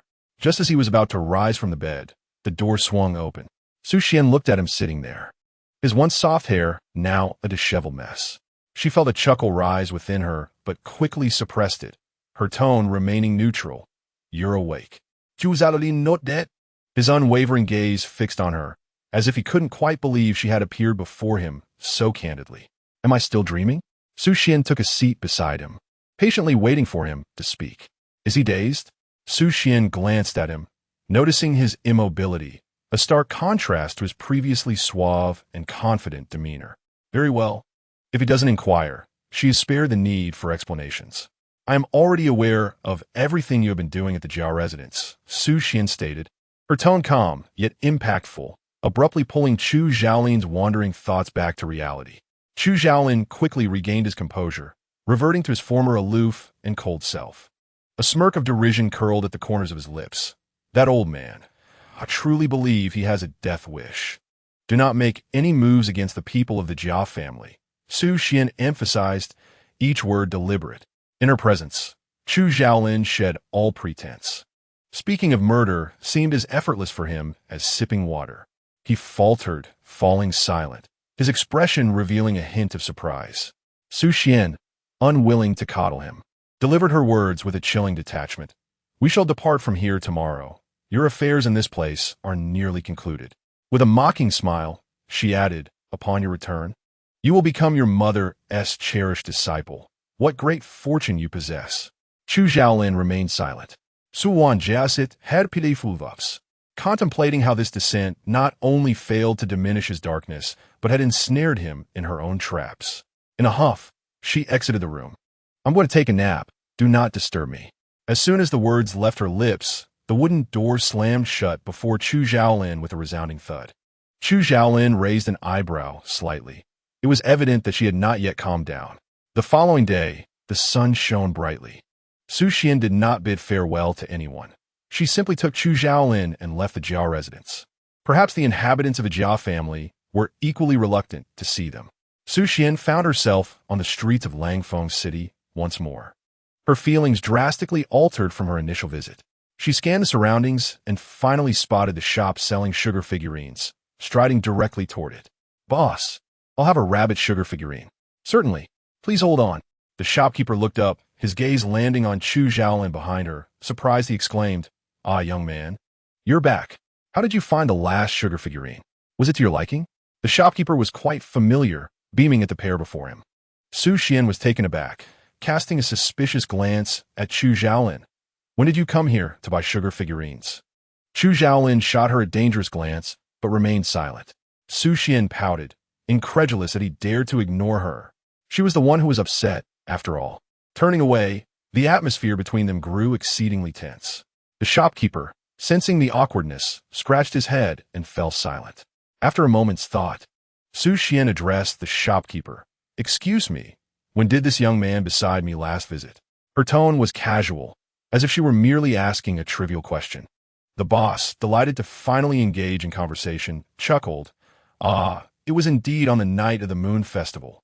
How fortuitous, he too chose the same thing as you. A rabbit. At the mention of the Moon Festival, Su Xian's expression stiffened. She perhaps sensed something amiss. Chu Xiaolin chuckled softly. Do you wish to inquire further? For instance, what became of that sugar figurine in the end? The young man's tone was teasing, his warm breath brushing against the nape of her neck. Su Xian replied, Thank you, but I prefer not to ask anymore. His words about the sugar figurine seemed to echo her own fate, causing a shiver to run down her spine. Chu Xiaolin scoffed lightly as Su Xian collected the sugar figurine and, after paying, moved aside.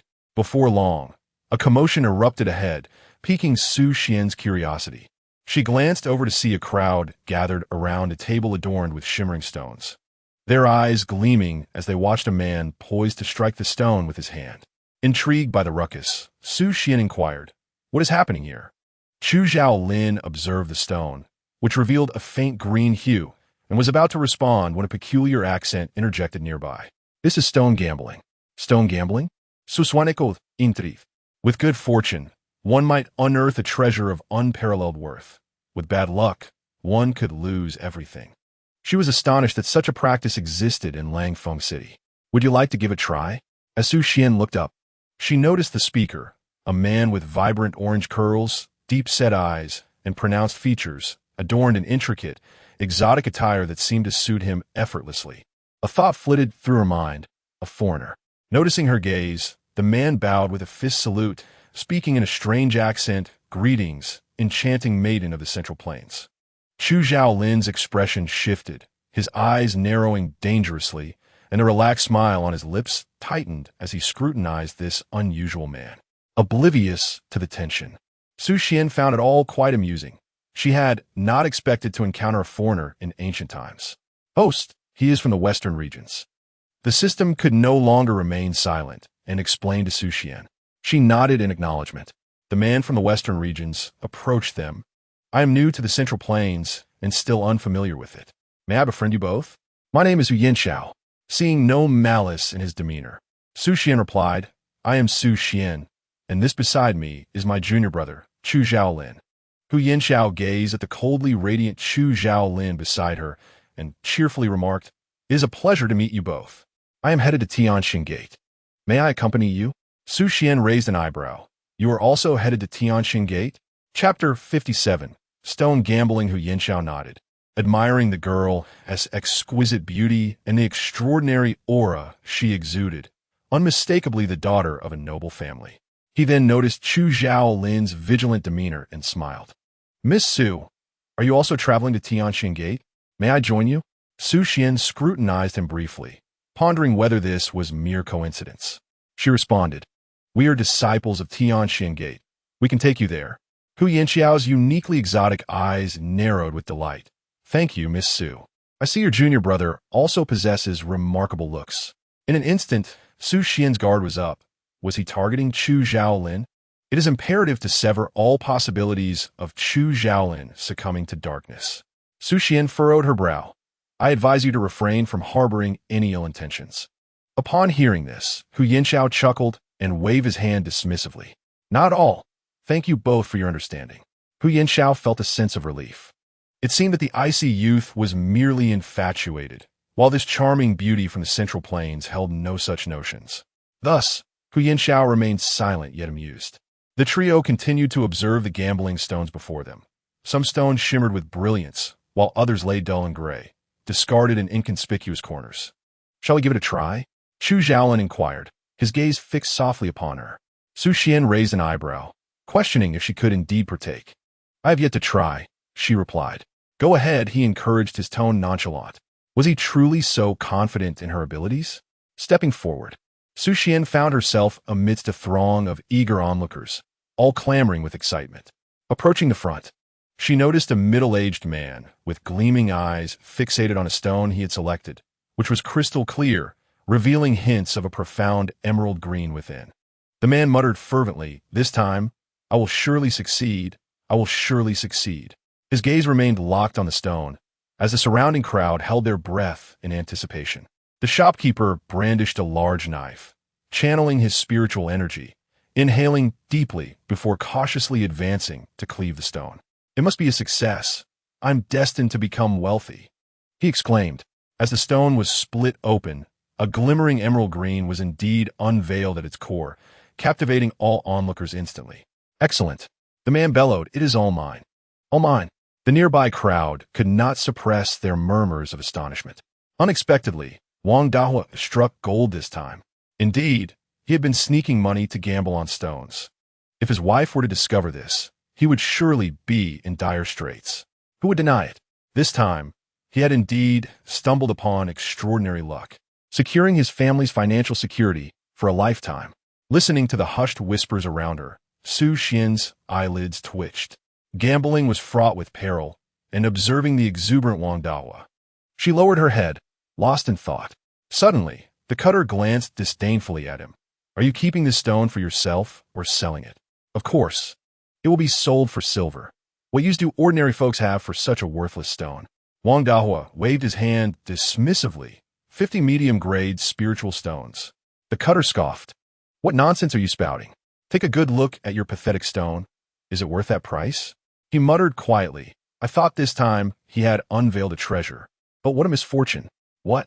Wang Dahua's voice grew hoarse, and his face flushed with anger. You, this blind fool." Unwilling to concede, Wang Dahua raised his gaze. And the crowd, intrigued by his words, began to take notice. Su Xian too averted her eyes downward. The emerald green that had first emerged from the stone indeed sparkled brilliantly under the sun, captivating all who beheld it. However, upon fully slicing the stone, it revealed merely a small portion of fine material, roughly the size of a palm. The remainder appeared no different from any ordinary stone, lacking any semblance of luster. Wang Dahua stood frozen, incredulity washing over him as he turned the stone over and over. How could this be? How could this be? He had clearly seen so much brilliance on the stone's surface. It was impossible. Wang Dahua vehemently, impossible. You must have tampered with it. Return my money, return it. With that, he charged towards a merchant in the shop. The merchant stood there, his expression tinged with impatience as he furrowed his brow. With a dismissive wave of his hand, a surge of spiritual energy sent Wang Dahu flying. I have encountered many like you. Do you truly believe you possess the fortune to ascend in a single day? Look at yourself and your luck. He then disdainfully tossed a few mid-grade spirit stones in Wang Dahu's direction. This should suffice for your sustenance for several years. Now be gone. Wang Dahu appeared dazed, muttering incoherently, How could this be? How could this be? Su Xian's expression hardened as she observed the crumpled figure of Wang Dahu on the ground, and she sighed in resignation. This was his choice. Gambling with stones was inherently fraught with risk. Countless individuals aspired to achieve overnight riches through it. Yet how many ultimately succeeded? Shaking her head, Su Xian resumed her calm demeanor and focused her gaze ahead. Surrounding the shop were several black-clad guards, all evidently practitioners of martial arts. This gambling house was not to be underestimated. As Su Xian approached, the merchant's attention was drawn to the striking young lady before him.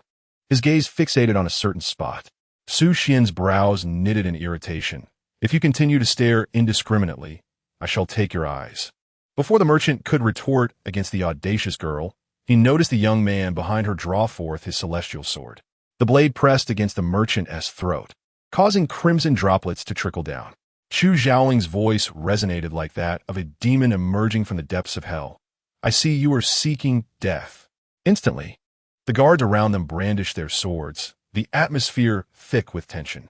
The bystanders gasped in alarm, trembling as they sought to flee. Yet the fearsome guards prevented them from moving.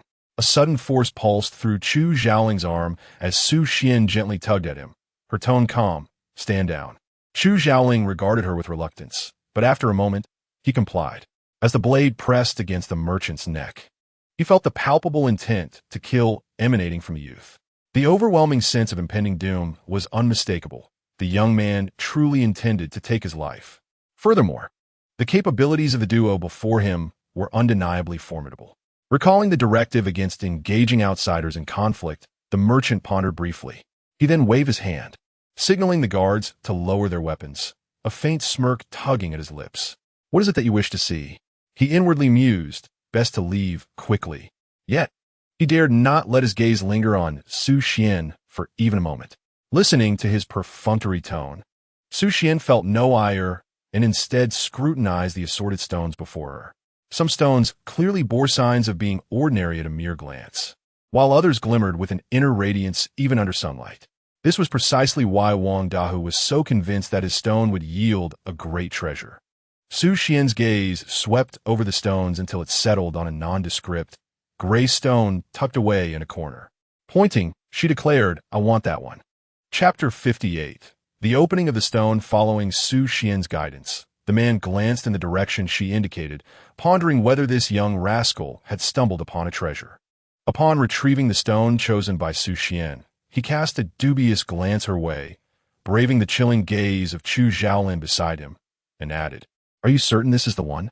The stone bore no remarkable features, merely its considerable size, and had been left to languish in the corner. Su Xian gave a slight nod. The man's expression remained impassive, yet internally he reveled in delight.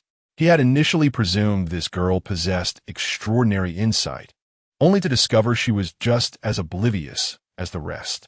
This stone had languished unsold for an extended period, its utter ordinariness rendering it less appealing than a mere pebble found by the roadside, which had a greater likelihood of yielding something of value. These thoughts were kept to himself. Now that the girl had selected this stone, it was too late for her to reconsider. With effort, he hoisted the stone up. It was surprisingly heavy. Just as he intended to concentrate his spiritual energy to cleave it open, Su Xian halted him. Wait. The man, not lifting his head, retorted, Once chosen, it cannot be changed. Are you not aware of this rule? Yet, Su Xian showed no inclination to alter her choice, merely inquiring, How much would it cost if I wished to take this stone with me? Finally lifting his gaze, the man realized she was indeed a lucrative target. Approaching him eagerly for the slaughter, inspecting the stone in his hand, he mused this would fetch a decent mid-grade spirit stone. After a moment's thought, he added, But it must be open here. That is the rule. The onlookers around them could not help but murmur in disbelief. A mid-grade spirit stone for such a shabby rock? This was clearly a scam. A few women in the crowd, Recognizing Su Xian, stepped forward with genuine concern, warning, "Little girl, do not be deceived. How could this possibly be worth a mid-grade spirit stone? Indeed, you must not agree." The common folk, hoping to prevent the stone gambling establishment from easily profiting off the young girl, voiced their discontent. Su Xian offered them a reassuring smile, indicating her composure. With a swift motion, she retrieved a spirit stone from Chu Zhaoling's storage ring and tossed it onto the table.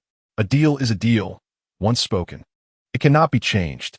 The man, taken aback by her boldness, inwardly rejoiced and nonchalantly agreed.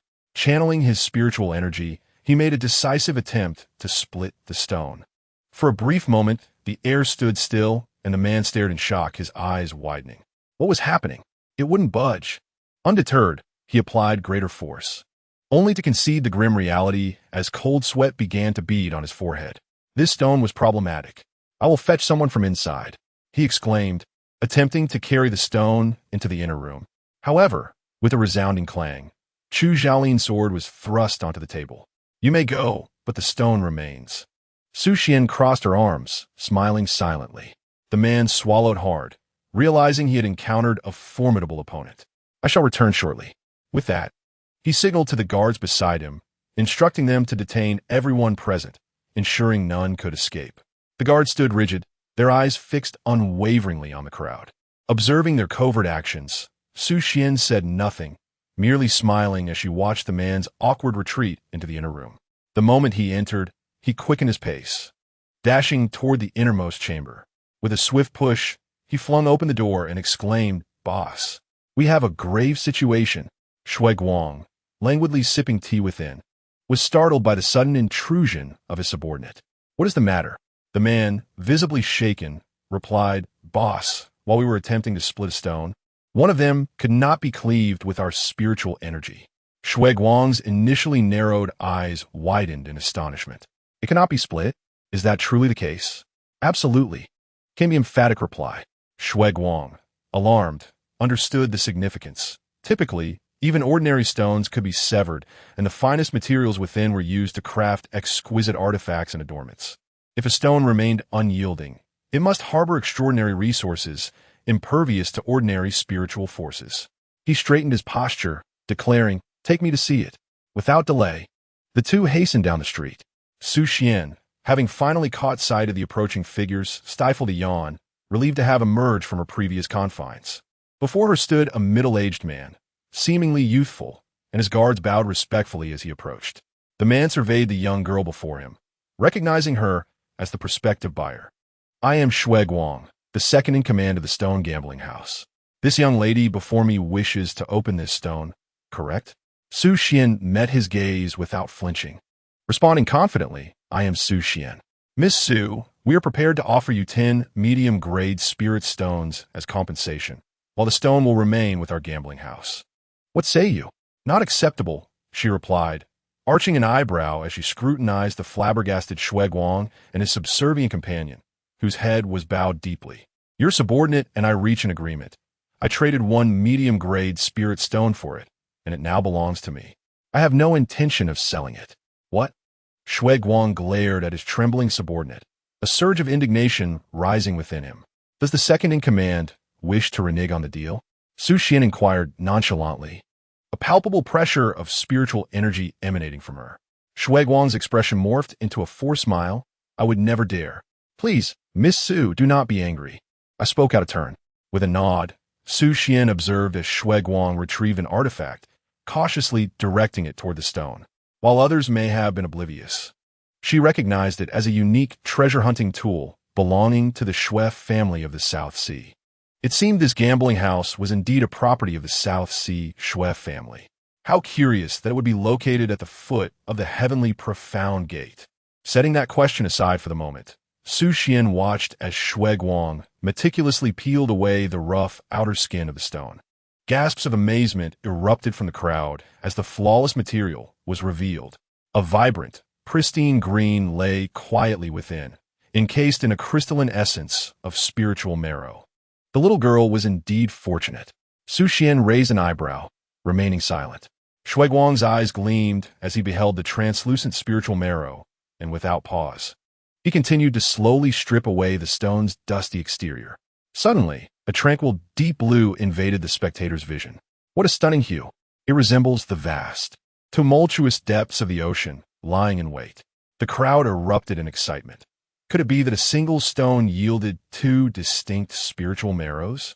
Such a phenomenon was surely unparalleled. Shueguang's pupils constricted as he beheld the blue, snowflake blue variety. The ignorant common folk may be unaware that the snowflake blue variety is a rare gem seldom seen in a century. The spiritual energy contained within it is the finest material for crafting celestial-grade artifacts.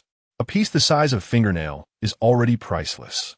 Yet, the young girl before them had unearthed one at least the size of a fist. If she were to possess it, wouldn't the position of the Shui family's patriarch be within her grasp? Suddenly, the spiritual artifact seemed to discover something and began to hover above the stone, its luminous aura enveloping the rock. The blinding white light compelled those nearby to shut their eyes. In that moment, everyone harbored a singular thought. No way. Not again. Chapter 59. Shui and the artifact circled the stone, gradually covering it. As the white light faded, the crowd opened their eyes, fixated on the peculiar stone before them. Two pieces of spiritual marrow, one blue and one green, rested quietly atop it. What's so special about this? Murmured the onlookers. Meanwhile, Shueguang, on the other side, swallowed nervously and cautiously turned the stone over. The once dull gray surface had shed its fade, revealing a blood-red vein of spiritual marrow, coiling and swirling, exuding an aura that sent a shiver through the crowd. Flame spirit jade, Shueguang murmured. Su Xian looked up in astonishment. Could it truly be flame spirit jade? This substance was incredibly hard, an exceptional material for crafting spiritual swords, as unyielding as rock and utterly unbreakable. Such a treasure hidden within this inconspicuous stone. A smile crept onto Su Xian's face. Fortune had smiled upon her. The townsfolk's gazes shifted from shock to reverence, recognizing that this young girl was no ordinary person. Divine power. It must be divine power. Su Xian stepped forward, expressing her gratitude. Thank you, Shui'er, for helping me unveil this stone. She performed a courteous bow and offered several high-grade spiritual stones as a token of her appreciation. Shueguang's expression twisted in disbelief. How could this be possible? How could one stone yield three extraordinary spiritual marrows? Moreover, this stone had always been in their possession, yet it was being freely handed over to this golden-haired girl. Shueguang could not allow such a treasure to slip through his fingers. With a feigned smile, he said, Miss Su, let us dispense with the pleasantries. We at the Gambling Stone Pavilion desire this item. Name your price. He positioned his hand beside the spiritual stones, exuding an air of determination. Su Xian raised an eyebrow. Are you attempting to intimidate me with the Gambling Stone Pavilion? Shueguang was taken aback. Not at all. Miss Su, please do not misunderstand. Observing his clumsy performance, Su Xian could not help but chuckle. Shueguang continued, feel free to state your price. Should this transaction come to fruition, our Shui family from the South Sea will offer you generous rewards, and you may become our esteemed guest at any time. The surrounding townsfolk remained puzzled. How could this individual, affiliated with the South Sea, be present in their Langfeng city? At the back of the crowd, Hu Yanxiao stroked his chin, pondering the significance of the Shui family from the South Sea, a name even he from the western regions had heard of. Shueguang remained composed, brimming with confidence. Every cultivator must give the Shui family some measure of respect. This young girl, he surmised, was likely too intimidated to respond. He secretly reveled in his triumph. Before her, the young girl lightly parted her crimson lips and stated, What if I refuse? I shall not sell this stone. My apologies, Master Shui'er. Su Xian spoke with an air of indifference, as if the words of Shueguang had not reached her ears at all. Shueguang, momentarily taken aback, was about to question this impudent girl when he noticed the young man beside her, who had remained silent until now, cast a languid glance in his direction, resembling a lion guarding its cub, lazily revealing its claws. The words that had been on Shueguang's lips were instantly swallowed back. Yet, upon further reflection, he resolved that he could not allow this opportunity to slip away. If he were to acquire this stone, what would that wretched girl have left to contest against him? Shueguang steeled himself, a fierce expression crossing his face as he spoke in a tone laden with threat. "Miss Su, I suggest you reconsider." Su Xian's gaze sharpened. Is Master Shui intending to resort to force? This time, Shui Guang did not bother with pretense, merely grinning menacingly at her. The surrounding crowd, sensing the escalating tension, hastily dispersed, for when deities clash, it is the common folk who suffer. In no time, the once crowded street was cleared, leaving only Su Xian, Chu Zhaolin, Hu Yin Xiao, and Shui Guang in a standoff. The atmosphere was charged, on the brink of eruption. Su Xian exchanged a silent glance with Chu Zhaolin, who instantly comprehended her unspoken message. It seemed they were unlikely to resolve this peacefully today. Shui Guang reiterated, "Miss Su, you must think this through. Our Shui family is not to be trifled with." Internally, Su Xian rolled her eyes. Indeed, the Shui family was renowned for their expertise in stone gambling and artifact refinement, and they supplied the cultivation world with magical implements, warranting a modicum of respect. However, her current status was that of the young lady of the Tianxian sect, the foremost sect in existence, which placed her on a wholly different pedestal than Shui Guang. Yet, she could not voice this. Having sneaked down the mountain, should Qi Lingchun discover her escapade and the subsequent trouble she had stirred, she would certainly face dire consequences. Thus, she and Chu Zhaolin would have to deal with this situation themselves. Surveying her surroundings, Su Xian noted that while their adversaries did not appear formidable, one could never be certain that the young would not call upon the old for assistance. This posed a rather troublesome predicament. Shui Guang, observing the unwavering stance of his opponents, steeled his resolve.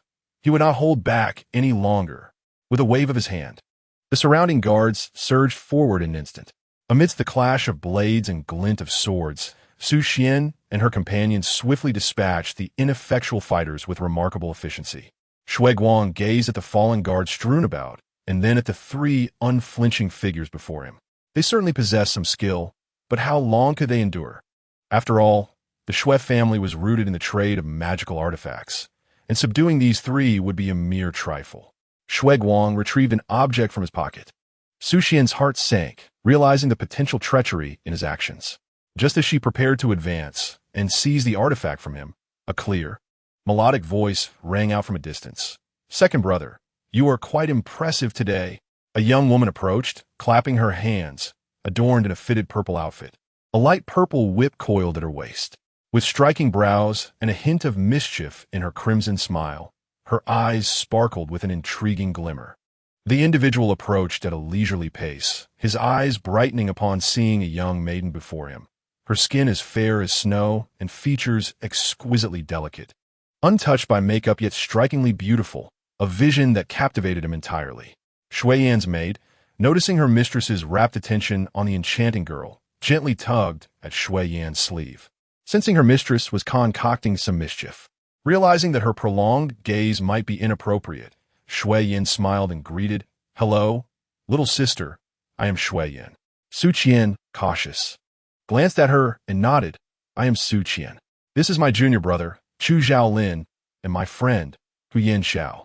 Shui Yan offered a perfunctory nod in return. Meanwhile, Shui Guang, who had been overlooked, could no longer contain himself, and, through gritted teeth, exclaimed, "Shui Yan, what are you doing here?" He glared at Shui Yan with fierce intensity. How could this troublesome girl have shown up? She was a persistent specter, always thwarting his plans. Before Shui Yan could exchange another word with Su Qian, her thoughts were interrupted, and she shot a glance of annoyance at her elder brother. Had he not just been on the verge of confronting these guests? Such actions were a grave taboo. Shui Guang, accustomed to his domineering ways, seemed to have forgotten this crucial fact. His face darkened with palpable fury. "What are you, a mere woman, no?" Shui Yan burst into laughter, her gaze laced with mockery as she replied softly, "It seems you have been away from home for too long, forgetting the rules of the Shui family. Allow me to enlighten you today." Shui Guang's expression stiffened. This insufferable girl had always displayed remarkable talent. If they were to spar, he would be no match for her. Just as he felt a momentary relief, Shui Yan carelessly remarked, "You should think twice, brother, were it not for my gender. The Shui family would likely already be under my control." Su Qian, upon hearing this, silently stepped back, eager to witness the unfolding drama. Shui Guang, witnessing the confident smile on his sister's face, felt his countenance darken further. His elder brother, burdened by a disability, left him as the sole male heir, making him the rightful successor of the Shui family. Yet, unexpectedly, Shui Yin had emerged, showcasing astonishing abilities since turning 18. Her prowess in spiritual energy, weapon forging, and stone gambling surpassed that of their peers. Even their grandfather had taken notice, delaying the selection of an heir to pave the way for this troublesome girl. Forced by circumstance, he had bravely ventured into the Central Plains to achieve something worthy of his grandfather's recognition. Was Shui Yan's arrival perhaps orchestrated by their grandfather? A wave of unease washed over Shui Guang at this thought. If true, it would spell trouble. Shui Yan, observing her elder brother's changing demeanor, nonchalantly remarked, "Grandfather, noticing your prolonged absence, specifically sent me to lend you a hand." However, her gaze fell upon the disheveled guard behind her, showing signs of having been thoroughly beaten. It seemed her brother had been quite tyrannical in this place. Unable to suppress her laughter, Su Qian found the sharp-tongued woman amusing, as Shui Guang was left speechless by Shui Yan's retorts. The latter's expression darkened to such an extent that it could rival the blackness of a pot's bottom, and yet he found himself unable to counter her words. Shui Guang dismissed those around him with a cold snort and took his leave. Upon witnessing his departure, Shui Yan turned to him and inquired, "Which sect do you belong to?" Sensing that her bluntness may have been inappropriate, she quickly added, "Our encounter seems quite fateful. Let's be friends." Su Xian, appreciating her earlier display of chivalry, responded with a smile, "Tianxian sect? I have heard of it. I shall seek you out." She then cast a glance at the young man beside Su Xian, observing his possessive demeanor, which elicited a quiet amusement within her. "Your junior brother seems quite fond of you," she remarked. "What?" Su Xian, perplexed by Shui Yan's ambiguous statement, appeared somewhat bewildered. Shui Yan merely smiled and remained silent. "I must attend to matters concerning my second brother. I shall take my leave," she said, offering a bow. "Farewell, everyone, until we meet again." With that, she hurriedly departed. Su Xian stowed the stone away in her storage ring, and the three continued towards the city gates. As they walked, Su Xian pondered Shui Yan's words when suddenly Chu Zhaoling tugged at her arm. A startled horse brushed closely past her, creating a commotion. "What are you thinking? Can't you watch where you're going?" Chu Zhaoling exclaimed, his tone rather sharp. Su Xian observed the displeasure on the young man's face, her brows knitting together with concern and care. He was handsome, tall, his thin lips pressed into a straight line, resembling unpolished jade, captivating the gaze of those around him. Realizing this, Su Xian teased, "I didn't know you were quite so charming." Chu Zhaoling. What chaotic thoughts were swirling in Su Xian's mind? She leaned closer and whispered in his ear that Shui Yan seemed to have a bit of interest in you. Chu Zhaoling, with his head lowered, anticipated more from Su Xian, but was taken aback by this revelation. He found himself both amused and irritated. Recalling Shui Yan's lingering gaze on Su Xian, how could she have been oblivious to it? Unable to resist, he pinched her cheek, sighing, "You truly are a little fool." Su Xian gasped in surprise. How could Chu Zhaoling call her foolish? In a huff, she turned her head away, resolved to give him the cold shoulder for 3 minutes. Huyan Xiao, sensing an awkward tension, raised an eyebrow as he stepped forward, intending to converse with Su Xian. However, Chu Zhaoling interjected, placing the hilt of his sword before him, clearly indicating, "Stay away from her." Huyan Xiao, observing the oblivious Su Xian, provocatively smiled at Chu Zhaoling. The two stood at odds, tension thick in the air. "What are you two doing?" Su Xian turned around to find them facing each other defiantly in the middle of the street, blinking in confusion. As the trio approached the foot of Tianxian sect, Su Xian deftly used her exquisite jade to evade the mountain's restrictions, returning to her secluded location ahead of the others. Chu Zhaoling and Huyan Xiao, ever at odds, diverged paths upon reaching the mountain gate. Chu Zhaoling was gone for an entire month, during which he not only honed his skills, but also experienced significant growth in his cultivation. Upon returning, she reported to Qi Lingchun before entering seclusion to make a breakthrough. Qi Lingchun accompanied her, registering Chu Zhaolin as her direct disciple, symbolizing his acceptance into her fold. during their absence of over a month. The atmosphere within the Tianxin sect was far from tranquil. The news of Ling Chongfeng's broken engagement had spread throughout the sect, subjecting him to the scrutiny of many as he ventured outside. He clenched his fists in silence, dismissing the significance of the broken engagement. He had attempted multiple times to meet Su Xian, only to discover that she had been in seclusion for more than a month. Gritting his teeth, he set off in a determined direction. The skies were clear and cloudless. Outside her cave dwelling, Su Xian exhaled a sigh to release the pent-up emotions within her chest.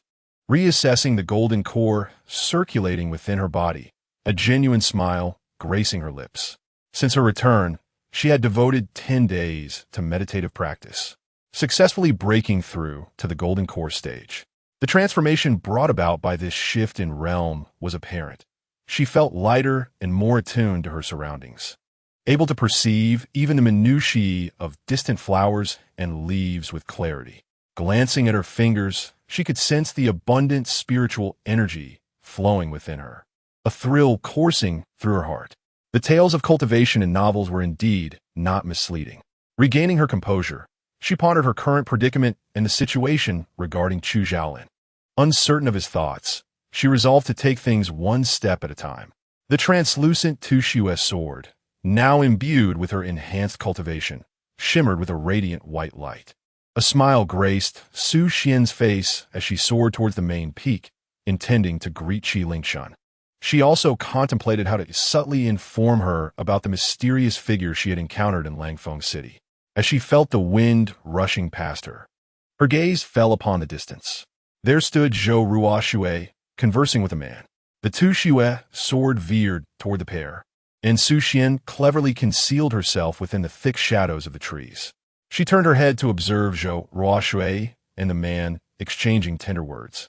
Her eyes slightly reddened, suggesting she had endured some grievances. Just as Su Xian considered retreating, disinterested in their trivial conversation, Zhou Ruoxue's voice, laced with both hurt and stubbornness, pierced the air. "Brother Chongfeng, please let me explain," she implored, reaching out to grasp the man's sleeve, only to be callously brushed aside. Su Xian's departing footsteps faltered as she recognized the voice, Ling Chongfeng, surveying the serene and dimly lit surroundings. She understood that it was not surprising for young lovers to meet in such a secluded spot. Standing her ground, she continued to listen to their exchange. Zhou Ruoxue, a character from a story, bore many unpredictable elements, and Su Xian hoped to glean some clues from their dialogue. Observing Ling Chongfeng's indifferent demeanor, Zhou Ruoxue bit her lip. Back during the grand competition at the Immortal Sect, when Su Xian shone brightly, drawing everyone's attention, Zhou Ruoxue could not bear being overshadowed. She felt compelled to redirect the gaze of others towards herself to harness greater energy. Those around her were easily swayed. With a touch of feigned vulnerability and some clever tactics, she believed she could reclaim her former position at the center of attention. The only variable lies in the demeanor of the man before her. Just last time, when he gifted her with the ice-cold, mysterious iron, everything was amiable.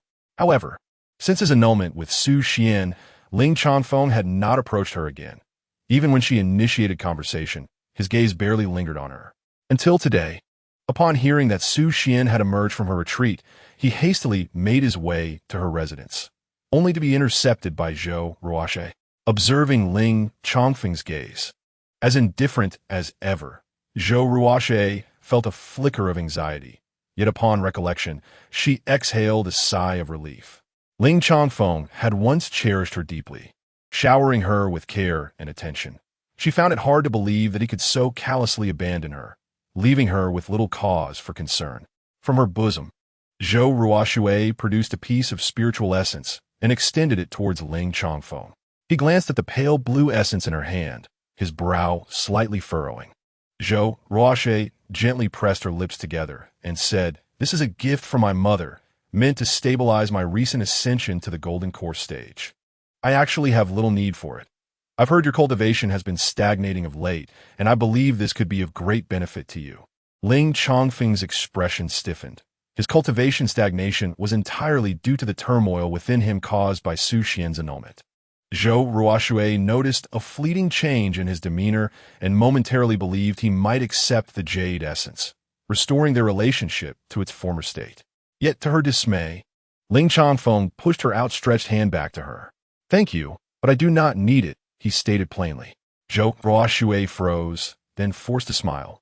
"You may not need it now, but it will surely come in handy later. Consider it a repayment for the ice-cold mysterious iron you once gifted me." With that, she thrust the essence into Ling Changfeng's embrace, not wishing to see his expression any longer. However, as she stepped back, he grasped her wrist. The jade essence was returned to her hand, and Ling Changfeng said coolly, "That was a gift I offered willingly. There is no need for thanks.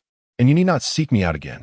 Zhou Ruoxue felt as though she had plunged into an icy abyss, his indifferent gaze piercing her heart like a dagger. What did this mean?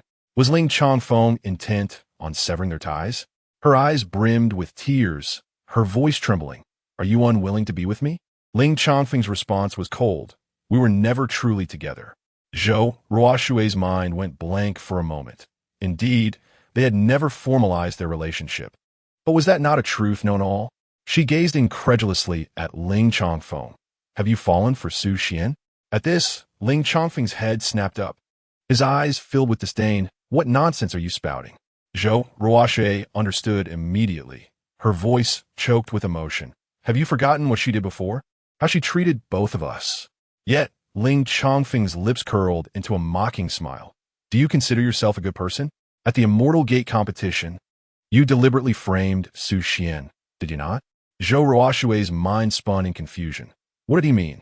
How could he possibly know? "I sought out the man who made the false accusations afterward. He was tight-lipped about his backers, and through some means, I discovered that the true mastermind was you." Ling Changfeng felt like a fool. He had indeed harbored feelings for Zhou Ruoxue in the past, as others referred to them as a pair blessed by the heavens.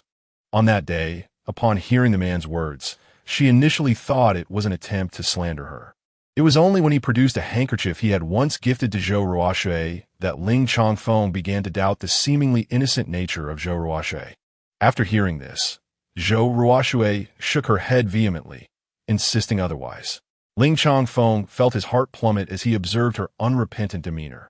Realizing how foolish his prior beliefs had been, how could he have been deceived by the facade of fragility and kindness crafted by those around him?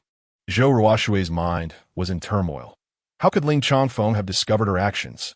Desperately, she shook her head, denying everything she had done, determined that he must not uncover any clues. Brushing away a tear from the corner of her eye, she said, "I must take my leave for now. I have matters to attend to, but I will return." Ling Changfeng watched her leave in a flurry, her incoherent words stirring a whirlwind of emotions within him. Su Xian quietly observed this dramatic scene unfold, finding it quite entertaining. Just as she intended to depart, a dry twig snapped beneath her foot. Ling Changfeng immediately turned his gaze toward the source of the sound. "Who is there?" Su Xian thought to herself. "What should I do if I'm discovered? I'm quite anxious about this." Chapter 62. A rivalry brews. Su Xian stepped forward, and Ling Changfeng regarded her with mild surprise. Had she been present all along? Did she hear their entire conversation? Ling Changfeng felt a rush of complex emotions.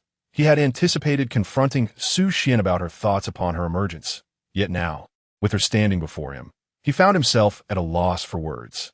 Unaware of Ling Changfeng's inner turmoil, Su Xian noticed he bore no signs of anger and attempted to nonchalantly leave, only to be abruptly halted by Ling Changfeng grasping her arm. "Have you made any advancements in your cultivation?" He awkwardly broached the subject. Su Xian, somewhat puzzled, replied honestly, "I have reached the golden core stage." Ling Changfeng was taken aback. The girl before him had ascended to the golden core stage already. Her rapid progress was astounding, a talent that even he could not rival.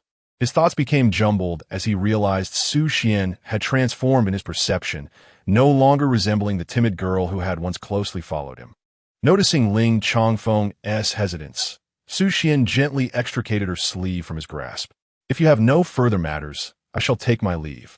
Just then, a cold voice interrupted them.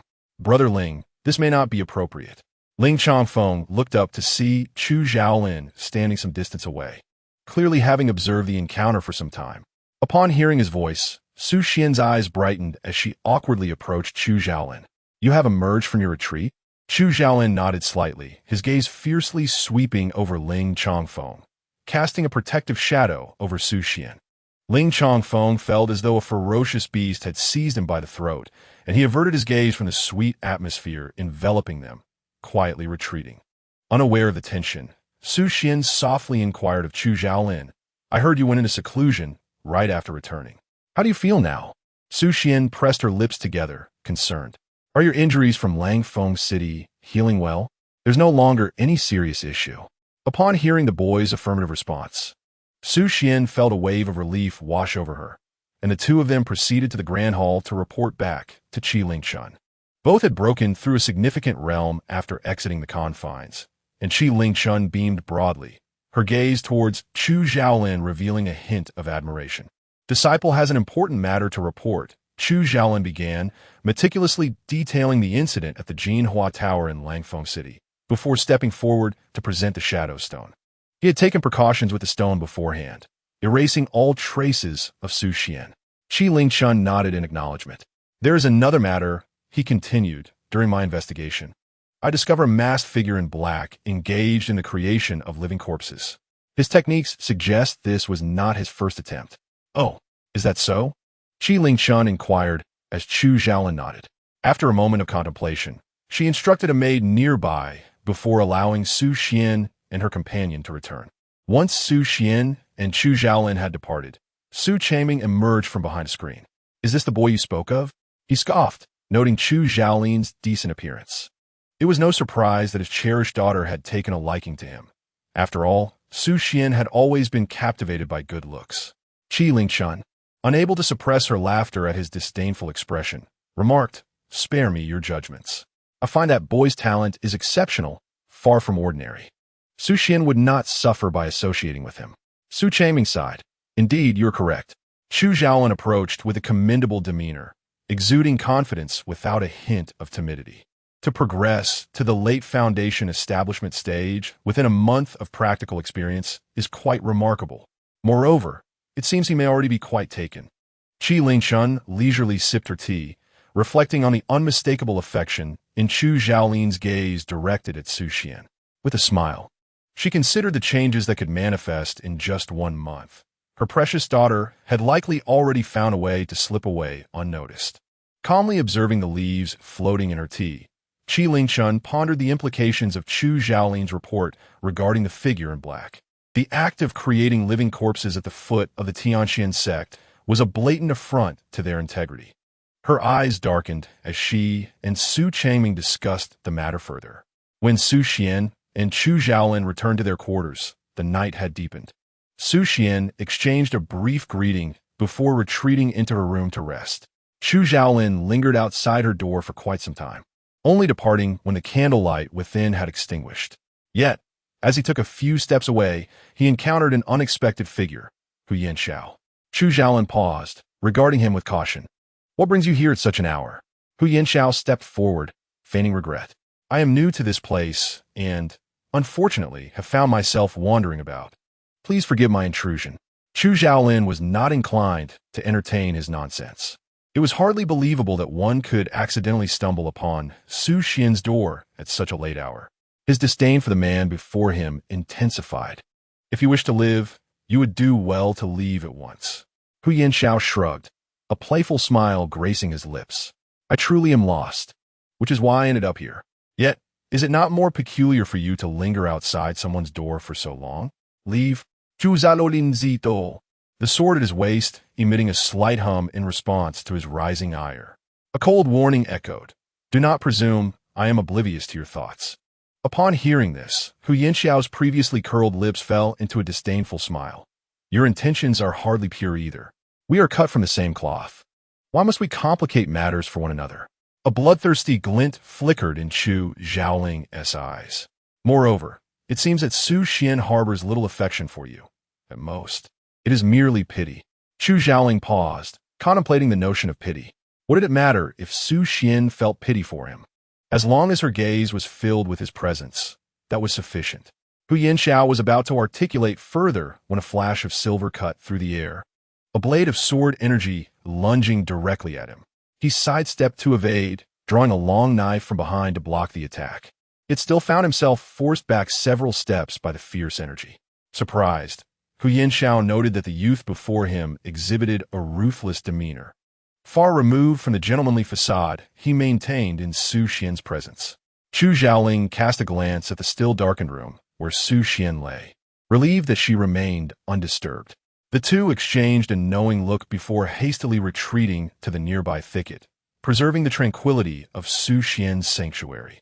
Chapter 63.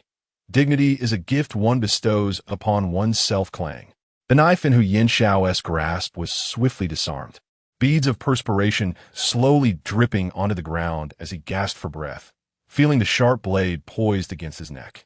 Chu Xiaoling's expression was cold and severe. Do not entertain thoughts of Su Xian. If I discover any ulterior motives, beware of your head. Hu Yanxiao tilted his head slightly, understood. Chu Xiaoling sheathed his sword, preparing to depart. Behind him, Hu Yanxiao suddenly chuckled. Do you truly have feelings for Su Xian? Chu Xiaoling did not halt his stride. Hu Yanxiao continued, adding weight to his words. Are you enamored with her, or do you merely regard her as your possession? You know the truth within yourself. Chu Xiaoling's footsteps faltered momentarily. You simply wish for Su Xian to gaze upon you at all times. Hu Yanxiao observed his halted pace with a smirk. Let me guess, this is the first time you've encountered someone like Su Xian, warm and kind. Her heart and eyes filled with you. Thus, you naturally assume she belongs entirely to you, grasping the light and unwilling to let go. The night's thicket was enveloped in silence, a gentle breeze bringing a refreshing chill. It is nothing but your possessiveness at play. Su Xian will not accept such base and humiliating affections from you. Before he could finish, the blade pierced through Hu Yanxiao's shoulder, pinning him firmly against a tree. Chu Xiaoling approached step by step, his expression unchanged, yet a hint of amusement danced in his eyes. Do not presume to judge my relationship with Su Xian. You are not worthy. Chu Xiaoling withdrew his sword, flicking off the blood droplets, casting a dispassionate glance at the half-conscious Hu Yanxiao on the ground, akin to a piece of refuse, before departing without a backward glance. Hu Yanxiao remained rooted, watching the retreating figure, feeling the sharp pain radiating from his shoulder. This boy truly dared to strike with lethal intent.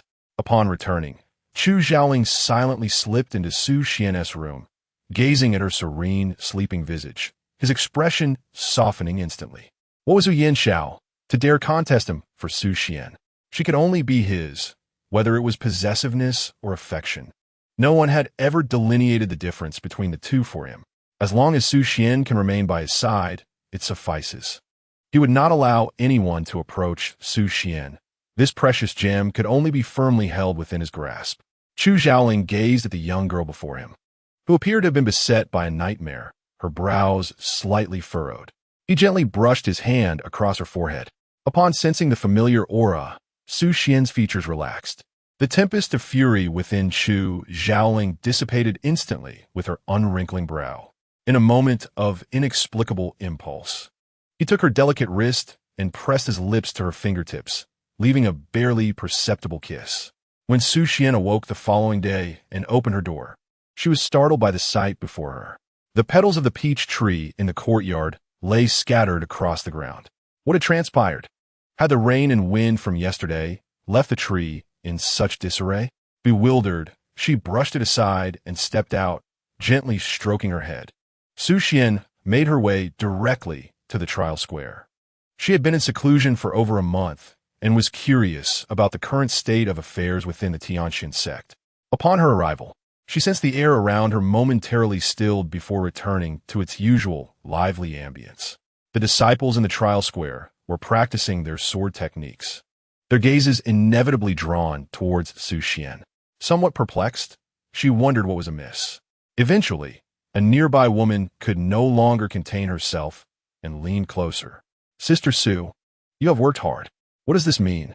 Soon, as others followed suit, they gathered around Su Xian. In the midst of their animated chatter, she pieced together the unfolding events.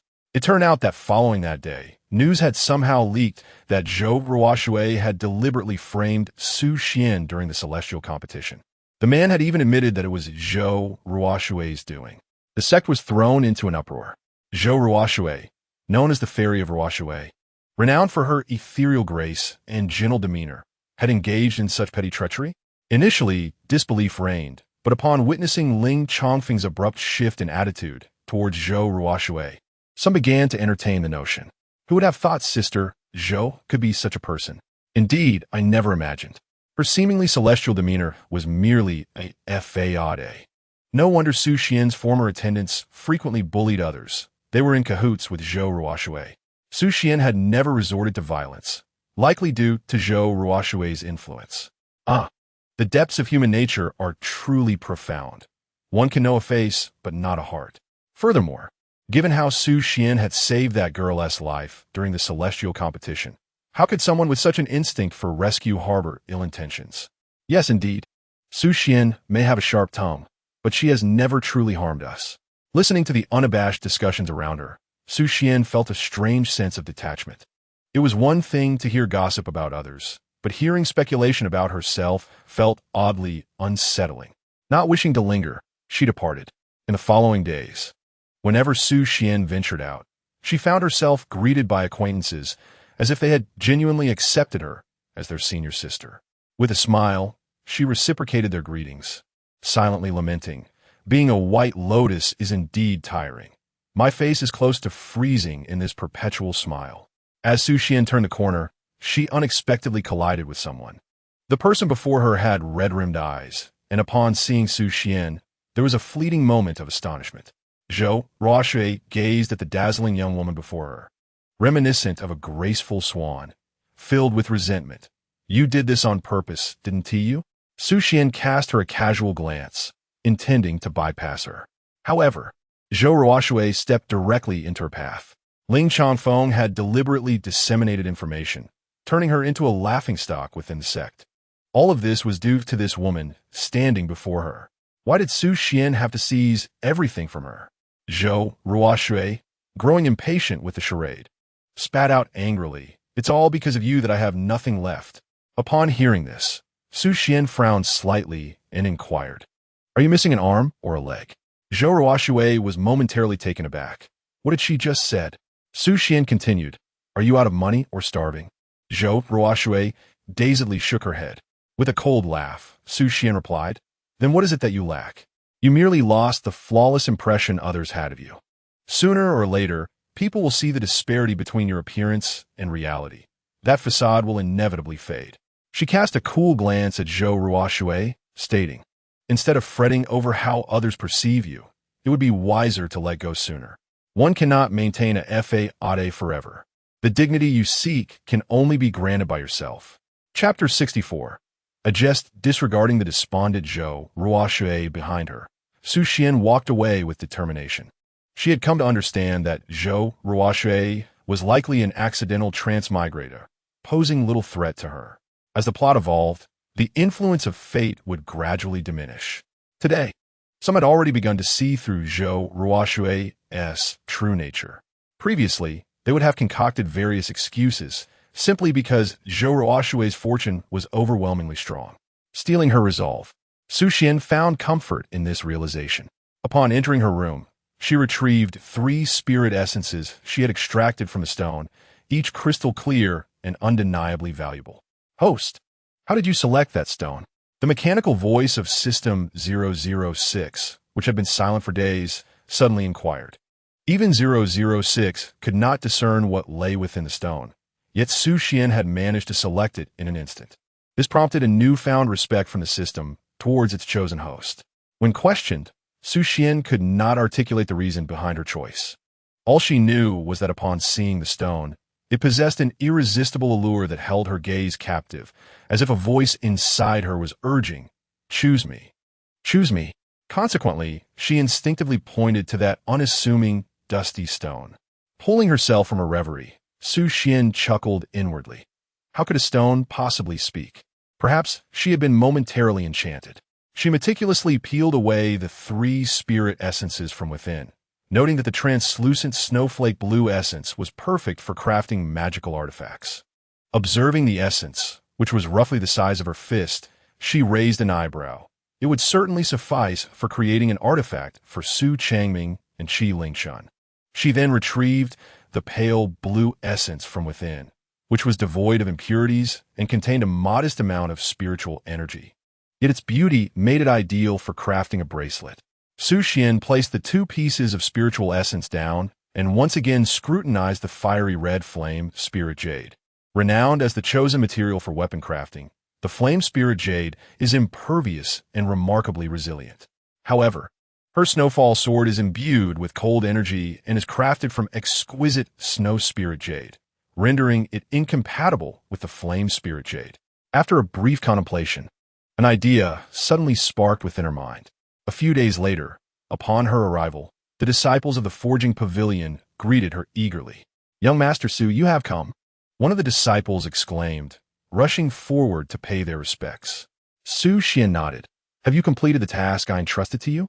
The disciple quickly affirmed, "Indeed, it is done. I shall fetch it for you at once." Before long, the disciple returned with 2 ornate boxes. "This is the jade ring crafted as per your instructions, tailored to fit your wrist. Would you care to try it on?" Su Xian gazed at the translucent green jade ring, running her fingers over its surface, which felt cool yet not cold. It fit her perfectly. Seeing her pleased expression, the disciple sighed in relief and proceeded to present a larger box. "This is the item we forged for you," he said. "Shall you not inspect it?" Su Xian shook her head. "No need for thanks. Your efforts are appreciated." She smiled. "You have been of great assistance to me this time. Should you require anything, do not hesitate to let me know." The disciple quickly insisted, No, you flatter us." "Young master," Su Xian chuckled softly, "I will request my mother to allocate a piece of land for you, as a token of gratitude." With that, she stored the box in her spatial ring and nodded as she departed. The disciple's heart soared. Su Xian truly intended to designate land for their forging pavilion. What an angelic figure she was. The disciple gazed in admiration at Su Xian's retreating silhouette. Step by step, Su Xian made her way to Chu Xiaoling's courtyard, where the young man was diligently practicing, his movements markedly refined compared to before. As she observed his focused demeanor, an idea blossomed in her mind. Silently, she appeared behind him, her delicate hands lightly climbing up his arm. Chu Xiaolin paused in his swordplay, recognizing the familiar breath behind him, and a smile crept across his lips. "Are you not lonely here by yourself, young master?" Su Xian teased, her voice ethereal and melodious, her fair fingers caressing the boy's face. Chu Xiaolin delighted by her playful antics. Su Xian continued, but as Chu Xiaolin turned around, he found the girl stumbling and falling into his embrace with a soft thud. He chuckled softly, his frosty demeanor giving way to the spirited exuberance of youth. A smile graced his lips as he looked down at the girl nestled in his arms. "Did you enjoy yourself, senior sister?" Su Xian, her ears flushed crimson, extricated herself from his grasp. "It was moderately enjoyable," she replied, her gaze drifting aimlessly, unable to find a focal point.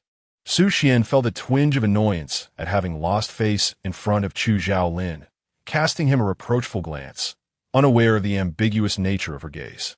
Observing the youthful, bashful countenance of the girl before him, Chu Xiaolin recalled the moment when Su Xian had stumbled into his embrace, her hand trembling slightly at her waist due to her unsteady posture. A flicker of unease crossed his mind, as every fiber of his being was stirred by the innocent gesture of the girl. His eyes darkened, as the malevolent thoughts stirred by the demonic energy within him began to surface. A frenzied notion took root in his heart. He yearned to confine her, to lock her away, ensnaring her delicate ankles with exquisite golden chains, ensuring she would forever direct her smiles solely towards him, requiring nothing more than to gaze upon him. Though Su Xian's eyes might shed tears, he would tenderly caress each tear until all that remained were her broken sobs, her gaze eternally fixed upon him. Intense emotions churned within him, as a crimson glimmer flickered in his eyes, with almost imperceptible, enigmatic patterns surfacing upon his neck. Su Xian, still contemplating how to present her gift to him, suddenly sensed a disturbance in his demeanor, prompting her to inquire, "What is wrong with you?" As she reached out, her fingers were firmly grasped by Chu Xiaolin. He abruptly released her hand, bewildered by his own thoughts. What had he just been considering? The tumultuous demonic energy within him was quelled, and he shook his head, afraid to meet Su Xian's gaze again, fearing that another glance would be his undoing. For the first time, a sense of panic arose within him. He could not allow Su Xian to discover his descent into darkness. Absolutely not. Turning his head away, his voice emerged hoarsely, "Senior sister, please refrain from such jesting in the future." Su Xian stood momentarily stunned, pondering his meaning. She repositioned herself before him, asserting, "I didn't mean it on purpose." Confused by her own feelings, she realized that the boy before her was no longer merely a character from a book or a villain described by the system, but rather a vibrant, resilient youth. She desired to elicit more expressions from him. However, Chu Xiaolin showed no inclination to engage with her. He turned his head aside, coldly stating, "If you have no further business, please take your leave." Taken aback, Su Xian instinctively stepped back, disbelief etched across her face. Yet, Chu Xiaolin appeared unwilling to elaborate, sheathing his sword and striding directly into the dwelling. Watching the boy's unyielding silhouette retreat, she felt as though a bucket of cold water had been poured over her. She did not comprehend why, merely for a jest, he would dismiss her so readily. Did he consider her just another stranger, undeserving of his warmth? She lingered in the courtyard for a considerable time, until the sensation of moisture on her cheeks alerted her to the tears that had silently stained her face. Su Xian retrieved an ancient wooden box from her storage ring and gently placed it upon the stone platform. This was originally a gift intended for Chu Xiaolin, and there was no reason to take it back. If he did not desire it, then he could simply discard it. Su Xian turned away, her icy visage betraying nothing of her previous thoughts, save for the faintly reddened rims of her eyes that revealed the turbulence of a young girl's emotions. She was merely a task-oriented individual. Completing her mission was her sole objective. Why should she develop genuine feelings for her target?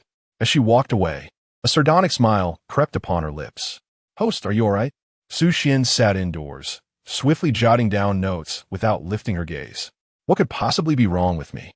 The System 006, hesitated to speak or inquire further. Just moments ago, it had been shaken by Su Xian's sudden surge of sorrow. Yet now she wore a blank expression, seemingly indifferent. The system, fearful yet voiceless, discreetly checked the host's heart rate, which was more stable than that of a dying individual. Devoid of any emotional fluctuations, its trepidation only deepened. At that moment, Su Xian recalled something. 006. Check the current darkening value of Chu Xiaolin. Understood. The target's current darkening value is 60. Upon hearing this, Su Xian remained expressionless, as if wholly unconcerned about how the value might decrease. Is that so? Quite well then. Keep pushing forward. Host, it only needs to drop below 20. Fine. Su Xian leisurely began to make marks on rice paper. Everything indeed needed to fall into place. Meanwhile, in Chu Xiaolin's chamber, darkness engulfed the space, devoid of any light. His lips were pale as he struggled to suppress the turbulent, demonic energy within him. Why restrain himself? Indulge your desires. Reclaim what you yearn for. Desire can only be satiated. Restraint is futile. Chu Xiaolin shook his head, questioning, "Who speaks?" "It is I. Another version of you." "What?" In an instant, Chu Xiaolin became acutely aware. Was this his inner demon? With his spirit sword drawn, he unhesitatingly plunged it into his chest. Blood instantly stained his garments, and amidst the excruciating pain, he found a fleeting clarity. He slid down against the wall, gasping for breath. The surging demonic energy ascended, revealing the swirling patterns on his neck, exquisite and beguiling, veins and markings intertwining with each breath. Chu Xiaolin chuckled bitterly to himself. Had he too succumbed to an inner demon? The inner demon was the most arduous obstacle encountered during the transformation from nascent soul to spirit. Typically, it only emerged after enduring the myriad experiences of the world, ultimately leading to enlightenment and transformation. Chu Xiaolin rose slowly, making his way to the mirror, confronting the reflection of a being neither human nor ghostly. He had nearly confined Su Xian within his room. He was, after all, a wretched creature wallowing in the mire. Yet, upon becoming an adult, he dared to covet the celestial moon for himself. Such despicable thoughts surged within him, but he could not allow Su Xian to know. Not yet. Yes, he must wait a little longer. Su Xian would surely be frightened.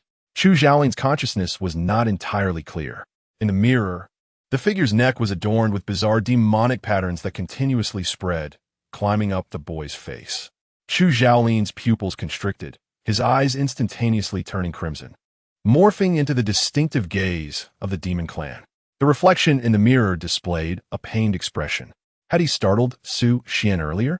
Would she be saddened by it? The lowly demon cautiously pondered the emotions of humans. Had he just seen her shed tears? In an instant, his consciousness surged outward, seeking her whereabouts. Where was she? Gradually, he found her. The demon's pupils widened slightly, yearning to find her. He missed her dearly. Step by step, Chu Xiaolin approached his door, but found himself unable to push it open. It seemed he had sealed it with spiritual power before his entrance. Why? The demon could not comprehend and was unwilling to ponder further, violently breaking down the door. He advanced into the courtyard, intent on finding Su Xian.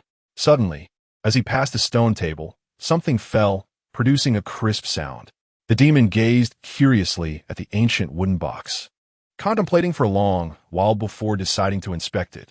As the lid was slowly pushed open, a sword revealed itself. Its blade was as dark as ink, subtly glimmering with a hint of red.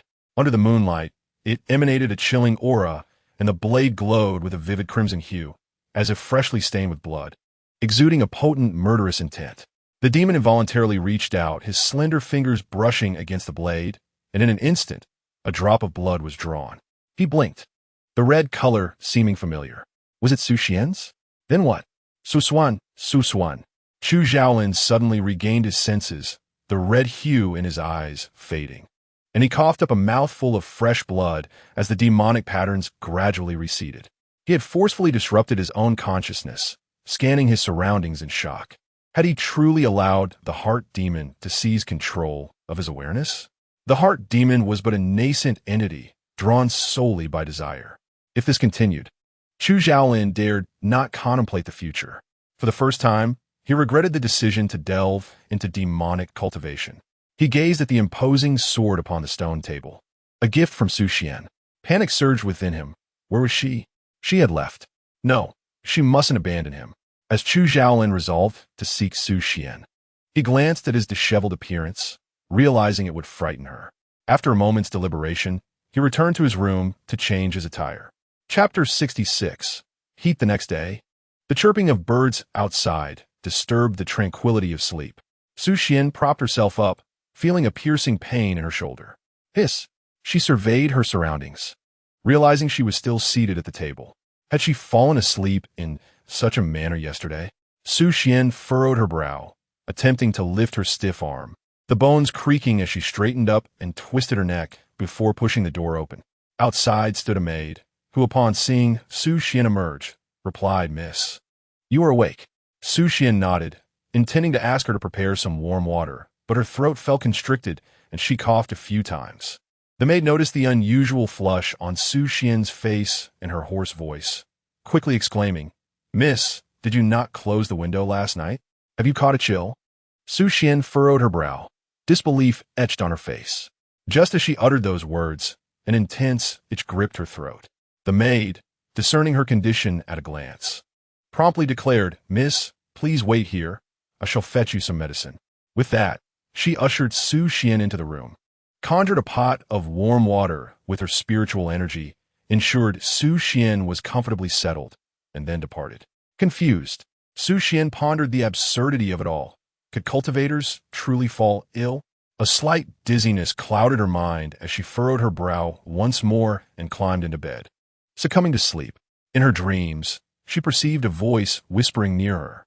"A Xian? A Xian? Wake up! It's time to take your medicine." Who is it? Su Xian cracked her eyes open, and the figure before her appeared to be Qi Lingchun.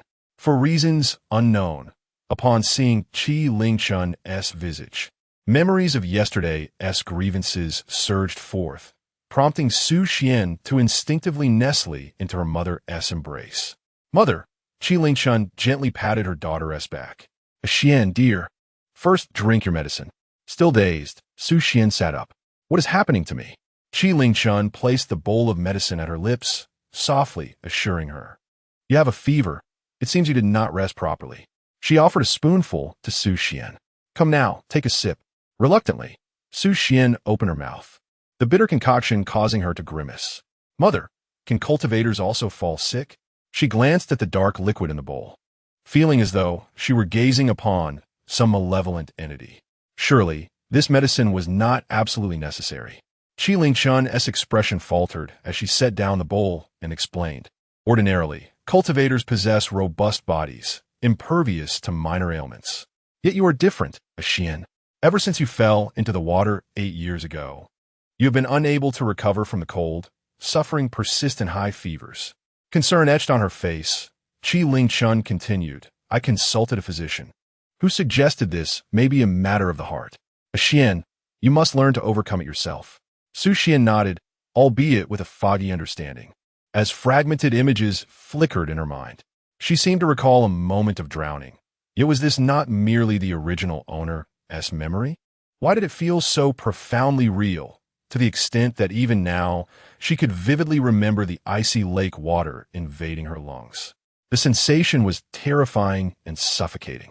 Bringing her thoughts back to the present, Su Xian found the memory too vivid, as though it were her own experience. Qi Lingchun, still beside her, held out the bowl of medicine. Xian, dear, please drink the medicine. With determination, Su Xian pinched her nose, gazing at the murky liquid, and resolutely downed it in one gulp. The bitterness surged in her mouth, causing her eyes to well with tears. Just in time, Qi Lingchun offered her some candied fruit, and as Su Xian savored it, the lingering bitterness remained. Seeing her daughter comply, Qi Lingchun felt a wave of relief wash over her. Rest well. I must take my leave. Should you need anything, simply call for a maid. Su Xian obediently nodded. Qi Lingchun caressed her cheek before departing. Wrapping herself snugly in the blankets, Su Xian drifted into the next realm of dreams, though this slumber was far from tranquil.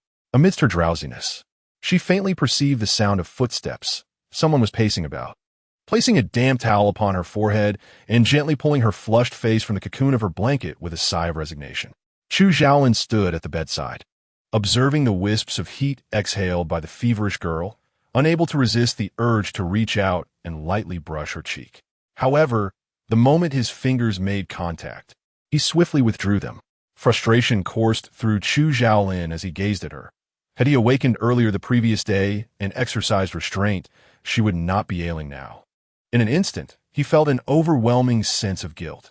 How could he allow Su Xian to fall ill, this precious person he wished to cherish in his hands? How could he bear to cause her sorrow? He looked at his own fingers, soiled and unworthy of touching Su Xian. In a flurry of confusion, the youth departed, oblivious to the soft murmurs of the girl behind him. By the time Su Xian regained consciousness, the day was nearing dusk. She sat up, her head still clouded, and noticed the towel on her forehead was fresh and tidy, indicating someone had changed it for her. Shaking her head, she recalled the figure from her dream, and her expression darkened. That detestable antagonist, having angered her during the day, now dared to intrude upon her dreams and disturb her rest. Summoning a nearby maid, Su Xian inquired, "Was it you who changed my towel just now?" "Why, yes, miss," the maid stammered, her gaze evasive and flitting about. What could she say? The boy who had stood by the bed appeared, as if he might devour her, casting a fierce glare at his reflection in the mirror before suddenly noticing her and instructing her not to reveal his presence to the young lady. Observing her flushed cheeks, the maid pondered how inscrutable her mistress's feelings were. For servants like her, it was best to remain obedient. In her hazy state, Su Xian failed to notice the maid's discomfort and murmured, "I actually mistook the person from my dream for reality." Shaking off her muddled thoughts, she mustered the strength to rise and move about.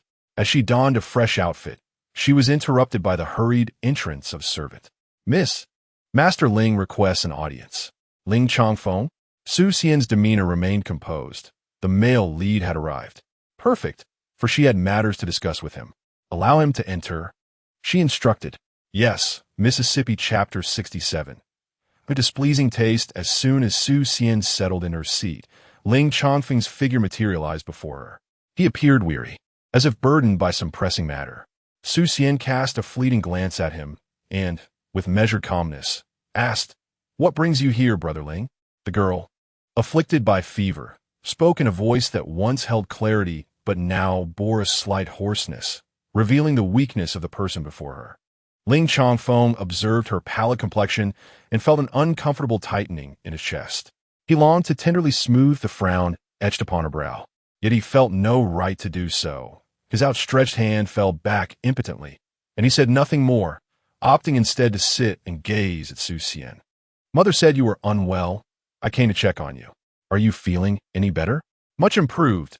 Thank you for your concern, Brother Ling," Su Xian replied, her gratitude evident. Ling Chongfeng nodded, but a silence ensued. Was the sole purpose of his visit merely to exchange pleasantries? Su Xian regarded him with curiosity. "Do you have any other matters of importance to discuss?" Ling Chongfeng paused slightly, his fingers unconsciously curling for a moment. Upon hearing of Su Xian's illness, he instinctively envisioned the frail countenance of the young girl. Su Xian had been prone to sickness in her childhood and had a distinct aversion to medicine. Each time she was to take her medicine, she would slyly avoid her master's wife, secretly pouring the concoction away. If he ever caught her in the act, she would tug at his sleeve, her sweet voice pleading, "Senior brother, please don't tell mother." The little girl would look at him with pitiful, watery eyes, her small face marked by a sense of injustice. "It's not that a Xian doesn't want to take her medicine. It's just so bitter. You are the kindest to me, senior brother." Just the sight of her distressed eyes, brimming with tears, made Ling Chongfeng forget everything else, and he could only acquiesce to her wishes. As he reminisced about those childhood moments, he pondered how he had later treated such a cherished girl with indifference. How could he have been so blind as to approach Zhou Ruoshui as if under a spell? A fleeting question flickered in Ling Chongfeng's mind. Yet before he could delve deeper, a sharp pain surged through his head as if something inexplicable was hindering his contemplation. He pressed his fingers against his brow, slightly alleviating the sting, and responded to Su Xian's earlier inquiry. "I came this time to see you. Moreover, the Kanglin's secret realm is about to open, and we can venture there together. Though you have just formed your golden core, and your strength has indeed increased significantly, entering the Kanglin's secret realm at the golden core stage might still be a bit daunting. The realm is filled with formidable beings, and I fear for your safety." Sensing that his words may have crossed a line, Ling Chongfeng cleared his throat. "You are, after all, my nominal sister. I will accompany you to the Kanglin's secret realm, and Master will be at ease." Su Xian subtly curled her lips, finding his sentiments perfectly aligned with her own intentions. Her desire to meet Ling Chongfeng was precisely due to this matter.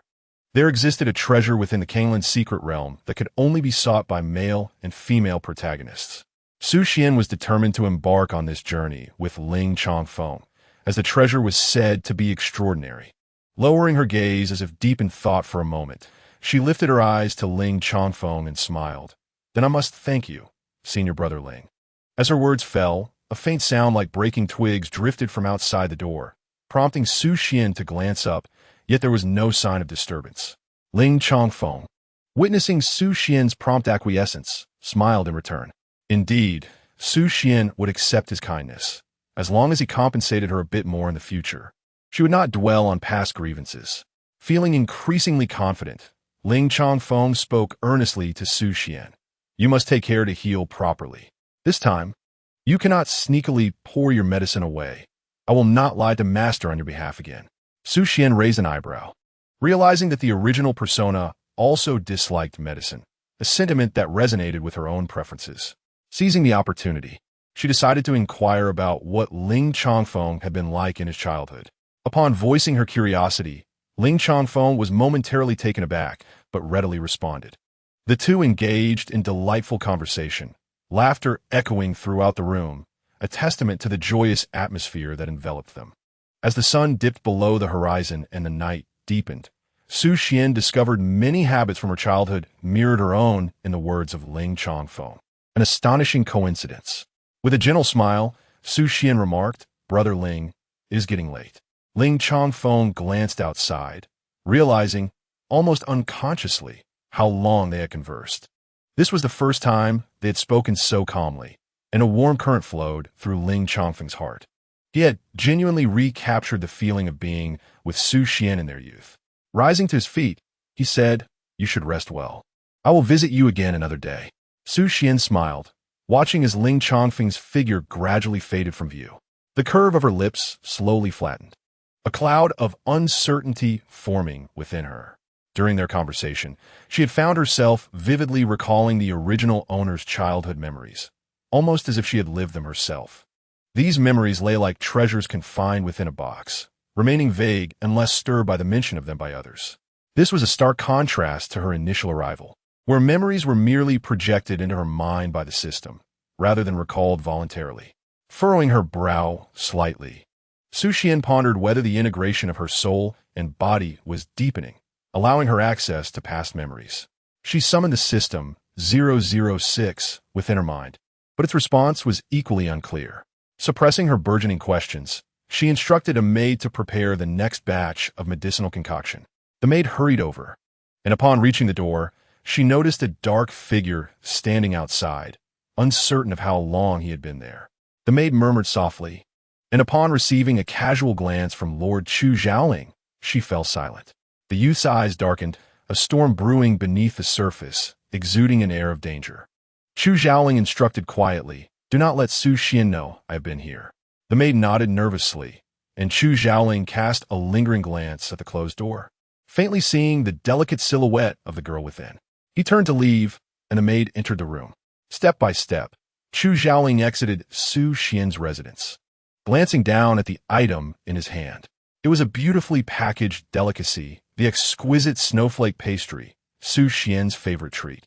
Such a refined confection was rare, requiring one to queue early at the foot of the mountain to procure a portion. Now, after being outside all day, the pastry had cooled entirely, lacking any warmth and surely tasting inferior to its fresh state.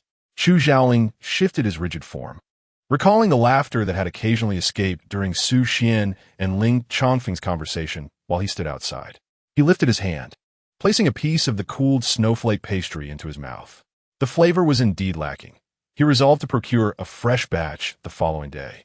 With an impassive expression, he glanced at the pastry in his hand, igniting a spiritual flame that incinerated it entirely. Chapter 68.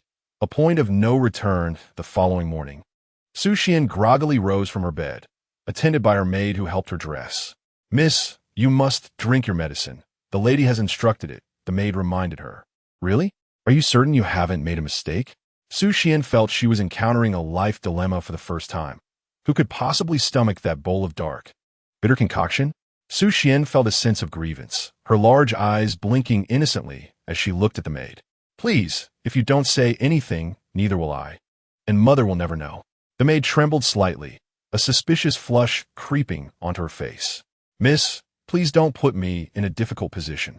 Seeing the maid's troubled expression, Su Xian couldn't fathom her reasoning and sighed in resignation. "All right then. It appears I have no choice but to drink this medicine today." The maid, relieved by Su Xian's acquiescence, placed the bowl of medicine on the table and quietly exited the room. As Su Xian glanced around, watching the maid's figure disappear at the door, a smile crept on her lips. She stealthily picked up the bowl and walked to the window. The geraniums by the window thrived beautifully, and Su Xian tenderly brushed a leaf. "Poor thing, how unfortunate to bloom right by my window." She understood that ordinary cultivators were not susceptible to illness, and her fever was merely a manifestation of emotional turmoil akin to modern-day stress-induced trauma. When the chill of the wind clashed with her agitated emotions, it resulted in this fever. Thus, taking medicine would have little effect on her. "Forgive me." Su Xian shook her head, feigning a sigh, yet her movements were deliberate as she prepared to pour the medicine into the flower pot. At that moment, a cool voice interrupted her. "Sister, this may not be the most appropriate course of action." Startled, Su Xian nearly spilled the medicine as a wave of embarrassment washed over her. Leaning against the door was a young man clad in a dark robe adorned with golden edges, his long hair elegantly tied back with a jade crown, exuding an air of grace.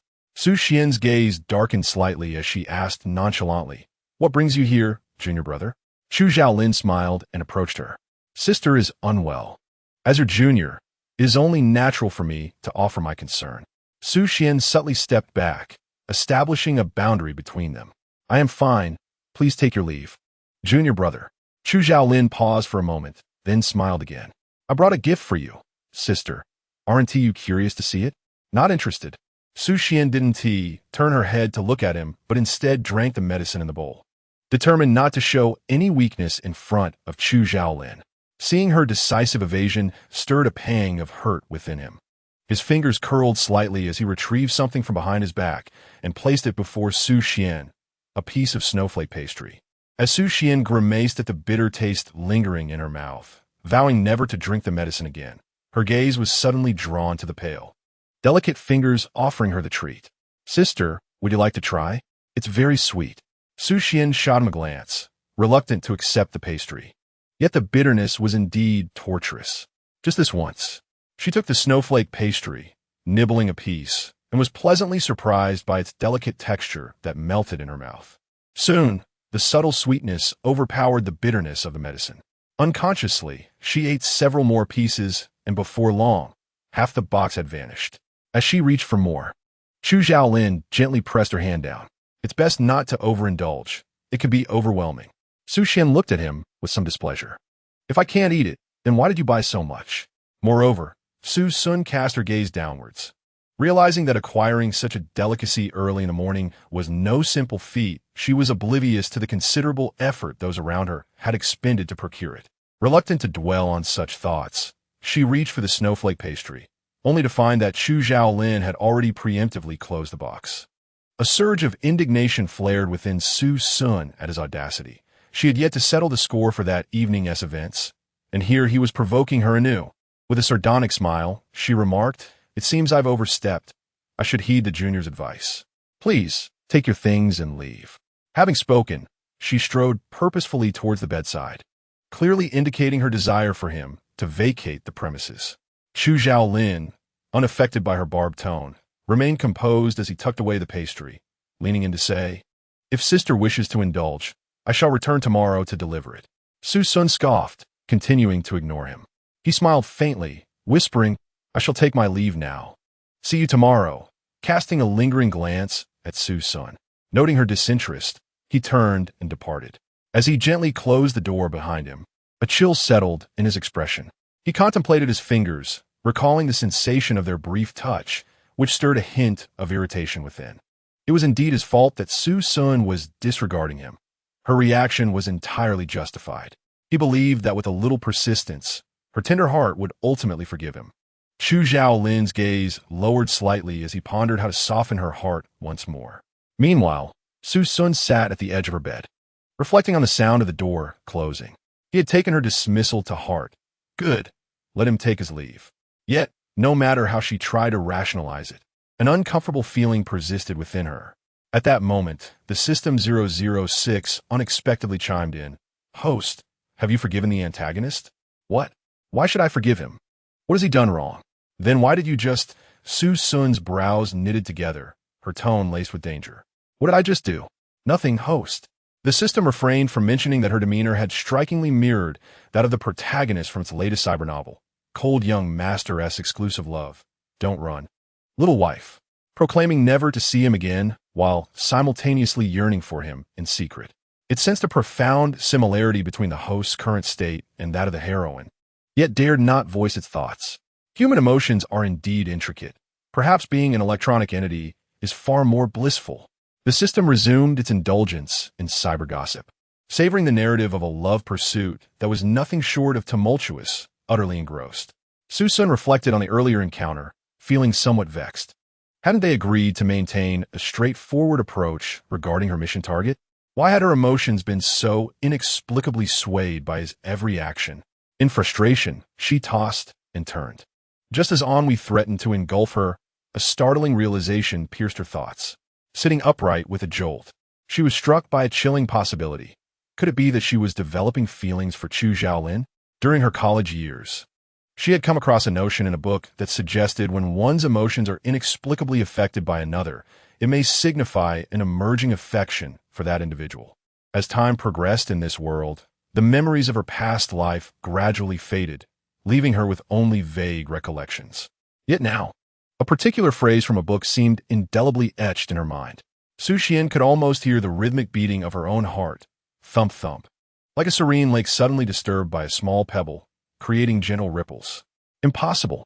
Su Xian took a deep breath, attributing this sensation to her recent preoccupation with Chu Zhaolin, which had led her to such a misconception. She must not conflate pity with other emotions. Her mission must take precedence. Closing her eyes, she repeatedly chanted in her heart that she would eventually depart, and harboring unwarranted feelings for Chu Zhaolin would inevitably lead to her ruin. Chapter 69.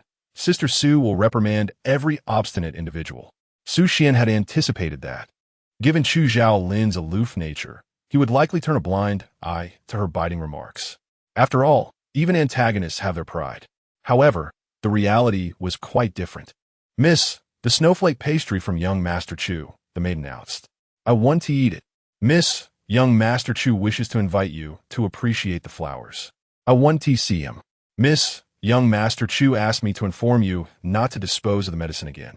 Su Xian's drifting thoughts were interrupted, and she turned expressionlessly towards the maid, her gaze piercing. Did Chu Zhaolin have nothing better to do than seek validation from her daily? The young woman parted her lips slightly. Am I the master, or is Chu Zhaolin the master? Upon hearing this, the maid hastily knelt. Miss, forgive me. I meant no disrespect. Su Xian was taken aback by the sudden act, her heart fluttering. She frowned. Didn't the maid's knees hurt? Get up. Do not kneel before me again. Such formalities are unnecessary. Su Xian understood that their feudal mindset could not change overnight. But witnessing a living person kneel before her was something she could hardly bear. Slowly, Su Xian swirled her teacup. Since I am your mistress, you shall heed my words. From now on, do not relay any news from Chu Zhaolin to me. Simply refuse all inquiries. The maid rose and nodded, understood. Su Xian smiled, savoring a sip of tea, enjoying her solitary existence. The following day, the maid approached Su Xian with trembling steps, her expression troubled, as if she were hesitating to speak. Su Xian discerned that it must pertain to Chu Zhaolin and gestured for her to continue. Miss, what is it? Young Master Chu said he was injured and hopes you might visit him. Su Xian scoffed, setting down her teacup with a thud that left a faint mark on the table. Can Chu Zhaolin truly be injured within Tianxian sect? A sow climbing a tree would be more credible. Is that so? Then let him recuperate in peace and refrain from troubling me. When a maid conveyed Su Xian's words verbatim to Chu Zhaolin, the boy's previously confident smile faltered momentarily. How heartless. TSK. The corners of Chu Zhaolin's lips turned downward slightly. This was indeed troublesome. At the plaza of Tianxian sect, many were gathered to participate in the Tsonglan secret realm, with a sea of heads filling the area as various sects congregated at the main peak, deliberating on how to secure benefits within the secret realm. Among the disciples of a certain peak, one donned a robe adorned with the Bagua symbols, her hair elegantly tied up with dark wood. It appeared she had hurried over from a nearby side peak. Others congregated, whispering furtively while their gazes fixated on the woman at the center of the crowd. This was Zhou Ruoxue, and she scarcely resembled a villain. It was said that she was the most exceptional senior sister of the main peak. Indeed, who could have imagined that a person deemed a celestial maiden would resort to underhanded tactics? Standing amidst the throng, Zhou Ruoxue found herself distanced from the disciples who once approached her with greetings, now keeping their distance in fear of association. The derisive murmurs of a small clique grew increasingly boisterous, utterly disregarding whether their subject could hear. With her demeanor, how dare she participate in the Kanglin's secret realm? If one were to team with her, caution would be paramount. Who knows, she might even stab one in the back. As the words fell, laughter erupted, even more exaggerated than before. Though Zhou Ruoxue had previously been indifferent to such gossip, her countenance turned pale upon hearing this remark. She was not immune to the consequences of a fall from grace. Mockery and scorn would inevitably ensue. Just then, a crisp voice cut through the air. Within the Tianxian sect, maintain your composure. Which peak do you disciples belong to that you have forgotten the most basic etiquette? The crowd turned towards the source of the voice, where a woman donned in a fiery red attire stood, her hair cascading like a waterfall, her beauty akin to that of a peach blossom. Her porcelain skin glowed, and her autumnal eyes gazed steadily upon the assembly. The foremost disciple in white stepped forward, brow furrowed, And who are you to reprimand us? No sooner had he spoken than those behind the woman inhaled sharply, as though he had uttered something astonishing. A fellow disciple tugged at his sleeve, whispering urgently, "Senior brother, that is Su Xian, the young mistress of the Tianxian sect." Su Xian? Isn't she the infamous waste of the main peak? Why does everyone seem so intimidated by her? The white-clad disciple was perplexed, yet remained disdainful as he fixed his gaze upon Su Xian. Even if you were the young mistress, such arrogance is unwarranted. The cultivation world respects strength above all. Elated by his thoughts, he had been assigned to the talisman crafting sect far removed from the main peak. However, with his notable talent, he had distinguished himself among his peers, merely awaiting an opportunity to enter the main peak. If he could defeat this so-called young mistress, surely an elder would recognize his potential and take him on as a disciple. Wouldn't the abundant cultivation resources of the main peak then be at his disposal? The more he pondered, the more exhilarated he became, oblivious to the growing silence enveloping the air. Su Xian's crimson lips curved into a smile. "Strength, you say? Very well." As her words fell, the treading snow sword unsheathed, its brilliance flashing forth as it charged directly at the disciple in white. Caught unawares, he stood frozen in place, paralyzed by the overwhelming pressure of spiritual energy, unable to move as the sword approached. With a sudden closing of his eyes, he heard the sound of slicing air, which then faded back into silence. Upon reopening his eyes, he beheld the retreating figure of the young woman in red. Feeling as though half of his head had been cleaved away, teetering on the brink of collapse, he fell to the ground, swallowing hard as cold sweat drenched his body. A bystander assisted him to his feet, and the crowd murmured, "I told you not to provoke Sister Su. She will teach every stubborn person a lesson." A disciple nearby nodded and pursued Su Xian. For now, no one dared to offend her at the main peak. Instead of wasting time on provocations, it was far wiser to follow Sister Su and receive her protection. Gradually, the crowd dispersed, and the disciples in white left with lingering apprehension. Only Zhou Ruoxue remained, slowly unfolding a piece of paper in her palm. "Team up with me tomorrow." This note had been discreetly passed to her by Su Xian as she walked past, unnoticed by others. How could Su Xian possibly show her kindness? Zhou Ruoxue hesitated to trust her words, but she recalled Su Xian's calm voice earlier. Within the heavenly profound sect, Su Xian was indeed providing her with a way out, yet she had always schemed against her from the shadows. Zhou Ruoxue appeared dazed, staring at her fingers. The storage ring still contained poison she intended to use against Su Xian in the upcoming Kanglan secret realm. She had expected Su Xian to trouble her this time, yet unexpectedly, Zhou Ruoxue found herself hesitating for the first time. Su Xian had veered completely from her original character in the book. Could it be that Su Xian, like her, was also a transmigrator? Chapter 70, Kanglan Secret Realm. In the following days, various individuals flocked to the heavenly profound sect to prepare for the Kanglan Secret Realm. Su Xian, casting aside distractions, endeavored to elevate her cultivation, except for the person trailing behind her. "Sister, my swordsmanship has improved significantly. You must see." Chu Xiaolin had been closely following Su Xian these past few days, his demeanor markedly different from before, as their roles had suddenly reversed. Su Xian turned around. The youth, seeing her finally react, brightened. "What have you been following me for these past few days?" Su Xian could not fathom Chu Xiaolin's thought process. He had been so intent on driving her away that day, yet now he seemed so eager to approach her. Chu Xiaolin paused, meeting her bewildered gaze. "That day was my fault. I made Sister unhappy." Su Xian was momentarily speechless and contemplated shaking him off. Just then, the system in her mind suddenly appeared. "Host, continue the conversation." Su Xian initially intended to refuse, but the words on the tip of her tongue shifted. "If that is the case, then follow me." Hearing Su Xian finally relent, Chu Xiaolin breathed a sigh of relief, a genuine smile breaking across his face for the first time in days. Su Xian appeared to stroll leisurely ahead, yet her mind was engaged in dialogue with the system. "Why did you suddenly appear?" The system had never intervened in her daily actions before.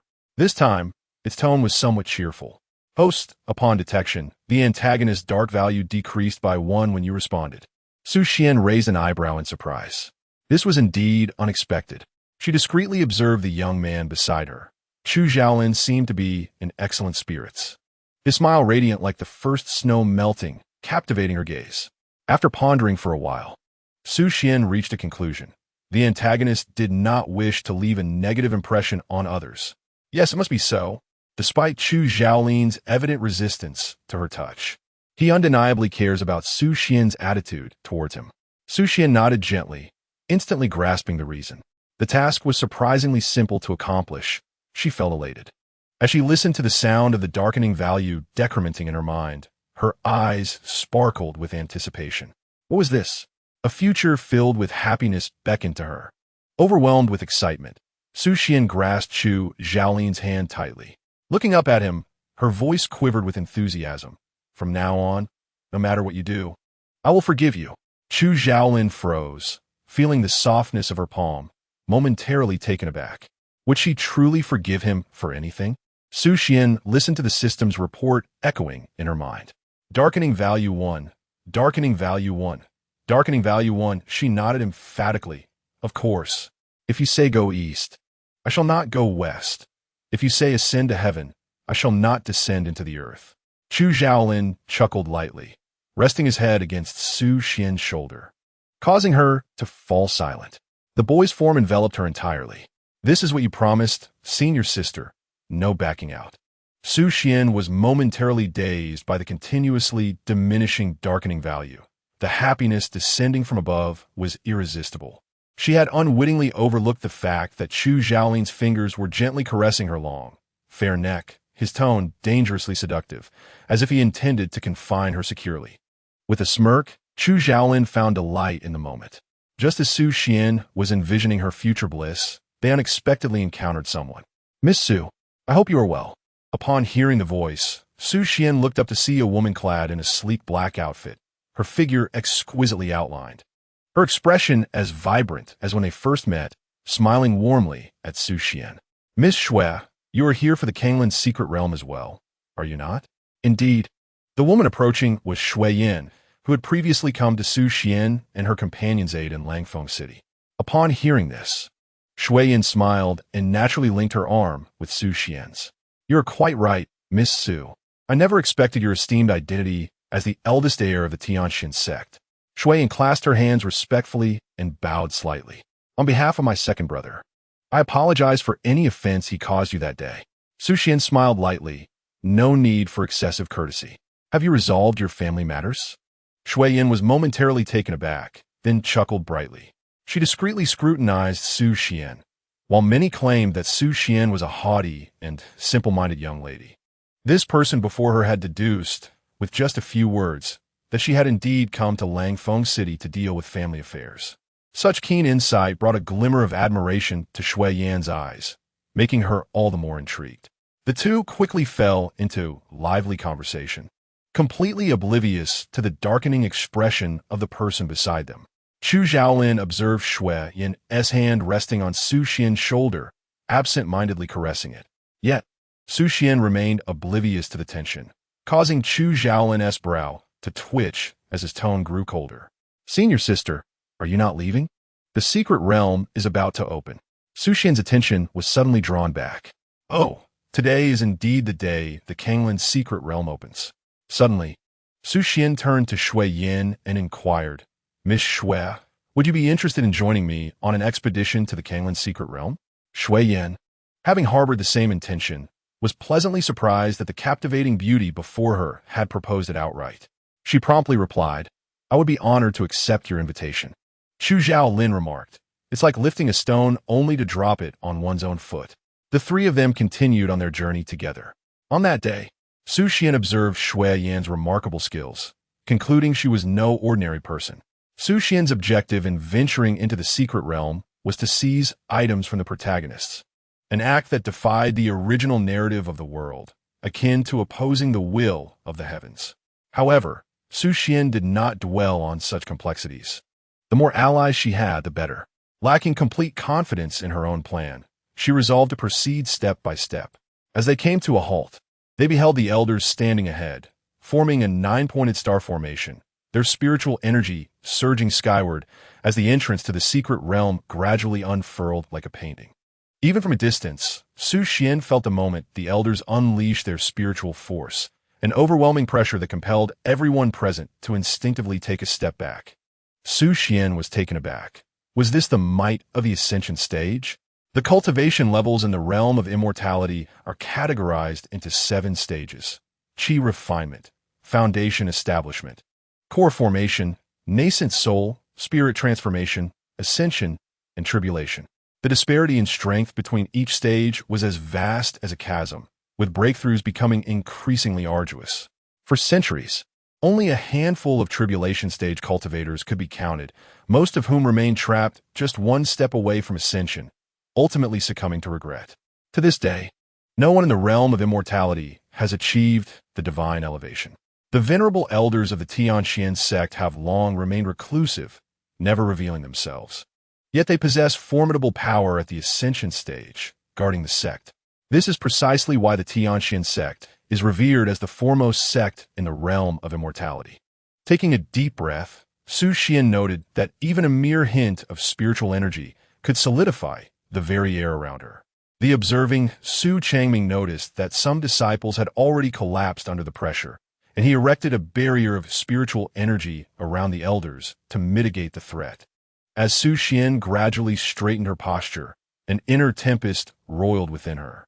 If the elders of the Tianxian sect possessed such formidable strength, how could the sect have been annihilated so effortlessly in her previous life?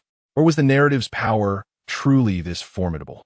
Su Xian lifted her gaze to the azure, pristine sky, her eyes darkening with contemplation. Chapter 71. The Kanglin's Secret Realm 2. A flash of white light enveloped Su Xian, and she witnessed one of the elders wave his hand, causing the entire assembly of over 1,000 individuals to be drawn into the secret realm. Su Xian's body suddenly plummeted, and instinctively, she reached out to grasp the sleeve of the person beside her, but found only emptiness. A wave of dizziness overcame her, and when she finally regained her footing, she found herself amidst a throng of people.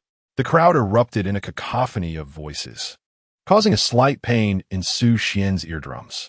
Have we truly entered? Is this the Kanglin's secret realm? What lies ahead? Is it the entrance? I am unsure. I have never seen anything like this in previous years. Just then, the sounds from the outside world reverberated through the expanse of the secret realm. The elder's voice, imbued with spiritual energy, resonated in the ears of every individual present. Ahead lies a bamboo grove, an essential passage to enter the Kanglin's secret realm. This grove serves to assess your eligibility for entry. Within its confines, do not carelessly disrupt the formations or employ lightness techniques to traverse. Failure to heed this warning will result in dire consequences. Those who successfully navigate the grove may enter the Kanglin's secret realm to seek opportunities. Those who fail must shatter the jade token at their waist, which will transport them outside the realm. Now proceed. The crowd glanced at the jade tokens at their waists, realizing these were their lifelines. Once the elder concluded, a hush fell over the assembly, prompting murmurs among the disciples. Is it truly that simple? What nonsense is the heavenly Xian sect orchestrating this year, creating unnecessary turmoil? Among them stood a robust man, his physique imposing, with a fierce countenance. Observing the hesitance of the surrounding disciples, a look of disdain crossed his features. The disciples of the heavenly Xian sect are no more than this. They dare not even enter a mere bamboo grove. The man's attire bore a striking resemblance to that of Huyin Shao, suggesting he hailed from the western regions. The disciples of the heavenly Xian sect were momentarily taken aback, then filled with righteous indignation. What did you say? Do you dare disregard the elder's words? Several disciples glowered at him, unwilling to tolerate such an affront to their sect. The Western man scoffed dismissively. If you are too cowardly to advance, allow me to demonstrate how I will breach the formidable formation you speak of. With that, he leapt into the air, soaring directly toward the bamboo grove, intent on traversing it from above. As he neared the grove, he encountered no resistance, a smug smile curling at the corners of his mouth. Ha ha! It is nothing of great significance. Suddenly, his body froze mid-air above the bamboo grove. What? He felt as if his meridians were encased in ice, unable to channel a single ounce of qi. Abruptly, he plummeted to the ground like a kite severed from its string, qi flowing backward, blood oozing from his 7 orifices. Witnessing the extensive pool of blood that spread beneath him, a nearby disciple gasped in shock, then frantically crushed his jade token, hoping the outside world could rescue him. Following this incident, the remaining disciples abandoned any notions of luck, dutifully stepping into the bamboo grove. As their figures disappeared within, Su Xian hesitated no longer and followed suit. Entering the grove. Upon her entrance, Su Xian immediately sensed a stifling aura enveloping her. The spiritual energy surged to more than tenfold, rendering the air thick and viscous. The surrounding bamboo thrived astonishingly, looming as if to obscure the sun. Su Xian furrowed her brow, realizing the peculiarity of this place. The elder's warnings were not unfounded. Yet she remained uncertain about the criteria for exiting the grove. She relaxed, striving to suppress the flow of qi within her, deeming it prudent to avoid unnecessary risks. As she walked, she queried the system within her mind. System, can you perceive the locations of the protagonists? After a moment of silence, the system replied, Host, this bamboo grove is influenced by additional rule distortions. I am unable to ascertain their positions. Additional rule distortions? Su Xian pressed her lips together. Such interference could only stem from the power of the heavenly Tao. A sense of foreboding washed over her. This endeavor would likely prove far more complex than anticipated. Su Xian walked a distance, lost in time, when suddenly she halted in surprise. She vaguely perceived that the bamboo grove ahead was thinning, allowing a glimmer of light to seep through, as if revealing a narrow expanse of sky beyond. Was this the exit? Hesitantly, Su Xian took a step forward. But midway through, she reconsidered and turned around. Touching her nose, she mused, could such good fortune truly fall in her lap? Surely, something sinister lurked. Closing her eyes briefly, she redirected her path and continued walking in silence. After approximately a few minutes, she lifted her gaze and stood frozen in place. This time it was even more outrageous. The exit of the bamboo grove lay wide open before her. Turning back, she noticed that the path she had taken had vanished from sight, and the exit ahead was her sole direction. With a sigh, Su Xian resolved to proceed regardless of what lay ahead. Leaving the dense bamboo behind, she paused outside for a moment, but nothing transpired. What was happening? Shouldn't there be a trap waiting for her to fall into at this point in the narrative? Observing the vast, empty land surrounding her, she noted the increasingly potent spiritual energy ahead, confirming that this indeed was an exit. Looking back, she saw no one emerging, and while contemplating whether to wait for the protagonist to appear so she could follow them in search of treasure, she also pondered ways to mitigate Chu Xiaolin's darkening disposition.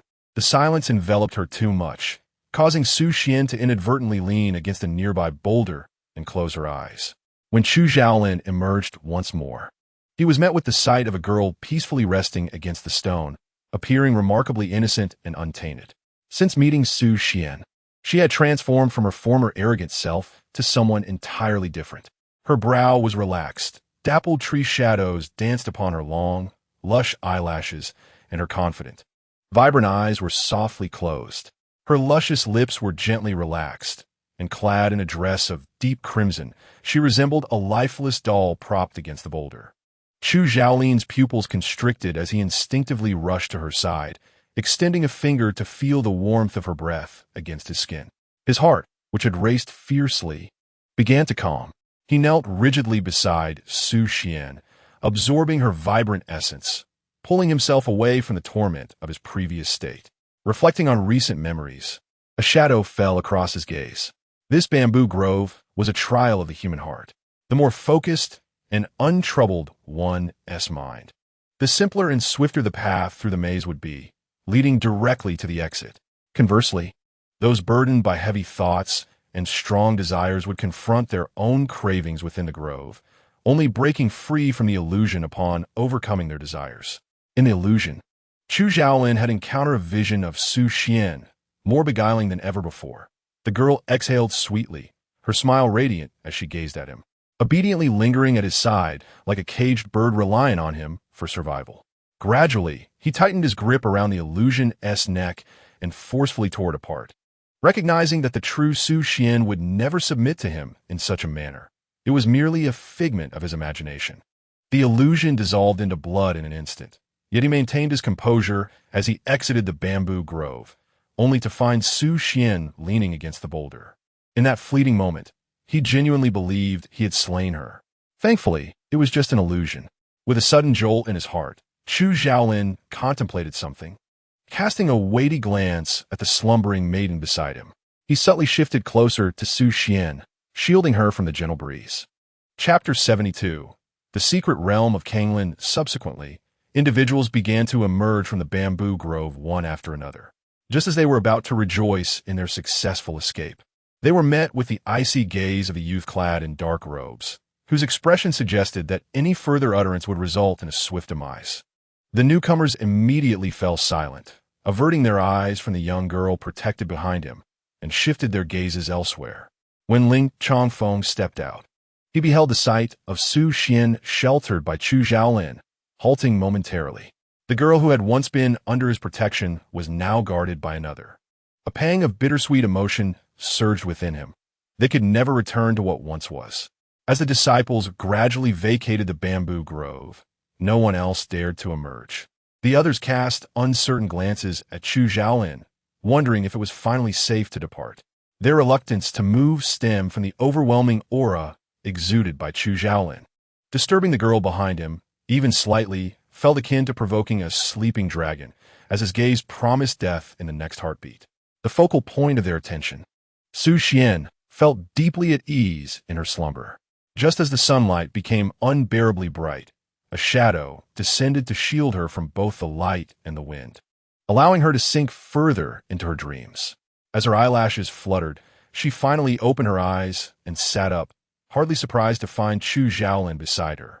However, the atmosphere around her felt oddly peculiar, so eerily silent. The onlookers, relieved that the young lady had finally awakened, exhaled in unison. They could scarcely endure her prolonged slumber any longer. Noticing Su Xian's awakening, Chu Xiaolin turned his head. "Did you sleep well, senior sister?"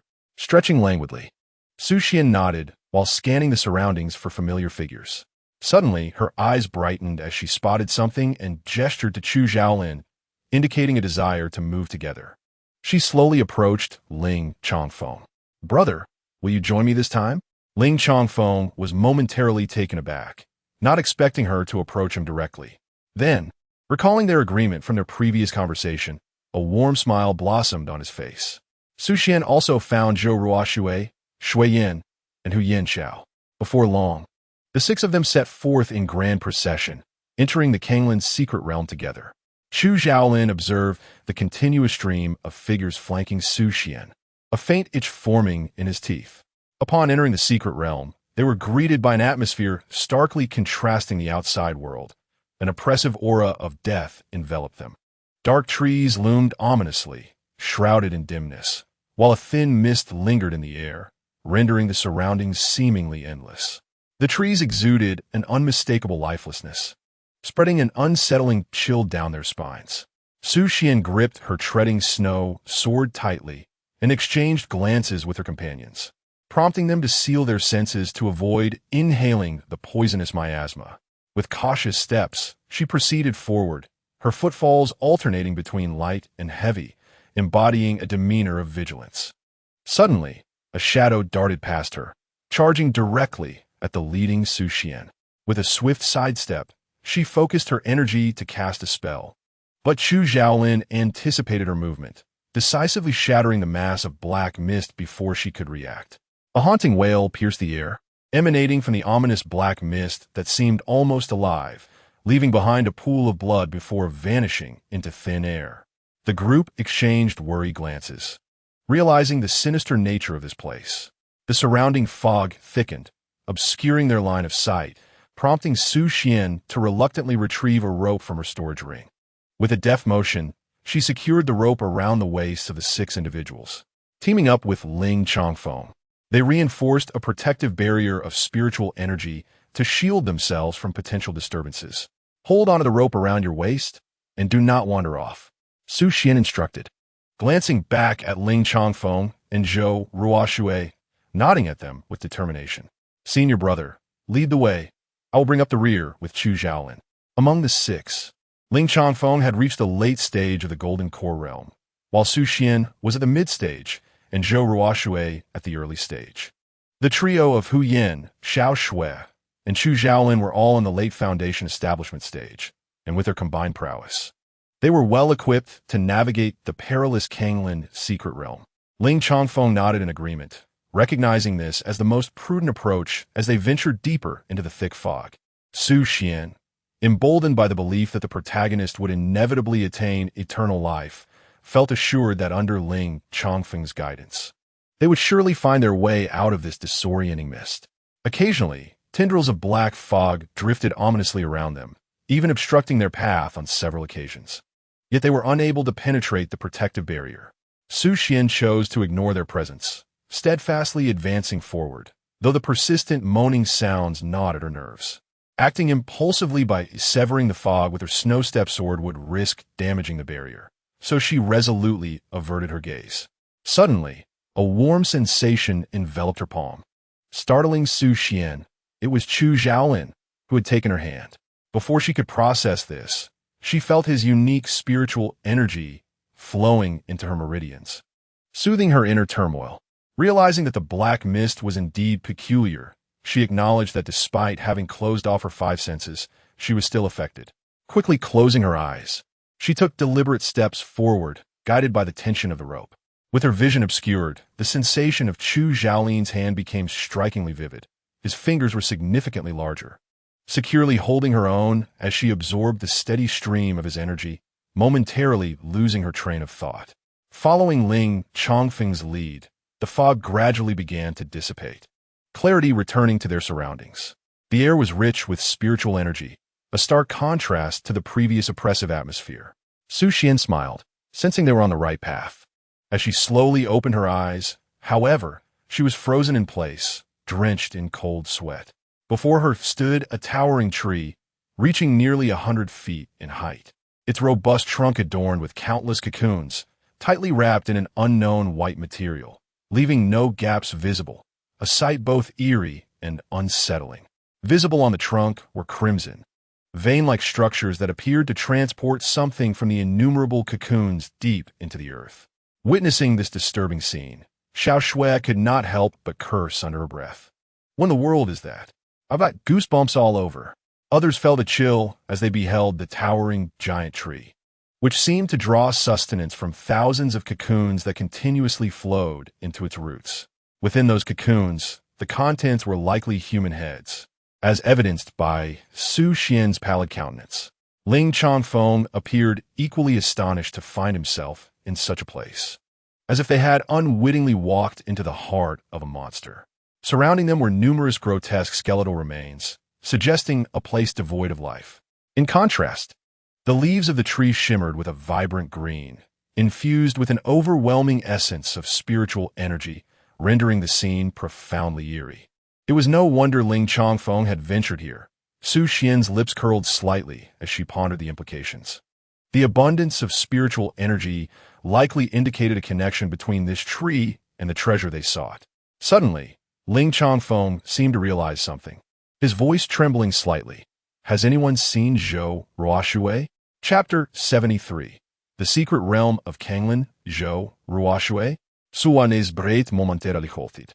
They had lingered here for quite some time, yet not a single person had noticed Zhou Ruoshui's disappearance. The absence of such a vibrant individual had gone unnoticed, as if Zhou Ruoshui had never existed at all. Su Xian's expression darkened.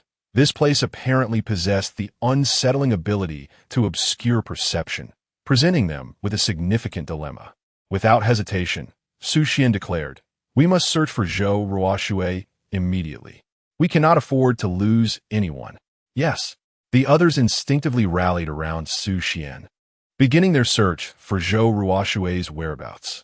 Su Xian's countenance turned as dark as night. This cursed place could even shield itself from the system, altering her own perceptions. Perhaps it was only due to Ling Chongfeng's protagonist aura that he could detect the anomaly so swiftly. However, according to the narrative, the female lead was said to be under the protection of the heavens. How could she vanish so easily?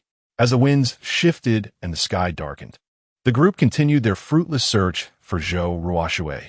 A sense of dread crept into Su Qian's heart as she fixed her gaze upon the colossal tree at the center. Suddenly, she seemed to notice something, her attention honing in on a particular point. The tree's bark began to manifest illusory patterns, and the once normal spiraling tree patterns now bore deep fissures. A crack emerged, seemingly alive, growing larger and larger until it bent sideways, resembling a grinning face. Su Qian's pupils constricted. The tree was alive, sentient. The surrounding branches quivered as if they had realized they had been discovered, abandoning their pretense and erupting into a cacophony of maniacal laughter directed at Su Qian. "Get away from that tree!" Just as she finished her warning, she darted 10 meters away, barely escaping as a thick branch swung violently through the spot she had just occupied, leaving a deep scar in its wake. The others were taken aback, but quickly regained their composure, retreating to regroup and readying their artifacts to confront this bizarre, malevolent tree. The tree, sensing its attack had missed, shook its branches in confusion and beckoned them with a twisted gesture, unleashing a barrage of thick branches that erupted from its trunk, launching themselves toward the group in a frenzied assault. The dense branches resembled a colossal hand, swiftly obscuring the light. A group of individuals hastily took to the skies on their swords, scattering in different directions and employing their spiritual energy to dismantle the branches one by one. In that moment, a cacophony of diverse spells erupted, accompanied by the acrid scent of charred branches. Yet, regardless of how fervently Su Qian and her companion struggled, the branches seemed inexhaustible, continuously emerging. Their stamina gradually waned, and a pervasive fatigue began to rise from their dantian.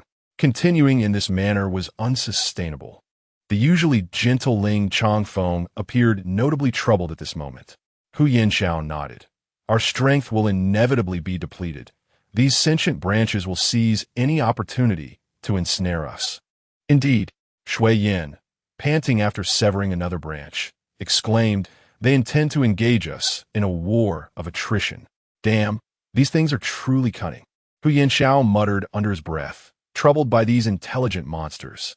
"We must maintain our composure and not lose our footing." Su Qian's voice resonated telepathically in each person's mind, warning that this ghastly entity possessed the ability to disrupt their mental state. "Focus on the crack in the trunk when the moment is ripe. We shall concentrate our attack on that point." Su Qian exchanged glances with her companions, who nodded in agreement, while continuing to assault the creeping vines. Su Qian discreetly inched closer to the trunk, her gaze fixated on the crack at its center, which she had noticed earlier. It emanated the densest spiritual energy, as if an endless stream of power was continuously feeding the trunk, allowing the branches to regenerate.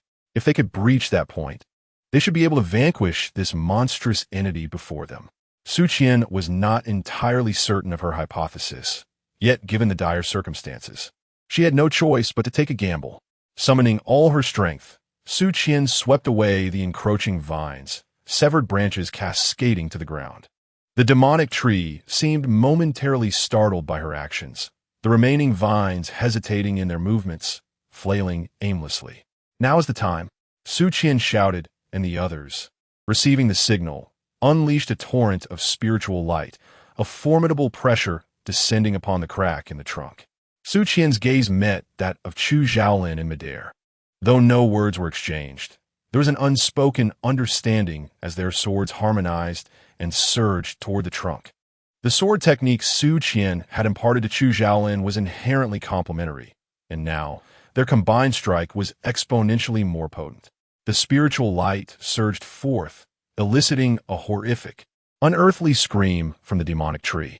Chu Zhaolin placed his palm over Su Qian's ear, shielding her from the piercing noise. The wail persisted for several minutes, gradually fading into silence. The wildly thrashing branches, initially lost in aimless chaos, seemed to lose their spiritual support and fell to the ground.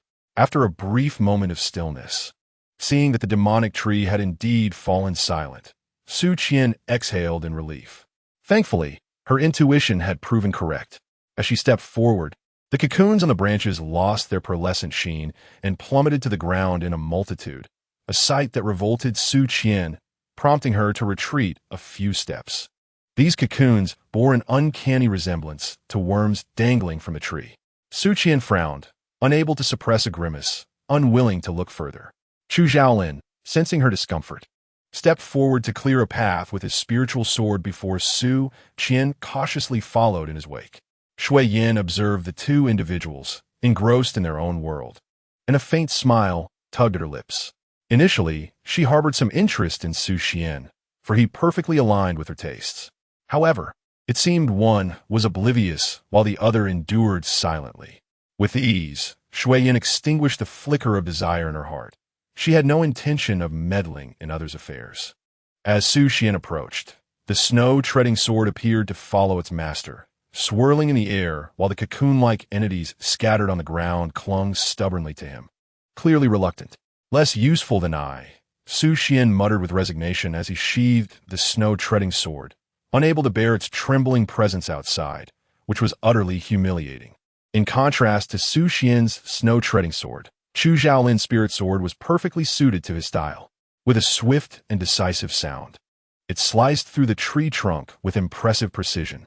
Su Qian lifted her gaze and, indeed, discovered that the interior was hollow. A dark, gaping tunnel led downwards, glimmering faintly with a bluish light. The source of the mischief was likely concealed within. A smile played on Shui Yan's crimson lips. At last, she had pinpointed the origin of the disturbances. With that, she took the lead and leaped boldly into the abyss. The others, upon witnessing her action, promptly followed suit, and the darkness below echoed with several landing sounds. Chapter 74.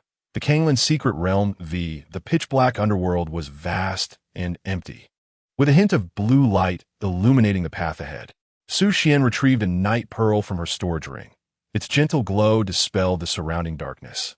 Surveying her surroundings, she quickly discerned that they were in a corridor. The walls were adorned with ancient patterns resembling entwined vines, along with some bizarre characters. Su Qian strained to decipher them, but found herself at a loss. At that moment, Shui Yin seemed to have made a discovery and stepped forward to meticulously examine the strange patterns. With determination, she turned to face the group. I understand what this means. What? You can comprehend this cryptic script? Hu Yanxiao gazed at her incredulously, realizing for the first time that this young lady was no ordinary person. Shui Yin rolled her eyes at him, dismissing his ignorance, and carefully crafted her words.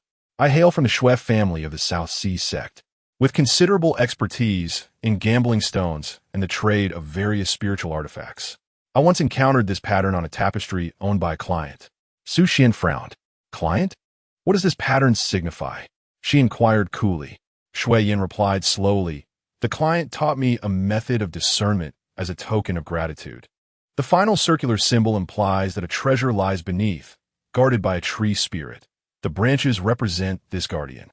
However, she added, scrutinizing the wall, the explanation suggests that the tree spirit is gentle in nature, solely focused on protection and never maliciously harming anyone, reassuring future visitors.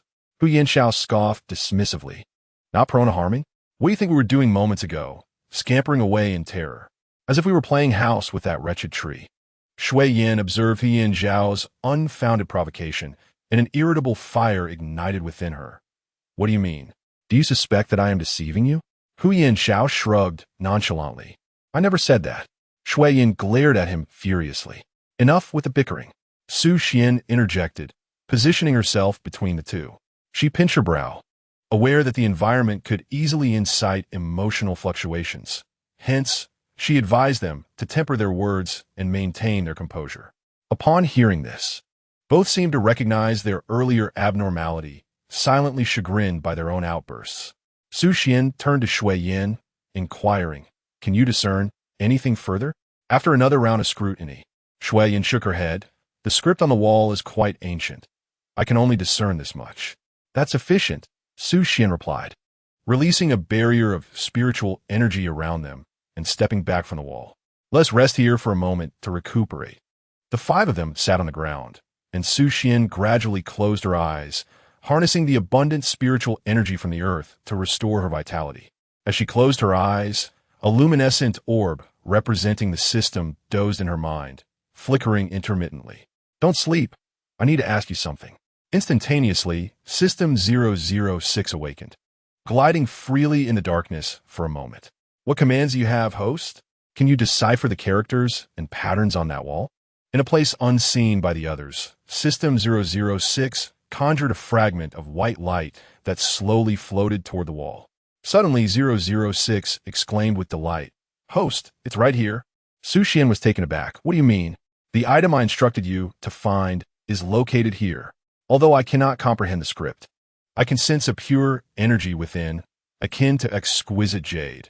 It is a very pure essence of the world. Host, you must acquire it." Initially stunned, Su Xian smiled slowly upon receiving the system's response. Indeed, following the protagonist's promised extraordinary encounters, she waved her hand, noting that the narrative would adjust itself automatically. "Can you detect the whereabouts of Zhou Ruoshui?" Su Xian vaguely recalled that the system possessed a detection function. Host, the detection function only applies to primary targets. It cannot explore others. Thus, it was only applicable to Chu Xiaoling. Su Xian nodded in understanding. She then keenly grasped the key term in Shui Yan's previous statement, buyer. Su Xian communicated with Shui Yan telepathically. "Do you recall the attire of the buyer you encountered at that time?" Shui Yan, still tending to her wounds, was about to respond when she heard Su Xian's telepathic message. "Do not speak." The words she was about to utter were swallowed back as she looked at Su Xian in confusion, replying telepathically, "What is wrong?" Su Xian shook her head. "I have an inkling that something is amiss. Refrain from vocalizing anything for now. Just relay the details to me telepathically." Shui Yan nodded, and then recalled the events of that day. "I was still busy with business in the shop when an elderly man stepped over the threshold and entered. 'Young lady, I see that jade on your wrist is quite exquisite,' he remarked." Shui Yan, engrossed in tallying the daily accounts, smiled without lifting her gaze. "This jade was left to me by my mother, and it is not for sale. Is there anything else you might need? We surely have something for you." Shui Yan had grown accustomed to such individuals who, upon seeing her, were eager to purchase the jade on her wrist and felt no sense of unease. The old man stared at her for a while, and then a low, gravelly voice laced with amusement emerged. "Very well." He pointed to a piece of jade set aside. "I shall take this stone then." Shui Yan paused her task, raising her eyes to examine the stone, which gleamed with a smooth surface and rich hue. "Certainly a fine specimen." She clapped her hands together. "All right then." However, the old man did not wait for her to state a price, instead placing a superior spirit stone before her. Shui Yan raised an eyebrow and smiled. "That jade is not worth such a price. You should take it back." The old man shook his head and naturally produced a piece of brocade hanging by his side. "Little girl, do you know what this signifies?" Shui Yan's gaze was involuntarily drawn to the brocade, its pattern seeming to possess an enchanting power. Her pupils constricted slightly, and she stiffly moved closer. The old man smiled gently. "Shui Yan." She dazedly nodded, and after the old man spoke, he did not linger, but instead took the jade and departed. Such was the nature of the incident. Strangely enough, I found myself absorbing it all, inexplicably remembering every detail. Su Xian's voice turned colder. "Do you recall what the old man looked like?" Shui Yan was startled by the sense of urgency in Su Xian's tone and furrowed her brows in response. He wore a black cloak that concealed his entire figure. I could not discern his face, only that his voice indicated he was of advanced age. Su Xian's expression darkened, pondering whether the cloaked figure was the same one who had confronted her in Langfeng City, the one who had driven Chun Tao to her demise. The buyer had no genuine intent to purchase from Shui Yan. Rather, he sought merely to provide her with an excuse to understand the significance of those characters. The cloaked figure had fortuitously carried a piece of brocade embroidered with special characters, allowing Shui Yan to see it and conveniently taught her their meanings. Subsequently, Shui Yan arrived at the Kanglin's secret realm, where she encountered these characters once more. Thus, the next step was to acquire that treasure. The night was still and silent. An unsettling chill coursed through Su Xian. It felt as if an invisible hand was orchestrating the unfolding of events, with each of them ensnared in its intricate machinations. Chapter 75, Kanglin's Secret Realm 6. Su Xian felt a creeping chill along her spine, pondering who could possess such intimate knowledge of their every move even tracking their actions. Yet, the clues at hand were too scant for her to draw any conclusions. Once the spiritual energy within the group had recovered to a substantial degree, Su Xian rose. "Let us press onward and uncover the mysteries of this eerie place." The others nodded solemnly in agreement. "So, which direction shall we take now?" As Hu Yanxiao surveyed the path before and behind him, darkness enveloped all directions. Su Xian's gaze inadvertently fell upon Ling Chongfeng, her expression conveying unspoken meanings. Ling Chongfeng, perplexed, sought clarification. Without pretense, Su Xian turned to him and said, "Choose a path based on your intuition." Ling Chongfeng inexplicably grasped something, realizing that he had been unwittingly cast in the role of a compass by Su Xian. Chu Zhaolin observed Su Xian's actions thoughtfully. Ling Chongfeng examined the indistinguishable paths on either side and ultimately selected one. The group followed suit, stepping into the shadows. After approximately 5 minutes of walking, the once narrow passage, barely accommodating two side by side, gradually expanded. In the distance, a faint blue light grew increasingly distinct. At last, before them stood an ancient door adorned with intricate patterns, its symbols mirroring those on the outer walls. Ling Chongfeng and Su Xian exchanged a glance and nodded before pushing the door open. The group braced themselves, apprehensive of what horrors might await within. To their astonishment, the interior was spacious and luminous, filled with flickering candlelight. At the center lay a structure resembling an altar, layered with unknown objects emanating a soft blue glow. Neither blinding nor harsh, yet possessing remarkable penetrative power. Beneath the altar, a figure lay unconscious on the ground. Su Xian scrutinized the garments and adornments of the person, recognizing it to be Zhou Ruoshui. Zhou Ruoshui lay silently, and after a cursory glance, Su Xian discerned no other signs of danger. It appeared she had merely fainted. Yet, no matter how hard Su Xian tried, she could not rouse Zhou Ruoshui. "Wake up! Wake up!" Su Xian urged, gently shaking her. Zhou Ruoshui merely shook her head slightly, murmuring incoherently. Leaning closer, Su Xian caught snippets of her delirious mutterings. No, don't come near, I want to give." What did she possibly mean? Su Xian pondered, yet the unconscious figure before her remained unresponsive. Seeing this, Ling Chongfeng crouched down and lifted Zhou Ruoshui onto his back.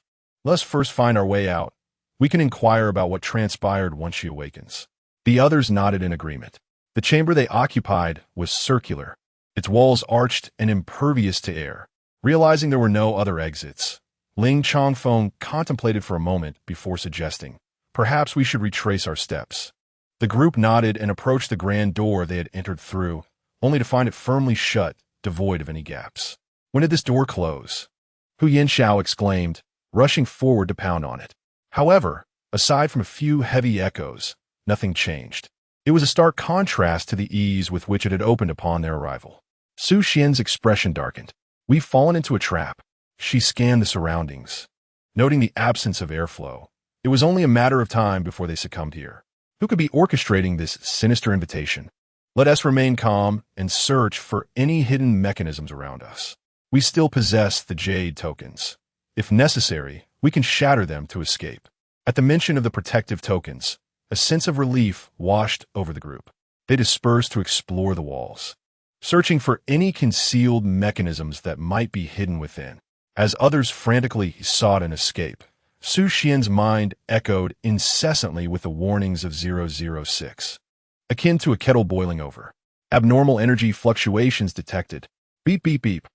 Abnormal energy fluctuations. Host, please seize it promptly. Host, please seize it promptly. Startled by the frantic tone of the virus-infected 006, Su Xian inquired, "Abnormal energy? Where?" At last, 006 responded to Su Xian's query with urgency. "It is on the altar. Host, hurry and take it." Steadying herself, Su Xian managed to shield her mind from the chaotic influence of 006. She approached the altar's center, observing the crystal resting there. The crystal radiated a deep azure hue, suffused with rich spiritual energy, unmistakably a superior spiritual treasure. As Su Xian drew near, she could feel the crystal's pure spiritual essence. a level unattainable by the spirit veins of the Tianxian sect. It was likely that the demon tree below existed to guard this treasure. Yet somehow it had transformed from protector to consumer, drawing upon the spiritual energy as sustenance, leading to the endless growth of its vines and even the consumption of human blood. The moment Su Xian's spiritual energy brushed against the spirit pearl, 006 erupted with a cacophony of alerts, ringing incessantly, and Su Xian struggled to discern the crucial information. Detection. Ganghai Moon Pe. Instantly, Su Xian recalled the narrative of the original text, recognizing the Songhai Moon Pearl as the supreme treasure within the Kanglin's secret realm. It was indisputably the pinnacle among water-type spiritual treasures, containing unparalleled aquatic essence, capable of purifying spiritual roots, reshaping bones, and fundamentally transforming one's innate qualities, paving the way to immortality in a single step. Historical records also claim that the Songhai Moon Pearl could alter time and space, bridging the past and future. However, no one had ever utilized it to change spatial dimensions, as the pearl was exceedingly rare, requiring 1,000,000 years to gestate and 100,000 years to form. It emerged from the depths of the Kanglin's secret realm once every 10,000 years, and its own nature caused it to absorb spiritual energy, rendering it nearly undetectable. Overwhelmed with emotion, Su Xian could hardly fathom the treasure that 006 had led her to discover was so extraordinarily precious. Unable to resist, she extended her hand, gently resting it upon the Songhai Moon Pearl, feeling its moisture akin to that of dew. It was soft, as if returning to the maternal embrace of the ocean, intimately swirling around her fingertips, sending ripples of spiritual energy coursing through her blood. Su Xian slowly closed her eyes, savoring the cleansing sensation of that energy. Suddenly, a sharp cracking sound pierced the air as if something had shattered. Jerked from her reverie by the touch of the Songhai Moon Pearl, Su Xian sensed something was amiss. Slightly tilting her head, she beheld the collapsing walls around her, jagged stones plummeting to the ground, and her pupils constricted in alarm. The structure was about to collapse. She had to escape. The Songhai Moon Pearl seemed determined to remain in her grasp, wrapping around her hand as though it possessed a life of its own. Simultaneously, the entire Kanglin's secret realm began to tremble violently. The altar that housed the Songhai Moon Pearl losing its stabilizing power, causing spiritual energy to surge chaotically at its center, threatening to ensnare them all in a deadly embrace. Crush the jade talisman and leave this place, Su Xian shouted, and the others, realizing the urgency of the situation, hastily shattered their jade talismans, one by one, their figures vanishing into thin air. Su Xian felt a sharp pain in her mind. She extended her fingers, straining with all her might to crush the jade talisman at her waist, but the moonlight pearl of the vast sea suddenly erupted in a dazzling blue light, instantly engulfing her. The last image in Su Xian's consciousness was of Chu Xiaolin, who gripped her hand tightly, his eyes glowing a fierce red. Chapter 76. The Flower of Affection. When Su Xian opened her eyes, the first sight that greeted her was the broad back of the person before her. The young man's physique was solid and powerful, steadily carrying her step by step. Su Xian's entire weight rested upon him, and she felt the strength and gentleness akin to that of an adult male. Unable to resist, Su Xian closed her eyes briefly. The boy's silken hair brushed lightly against her cheek, tickling her slightly, prompting her to turn her head a little. The scent of cedar wafted closer to her nose. Sensing the change in the breathing behind him, Chu Xiaolin gently inquired, "Sister, are you awake?" Su Xian murmured softly in response. As she spoke, her chest trembled slightly. She felt utterly drained, with the residual pain in her mind persisting. She quietly asked, "Were we?" Feeling the weakness emanating from her, Chu Xiaolin pressed his lips together, replying, "We should still be in the Kanglin secret realm." At the moment the white light appeared, I hurriedly grasped your hand, before I could crush the jade talisman. We were transported here together. It seems there is some restriction in this place, rendering the talisman ineffective. He recalled the moment of heart-stopping dread and tightened his grip on her hand. Su Xian glanced at the now dull jade talisman and nodded. She understood that it was the moonlight pearl of the vast sea that caused this predicament. Yet her mind felt hazy, as if all her essence had been drained away. Where are we? Su Xian inquired within her mind, seeking answers from the system, which she believed could detect their current location. No response came. 006. System? Artificial intelligence? The silence in her mind was deafening, and Su Xian frowned. Was the system unresponsive? As she attempted to channel her spiritual energy to regain her strength, a sudden sharp pain shot through her dantian. Su Xian was taken aback, her consciousness sweeping through her dantian, where she spotted a completely ice-blue spiritual pearl quietly spinning, silently. What on earth? When did she swallow the moonlight pearl of the vast sea? In shock, Su Xian dreaded the thought that she might be the first person to perish from having consumed a pearl. Yet, she felt no signs of imminent death, apart from the complete exhaustion of her spiritual energy. No wonder she felt as if some mischievous sprite had drained her essence. She glanced again at the moonlight pearl in her dantian, suspecting it to be the source of her plight. Attempting to open her storage ring to retrieve some spiritual stones for absorption, she found it unresponsive as well. Trouble compounded. Frustrated, Su Xian slumped against Chu Xiaolin's back. Letting out a sigh, Chu Xiaolin paused his steps and softly asked, "Sister, what troubles you?" Su Xian responded with a nonchalant tone, "Nothing much. Just wondering if we can still find a way out." "Of course we can, sister. Trust me," Chu Xiaolin replied in a steady voice, continuing to walk forward. Su Xian chuckled softly. It seemed her efforts in nurturing him were not in vain. Chu Xiaolin continued to converse with her, sensing that Su Xian was in a poor state, despite his ignorance of the underlying cause. In an effort to prevent Su Xian from slipping back into unconsciousness, he channeled his spiritual energy in her while inquiring, "Sister, do you still remember the sword you gifted me?" Su Xian rummaged through her memories and recalled, "Oh, indeed. That did happen. Did you not wish to see me that day?" The weakened girl displayed a hint of childishness, tinged with mild reproach. Chu Xiaolin could not help but close his eyes, reluctant to reminisce about the sensation of demonic energy invading his body, and replied, "It was my fault. I offended you that day. Thank you for the gift, sister. I cherish it greatly." Su Xian huffed softly and leaned her head against his other shoulder. "Have you not yet named it?" she asked. "You should name your own sword. Why ask me?" Su Xian's tone still held a trace of reproach. Yet the anger had dissipated. Chu Xiaolin chuckled softly. "Are you truly allowing me to name it?" "Of course. As its master, the name must come from you," Su Xian replied, puzzled by his repeated inquiries. Then, with a smile in his voice, Chu Xiaolin declared, "Very well, its name shall be Fei Hong." "Fei Hong?" Su Xian was momentarily taken aback before quickly reacting, her cheeks flushing as she exclaimed, "No, that is not suitable. Choose another." A subtle sensation stirred within her. Fei Hong, Fei Hong. Stepping on snow. Why does it sound so much like a couple's name? She pondered, suspecting Chu Xiaolin's intentions. As she questioned this, he asked, "What is wrong? Is something amiss?" Before Su Xian could explain, Chu Xiaolin called out, "Fei Hong, come forth." In an instant, the spirit sword at his waist unsheathed, initially remaining motionless. Then, sensing the killing intent in its master's gaze, it resolutely twirled joyfully in the air, flitting around Su Xian. "Sister, it appears quite fond of this name. Should we change it?"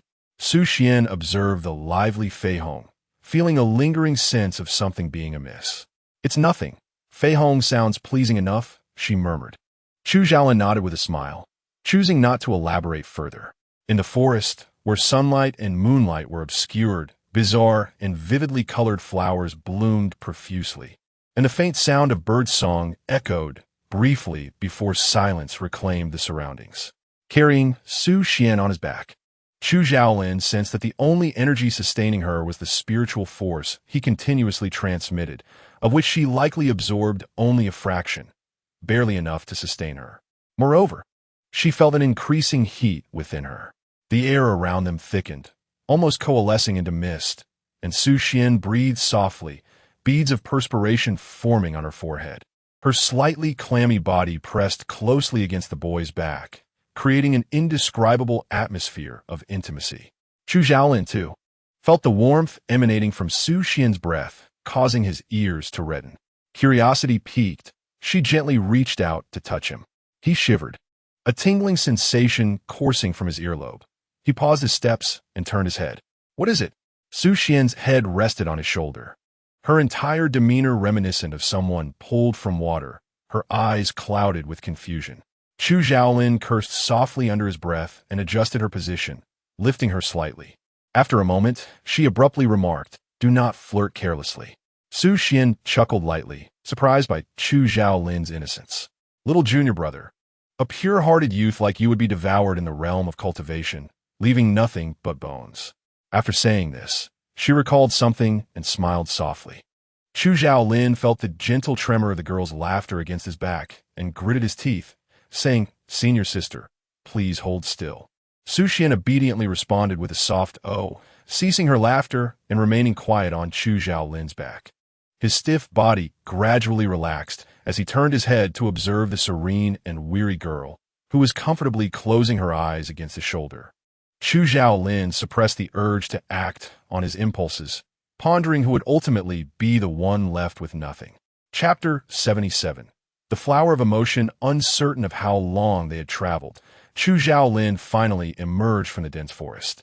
Along the way, they had encountered frequent attacks, mostly from mindless iron thread worms that attacked on sight. Su Xian lay against his back, watching the flying phoenix soared in front of them numbly slice the creatures in two. After an unknown duration of killing, Chu Xiaolin paused his steps and gently roused the drowsy Su Xian behind him. "Senior sister, we have made it out." Su Xian opened her tired eyes, and sunlight finally greeted her. Before them lay an endless expanse of flowers, a blend of pinks and deep blues. A thick, cloying floral scent wafted through the air, causing Su Xian to wrinkle her nose slightly. The aroma was odd yet seemed harmless. Suddenly, an idea struck Su Xian, and she engaged Chu Xiaolin in conversation. "Do you have any unfulfilled wishes at present?" Her thought was simple. As a diligent worker, she ought to consciously strive to reduce Chu Xiaolin's dark tendencies. Upon hearing her words, Chu Xiaolin first smiled and playfully teased, "Why do you ask, senior sister? Are you intent on helping me fulfill my wishes?" Su Xian's expression faltered. Her previous statement did indeed carry a hint of whimsicality akin to a fairy tale crystal ball. "I was merely inquiring. You saved me this time. Once we escape, senior sister will fulfill your wish." Suan asurit, pating hardships, Chu Xiaolin duke. "Caring for my senior sister cannot be deemed a transaction. I do so willingly. If there were a true wish, it would be to remain by your side forever." The youth, brimming with warmth, turned to glance at her, causing Su Xian's cheeks to flush as she buried her face into his shoulder. When did this boy become so articulate? Su Xian had always regarded Chu Xiaolin as a cherished younger sibling, yet now, the atmosphere between them felt oddly different. While Su Xian's thoughts wandered freely, Chu Xiaolin found himself reflecting on her earlier words. What other wishes might he possess? From the moment the girl descended into his life, it felt as though a divine gift had illuminated his path, guiding him out of darkness. He had long forgotten the countless scars of his youth and could no longer recall how many nights he had endured in shadow. But what did it matter? He had met Su Xian, and that was more than sufficient. He was akin to a soul wandering in darkness, traversing the path alone for an eternity. Yet one fateful day, light descended, grasping his hand and whispering that all would be well. From a moment, he laid eyes on Su Xian. The prior shadows paled in significance. If he were to harbor a single wish, it would be to remain with the girl for eternity, even if she was oblivious to his feelings for the time being. The ground was scattered with countless puddles, forming a small pool, while an endless sea of blossoms resembled a celestial paradise, luring one into its depths. Su Xian's gaze instinctively drifted towards the horizon, marveling that such a haven could still exist in the world. Chu Xiaolin cautiously navigated the terrain, sidestepping the puddles and stepping onto the soft earth. Observing the fine beads of sweat glistening on his neck, Su Xian remarked, "You may set me down now. There is no danger for the moment." Chu Xiaolin glanced back at her, surveying the surroundings, and found a large stone upon which he gently placed her. Just as Su Xian intended to sit and regain her energy, Chu Xiaolin grasped her arm, saying, "Wait." With a flourish, he produced a long-neglected garment, expertly rolled it into a cushion, and urged, "Please sit here, senior sister, and take care not to soil the fabric." His voice was tender, and Su Xian felt somewhat unaccustomed to such attentiveness. She quietly inquired, "What has prompted your newfound diligence?"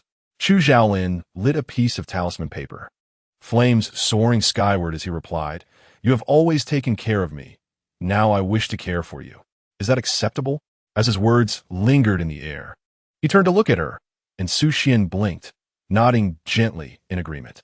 Seeing her acquiescence, Chu Xiaolin chuckled softly, drawing his Fei Hong sword to sever the surrounding flowers, clearing a space around Su Xian. As she watched his diligent silhouette, a smile crept into her eyes. She intended to express that even if they remained trapped in this secret realm, their companionship would suffice. However, before she could articulate her thought, a shadow emerged from behind the massive stone, extending two furry claws that swiftly covered her mouth and dragged her down. Chu Xiaolin instantly sensed something amiss behind him. Whirling around, he swung his sword, only to witness the flowers, as if animated by some sentience, launching themselves at him. Momentarily taken aback, he then saw Su Xian's figure vanish behind the stone. Enraged, he swung his sword, cleaving through the blossoms surrounding him. Yet, in a fleeting moment, the flowers approached. He shattered the stone with a single strike, only to find that the girl had disappeared. Chu Xiaolin arrived too late, having grasped nothing but emptiness. Panic surged within him. The beauty of the preceding moment felt surreal, as if it were merely a fleeting dream. Echoing laughter filled the air, though no living creature was in sight. The swath of flowers seemed to revel in the man's dismay, swaying their leaves with glee as they continued to taunt the intruder. "Wretched human, why do you have to slay us? Detestable, detestable, detestable. Do not tread on me. Do not tread on me. You shall reap what you sow." The mocking jeers grew clear, revealing that the flowers were indeed sentient beings. Chu Xiaolin withdrew the flying phoenix sword from the earth, his eyes glinting with a cruel yet exhilarating light. With a single stroke, he eradicated every flower within a 100-mile radius, uprooting them entirely. The sword, imbued with a fierce intent, whirled back to rest before him, subtly emanating an aura of bloodlust. The flower demons were struck with terror, aghast at the mercilessness of this human. "Stop! Stop! Spare us! We did not capture your people." Chu Xiaolin hesitated momentarily, nonchalantly retracting the flying phoenix sword, and inquired then, "Where is Su Xian?" The closest flower demon trembled and replied, "The White Fox clan took her away. We do not know where." "Yes, yes. We are not the ones who captured her." In that instant, the flower demons seemed to find a chorus of excuses, vociferously blaming the young man before them. Such ruthless slaughter will invoke divine retribution. "Cease this. Halt!" They remained oblivious to the fact that had they not obstructed her, Su Xian would not have vanished before Chu Xiaolin. Countless flower demons straightened, their venomous words assaulting the dark-clad youth at the center. What is divine retribution? Those who dare to harm Su Xian shall face annihilation, even by the hand of fate itself. Chu Xiaolin gathered a surging demonic energy in his palm, the markings on his neck rapidly materializing, transforming him into a figure reminiscent of Ashura emerged from the depths of hell. Seeking Death. Chapter 78. The passion flower. Su Xian awoke to the soft, plush sensation brushing against her face. Suddenly, a heavy weight pressed down upon her abdomen, causing her to instinctively curl up, brushing aside the object atop her. In that fleeting moment of awakening, her eyes reflected bewilderment. She anticipated encountering some grotesque beast or a ferocious monkey demon, even pondering whether her depleted spiritual energy would allow her to endure until Chu Xiaolin arrived. However, the reality before her was utterly dissimilar to her expectations. Surrounding her were numerous white foxes of varying sizes. These fox demons boasted delicate fur, smooth as satin, their beady eyes gazing intently at her, their large tails swaying, the brightness of their pupils akin to black pearls, unwaveringly fixed on Su Xian. Initially taken aback, Su Xian soon felt a wave of relief wash over her as she shrank back against the stone wall. She surveyed her surroundings, Realizing she must be at the entrance of the White Fox clan's den, though uncertain if she still resided within the Kanglin's secret realm. Just as she contemplated quietly rising to devise a means to signal Chu Xiaolin, the White Fox before her, boasting 7 tails, indicative of its high status within the clan, snapped at her as it detected her movement. The eyes of the 7-tailed fox narrowed to a pinprick shape, and upon locking gazes with it, Su Xian felt a sharp pain pierce her mind. This is not good. Su Xian attempted to move her neck, but found herself unable to turn her head, as though she had instantaneously lost control over her body. She remained wide-eyed and motionless, forced to watch as the 7-tailed fox and the surrounding little foxes chattered in a language unique to their kind. The small fox seemed to comprehend, extending its little paws towards Su Xian in a flurry of gestures, its sparkling eyes darting back to the 7-tailed fox. The 7-tailed White Fox extended its claw and struck the little fox squarely on the forehead. The little fox looked up at the elder with a look of grievance, then cast a glance at Su Xian, its eyes brimming with silent accusations. Su Xian felt an unsettling premonition about the intentions of the White Fox clan as she observed the 7-tailed White Fox deep in contemplation, before resolutely commanding the surrounding foxes to lift her. Several foxes hoisted Su Xian horizontally, while the rest of the pack followed closely behind, each one fixated on her, as if she were an exquisite delicacy. Carried onward, Su Xian was directed toward the cave entrance, arriving finally before a stone door. The foxes set her down, and the 7-tailed White Fox approached the stone door, bowing repeatedly and uttering a series of unintelligible sounds. At last, the stone door creaked open just a crack. The foxes erupted into a fervor, as if they had finally received permission to enter. The 7-tailed White Fox gazed at Su Xian with an added fervor in its eyes. The surrounding foxes pushed the door wide, revealing a thin blue barrier behind it, clearly accessible only to those of noble lineage.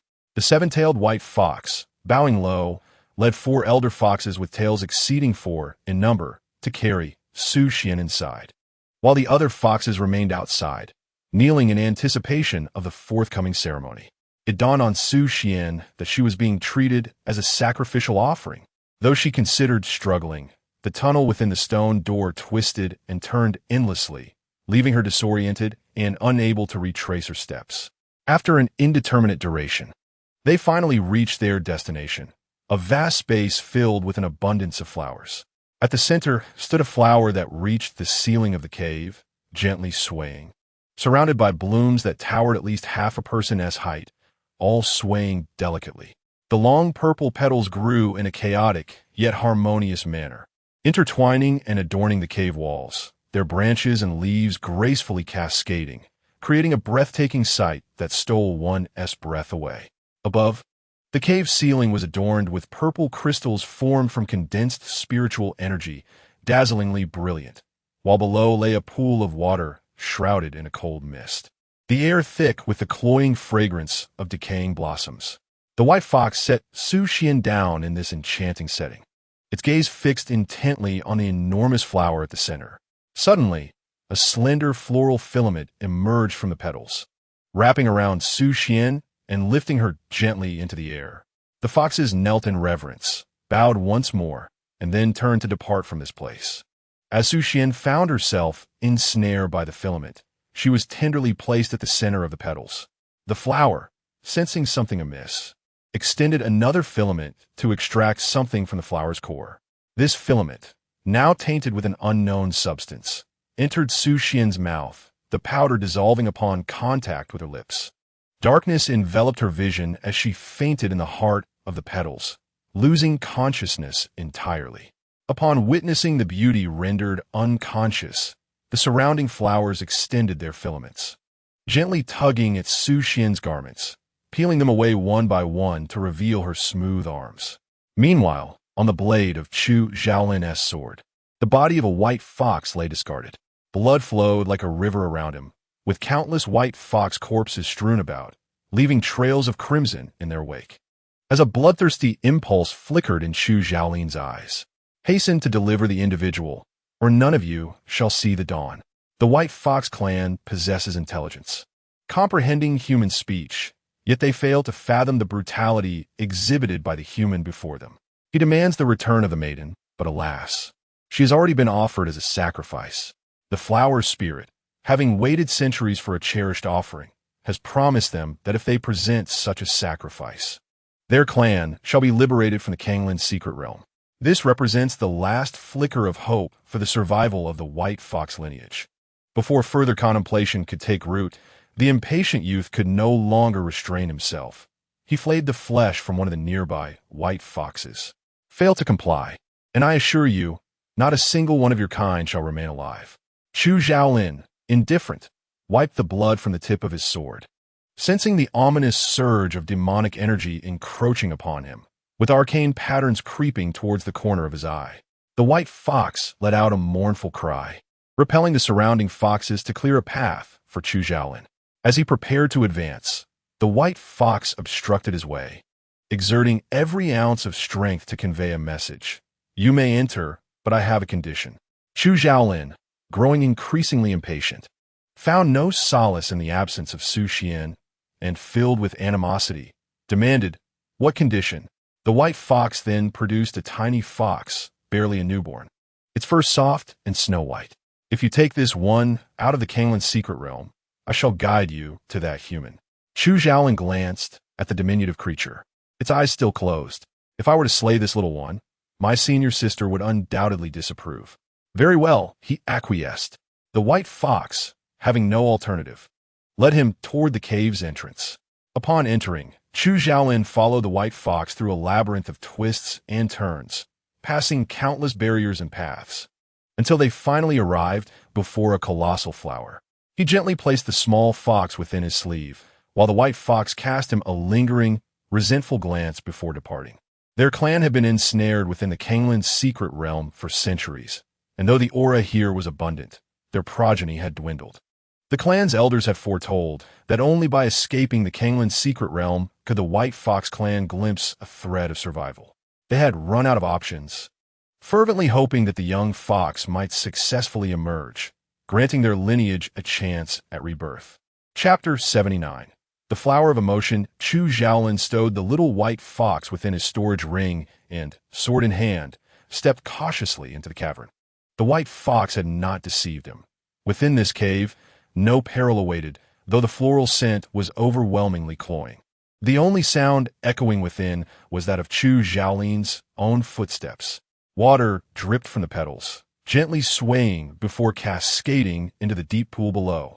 As he ventured deeper, the oppressive aura and the rich fragrance of the flowers intensified. Chu Xiaolin positioned his Fei Hong sword before him, recognizing the significance of what lay ahead and realizing he could not afford to be careless.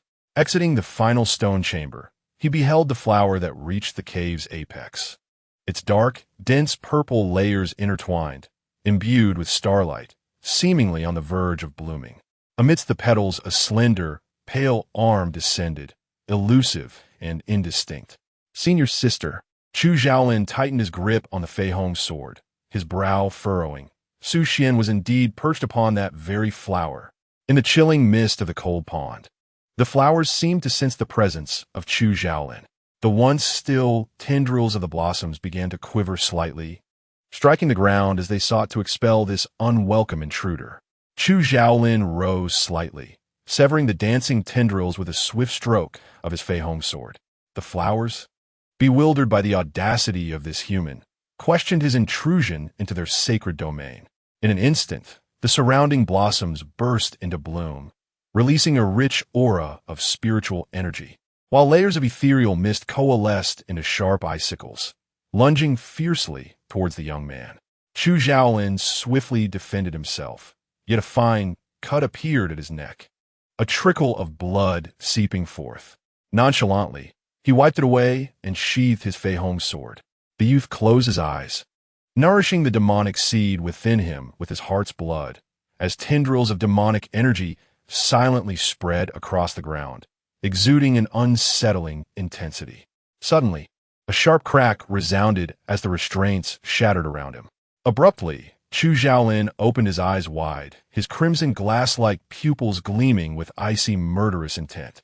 The surging demonic energy erupted like a tempest, far denser than before, swiftly enveloping the surroundings and annihilating the monsters.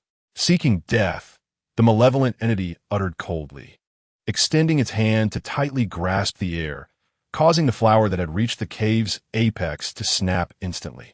In mere seconds, a thick black fog pervaded the cavern, as dark tendrils ensnared Su Qian, drawing her towards the pond. Lying on her side, she appeared as if in slumber, while the demonic tendrils, representing Chu Xiaolin's demonic consciousness, curiously hovered near her, eager to caress her delicate cheek, only to be promptly crushed by their master. With crimson eyes wide open, the demonic entity pondered briefly. He still retained some awareness and understood that his mission was to rescue the girl before him. "Sister," he softly called, as the surrounding tendrils retreated into his being, fearful of being rejected by the awakening girl, and awaited in silence. There was no response. Su Qian lay peacefully asleep, while Gossamer Veil, seemingly conjured from thin air by the flower demon, was gently draped over her supple form.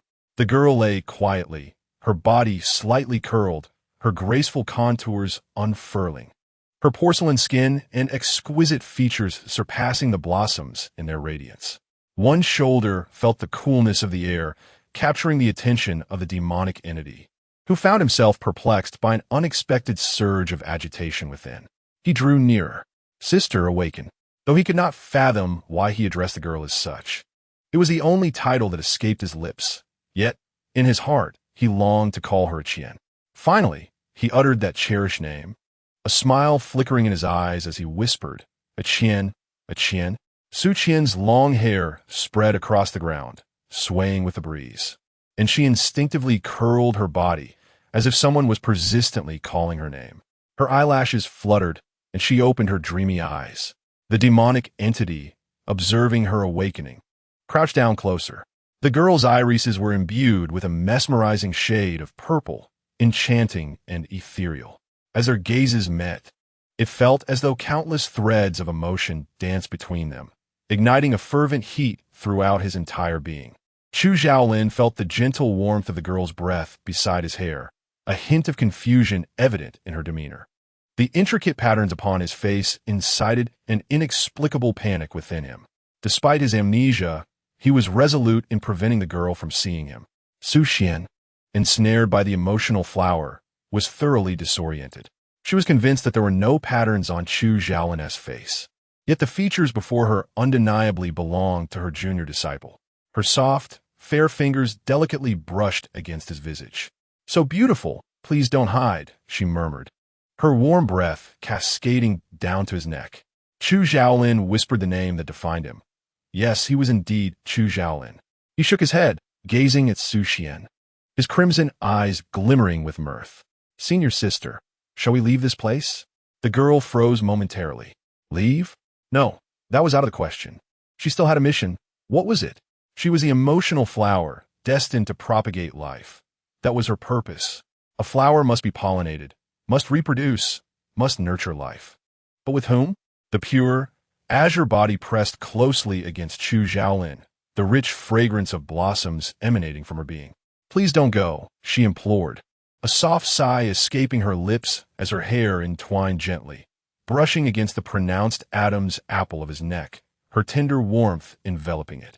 Chu Xiaolin felt his throat constrict, the warmth igniting a fervent heat within him.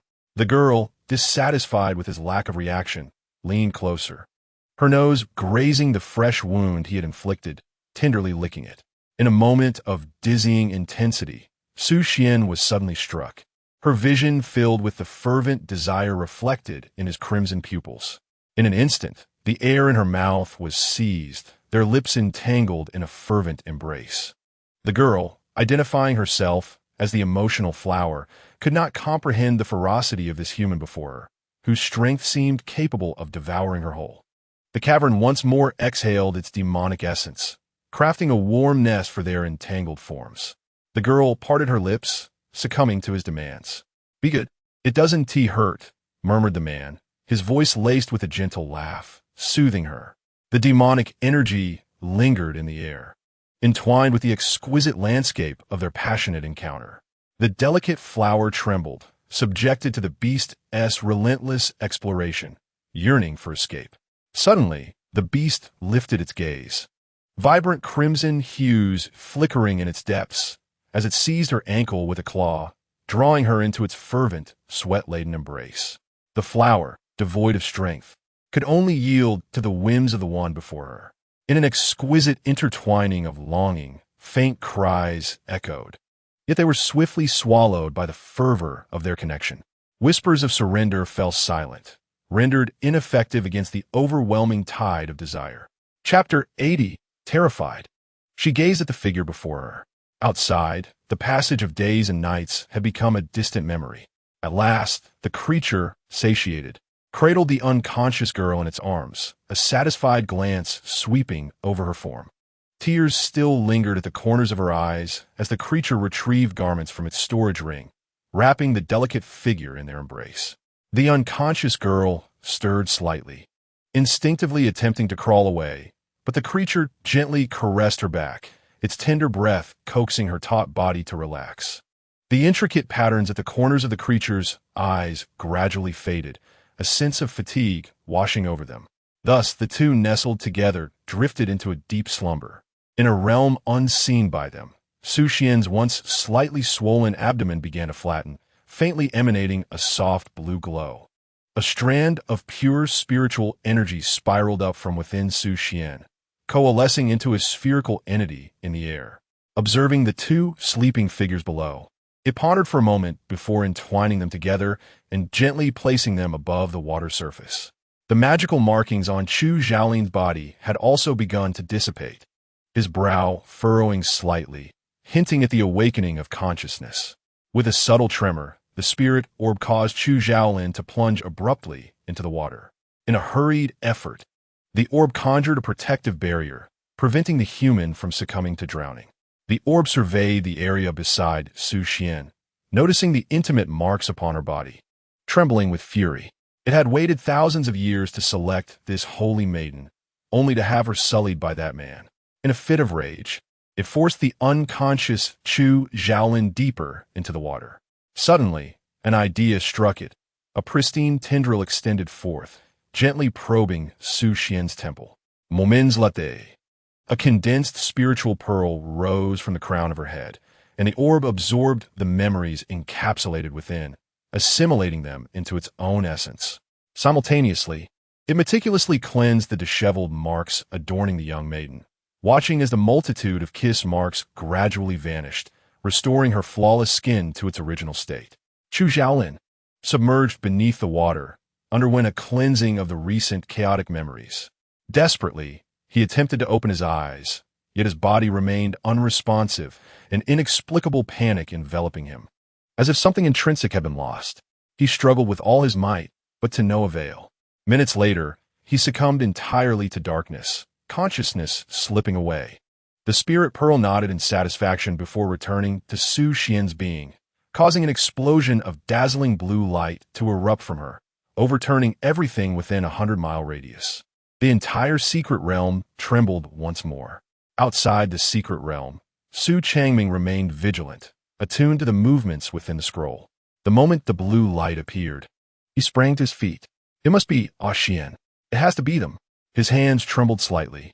Ever since the inexplicable surge of spiritual energy had erupted within the Kanglin's secret realm, the other disciples had emerged in disarray. Only his daughter remained inside. How could he not worry? The other elders, witnessing this, quickly formed seals, seizing the opportunity amidst the chaos of spiritual energy to force open a gap in a nearly closed Kanglin secret realm. Their spiritual senses instantly penetrated the realm, searching for any trace of life. Ling Chongfeng stood by, attempting to comfort the anxious parents of Su Xian. "I apologize, Master, for not taking better care of Xian." Ling Chongfeng clenched his fists in regret, acutely aware that it was Su Xian who had urged everyone to leave. Why had she not emerged with them? Cheat Ling Chun sighed, patting Ling Chongfeng's shoulder. "This matter does not rest upon your shoulders. There is no need for self-reproach. You have done remarkably well, at least preserving the lives of many disciples." Ling Chongfeng glanced around at the disciples, all of whom he had rescued in his previous ventures into the secret realm. Yet even so, he had failed to find a trace of Su Xian. Ling Changfeng stood in silence, his eyes lowered. Time passed, and eventually the scroll shattered entirely, revealing two figures materializing upon the dais. It was Su Xian and Chu Xiaolin. The two remained in a state of unconsciousness, with Su Xian adorned in the garments of Chu Xiaolin. Ling Changfeng furrowed his brows slightly, remaining silent. As Su Xian slowly opened her eyes, she instinctively raised her hand to shield herself from the blinding sunlight. The ornate architecture before her, with intricately carved beams and painted wood, unmistakably belonged to her chamber. Had she indeed emerged from the secret realm? Before she could ponder further, a sharp pain surged through her bones. Goodness, it hurt. Su Xian felt a dull ache radiating within her body, momentarily perplexed about her circumstances. What had transpired? After being abducted by the Baihu clan in the Kenglin secret realm and finding herself on the altar, she had lost consciousness. Gradually, she moved her sore arm. Perplexed. Had someone struck her? There were no visible wounds on her body. At that moment, a maid gently pushed the door open and, upon seeing Su Xian awake, exclaimed in delight, "Miss, you have finally awakened." Su Xian nodded as the maid carefully assisted her to sit up. The stabbing pain in her bones gradually subsided, leaving a lingering soreness. How did I return? Were there others who accompanied me? Su Xian inquired, as she could not recall her departure from the Kenglin secret realm, nor could she remember where Chu Xiaolin was. The maid's expression turned somber, a mix of concern and reproach as she replied, "You were pulled from the Kenglin secret realm by the elders, and Chu Gongzi was with you." Hearing that Chu Xiaolin had also emerged brought relief to Su Xian. What you may not know is that the secret realm suddenly closed a few days ago. Your prolonged absence caused great worry for the sect master and madam. You have been in a state of unconsciousness since your return. Today marks the third day. The maid brought a basin of clean water and began to gently wipe Su Xian's arm. Su Xian was taken aback. Had she truly been unconscious for such an extended period? Her mother must be terribly worried. I can only imagine the concern we felt, she murmured. Just then, the door creaked open, and Qi Ling Chun stepped in. Upon seeing her daughter, fully intact and awake, the tension within her eased. "Madam," the maid stepped aside to bow. "Mother," Su Xian gazed at her in a daze as Qi Ling Chun sat at the edge of the bed and slowly embraced her. "You foolish child, you nearly scared me to death." Qi Ling Chun's voice trembled uncontrollably. Heaven knew how anxious she had been over the past 3 days of Su Xian's unconsciousness, fearing her daughter might never awaken. "I'm sorry, mother." Su Xian could offer no explanation, as she too was unaware of what had transpired. Qi Ling Chun looked at her daughter's wrinkled little face and smiled softly. "It is enough that you have returned safely." They conversed for quite some time, and as the sun dipped low in the sky, Qi Ling Chun reluctantly took her leave. Su Xian rose and dressed herself. Suddenly recalling something, she called the maid over. "Have you seen Chu Xiaolin? How is he?" The maid pouted. "He is doing quite well. Chu Xiaolin awoke the following day and has been visiting you periodically." She glanced out at the sun.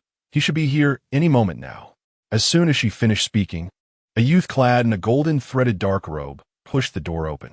Upon seeing Su Xian awake, he paused momentarily, his eyes lighting up with joy. "Senior sister." Su Xian's gaze met the fingertips of Chu Xiaolin, and an indistinct image flickered in her mind. In an instant, she trembled slightly, retreating a few steps and gazing fearfully at the person before her. Chapter 81. The White Fox. Chu Xiaolin observed the girl shrink back involuntarily, his steps faltering, and a shadow flickered in his eyes. "Senior sister?" Su Xian was pulled back to reality by his voice, her eyelashes quivering.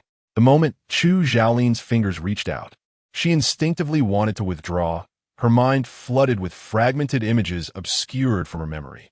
They were vague, only the sensation of fingers wandering over her skin, eliciting shivers and soft coaxing, that fleeting moment emerging only to vanish swiftly, like an illusion that materialized from thin air. Su Xian collected her thoughts and softly replied, "It's nothing," then changed the subject. "How is her injury?" Chu Xiaolin felt a tingling in his fingertips, an involuntary urge to pull the retreating girl back. Yet he restrained this impulse. I am much better, but you have been unconscious for quite a while. Do you feel any discomfort now? Su Xian gently shook her head as they sat at the table. Do you know how we managed to escape? Upon hearing this question, Chu Xiaolin's expression darkened, and he shook his head. My last memory is seeing you in the sacred grounds of the White Fox clan, after which I lost all recollection. Su Xian frowned slightly. Neither of them remembered how they had exited the Kanglin's secret realm. Then how did you find me? She inquired further, recalling only being treated as a sacrifice by the White Fox clan. Chu Xiaolin pondered briefly and replied softly, the floral array possesses a spirit. They guided me to the White Fox clan. It seemed the White Fox clan realized their wrongful act of abducting individuals and led me to you.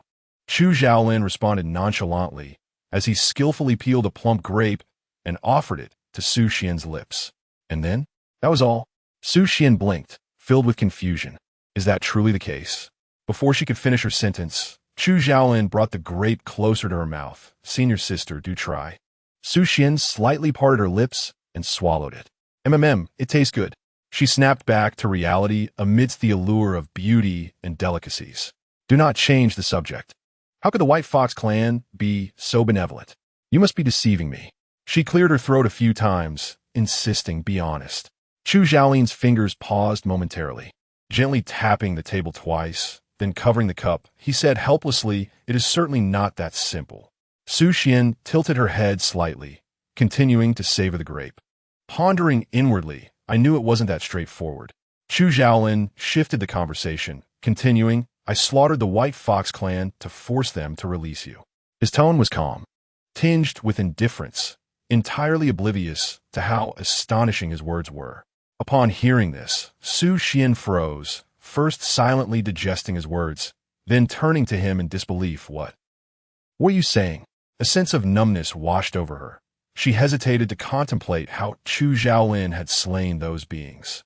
Although they were indeed not virtuous, it did not warrant the extermination of an entire clan. Su Xian instinctively hesitated to ponder the veracity of the statement, yet was suddenly reminded that the person before her was indeed the antagonist. A vague sense of bitterness stirred within her. Had her efforts to alter Chu Xiaolin's character been in vain? A soft chuckle reached her ears. Sister, you can't possibly believe that, can you? What? Su Xian lifted her downcast gaze, blinking in surprise. Chu Xiaolin traced the rim of his cup with a finger, a light laugh escaping his lips as he looked her way. I was merely jesting, sister. Rest assured, I would never engage in such behavior. The expression on Su Xian's face was too transparent to conceal, prompting Chu Xiaolin to stifle a few chuckles, as if recalling something amusing. The emotion she had just been cultivating dissipated in an instant, and she clicked her tongue in frustration. Since when had he become so adept at teasing? With a mildly reproachful glance, Su Xian took a sip of her tea, thinking that such jesting ought not to be repeated in the future. I was wrong. Will you forgive me, sister? Chu Xiaolin inched closer, his eyes veiling a depth of thoughts. Originally, he had intended to gauge her boundaries, but now, it seemed, the boy subtly raised an eyebrow, his mind racing with ideas. Observing the seemingly docile antagonist before her, Su Xian pondered briefly. She couldn't proclaim him entirely benevolent. Yet under her guidance, he at least possessed some moral compass. Such heinous acts, drenched in blood, seemed unlikely to befall him. Indeed, that is correct, she nodded slightly, affirming her thoughts. Then, Chu Xiaolin spoke again. I have brought a gift for you, sister. Will you forgive me this time? As soon as he finished speaking, he placed a storage ring on the table and waved his hand gently, causing a small, fluffy creature to materialize on the surface. I made a deal with the White Fox clan. They agreed to disclose your whereabouts in exchange for this little one, which I brought out of the Kanglin's secret realm. Su Xian was momentarily taken aback, lowering her gaze to scrutinize the small, glutinous creature. The white ball of fluff was startled by the sudden change in environment, wobbling as it stood, surveying its surroundings. Suddenly, its bright, innocent eyes landed on Su Xian, and with a joyful exclamation, it dashed towards her. Su Xian was taken aback. In the next moment, she felt a circle of soft, white fur encircle her neck, tickling her skin. The little creature nestled comfortably on her shoulder, purring contentedly. What is happening? Su Xian gasped, momentarily startled and instinctively wanting to swat the creature away. Yet, the pleasant sensation at her neck made her halt. Chu Xiaolin chuckled. "It's a cub from the White Fox clan. I'm glad you like it." Su Xian reached out to stroke the cub's head, its fur smooth as satin. An utterly delightful sensation. She found herself enchanted, gently pulling the creature down for a closer inspection. The small creature, realizing it was being lifted, opened its eyes wide, gazing pitifully at the human before it, flailing its short legs in a futile attempt to escape. It soon ceased its struggles when it sensed no threat from Su Xian, fixating its gaze upon her with unwavering innocence. Su Xian's heart was utterly enchanted by the small creature before her, instantly forgetting her earlier displeasure. With a hint of delight, she inquired, "Is this little thing a fox? Will it grow 9 tails? How adorable!" Her eyes sparkled as she gazed at Chu Xiaolin, brimming with uncontainable joy. The little fox, sensing the kindness emanating from her, relaxed its tense body and allowed her to stroke it. Chu Xiaolin, too, was infected by Su Xian's happiness. Offering a quiet smile without uttering a word, he discreetly rubbed his fingers behind him, ensuring that his sister would not discover the blood staining his hands. Chapter 82. The Way of Heaven. Su Xian nodded enthusiastically, the white fox gazing back at her with bright eyes as they played joyfully together. "Does it have a name?" she asked, caressing the little fox's tiny paws. Currently, it had only one tail, about the length of half her forearm, sitting obediently on the table. Chu Xiaolin observed them quietly and remarked, "Not yet. Sister, you may give a name." Resting her chin on her hand, Su Xian pondered the small creature on the table. The little fox seemed to understand, bowing slightly, as if to implore her for a pleasing name. Su Xian couldn't help but chuckle at its quirky charm. "How about calling you Tang Yuan?" she suggested, playfully tapping the fox's nose. The creature, entirely snow-white, soft and small, curled up like a large rice ball. "Naming you Tang Yuan seems quite fitting," she murmured softly. The little fox, seemingly comprehending, gently touched Su Xian's wrist, signifying its approval of the name. Su Xian smiled brightly, finding joy in the fox's understanding nature. She lifted it up and playfully took a deep breath, reveling in its cuteness. Chu Xiaolin's expression darkened. He had yet to enjoy such intimacy with Su Xian, only to have a fox steal the spotlight. His gaze turned serious as he looked at the blissfully unaware Su Xian, softly stating, "Sister, it's getting late. I must take my leave." Su Xian, with a playful smile, responded, "Is that so? Then be sure to rest well." She resumed her playful antics with the little creature. Chu Xiaolin felt a twinge of jealousy as his eyes unconsciously drifted toward Tang Yuan, his meaning unmistakable. Su Xian scooped the fox up, gazing at him with pleading eyes. "Could you bear to take it away?" Tang Yuan cooperatively lay on her arm, looking up at him with big, watery eyes. Chu Xiaolin, both amused and exasperated, could not bring himself to be harsh with Su Xian. He waved his hand in farewell and departed. Meanwhile, Su Xian continued her joyful play with Tang Yuan when suddenly, the system in her mind interjected unexpectedly.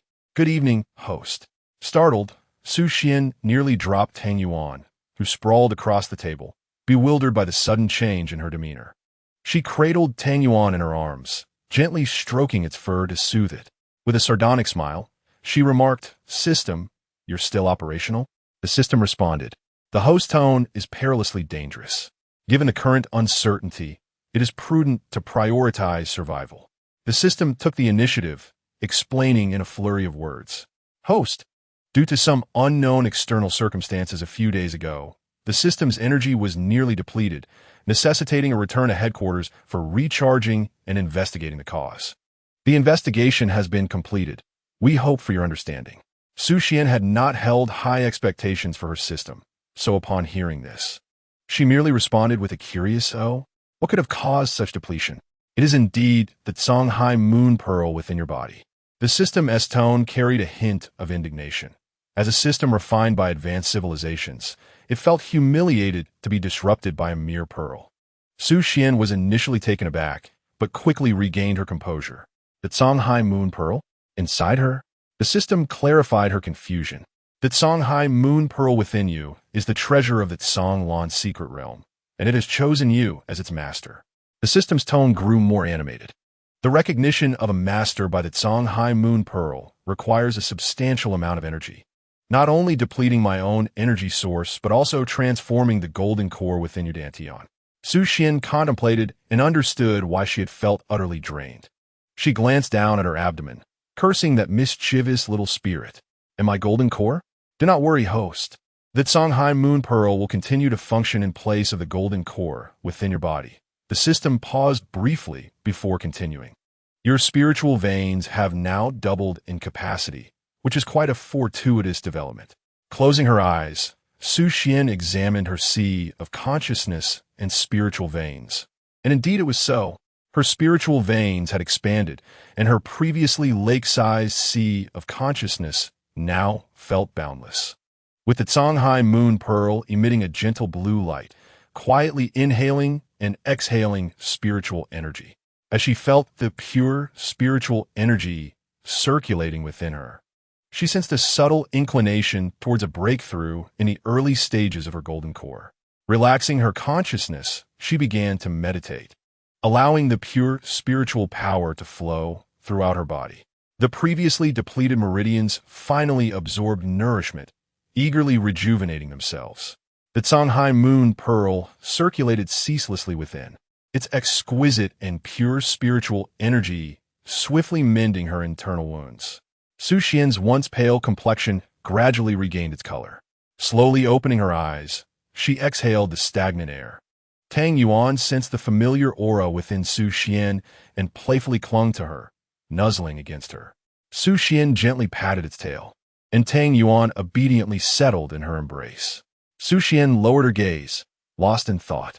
What purpose did the Songhai Moon Pearl serve? Why did the system insist on her obtaining it with all her might? In her mind, she voiced her question, and, after a moment of contemplation, the system replied, "It is the will of the heavenly Tao that I guide you thus. It deems you a person of destiny. When the time comes, you will understand the significance of the Songhai Moon Pearl." The heavenly Tao? Indeed, the system had always collaborated with the heavenly Tao. This was undeniable. They had jointly initiated the time reversal that led to the current reality. The heavenly Tao was well aware of their actions. Su Xian listened to the system's response in silence, her gaze fixed on the teacup. The tranquil surface of the water was curiously observed by Tang Yuan, creating gentle ripples, while the tea leaves below swirled softly, resting at the bottom. Su Xian's thoughts sank along with them. She quietly picked up her teacup and took a sip. Was the Tao truly reliable? This question lingered in Su Xian's heart, unspoken to anyone, including the system. Since the conclusion of the Kanglin's secret realm, everything seemed to fall into a lull, enveloped in serenity. Zhou Ruoshui had not sought to trouble Su Xian again, silently continuing her cultivation within the Tianxian sect. A departure from her previous demeanor, Ling Chongfeng would occasionally visit Su Xian for light conversation, and as the day faded, he would sometimes appear to wish to say something. Yet ultimately, he would just shake his head with a wry smile and depart alone. Although Shui Yin and Hu Yinxiao did not procure treasures in the Kanglin secret realm, the Tianxian sect treated them generously, forging a profound friendship with Su Xian before returning to their respective families in the South Sea and the Western regions. Chu Zhaolin and Su Xian would sometimes descend the mountain together to vanquish demons, but more often they would practice swordplay, savor tea, and engage in chess in the rear courtyard. Such peaceful days, tranquil and delightful, passed by swiftly, marking the passage of 5 years. Chapter 83. 5 years later, as spring gave way to autumn, it had already been 5 years since Su Xian was reborn in this otherworldly realm. Memories of the cultivation world gradually filled her mind, and she was nearly on the verge of forgetting that she was originally not from this world. Su Xuan Saith, reflecting on how swiftly time had flown. Yet, this was not the most significant aspect. Subtle changes startled her. Her current appearance bore an uncanny resemblance to her past life. When she first arrived at the Tianxian sect, her original self had an 80% likeness to Su Xian, especially in the eyes, which mirrored her modern self, though other features displayed slight differences. Now, however, as she gazed into the bronze mirror, she exclaimed in exaggerated disbelief. This was indeed her own face. At that moment, Su Xian sat before the bronze mirror, staring at her expressionless reflection. After 5 years of growth, her once youthful features had fully matured. Her phoenix eyes sparkled. Her brows arched like ink, her lips slightly parted, and her hairpin, simple yet elegant, was adorned with golden threads intricately forming several peach blossoms, accentuating her fair complexion, embodying the essence of a striking beauty. Yet, this beauty flung herself onto the bed, rolling into a ball, exclaiming, "Being a salted fish brings such joy. Please do not be complacent, host." Su Xian sat up, bringing her palms together. "System, that is not how you should phrase it. Have you assigned me any tasks in these years? No. Is there any urgent situation requiring my attention? No. Is the villainess darkening value steadily declining? Now reaching a safe level? Yes." Su Xian blinked, her raven-like lashes fluttering, her expression sincere. "Since there is nothing. Is it wrong for me to be a salted fish? No."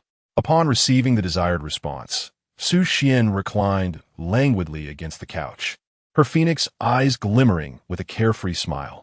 It was hardly her fault. Without any tasks at hand, how could one expect a worker to take the initiative? The system fell silent, but after a moment of contemplation, it could only express its impotent fury with a cybernetic sigh. Su Xian shrugged, rising to open the door. A maid was waiting outside, and, upon seeing Su Xian, performed a respectful curtsy. "Miss, here are the supplements sent by young Master Ling. This is a trinket from Miss Shui, and there's also a letter from the young master of the Hu family, expressing a desire to explore several intriguing secret realms with you." Su Xian waved her hand slightly, prompting the maid to cease her chatter, her gaze fixed on Su Xian. Over the past 5 years, the young lady had formed numerous close friendships, often receiving rare treasures or curious trinkets from secret realms. Moreover, ever since it became apparent that Su Xian, despite her cool demeanor, possessed a warm heart without a hint of arrogance, ordinary disciples found joy in her company. She would often accompany them on their leisurely escapades, even leading them to stealthily escape the confines of the city, endearing her further to them. The maid, with a sudden thought, smiled subtly, her curiosity piqued as she softly inquired, "Miss, which letter do you plan to respond to today?" Su Xuan, glancing at the maid's inquisitive expression, playfully tapped her nose. "Your mistress does not wish to reply to any of them." The maid stifled a giggle, clearly unconvinced, for she knew that Su Xian's heart was tender. Despite her tough exterior, she would meticulously read and respond to each letter. The maid placed a stack of letters on the writing desk, organized the hairpin and treasures that had been sent, and after offering a few reminders, departed. Su Xian sat at the table, observing the pile of jewelry in the box, raising an eyebrow as she reached for the letter from Ling Changfeng. As the foremost disciple of the Tianxian sect, Ling had been away on trials for at least 6 months, and it had been over a month since his expected return. The letter contained nothing but warm greetings, perfectly embodying a brother's concern for his sister. As Su Xian perused the letter, she poised her pen to reply, only to hesitate. In truth, her earlier assertion was not entirely erroneous. She genuinely did not wish to respond to these letters. It was not out of inconvenience, but rather, the narrative had veered so drastically off course. Could it be corrected? Su Xian murmured softly, lamenting how the male protagonist, who was originally meant to revolve around the female lead, now frequently sought her presence for trivial matters, while the romantic subplot had become utterly chaotic. When the male and female leads met, it could not be described as animosity. Yet even Su Xian, despite her nonchalant demeanor, could perceive the estrangement in their gazes, as if they were strangers, an unsettling realization that even their mother could not recognize them anymore. Zhou Ruoxie, once the favored darling of fate, had inexplicably requested to venture into the world for training, disappearing for 5 years without a word, returning only occasionally, and always in a subdued manner, like a mere backdrop. Meanwhile, Su Xuan, who was supposed to be the villainous foil, merely took a few clandestine trips down the mountain and was now surrounded by the sect's members, eagerly requesting that she bring back more unusual items next time. It was truly bizarre. Su Xian sighed deeply, resting her chin on her wrist, her pen hesitating to touch the paper. According to the original storyline, Ling Changfeng's romantic trajectory had already collapsed, and Chu Xiaoling's attitude towards Zhou Ruoshui was erratic. Yet his current disposition was devoid of desire, ensuring he would not tread the path of the past. There is also Xiaoyan. It has been quite some time since I last saw him. I wonder how the relationship between Zhou Ruoshui and him is progressing. As the sun dipped below the horizon, Su Xian meticulously reviewed their replies and carefully crafted her responses. After stretching her limbs, she resolved to prepare a meal.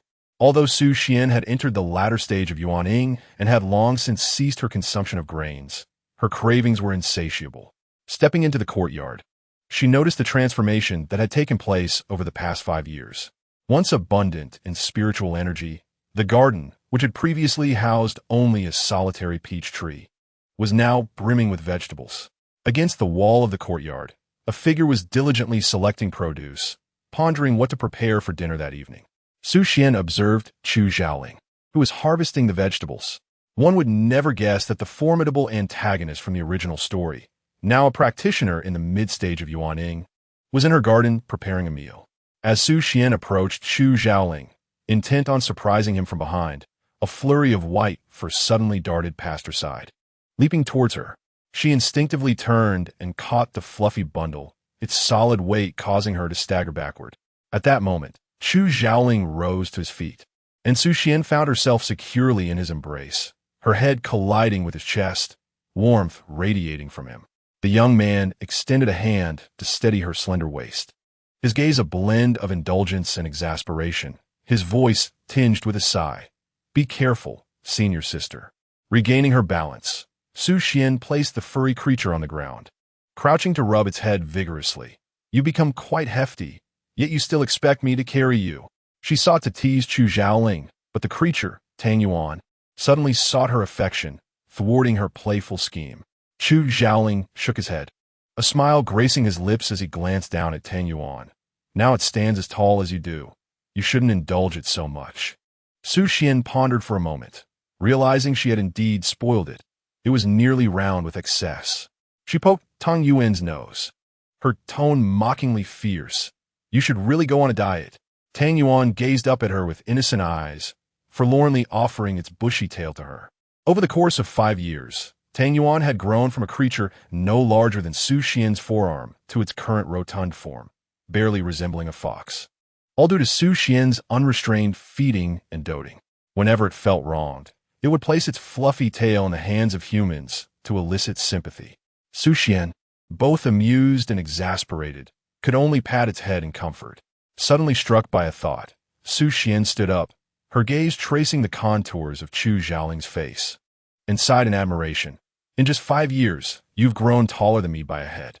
The young man before her had shed the naivety of their first encounter. His features, once marked by youthful charm, had deepened into a more profound allure. In the past, Chu Xiaoling had occasionally been mistaken for a girl, but now, his tall stature and mature aura unmistakably declared him a handsome man. Remembering the sensation of leaning against his chest moments ago, she noted the strength and vitality of his muscular frame, wondering what sustenance had contributed to his impressive growth. Chu Xiaolin smiled helplessly, "Senior sister." Su Xian waved her hand, and beside her, the vegetable patch showcased the fresh produce that Chu Xiaolin had just harvested. "Let's go eat." Chu Xiaolin nodded, tidied up his water jug and sickle, and followed Su Xian into the house. Tang Yuan realized it was time for his meal as well, and obediently seated himself at the table, awaiting his food in silence. Before long, Chu Xiaolin had prepared a delicious feast in the kitchen, presenting the exquisite dishes on the table. Su Xian, meanwhile, was glancing around the kitchen. Ever since the last mishap when she nearly caused an explosion while cooking, Chu Xiaolin had prohibited her from touching the stove again. With a soft sigh, Su Xian thought, "It's all right. Having ready-made food to enjoy is quite nice." Not long after, the two finished their meal. Su Xian, feeling content, stepped into the courtyard where the moonlight shone brightly, casting shadows of the trees all around. Chu Xiaolin entered the courtyard with a jar of wine, placing it on the stone table at the center. Su Xian sat beside him, admiring the peach blossoms illuminated by the lanterns, vibrant and passionate in their bloom. Turning his head slightly, Chu Xiaolin smiled gently and asked, "Does senior sister have any worries?" Su Xian was momentarily taken aback, then allowed herself to lean against his shoulder. Her little one was indeed perceptive. He could detect even the slightest change in her demeanor. She did have concerns. Earlier in the day, she had inquired with the system, which revealed that Chu Xiaolin's darkening value had dropped to 30. Once it fell to 20, it would signify the completion of her task and inevitably her departure. Over the years, the heavenly Xian sect had treated her well, and she had genuinely come to regard Su Changming and Shi Lingchun as maternal figures. Lowering her gaze, Su Xian reflected on the fact that all of this was stolen. She had not forgotten that she was not originally from this world. Yet, she had become too enamored with this warmth. And then there was Chu Xiaolin. Su Xian quietly observed the contours of his face. Over the span of 5 years, he had transformed from a pitiable boy into a strikingly handsome man. The mere thought of leaving caused her heart to ache. She was not oblivious to the nature of her feelings. She simply preferred not to dwell on them. Love was the most complex of emotions, and who in this world could articulate it clearly? Moreover, she would inevitably have to depart. Shaking her head, she raised her eyes to the moon above and softly replied, "I just do not know what to do." She felt a wavering sense of uncertainty, but she could not yield. She was, after all, a thief who had stolen another's life. How could she dare to wish for continuity? Su Xian unearthed the pear blossom brew they had buried beneath the tree 5 years prior, a treasure she and Chu Xiaolin had hidden together. As the wine flowed down her throat, it was not overly sharp. A subtle, lingering flavor danced on her palate. With each sip, Su Xian consumed it eagerly. And before long, a third of the jar was gone. She blinked at him and asked, "Why aren't you drinking?" A slightly muffled voice emerged. Chu Xiaolin remained silent for a moment before finally lifting his cup. "All right, I shall drink." As the pear blossom brew touched his lips, his gaze remained fixed intently on Su Xian, his eyes clouded with ambiguity. Observing him partake in the drink brought her an inexplicable sense of accomplishment, and she couldn't help but smile. Chu Xiaolin watched as she continued to down the wine, a faint blush appearing on her cheeks, her wavering gaze betraying her intoxication. He, who should have dissuaded Su Xian, gently tapped the surface of the table with his fingertips, ultimately choosing silence. He harbored a hint of selfishness. Compared to the sober Su Xian, the inebriated version seemed to draw him closer. Before long, the blush on Su Xian's face deepened, her head bobbing slightly as she sought something to lean against.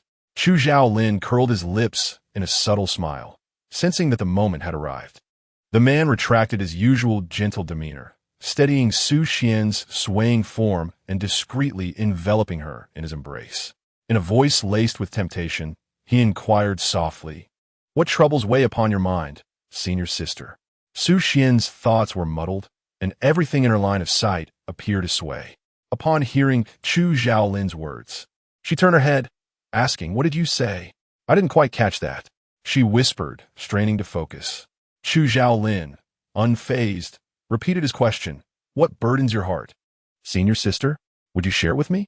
This time, Su Xian understood, relaxing as she leaned against him. Having consumed alcohol, she felt an overwhelming urge to vent. As someone who had long been alone in this foreign land, she bore an unspeakable secret that was truly vexing. She gazed at the solitary moon in the sky, mirroring her own solitude. I cannot continue like this," she lamented. Chu Xiaolin's fingers, which had been resting on her shoulder, momentarily stilled before gradually tightening. "What do you mean, senior sister? I am but a thief. These things do not belong to me. Yet I—" Su Xian's words, muddled by the effects of alcohol, lacked coherence, rendering her thoughts indistinguishable.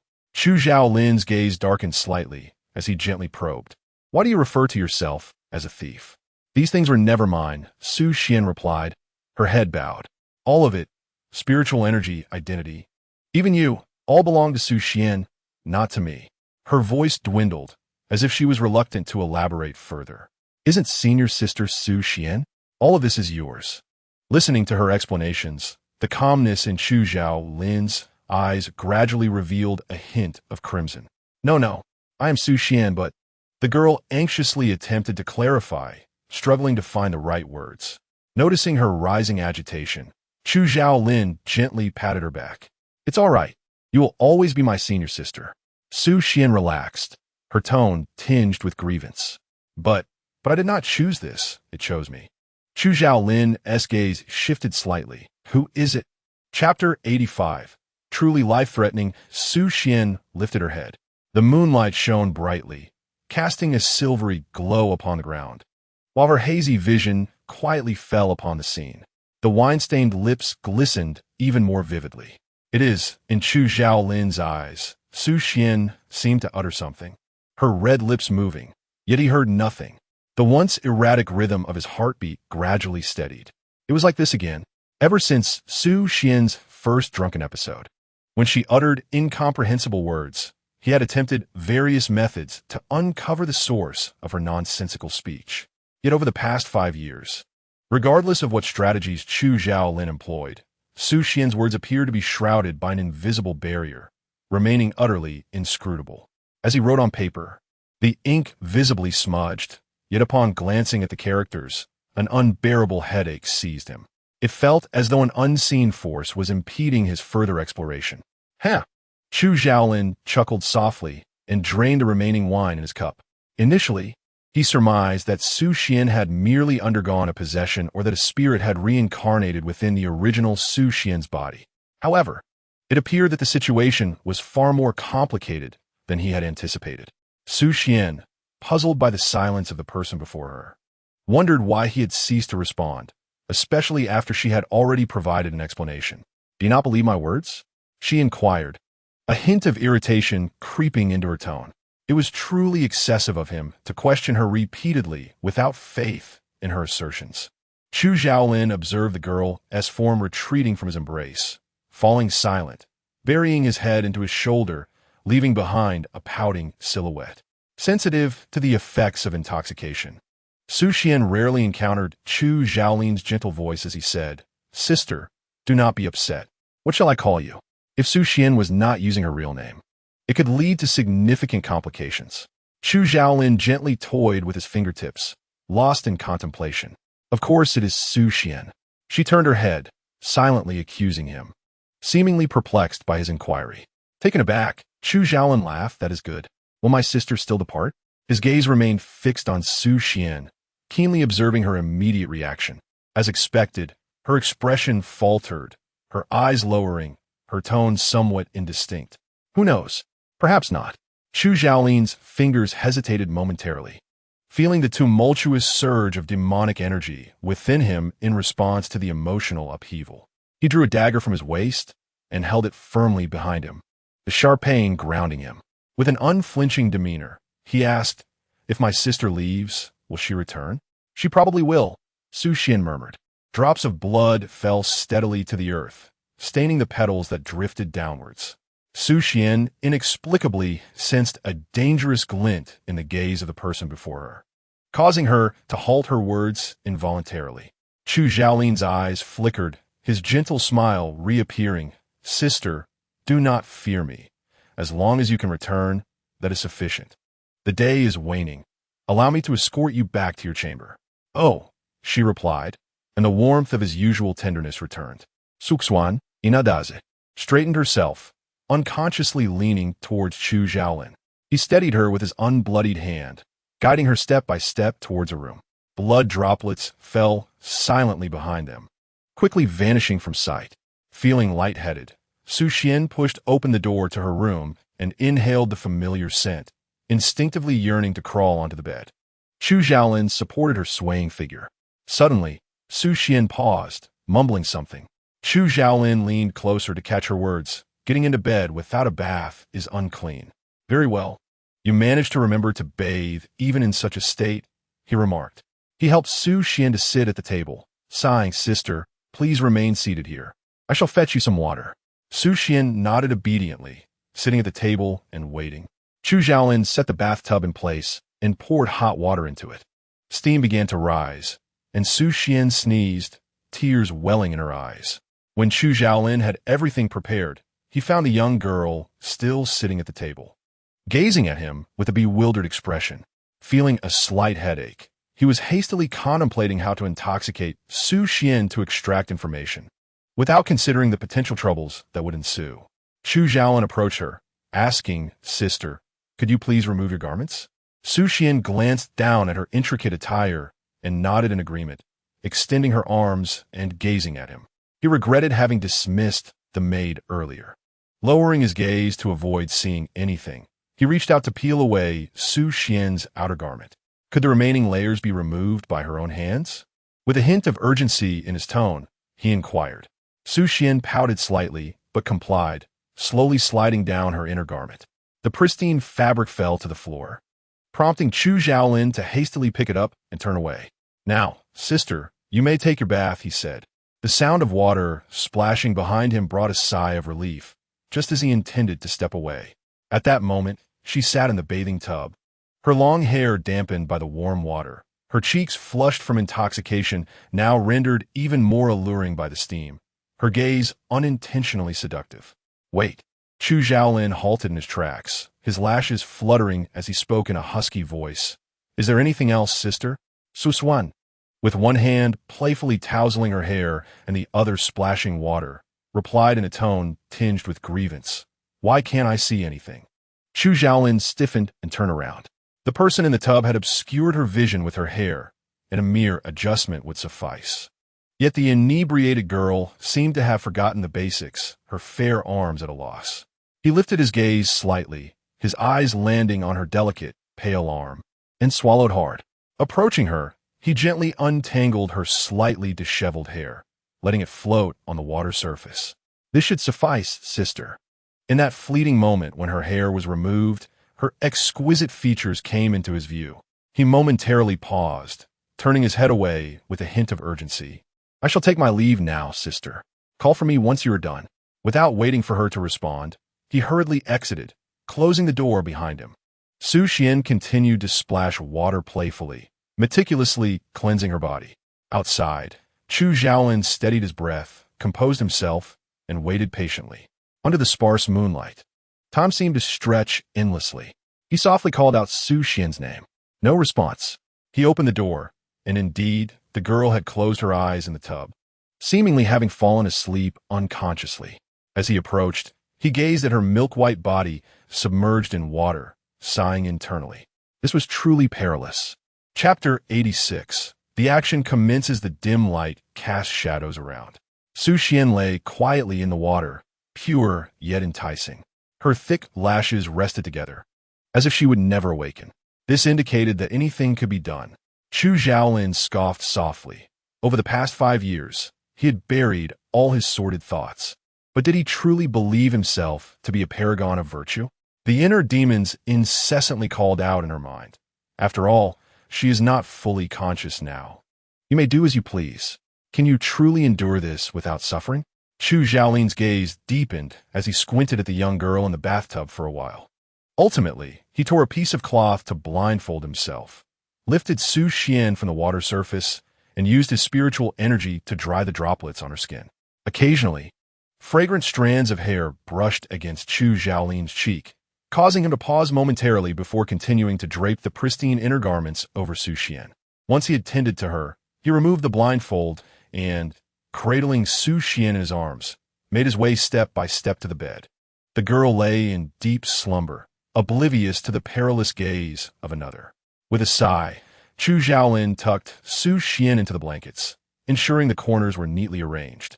Gazing at her serene sleeping face, he turned his head, the veins on his hand standing out. In the stillness of the night, he left behind a gentle yet restrained kiss. The following day, Su Xian's eyelashes fluttered, gradually opening her eyes, only to be met with a sharp, needle-like pain at her temples. She sat up slowly, waiting for the pain to subside. As she surveyed the familiar decor surrounding her, realization dawned. This was her room. How did she return last night? As Su Xian pondered, she found her memory of the evening after drinking to be a blank slate. A sense of heaviness settled in her heart. Had she truly blacked out? In her previous life, while her tolerance for alcohol was not particularly high, she had never experienced such a phenomenon.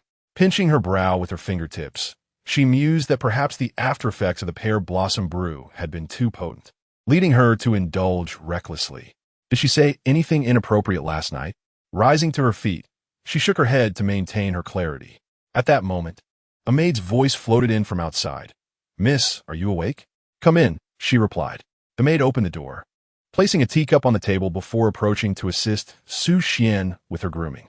While arranging her hair into an elegant updo, the maid remarked, "Young Master Chu instructed me to bring you some pear blossom soup, which has certain properties that help alleviate intoxication. Please remember to drink it." Su Xian raised an eyebrow in surprise. "When did Chu Zhaolin inform you of this?" The maid answered, "Last night, after young Master Chu helped you into the room. He instructed me and then allowed me to withdraw." Su Xian nodded slowly, realizing that it was indeed Chu Zhaolin who had escorted her back to her chamber. "By the way, Mother wishes for you to attend a meeting in the front hall this afternoon." Su Xian paused momentarily, her fingers lingering on the rim of the cup before she brought the pear blossom soup to her lips, nodding in acknowledgement. "I have located the whereabouts of that man in black from 5 years ago." A thunderclap in the still air. And as Su Xian and Chu Zhaolin stood before Qi Lingchun, they heard this declaration. Over the past 5 years, no matter the methods employed by the Tianxian sect, the man in black from Langfeng City had seemed to vanish without a trace. Su Xian couldn't help but wonder if she had been overly concerned. Yet now, Qi Lingchun had indeed discovered the man's whereabouts. Noticing their astonished expressions, Qi Lingchun sighed, her demeanor turning grave. "This time, we must not only investigate the man's location, but also attend to another matter." "Please, speak, mother." Qi Lingchun set down her teacup, her tone commanding. "The man in black employs exceedingly ruthless methods, turning every inhabitant of an entire village into living corpses, only to subsequently slaughter them all." Qi Lingchun picked up a ledger nearby. "This contains the information about that village. You are to investigate what has led to these occurrences and ascertain if there are any survivors left in the village." Her gaze was sharp, also inquiring about the whereabouts of the man in black. Such a vicious individual must not be allowed to roam freely in the realm of cultivation. The two responded in unison, yes. As Su Xian and Chu Zhaolin departed from the main hall, Su Xian's expression turned grave. The reason was simple. After many days of absence, the system had suddenly reappeared, clanging noisily. "Host, anomalous energy fluctuations detected."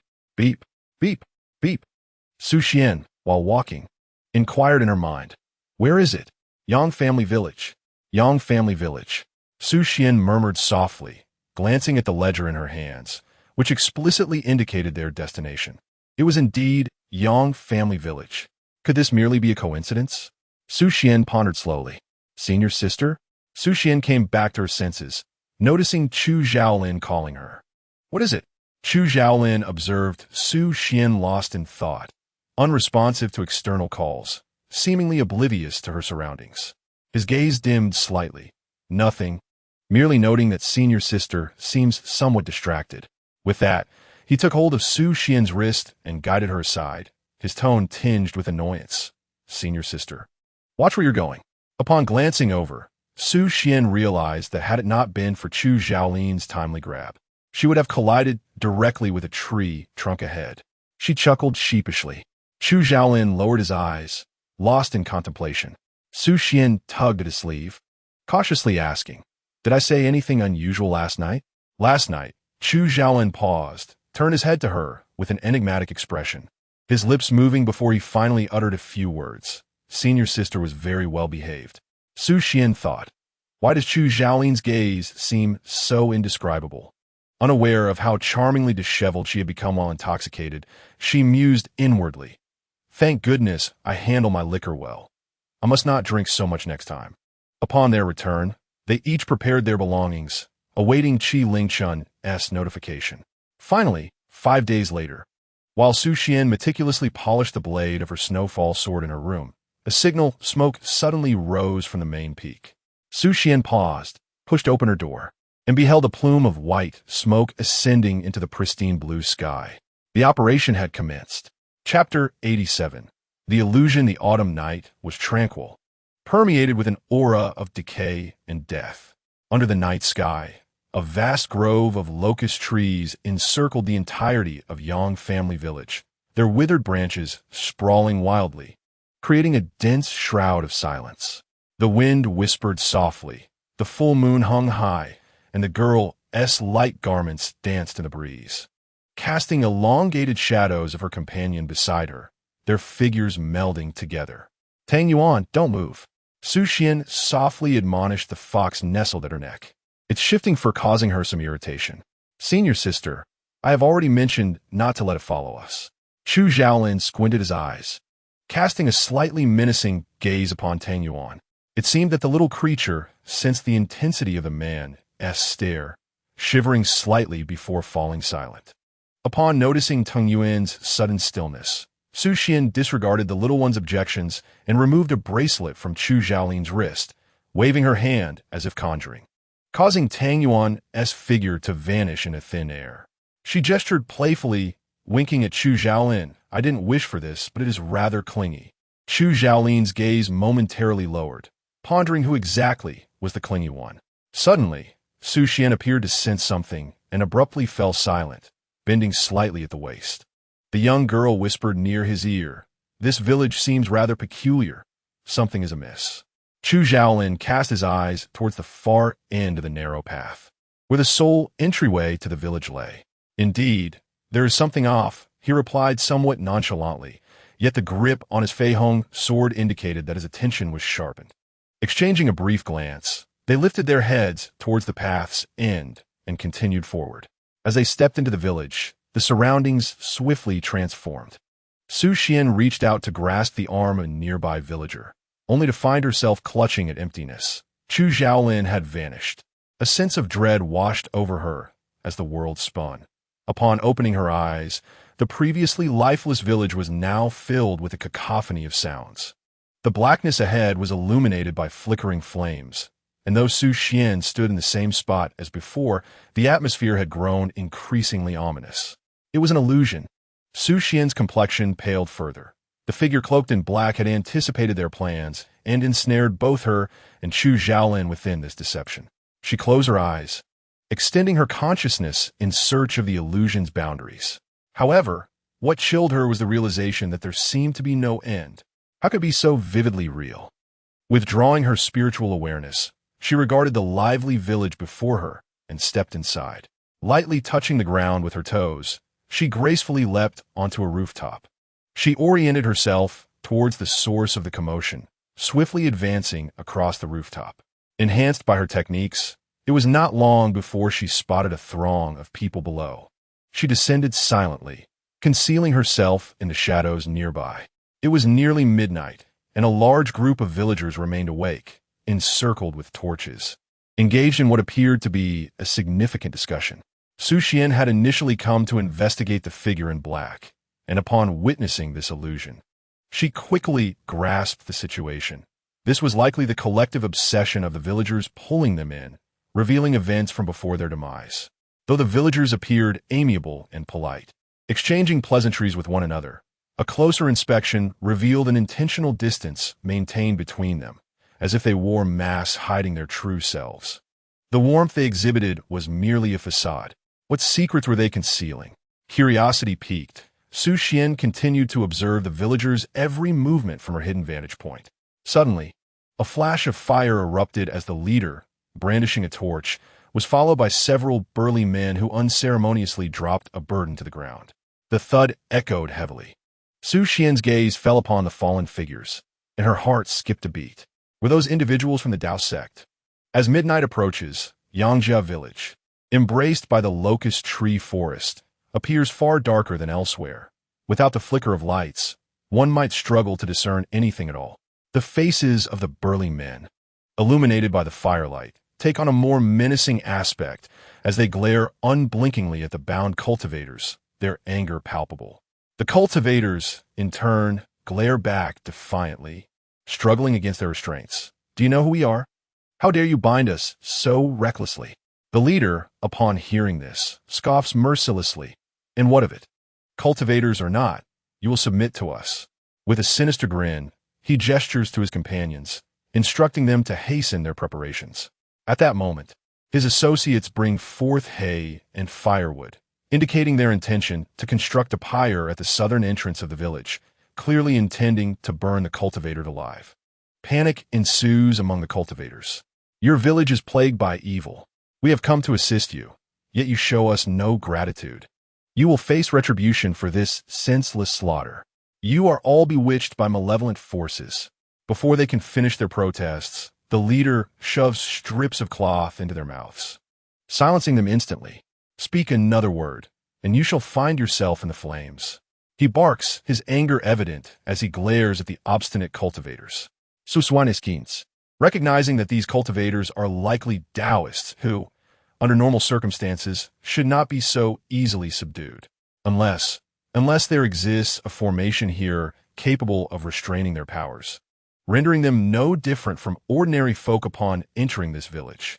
Su Xian remains silent, keenly observing the villagers' every action. The villagers, dispassionate towards the cultivators' cries for mercy, watch their struggles with a sense of amusement, as if they were mere clowns in a farcical performance. As the cultivators realize that these villagers genuinely intend to kill them, their initial bravado dissipates, giving way to pleas for mercy. The leader bursts into laughter, utterly indifferent to the lives at stake before him. As the pyre takes shape, the flames lick higher, the crackling of burning wood quickens the cultivators' hearts, and the sporadic sparks tease their nerves. Bound and desperate, the cultivators begin to curse. You ignorant villagers will surely bring doom upon yourselves. The entity you worship is a man-eater. You are all demons. Demons. The leader, enraged by such slander against their faith, halts the one poised to throw the torch, his voice thunderous. To burn you is too merciful. I shall chop you into pieces to feed to the dogs. The cultivators, momentarily stunned, realize they have bought themselves a brief reprieve and begin to relax. The leader, with a crooked grin, warns them, do not think for a moment that I am unaware of your schemes. Enjoy your remaining days. With a wave of his hand, he commands, take them to the forbidden grounds.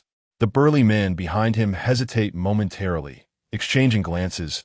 Villager, is this truly wise? The forbidden grounds are not for just anyone to enter. The village chief cast a cold glance, reprimanding. Am I the village chief, or are you? The one who had spoken moments earlier abruptly ceased, cold sweat trickling down his brow as he took a step back. I was presumptuous, chief.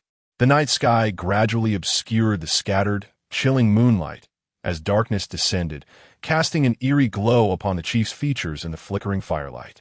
I shall let them truly taste the bitterness of being unable to live or die. Chapter 88. The village chief, the ropes binding the several cultivators were tightened once more, and they, along with all their belongings, were hoisted away.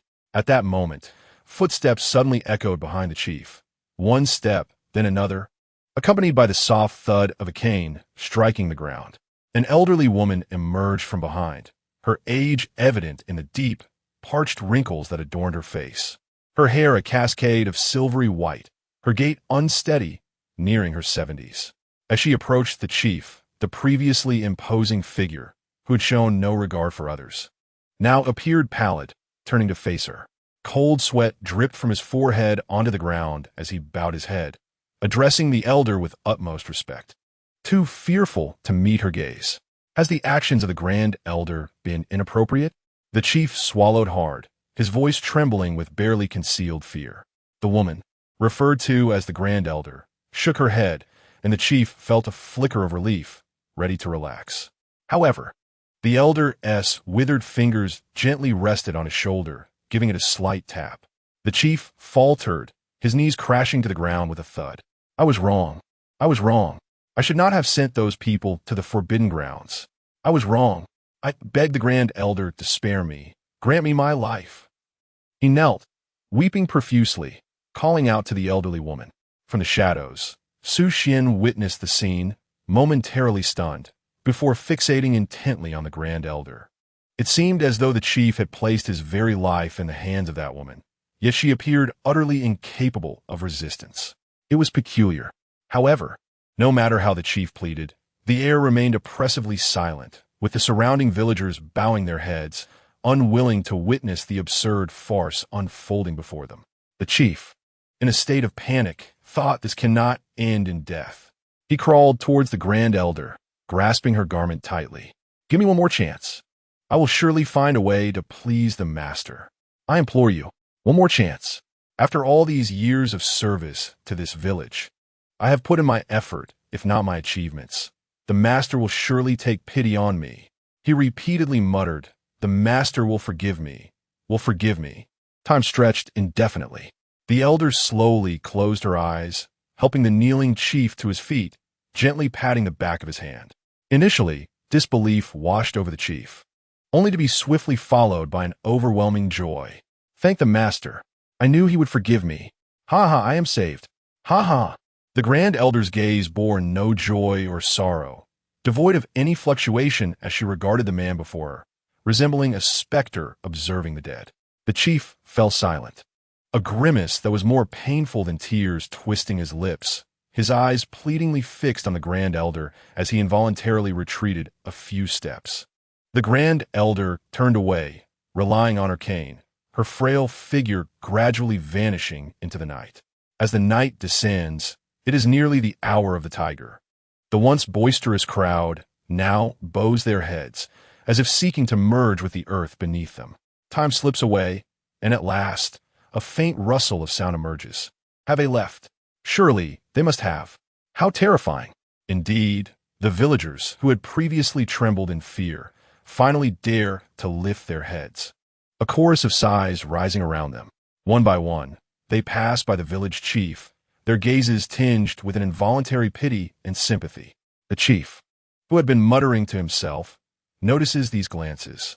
The man who had just moments ago been as frightened as a quail instantly regains his fierce demeanor. What are you looking at? What kind of gaze is that? Do you think you are worthy to look at me? The master has answered me. I am the fortunate one. His face contorts with anger, his eyes ablaze with fervor as he fixates on a certain spot within the village. The villagers, startled by his words, quickly retreat 10 paces away, gradually making their way home. The distant murmurs fade, becoming indistinct in the wind. Who dares to call him fortunate? One might wonder. Who knows if he will survive the night? The gentle breeze rustles through the darkening sky, and the crowd disperses, leaving the once brightly lit village entrance shrouded once again in darkness. Silence reigns. Su Xian steps forward, observing the absurdity of the scene that has just unfolded. A myriad of questions swirling in her mind. Who was that old woman? Where has the cultivator gone? What is this master? One question after another arises within her, and after a moment's contemplation, she races towards the heart of the village.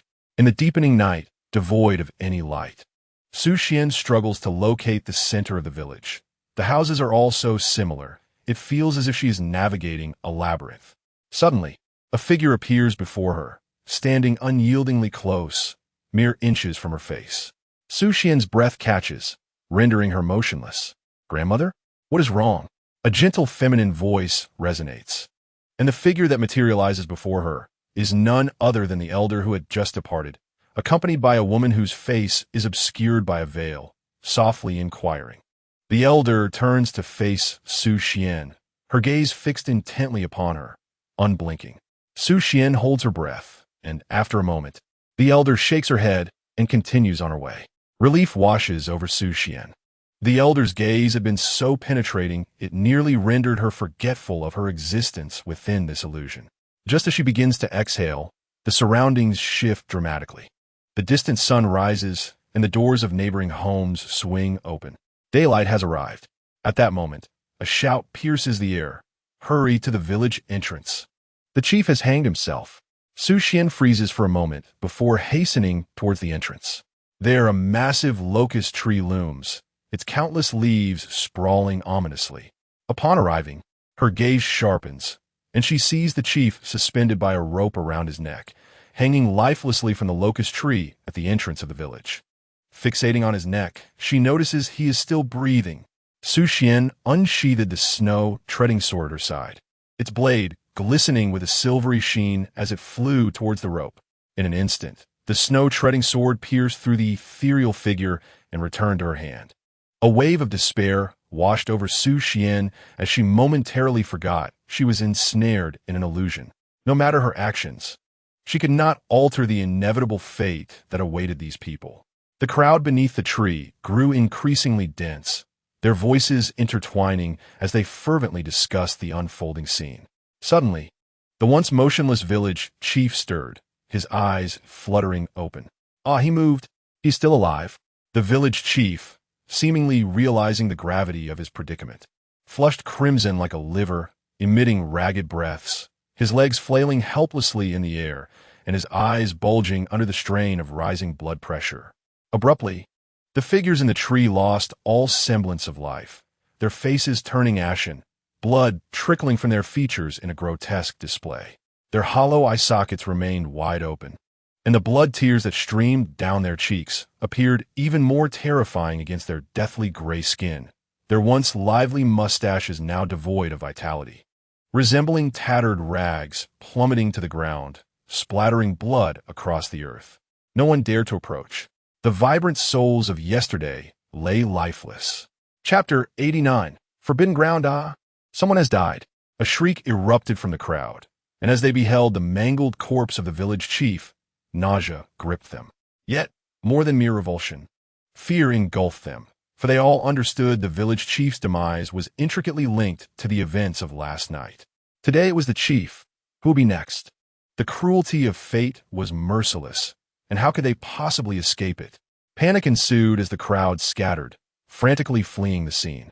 Once warm and hospitable, the villagers now tore away their aids, recoiling from any hint of contamination, unwilling to approach the corpse even by a fraction. Su Xian's hand, which hung at her waist, trembled slightly as she observed the chaos surrounding her, remaining silent. The crowd dispersed swiftly and cleanly. The once harmonious village was now shuttered, doors tightly closed, and the streets deserted, no one daring to emerge. Su Xian took a measured step down the street, scrutinizing the layout around her, which bore no distinction from a typical town. What secrets lay hidden within this village? After a moment of contemplation, she ventured toward the heart of the village. With daylight illuminating her path, she now understood the peculiarities that had eluded her the night before. The center of the village was, in fact, a labyrinth. Before her stood identical houses, each a mirror of the other. A moment's distraction could lead one astray. Following a narrow path, Su Xian entered among the closely knit houses, their beams intertwining like overlapping petals, guarding something at the center. No wonder she had been unable to find an exit last night. The convoluted structure was indeed a challenge for any outsider. As she silently criticized her surroundings, she deftly navigated several intersections until she finally arrived at her destination. Before her lay the so-called forbidden area of the village chief, which was not at all as she had imagined. It appeared just like any of the other houses, indistinguishable upon casual observation, easily overlooked if one did not scrutinize it closely. Su Xian sensed an unusual aura emanating from within, even in this illusion. The sinister and dark energy penetrated deeply into her bones. She gently pushed the door open and gazed ahead. Although the exterior resembled that of an ordinary household, the interior was vastly different. Carved beams and painted pillars, clear pools reflecting lotus flowers, and boundless hues of spring resided within this garden. It was as enchanting as a celestial realm. A fleeting thought of absurdity crossed her mind. Is this truly the forbidden place the village chief spoke of? She took 2 steps back, and just as she exited the door, a heavy aura of darkness enveloped her, emanating from within the garden. Yet, the scene of eternal spring within was so captivating that one could easily become ensnared, unable to extricate themselves. The melodious chirping of birds, the fragrance of blooming flowers, and sunlight cascading upon the eaves, accompanied by clusters of wind chimes gently swaying, producing delicate sounds. Su Xian bit her tongue, unable to suppress a low curse, another illusion. The spectacle before her was undoubtedly not real. With a solemn expression, Su Xian observed each flower and tree with an impassive demeanor. A sense of trepidation arose within her. The ability for illusions to overlap was indeed unprecedented. However, she refrained from acting recklessly, choosing instead to remain still, awaiting a transformation in the scenery. As expected, standing motionless on the steps, after an indeterminate passage of time, the ethereal vision before her gradually faded, and the small courtyard reverted to its original form.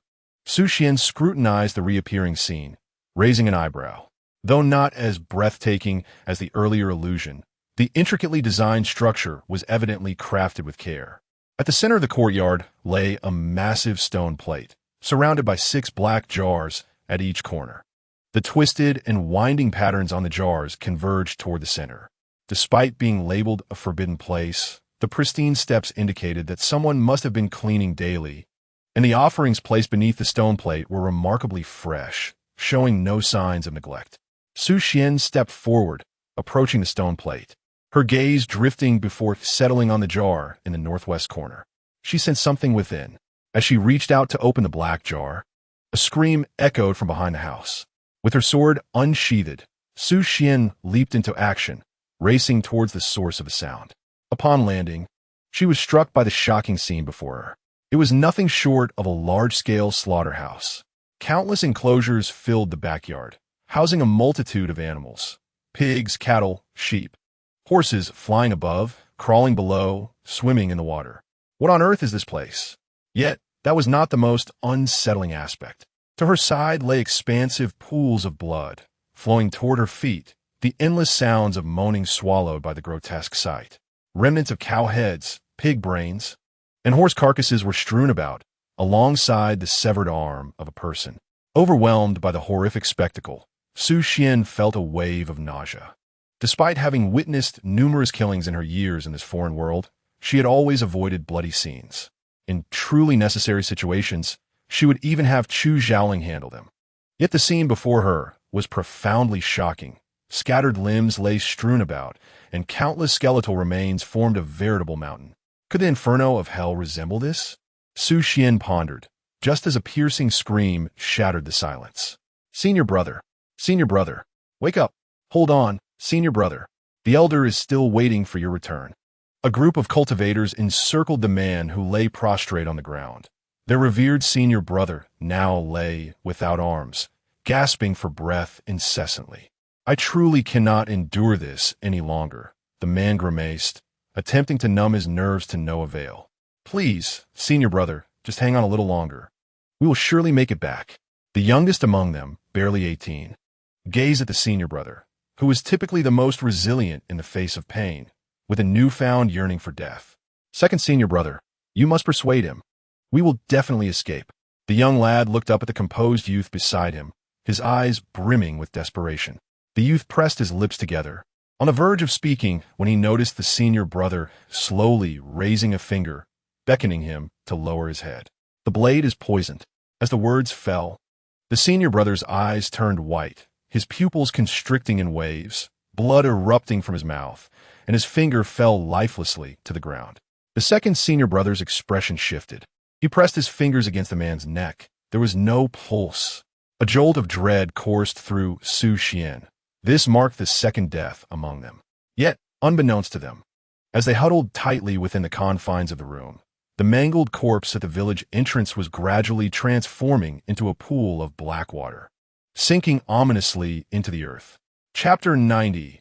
Orchid fragrance, gentle sunlight cascaded upon the altar, yet not a single soul present felt its warmth. An overwhelming chill and silence enveloped the cultivators, suffocating them. Had the senior brother truly departed? The youngest cultivator's voice quivered, his eyes unwittingly brimming with tears. He dared not shake the figure lying before him as he usually would, yet he hoped fervently that his senior brother had merely succumbed to slumber. The youth on the ground remained silent, acutely aware of the growing coldness of the body in his arms, his fingers trembling slightly. The man likely endured excruciating torment in his final moments, unable to close his eyes even in death. Senior brother, he spoke with a tone laden with sorrow. Striving to steady his voice, senior brother has simply ascended to immortality ahead of us. He watches over us from the heavens. The youth gradually articulated, endeavoring to maintain his composure, though the sorrow in his reddened eyes threatened to overflow. He lowered his gaze, gathering his thoughts. Being the eldest among them, he knew he could not falter. Gently, he laid the senior brother's body flat, softly closing those once vibrant eyes. He tore a piece of fabric from beneath him, draping the cloud-patterned robe over the departed for his final farewell. The remaining disciples straightened up, forming a line. May our senior brother find peace in the heavens. and may he never again suffer such torment in the next life. A barely audible sob echoed as several young men shed tears. I shall avenge our senior brother. The youngest disciple reminisced about the days filled with happiness and carefree joy, when the senior brother would always take the blame for his misdeeds.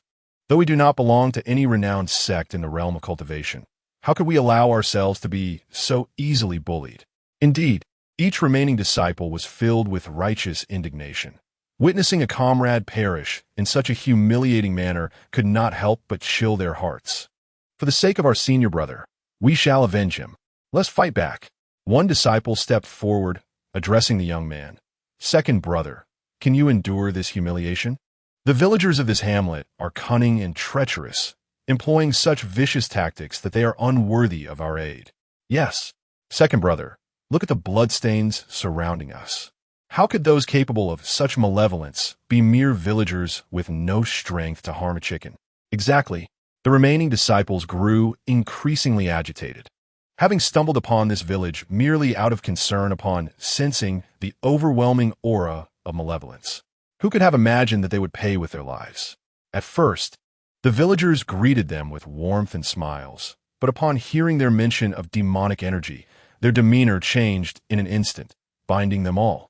Even more outrageous, the village had enacted some form of restriction, sealing their spiritual powers, rendering them utterly helpless, unable even to access their storage rings. Thus, they found themselves in such dire straits. Even without spiritual power, we must confront them and fight back. For the sake of our senior brother. Fight! Fight! The senior brother's arm had been severed by an executioner, his blood collected by that very person and taken away. Now only this group remained, their voices growing louder. Calm down, the second brother admonished, and the arms of the remaining disciples, which had risen in anger, slowly fell. Do not let hatred cloud your judgment. Taking a deep breath, the second brother lifted his head. Currently, we possess no spiritual powers or spells, rendering us nearly indistinguishable from ordinary folk. Recklessly confronting the entire village will only lead to our demise. Allow me to consider a strategy. Just as the second brother finished speaking, a series of crisp applause resonated from behind them. The remaining disciples turned to face the source of the sound. The moment the second brother's gaze fell upon the newcomer, his pupils constricted, and he fell silent. The visitor was none other than the elderly matron from the previous night, accompanied by a veiled woman. The applause had emanated from her. The woman first bowed to the stone plate behind them before straightening up and derisively remarked, "Well said. What a splendid idea you have devised. Unfortunately, you shall not have the opportunity to act on it." What? The disciples were momentarily stunned as the woman stepped forward, and in the blink of an eye, she deftly unleashed several silver needles from her sleeve. These needles, thinner than a hair, glimmered under the sunlight, and in an instant, pierced the throats of the remaining disciples. The silver needles dissolved upon contact with blood, and the disciples felt a chilling sensation at their necks. Their breath stifled as their airways became obstructed, one by one collapsing to the ground. The monks who had been conversing moments ago now lay silent. Their bodies sprawled upon the ground, crimson droplets seeping from their necks. Witnessing this harrowing scene, Su Xian's gaze abruptly halted, fixating on the woman responsible for the assault. A gentle breeze lifted the veil upon her face, revealing a countenance marred by intricate purple patterns. Su Xian's attention swiftly shifted to the lifeless monks, the silver needles, and the purple markings. Could she be a member of the demonic clan? In an instant, Su Xian rummaged through her memories of the original narrative. The ninth guardian of the demon lord, Xilin Xiang, known for her ruthless nature and mastery of poison. Xilin Xiang even inflicted harm upon herself, leaving half her face adorned with those violet designs, perpetually concealed beneath a veil and never revealing her true visage. According to the storyline, Zhou Ruoxue had fallen into the demon realm and, in desperation, sought aid from Chu Xiaolin. Xilin Xiang had long harbored affections for Chu Xiaolin and thus held disdain for the female protagonist, repeatedly resorting to underhanded tactics, ultimately being cast into the nine-abyss demon realm to serve as fodder for demonic beasts. However, the crux of the matter was not these romantic entanglements, but rather that at that time, Chu Xiaolin had already ascended to the status of Demon Lord, marking the climax of the tale. At present, not only was she unlikely to become the Demon Lord, but her offspring could never enter the demonic realm again. There was no possibility of the subsequent bizarre developments. How could the future ninth guardian of the Demon Lord, Xylin Xiang, appear in such an obscure village? Su Xian maintained a semblance of calm, yet her mind was in disarray. The formerly decisive Xylin Xiang flicked her wrist in disdain, lamenting, "What a waste. I had intended to keep them for the next tribute." As the blood of a monk is a rare find, the elder, who had remained silent thus far, approached the stone altar in the courtyard, casting a reassuring glance at Xylin Xiang before leaning on her staff. Observing this, Xylin Xiang stepped forward to offer her assistance. The elder waved her hand dismissively, bowing thrice before the center of the altar. She then opened a newly placed jar of fresh blood, the crimson liquid flowing along the intricate patterns to the altar's core. Soon, a mist began to rise, coalescing into a hazy visage that swiftly dissipated. The elder's weathered face, etched with lines of age, finally broke into a smile as she spoke softly, "The Lord shall bless me." Su Xian, who had been moving closer to the altar, suddenly halted, incredulously gazing at the elder. How could this aged woman's voice resemble that of a youthful maiden? Chapter 91. The life plate. A thick fog began to rise, swiftly enveloping the small village, as the residents remained behind closed doors, quietly observing the outside world. Fearful of becoming the next unfortunate victim, visibility diminished to 3 meters as Li Dazhuang wandered the streets, lantern in hand. It's freezing. How can the weather change so abruptly? Shouldn't it be spring? Why is it so foggy? As the fog thickened, rendering the world a blur, Li Dazhuang could only discern his path through the faint glow of his lantern. What a stroke of bad luck to be on duty during such wretched weather. He muttered under his breath, feeling an unsettling chill creep along the back of his neck, prompting him to quicken his pace. As he walked, he suddenly came to a halt. Strangely, Li Dazhuang felt as though he had traversed this path just moments ago. He turned around to glance at the route he had just taken, running his fingers through his hair. Never mind, I should hurry back. There is hardly anyone on the road today. What terrible luck to encounter such dreadful weather. Cursing under his breath, Li Dazhuang made his way home, his footsteps echoing intermittently along the street. After what felt like an eternity, he thought, how is it possible that I haven't reached home yet? Furrowing his brow, he halted once more. The only sound accompanying him was the howling wind, and he swallowed hard. No, it can't be that I'm this unfortunate. Gripping the lantern tightly, he lowered his head and resolutely headed in a particular direction. As he walked, he suddenly felt his forehead collide with the back of someone in front of him. "Hey, why are you blocking the middle of the road? Don't you know you're supposed to yield?" Li Dazhuang exclaimed, rubbing his forehead. Already irked, he could not help but snap at the person before him. "If you don't need your eyes, perhaps you shouldn't bother using them." However, the person ahead remained silent, their head bowed for an extended period. Li Dazhuang, esa irritation flarat. "Did you hear me? Can't you speak?" "Yes," came the reply from the stranger, prompting Li Dazhuang to spit out a curse in annoyance. "Are you heading home?" the person asked softly. Li Dazhuang fidgeted with his lantern as he responded, "Yes. This fog is truly peculiar. I can't see a thing." "Indeed. The fog is quite thick," the stranger replied, and Li Dazhuang found the voice oddly familiar. He turned to look. Why is the village chief still out here? Just as he was about to inquire further, he halted abruptly. Village chief? Hadn't the village chief perished at the tree by the village entrance?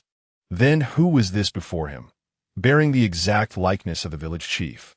Li Dazhuang stared intently at the man's face, his heart racing. "There's a ghost. Doctor, please take a look at my Dazhuang. He collapsed at our doorstep yesterday and hasn't woken up yet." The apothecary glared impatiently at the woman before him, roughly pushing her away. "I've already told you, he's just asleep. He'll wake when he's had enough rest. Can you please stop obstructing my work?" Seeing the apothecary's disdain, the woman pressed, "That's impossible. He has been unconscious since he returned yesterday afternoon. Doctor, please check on him again. We can offer you any amount of money. Just take a look." The apothecary, seemingly exasperated by her persistence, could no longer tolerate her pleas. He shoved her out the door, the wooden door slamming shut with a resounding thud before her. As townsfolk gradually emerged to buy vegetables, they noticed the woman standing alone before the apothecary. One approached her, patting her shoulder gently. Dazhuang's wife, is your husband still not awake? She wiped the tears from the corners of her eyes, nodding helplessly. Her voice trembled with anxiety. He hasn't woken since yesterday. And the doctor said there's nothing wrong, but I can't help but worry. The comforting stranger chuckled awkwardly and replied, it's not a big deal. He'll wake up soon. I'll go buy some vegetables now. If you need anything, just let me know. Without waiting for her response, he hurriedly departed.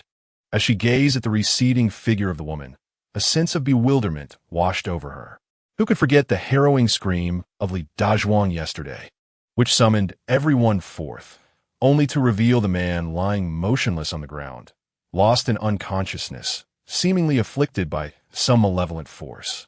The woman stood before the apothecary, rapping on the door several times, but receiving no response. She sighed deeply and departed in solitude, her heart heavy with worry. Su Xian stood at the corner of the street, witnessing the entire sequence of events unfold. It was said that after the elder concluded his speech yesterday, the young girl's voice had startled Su Xian, a delicate, almost girlish tone emanating from a figure well into their advanced years was indeed disquieting. Yet, after uttering just that one phrase, the elder and the girl had departed. Soon, a thick fog enveloped the area, obscuring their figures from Su Xian's sight, compelling her to abandon her pursuit.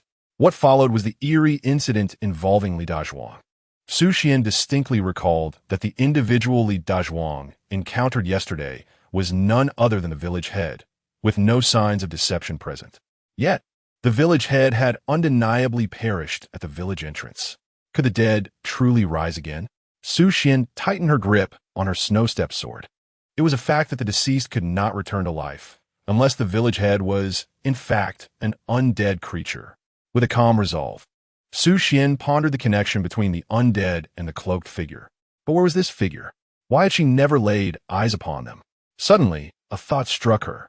She halted, surveying the bustling crowd around her, and made a decision. The young woman retraced her steps to the forbidden area, this time pushing the door open and walking toward the southern room. A gentle breeze rustled through the beams of the house, causing the wooden plaques hanging from them to clatter. Endless red threads entwined around countless wooden plaques. Upon entering, Su Xian's gaze fell directly upon the beams above. One by one, the wooden plaques were strung together by the red threads, and a smile crept upon her lips. She had found what she sought. With a graceful leap, she ascended the altar, examining the inscriptions on each plaque. The red threads twisted and intertwined, inscribing the birth dates, names, and genders of the villagers.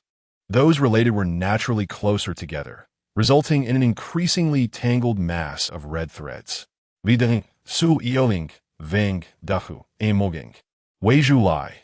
Su Xian meticulously scanned the names on the plaques, her eyes darting over the densely packed list of fate tokens. If her intuition proved correct, there was not a single person with the surname Yang in this Yang family village. Chapter 92.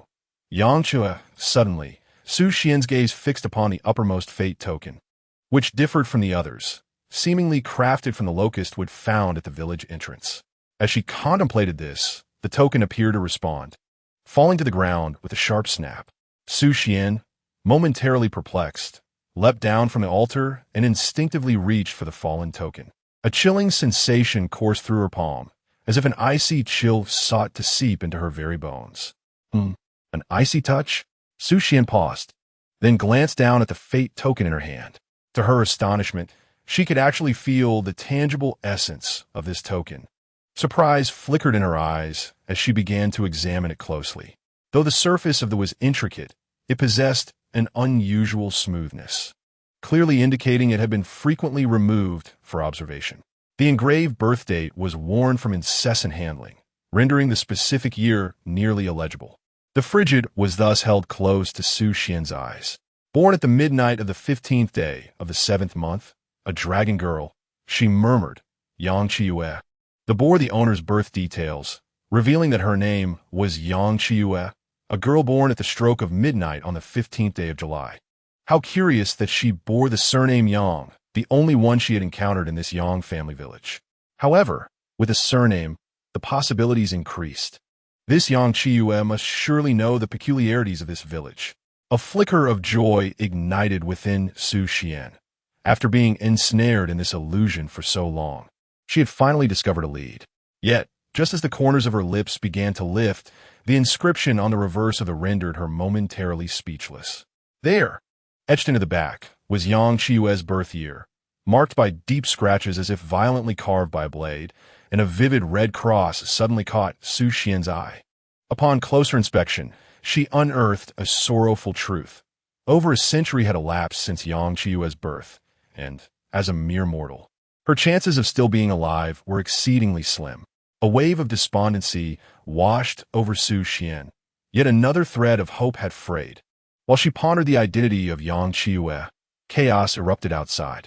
With a resounding thud, the wooden door swung open, revealing the expressionless elder, kneeling and chanting scriptures. Seemingly unfazed by the intruder who had barged in. Beside him, Xylan, who was also reciting prayers, rose to admonish, "Who dares to intrude upon the ancestral hall? Depart at once." The newcomer, suddenly realizing the gravity of their error, fell to their knees, exclaiming, "It was my fault.